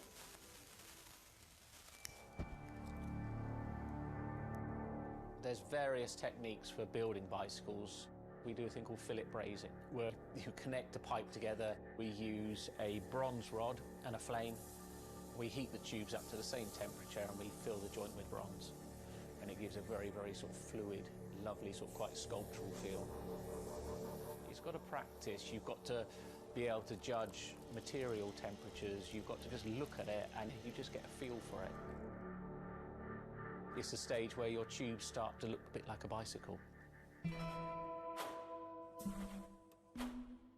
My father's a jeweller. He'd make sort of very pretty things, which are lovely, but for me, they don't really have any function. What I love about bicycles, you can start on a Monday with a box of tubes, and you can be riding it by the weekend, and it can last you for the rest of your life.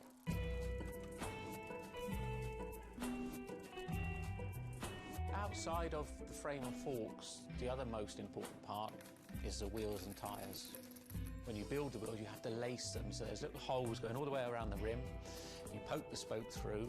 We do build all our wheels by hand here because a machine can't get 30 years worth of wheel building experience. Colour is very, very personal. With any of our bikes, you can have them painted whatever colour you want. We've matched one to a teapot, so we can get that scanned and we can match that, or someone's favourite item of clothing. I like to let the bike sit for 4 or 5 days minimum, just so the paint can have time to cure a little bit, and then we assemble it. We get out all the new components, and it's a case of putting them together. Some bikes you can assemble in 3 hours, some will take 3 days. And we've built bikes that cost in the £10,000 plus mark. Some people, they're saving up and this is their bike and they're going to own it for the rest of their lives, so we just want to make sure they get the right thing.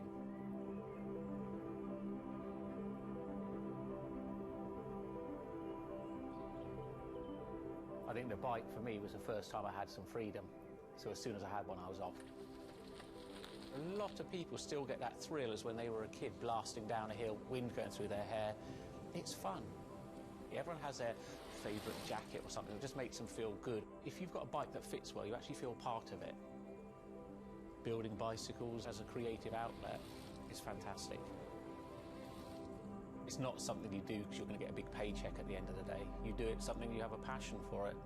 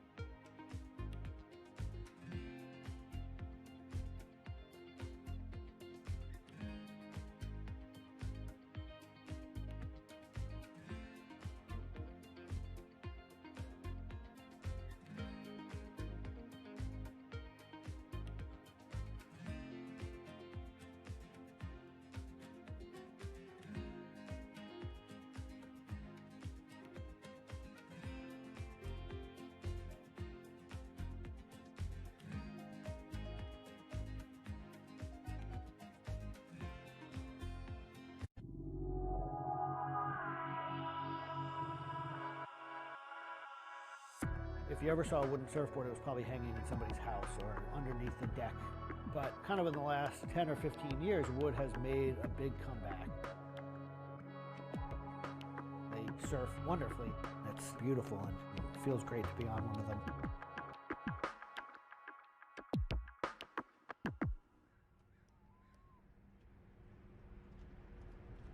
I always had a love for wood and kind of passionate about things that went in the water. I've kind of been around wooden boats most of my life. There's just so much character.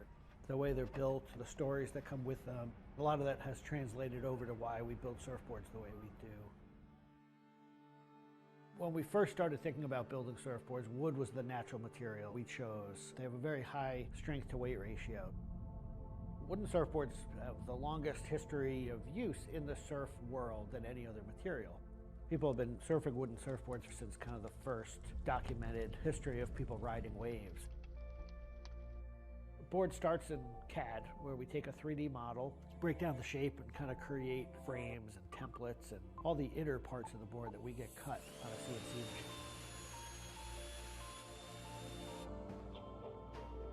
We take those frames and we just pop them out, assemble the frame into kind of a skeleton. We go out to our lumber shed, pick a bunch of cedar, and bring them into our mill shop, put glue along the edges, clamp it all together into a panel. Everything's book matched, you have symmetry in the colors and texture of the wood. Cut your outline. take our assembled frame, gently put it down right on top of the plank.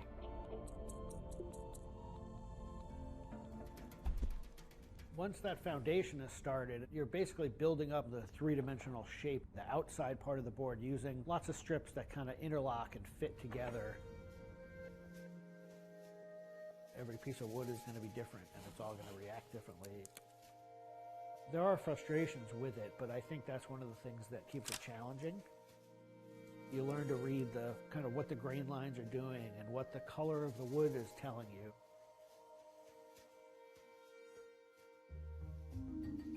Once those rails are cleaned up, we put our top planks on. It's a little bit like putting a lid on a box. It's like, this is it. Whatever's inside that board is staying inside that board. And by tensioning some rope, you can clamp the two together. It's like a time capsule.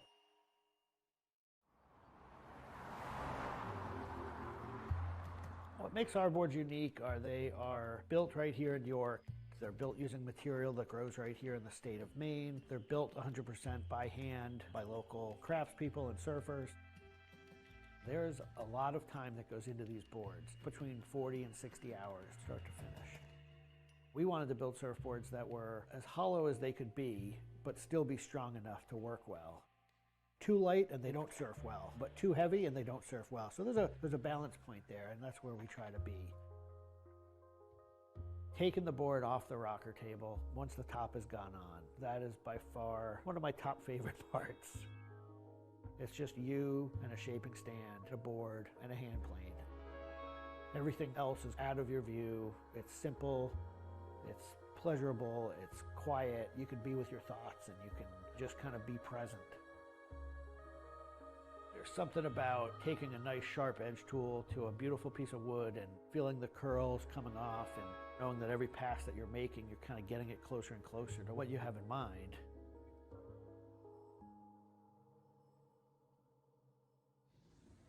Once we've shaped it down and the board's looking like it's supposed to look like, time for it to go into the glassing room. 4-ounce fiberglass, laying it over the board, draping it over the edges, cutting it, applying epoxy, and on the board. Once both sides are lamb coated, it's time to put in the hardware. Drill and router and install the fin box. And on the other side, we drill and put in the leash plug and a vent. There's a lot of air just naturally inside the board, and that air wants to expand and contract with temperature changes. And that vent has a little piece of Gore-Tex fabric in it, and it allows air to kind of breathe both ways, but it doesn't allow water to get in. Once all that hardware is put in, it goes back into the glassing room. We brush a nice, beautiful, thick coat of epoxy over the whole surface, and that we call a gloss coat. That's supposed to look beautiful and glossy and shiny and flawless. You get to see that board come to life. Whatever the colors in the wood, they really come out. It just makes it look like candy. You just want to touch it and run your hands down it, and it's just kind of the icing on the cake.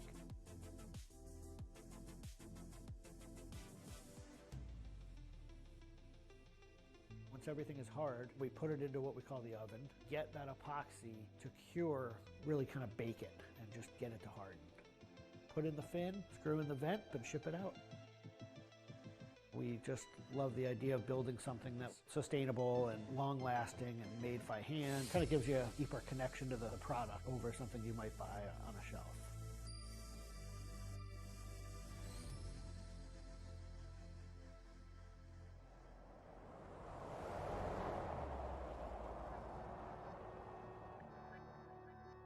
When a customer gets the board, they feel it. They 100% feel the amount of work and the amount of passion that went into the board. So I'm not really looking at hours and efficiency. We're looking at like doing it right and enjoying it as we go.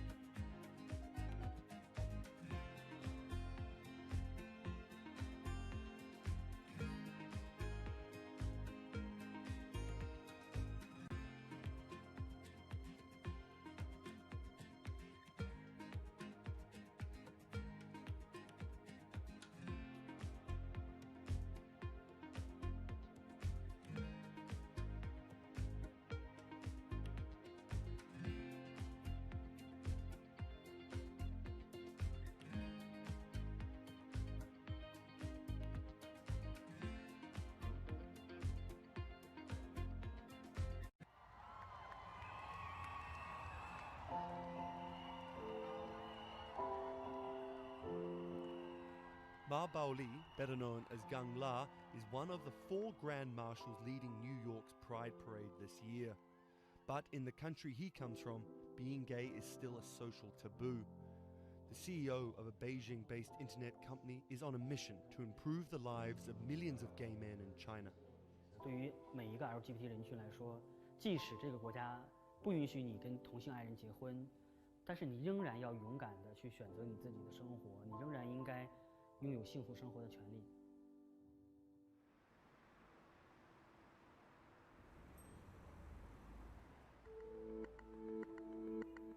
Ma's company Blue City runs an app and a website specifically for gay men. Blued is one of the biggest gay social networking apps in the world, with an estimated 30 million registered users. Unlike most other apps, Blued is more than just dating or hookups. 大家可以在我们这个软件里面找他自己的情感，然后可以阅读相关的内容，然后可以进行一些娱乐，比如玩游戏啊，比如看直播啊等等。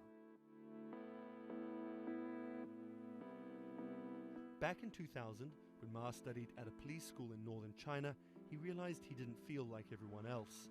因为他们都找女朋友，然后谈恋爱，但是我对长得好看的同性的男生，我反而觉得对我更有吸引力。所以那个时候我就到互联网上去找这样的一些资料，然后希望能够告诉我自己我到底是谁。互联网上所有的信息都是负面的，都是错的，就是说同性恋要电击疗法，要被治疗，然后要吃药等等。After visiting some foreign websites with different attitudes to homosexuality, Ma created his own site for a Chinese audience, encouraging people that 他们也是正常的，他们不用自卑，然后也不用自杀。Even though attitudes towards homosexuals are slowly changing in China, it's still a social stigma. The virtual world of Blued, where members can be open about their sexuality, is for most a striking contrast to their real lives. This is live streaming, a function added to Blued in late 2015, right as the internet craze was starting to take off in China. Many self-made stars like Jin make decent amounts of money by receiving audiences' virtual currencies and gifts. 我们不是彼此的初恋，初恋这种事儿多不靠谱啊。For Kyle and Klaus, a couple who have come out, live streaming on Blued means something different. 其实我经常会收到很多粉丝的一些互动的留言，就是类似就是说你们让我们看到了同志情侣之间的一些希望啊，我看到这样的留言我是很欣慰。The government's rules for acceptable content online may shift quickly in China, with LGBT material in a grey area. Many companies feel the chill of the recent internet crackdown, but Blue City still runs as usual. Ma has won the Chinese government's trust by helping with HIV prevention among gay men. A third of the company's staff are dedicated to screening pornographic and politically sensitive content. 我不太多的愿意去对抗，我更多的愿意去对话，去改变他们的想法。我觉得这个可能在中国来说是更有效的。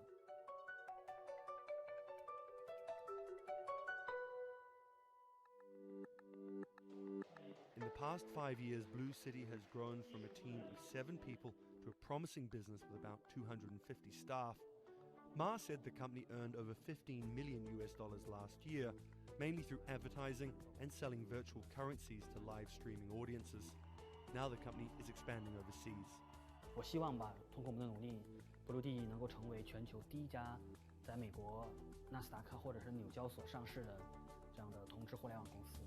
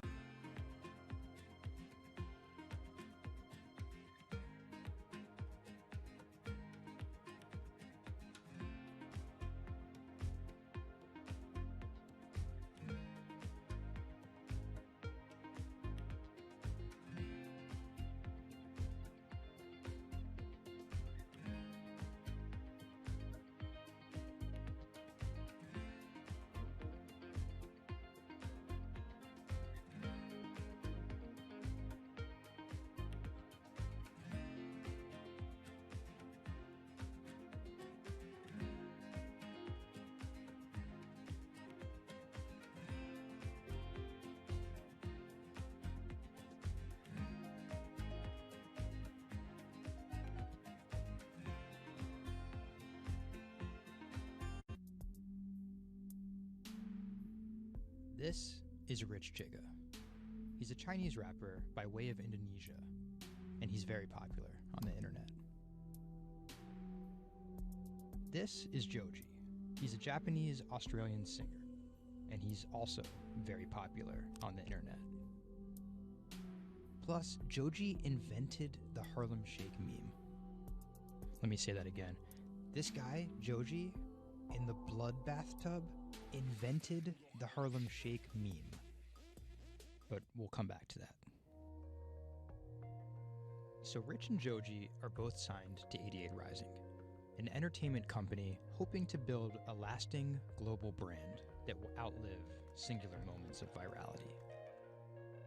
They primarily create content combining Asian culture and hip-hop, a formula that apparently pleases the internet gods greatly.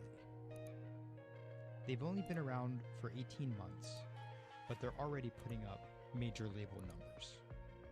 I think that we have an unprecedented collective of talent, a group of predominantly Asian artists, really making waves globally, which from an independent point of view as well.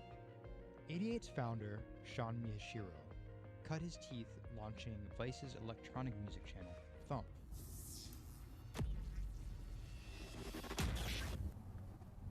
But quickly, Sean became interested in life beyond dance music.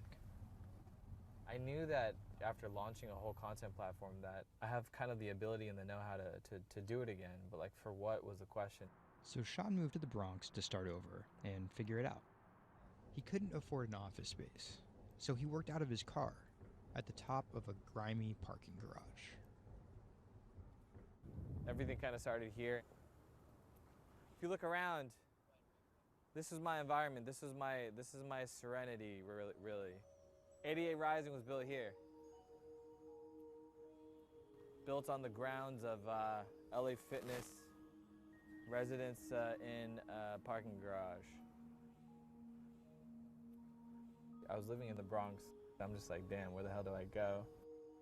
So I just come up here and I just kind of figure things out every single day. Being like, okay, what the hell is this thing? Coming here was kind of like my own kind of private office, basically. To be honest, I would even go to the bathroom here. I would take pisses here, you know what I mean? It was just too far to go back down there.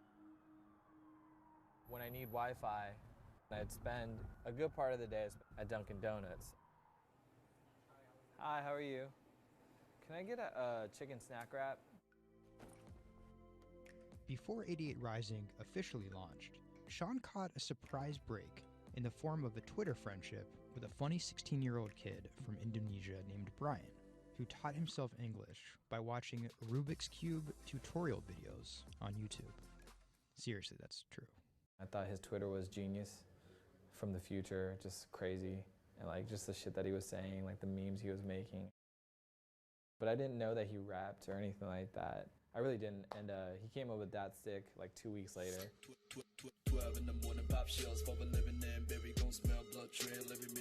Dat Stick was Brian's first ever attempt at making a rap song, and it immediately went viral. Everything was great about it, but the one thing that I noticed is the song was hard as hell. Just everything about it, man. Just it was menacing, bro. Soon after the video dropped, Brian signed with 88 Rising. I'll FaceTime with Rich. Sorry for calling you Rich Chiga on my phone, Rich. Brian, he gets super pissed off that he's saved in my phone as Rich Chiga. He's like, dude, am I not a human to you? What's good, bro? What's good, brother? How you doing? Doing great. I just did a sound check. How was it? It was tight. So, Brian could definitely rap, but some viewers understandably took offense at a Chinese kid satirizing rap cliches and calling himself Rich Chiga. But if a group of well-known rappers saw the video and genuinely liked it, that could at least help validate Brian as a legit hip-hop artist. Plus, it could be really funny. It was just kind of an idea that I just had on the spot. Everything that rappers say is better and funnier and smarter and wittier. You know, it's just more entertaining. We just edit it as tight as possible, put it up, and it really worked. Yo, this nigga got a pouch on and a Reebok pouch. This is the hardest nigga of all time. You said when you come for a chigga like me. That was dope. Like, it's just lit, and I think people will take it as a joke at first, but it's like if he ran with that and kept doing more videos like that, it's just lit. You know, I'd never been to America before, and like all of a sudden, it's like I see like all the rappers that I listen to just like reacting to my stuff, and I was like, what? How did this happen? The reaction video also went viral, and even led to a remix of Dat Stick featuring Wu-Tang's Ghostface. I'll get on that track. You know what I'm saying? Yeah. Really, on the remix? Yeah. Oh, you know him? And yeah, the remix went viral too.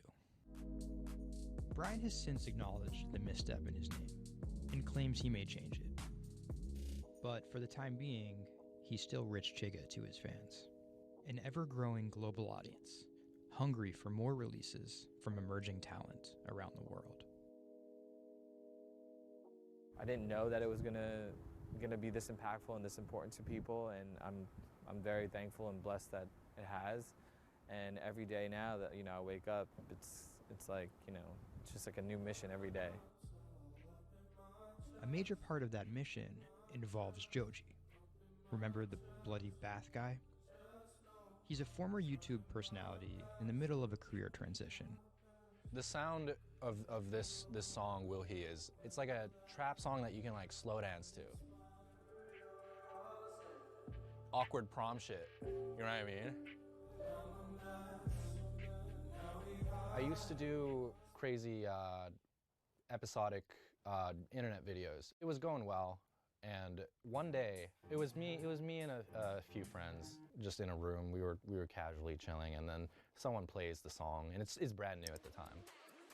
I happened to have a lot of costumes laying around, so I told the other guys, I was like, get in these costumes and let's just dance to it, like who cares? We were like, okay, let's just go crazy at the drop. So that video goes up, I go to sleep, and the next morning, everyone's doing it, like next morning.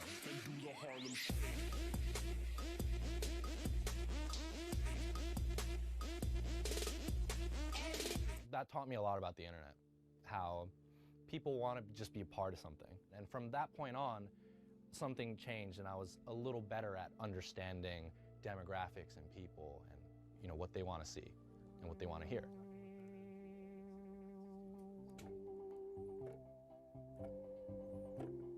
I was friends with a couple other artists who were affiliated with 88, and then I also started to realize that 88 is the bridge between Western and Asian entertainment, and I really wanted to be a part of that. Joji just released the In Tongues EP, his first project as a serious artist. Joji's In Tongues record came out a couple weeks ago. It's #2 on Billboard on the R&B charts, which is crazy for independent release, and he's like a brand new artist. And the success is even more impressive, knowing he went from creating something like this, It's just Taco Bell. What could possibly go wrong? to creating something like this, the newest music video for his song Demons.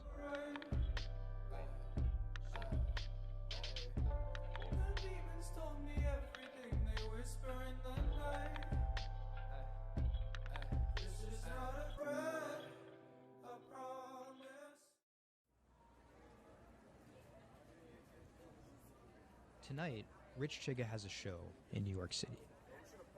Tickets sold out in an hour. I came here, I'm first online. I was here at 1. I was the third person online. So why'd you get here so early? Because I want to see Rich Chiga. I want to touch him. What do you guys think of Joji? Oh my God! That's my dad, son. Did you guys cop the new EP or like? Yeah. I woke up at 6 in the morning just to cop that shit. And then I listened to it, and that shit started making me cry. This is actually kind of exciting. Every time, this never gets old. Like, you live online and social media, but like, there's nothing like just being with the people.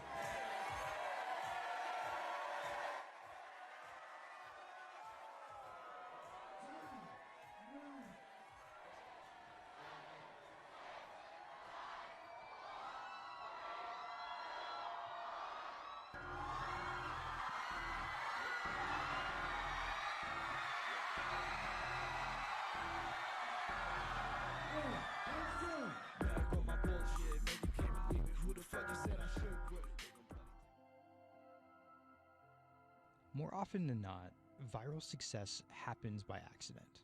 And then after an appearance on Ellen or Jimmy Kimmel, the creator's star power fizzles out. But Idiot Rising has figured out how to turn potential gimmicks into brands with an actual following that keeps coming back for the next thing. Oh, shit!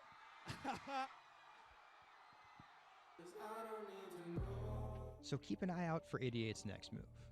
But more than likely, it won't be covered on network television or terrestrial radio. Although, as they've already proven, nowadays that really doesn't matter.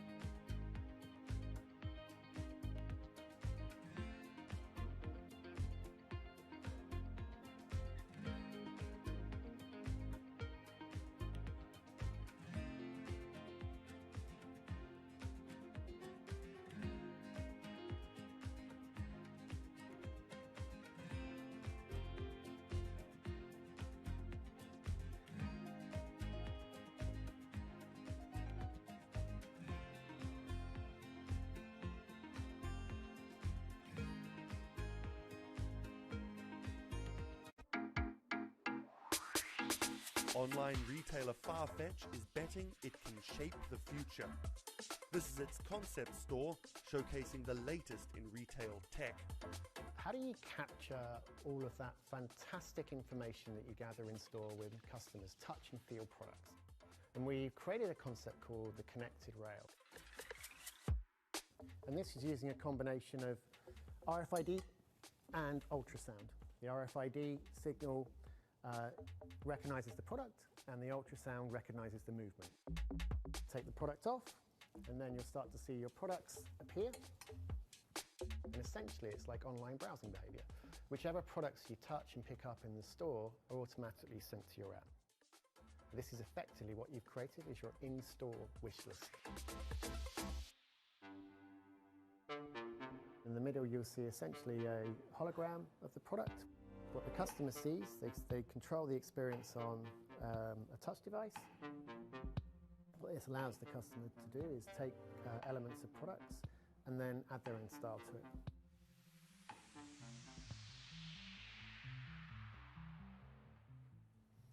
Right, so this is the connected mirror. So in this example, I see my products. I select a coat, and that's tried it, and it's slightly too big for me. So what I can do is choose an alternative size and send a request to the sales associate, and they'll bring that size to me in the fitting room mirror. You'll also see that we've got some product recommendations here. Crucially, the sales associate's able to push items into the mirror from their device. If you wanted to, you could simply use the mirror and pay and go. Your items would then be packed and dispatched to you afterwards.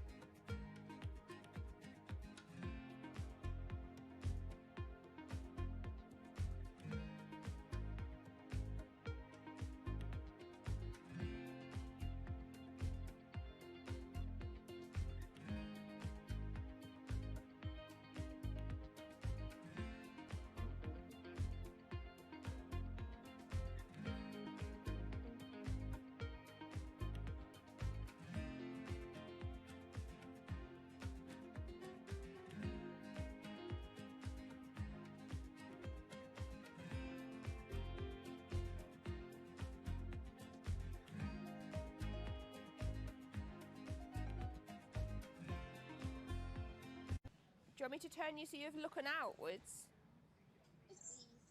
Yes, please. How about there?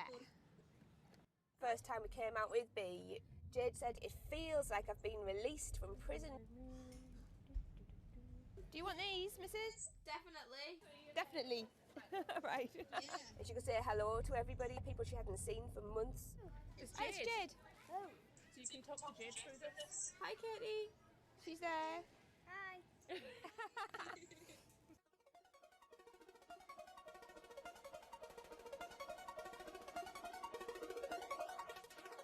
Every time anyone's seen her, they want to know why she's there. And it's kind of the opposite of when you're in a wheelchair and people see you and they kind of go, oh, should I look? I don't know what the right protocol is. When there's a tiny robot with its bright little eyes going around just looking happy everywhere, it really opens you up for conversation. We've got some friends here, look. Hiya! When I saw her for the first time, I remember thinking, this is going to change things. This is one of those points where if this was a book, this would be the cliffhanger.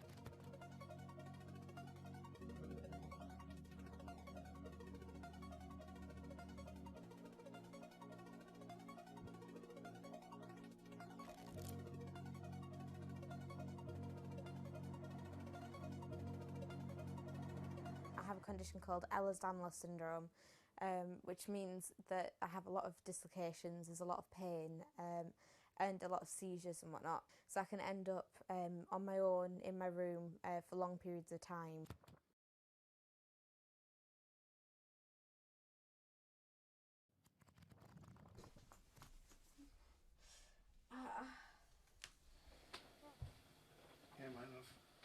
A lot of the time, with a condition like my own, of course there's the pain, and the pain is bad, and the dislocations are bad, and the seizures and being in paralysis and never knowing whether you're going to be able to wake up properly tomorrow, that's bad. But what's worse still is being able to count the number of people you see a day on one hand. Are you ready? Sure am, I'm just hoping the connection's going to stay. Yeah, me too. Alright, here we go. When you're used to just the same little metre by metre and a half window every day, and you've been there for months, being able to just see the sky from somewhere else, or the tops of trees, or a sign, is incredible. Or being able to have that kind of chat in the car that most people probably take for granted. I'm going to go past Grandma and Grandad so you can give them a wave. Now, if Jade is particularly seizure-y, she can still take part. And that's brilliant, really, because before she would just be left in a bed or in a house with just her carers. It's quite a small world, that. Right, so there's one of her. Here, this costume I'm busy making at the moment. When I'm not on bed rest and I'm not just wearing pyjamas all the time, I enjoy being able to dress as different characters and go to Comic Cons and that kind of thing, because it just lets me show a different side of myself, and it's a bit of fun. If you can't go out that often, you've got to enjoy it when you do. Was that? Good. It's one of those weird things where I want to not have to use B because I want to be well enough to be able to go to those places myself. Like, it really makes a big difference to me to be able to go into school. But the thing is, with my condition fluctuating all of the time, I can't go into school reliably.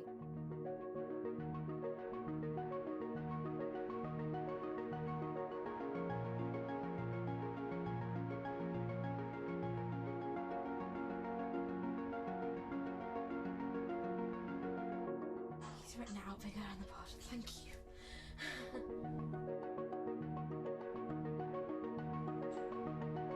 Today's the first day that I've been in school via B, and so far it's interesting. Still a few little things that we need to work out, but for the most part I think it's going fairly well. And it's brilliant because I can really tell the difference between today and yesterday.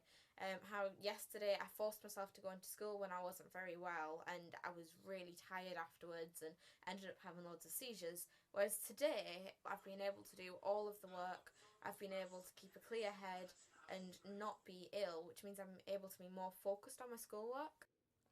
So there is my first step of working, is to simplify root 8. The algebra test is next week.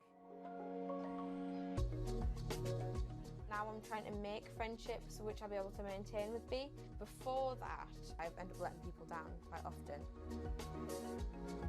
B gives me hope, yeah. She's just always there. And if I can't do something, she can. And if I need sort of assistance to be able to make commitments, then she's there, and she means that I feel like a more valuable person because I'm more reliable.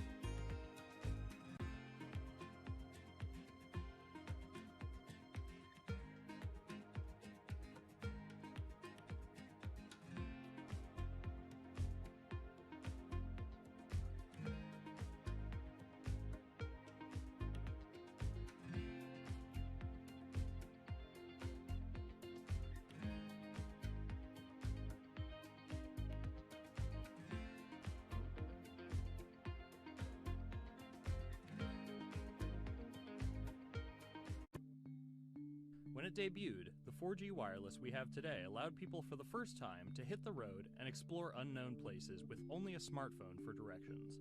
When 5G arrives, it could enable driverless cars to take us there as well. 5G stands for 5th generation mobile networks or wireless systems. It's insanely fast and can accommodate a lot more connected devices. But the reason it's being called revolutionary is because 5G will allow connected devices to speak to each other as well as people. Right now we're living in a world where really it's a one-way experience. That's Bloomberg tech reporter Ian King. The network talks to your phone, you look at your phone and access data, then you send something back to the network. What we're being told about 5G is that really for the first time we're going to see machines communicating with each other over mobile networks in a meaningful way. 5G could end up being 100 times faster than what we have now, with speeds that could reach 20 gigabits per second. In plain English, that means downloading a full-length HD movie in seconds.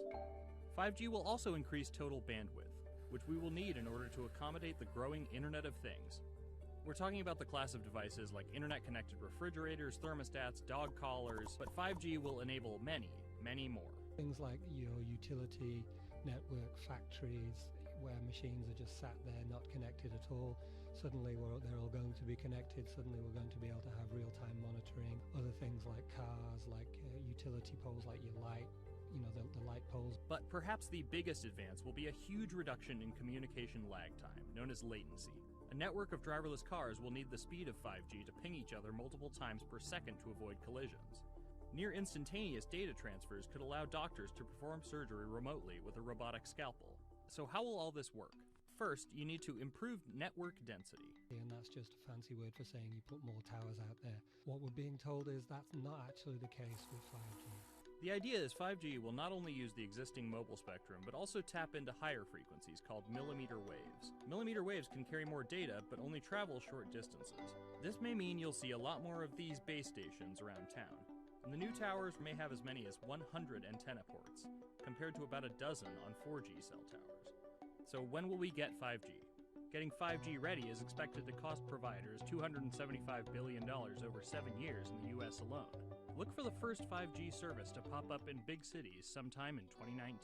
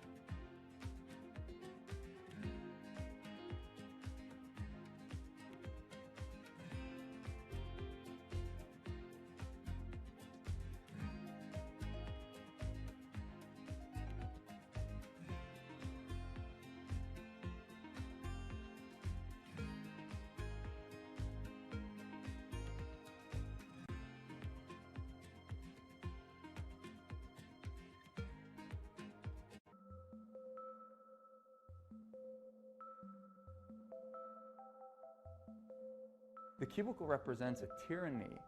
It confines your imagination, your thoughts, into a small physical area.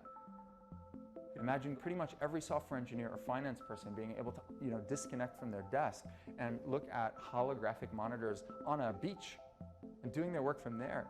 That's not going to be science fiction. It's the modern office place. Silicon Valley is all about building the future. A startup called Meta thinks it's getting there first, thanks to a big bet that it's made on augmented reality. How are you? Good, thank you. Welcome to Meta. Thank you. Call it a 360-degree office where you can spatialize your thoughts as part of your workflow for education, architecture, design, engineering, etc. People often mix up augmented reality with virtual reality. VR totally blocks your ability to see or hear the real world. AR overlays holograms onto what you already see. Meta has tried to make its version of the workspace feel familiar. You grab the hologram instead of using a controller or a mouse, and your brain already knows how to do it. In other words, we've designed an operating system that humanity has always known how to use. So you can see this eyeball, which is, by the way, photorealistic. You can see my hand is occluding the eyeball, and now the eyeball is occluding my hand, right? You see those two circles? They get small, and then they turn into this glowing white ball, and then I can move my hand around supernaturally. I can do this with two hands and rotate the thing. I can stretch it. I can throw it back right into the shelving system, and that's all you have to learn to become a modern worker. And to prove this, the employees at Meta have started to get rid of their computer monitors, trading them in for Meta's augmented reality headsets. Myron thinks that in less than a decade, we'll all be just wearing strips of glass that can project holograms.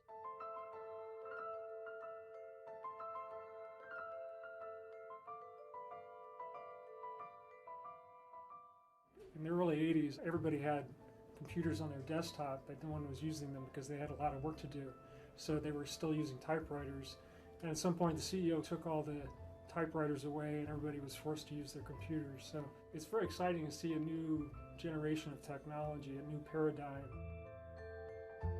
I consider us like pioneers in the holographic wild. I'm pulling up my browser with my hands and sending out emails to colleagues and just kind of really acclimating to the new environment.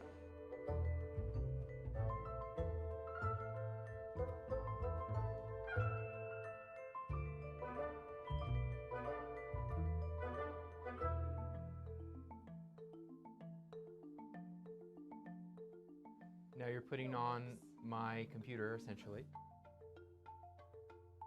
Our digital lives live on our phones. We have all of our pictures and notes and all these kinds of things. So, why don't you write yourself a little sticky note? I like it.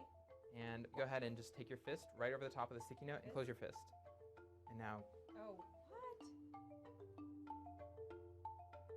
Meta's own transition to augmented reality has run into plenty of unexpected problems.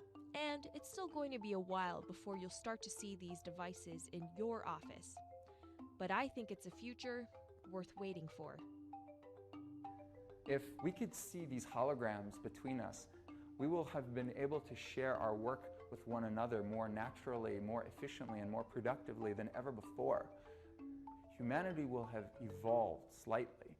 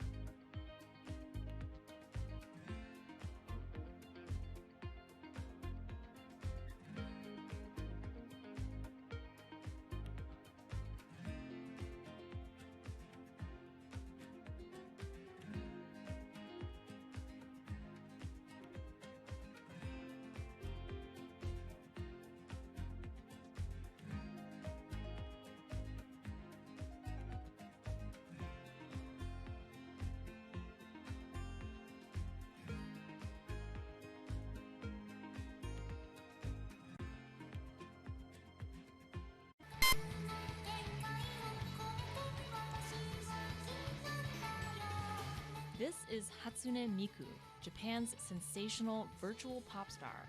She's released over 100,000 songs in multiple languages and performed sold-out concerts around the world. Her image has appeared in games, on TV, in car races, and is even etched on the side of a Japanese space rocket. I came for Hatsune Miku, Carlos. She's Lady Gaga's favorite digital pop star and opened shows for her in the US 3 years ago. Tens of thousands of fans attended her exhibition and live shows near Tokyo recently. 理想のアイドルっていうとどの曲でもミクはすごい綺麗に歌ってくれる。他没有缺点啊，没有任何让我们感到不开心的一些新闻。She's everything to everybody. That's probably why she's so popular. Miku's creator Hiroyuki Ito and his Sapporo-based company have been developing the virtual diva for over 10 years. 初音ミクとはキャラクターとしてすごくYouTube とかで検索するとたくさんの初音ミクが出てくるんですけども、元々の初音ミクのその原点は歌声を合成するソフトウェアなんです。Both the software and character are named Hatsune Miku, meaning the first sound of the future. Originally based on Yamaha's Vocaloid technology, Miku the software has a sound bank containing voice samples and a huge array of tools. You input the melody and lyrics, then Miku the character sings them.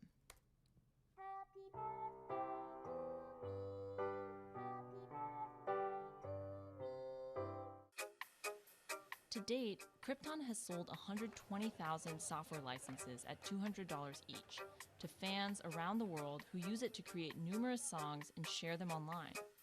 Some of the fan-created songs are chosen to be part of Miku's concerts, for which they're paid a royalty fee. もともと初音ミクっていう存在自体がボトムアップって言いますか、中にはアマチュアクリエイターじゃなくて今もうすでにプロになって活躍している方もいらっしゃるんですけども。The company also has other revenue streams. It makes money from merchandising, licensing deals, and concert ticket sales. According to the real-life musicians who perform with Hatsune Miku, the virtual pop star is interesting and surprising. 今年で3年ぐらい、ちょうど3年ぐらいやってきて、ライブも数十本、数百本だったと。そういうことが演奏によって起こせるためのそういう器みたいな感じになっています。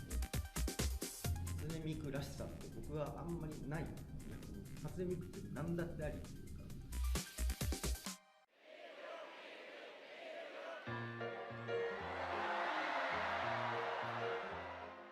For Ito, Miku has the potential to change the way we think about music. そういう新しいテクノロジーによって新しい音楽のあり方っていうものを模索していきたいと思っていました。And for her fans, it goes even further. 初音ミクって魂がないので、だからみんな魂を作り上げるために存在しています。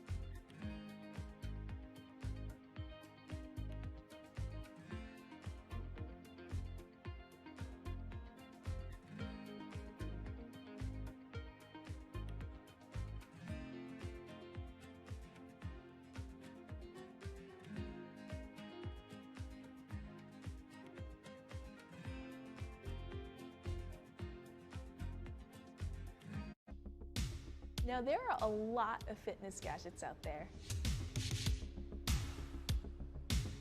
In my quest to get fit, I tested 17 of them over the last few months. At least one personal trainer I know was a little bit skeptical. Yeah, I've been watching these new technologies come to the market for almost as long as I've been a personal trainer. They're just tricks and tropes.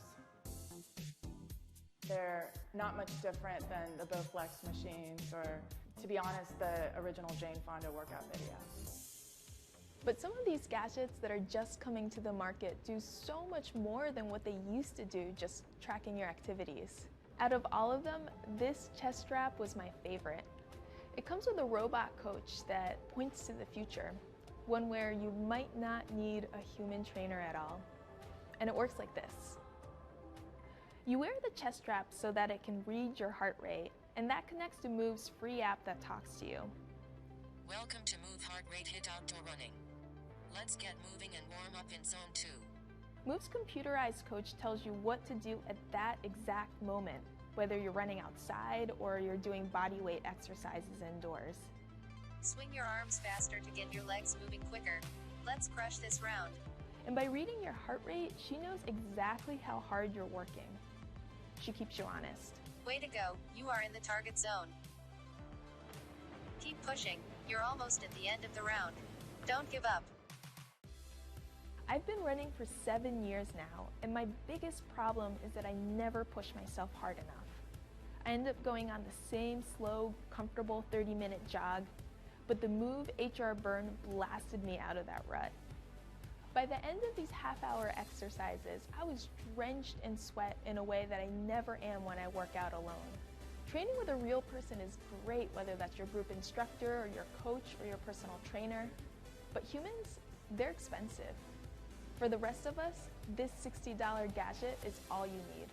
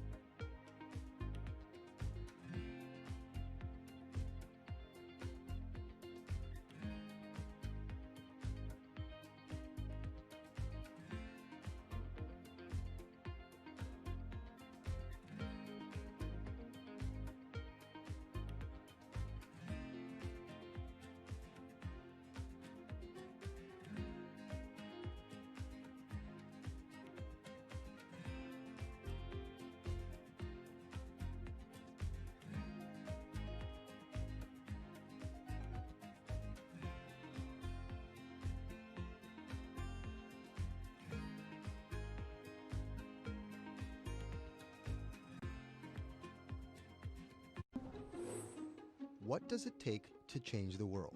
A big army? A cure to a pandemic? A revolution?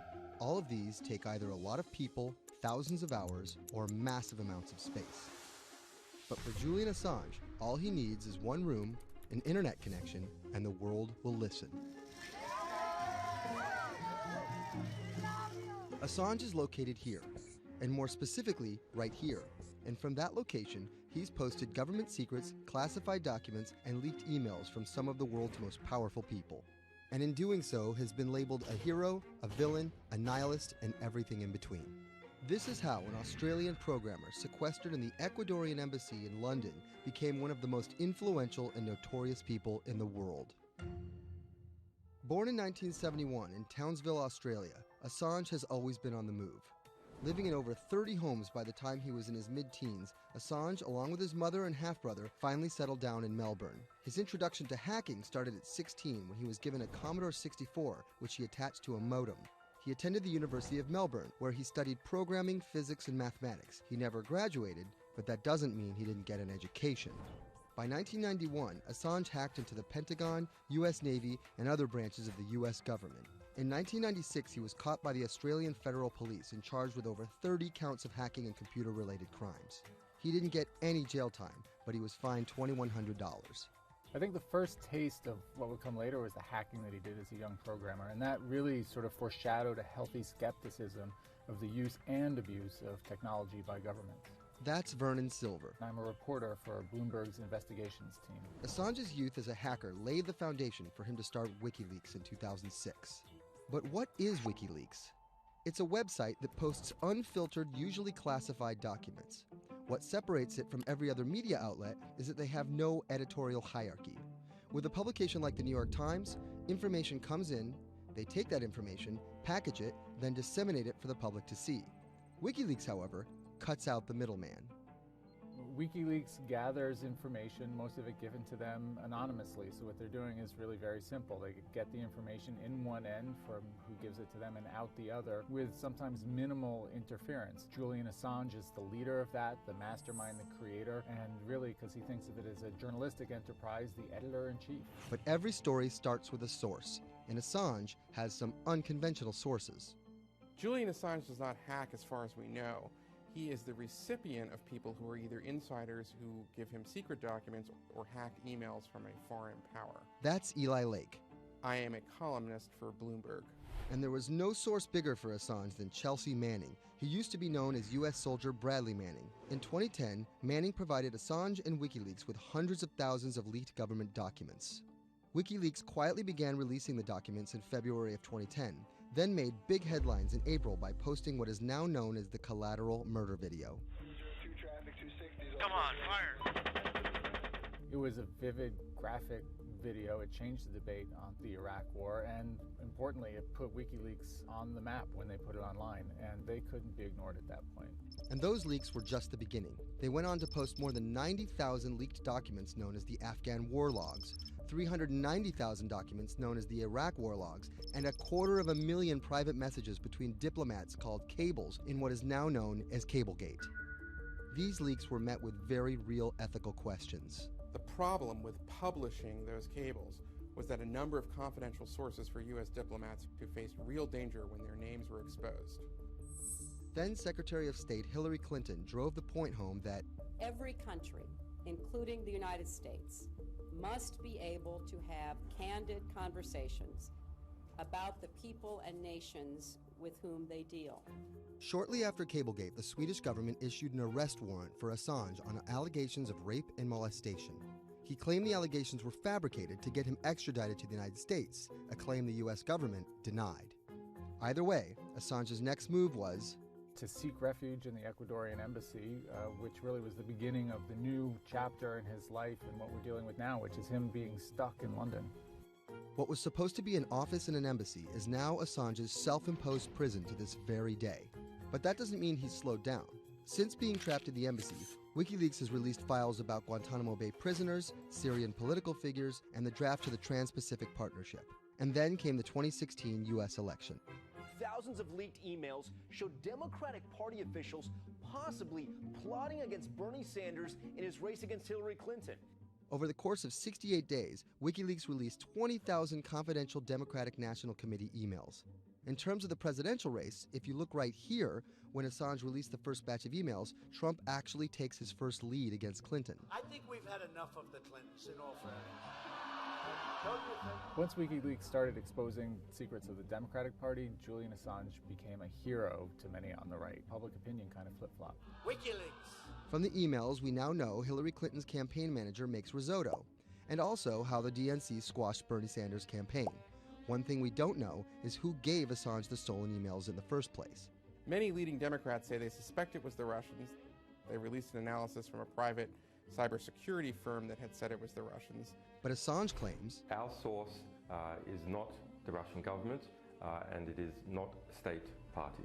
So this is where we stand today. The public still doesn't know who provided the emails to WikiLeaks. Meanwhile, Assange is still running WikiLeaks and still releasing documents. In March 2017, he started publishing documents from the CIA's Center for Cyber Intelligence called Vault 7. The CIA, the agency charged with finding and keeping our top secrets, can't keep its own secrets. As long as Assange has a connection to the world, no government secret will be too far from exposure. Julian Assange is still in the embassy. Maybe he'll leave, maybe he won't. Kind of regardless, his work has been done. He's changed the way people think about their governments, about their own secrets, about their own hackability, and really the world has changed because of him.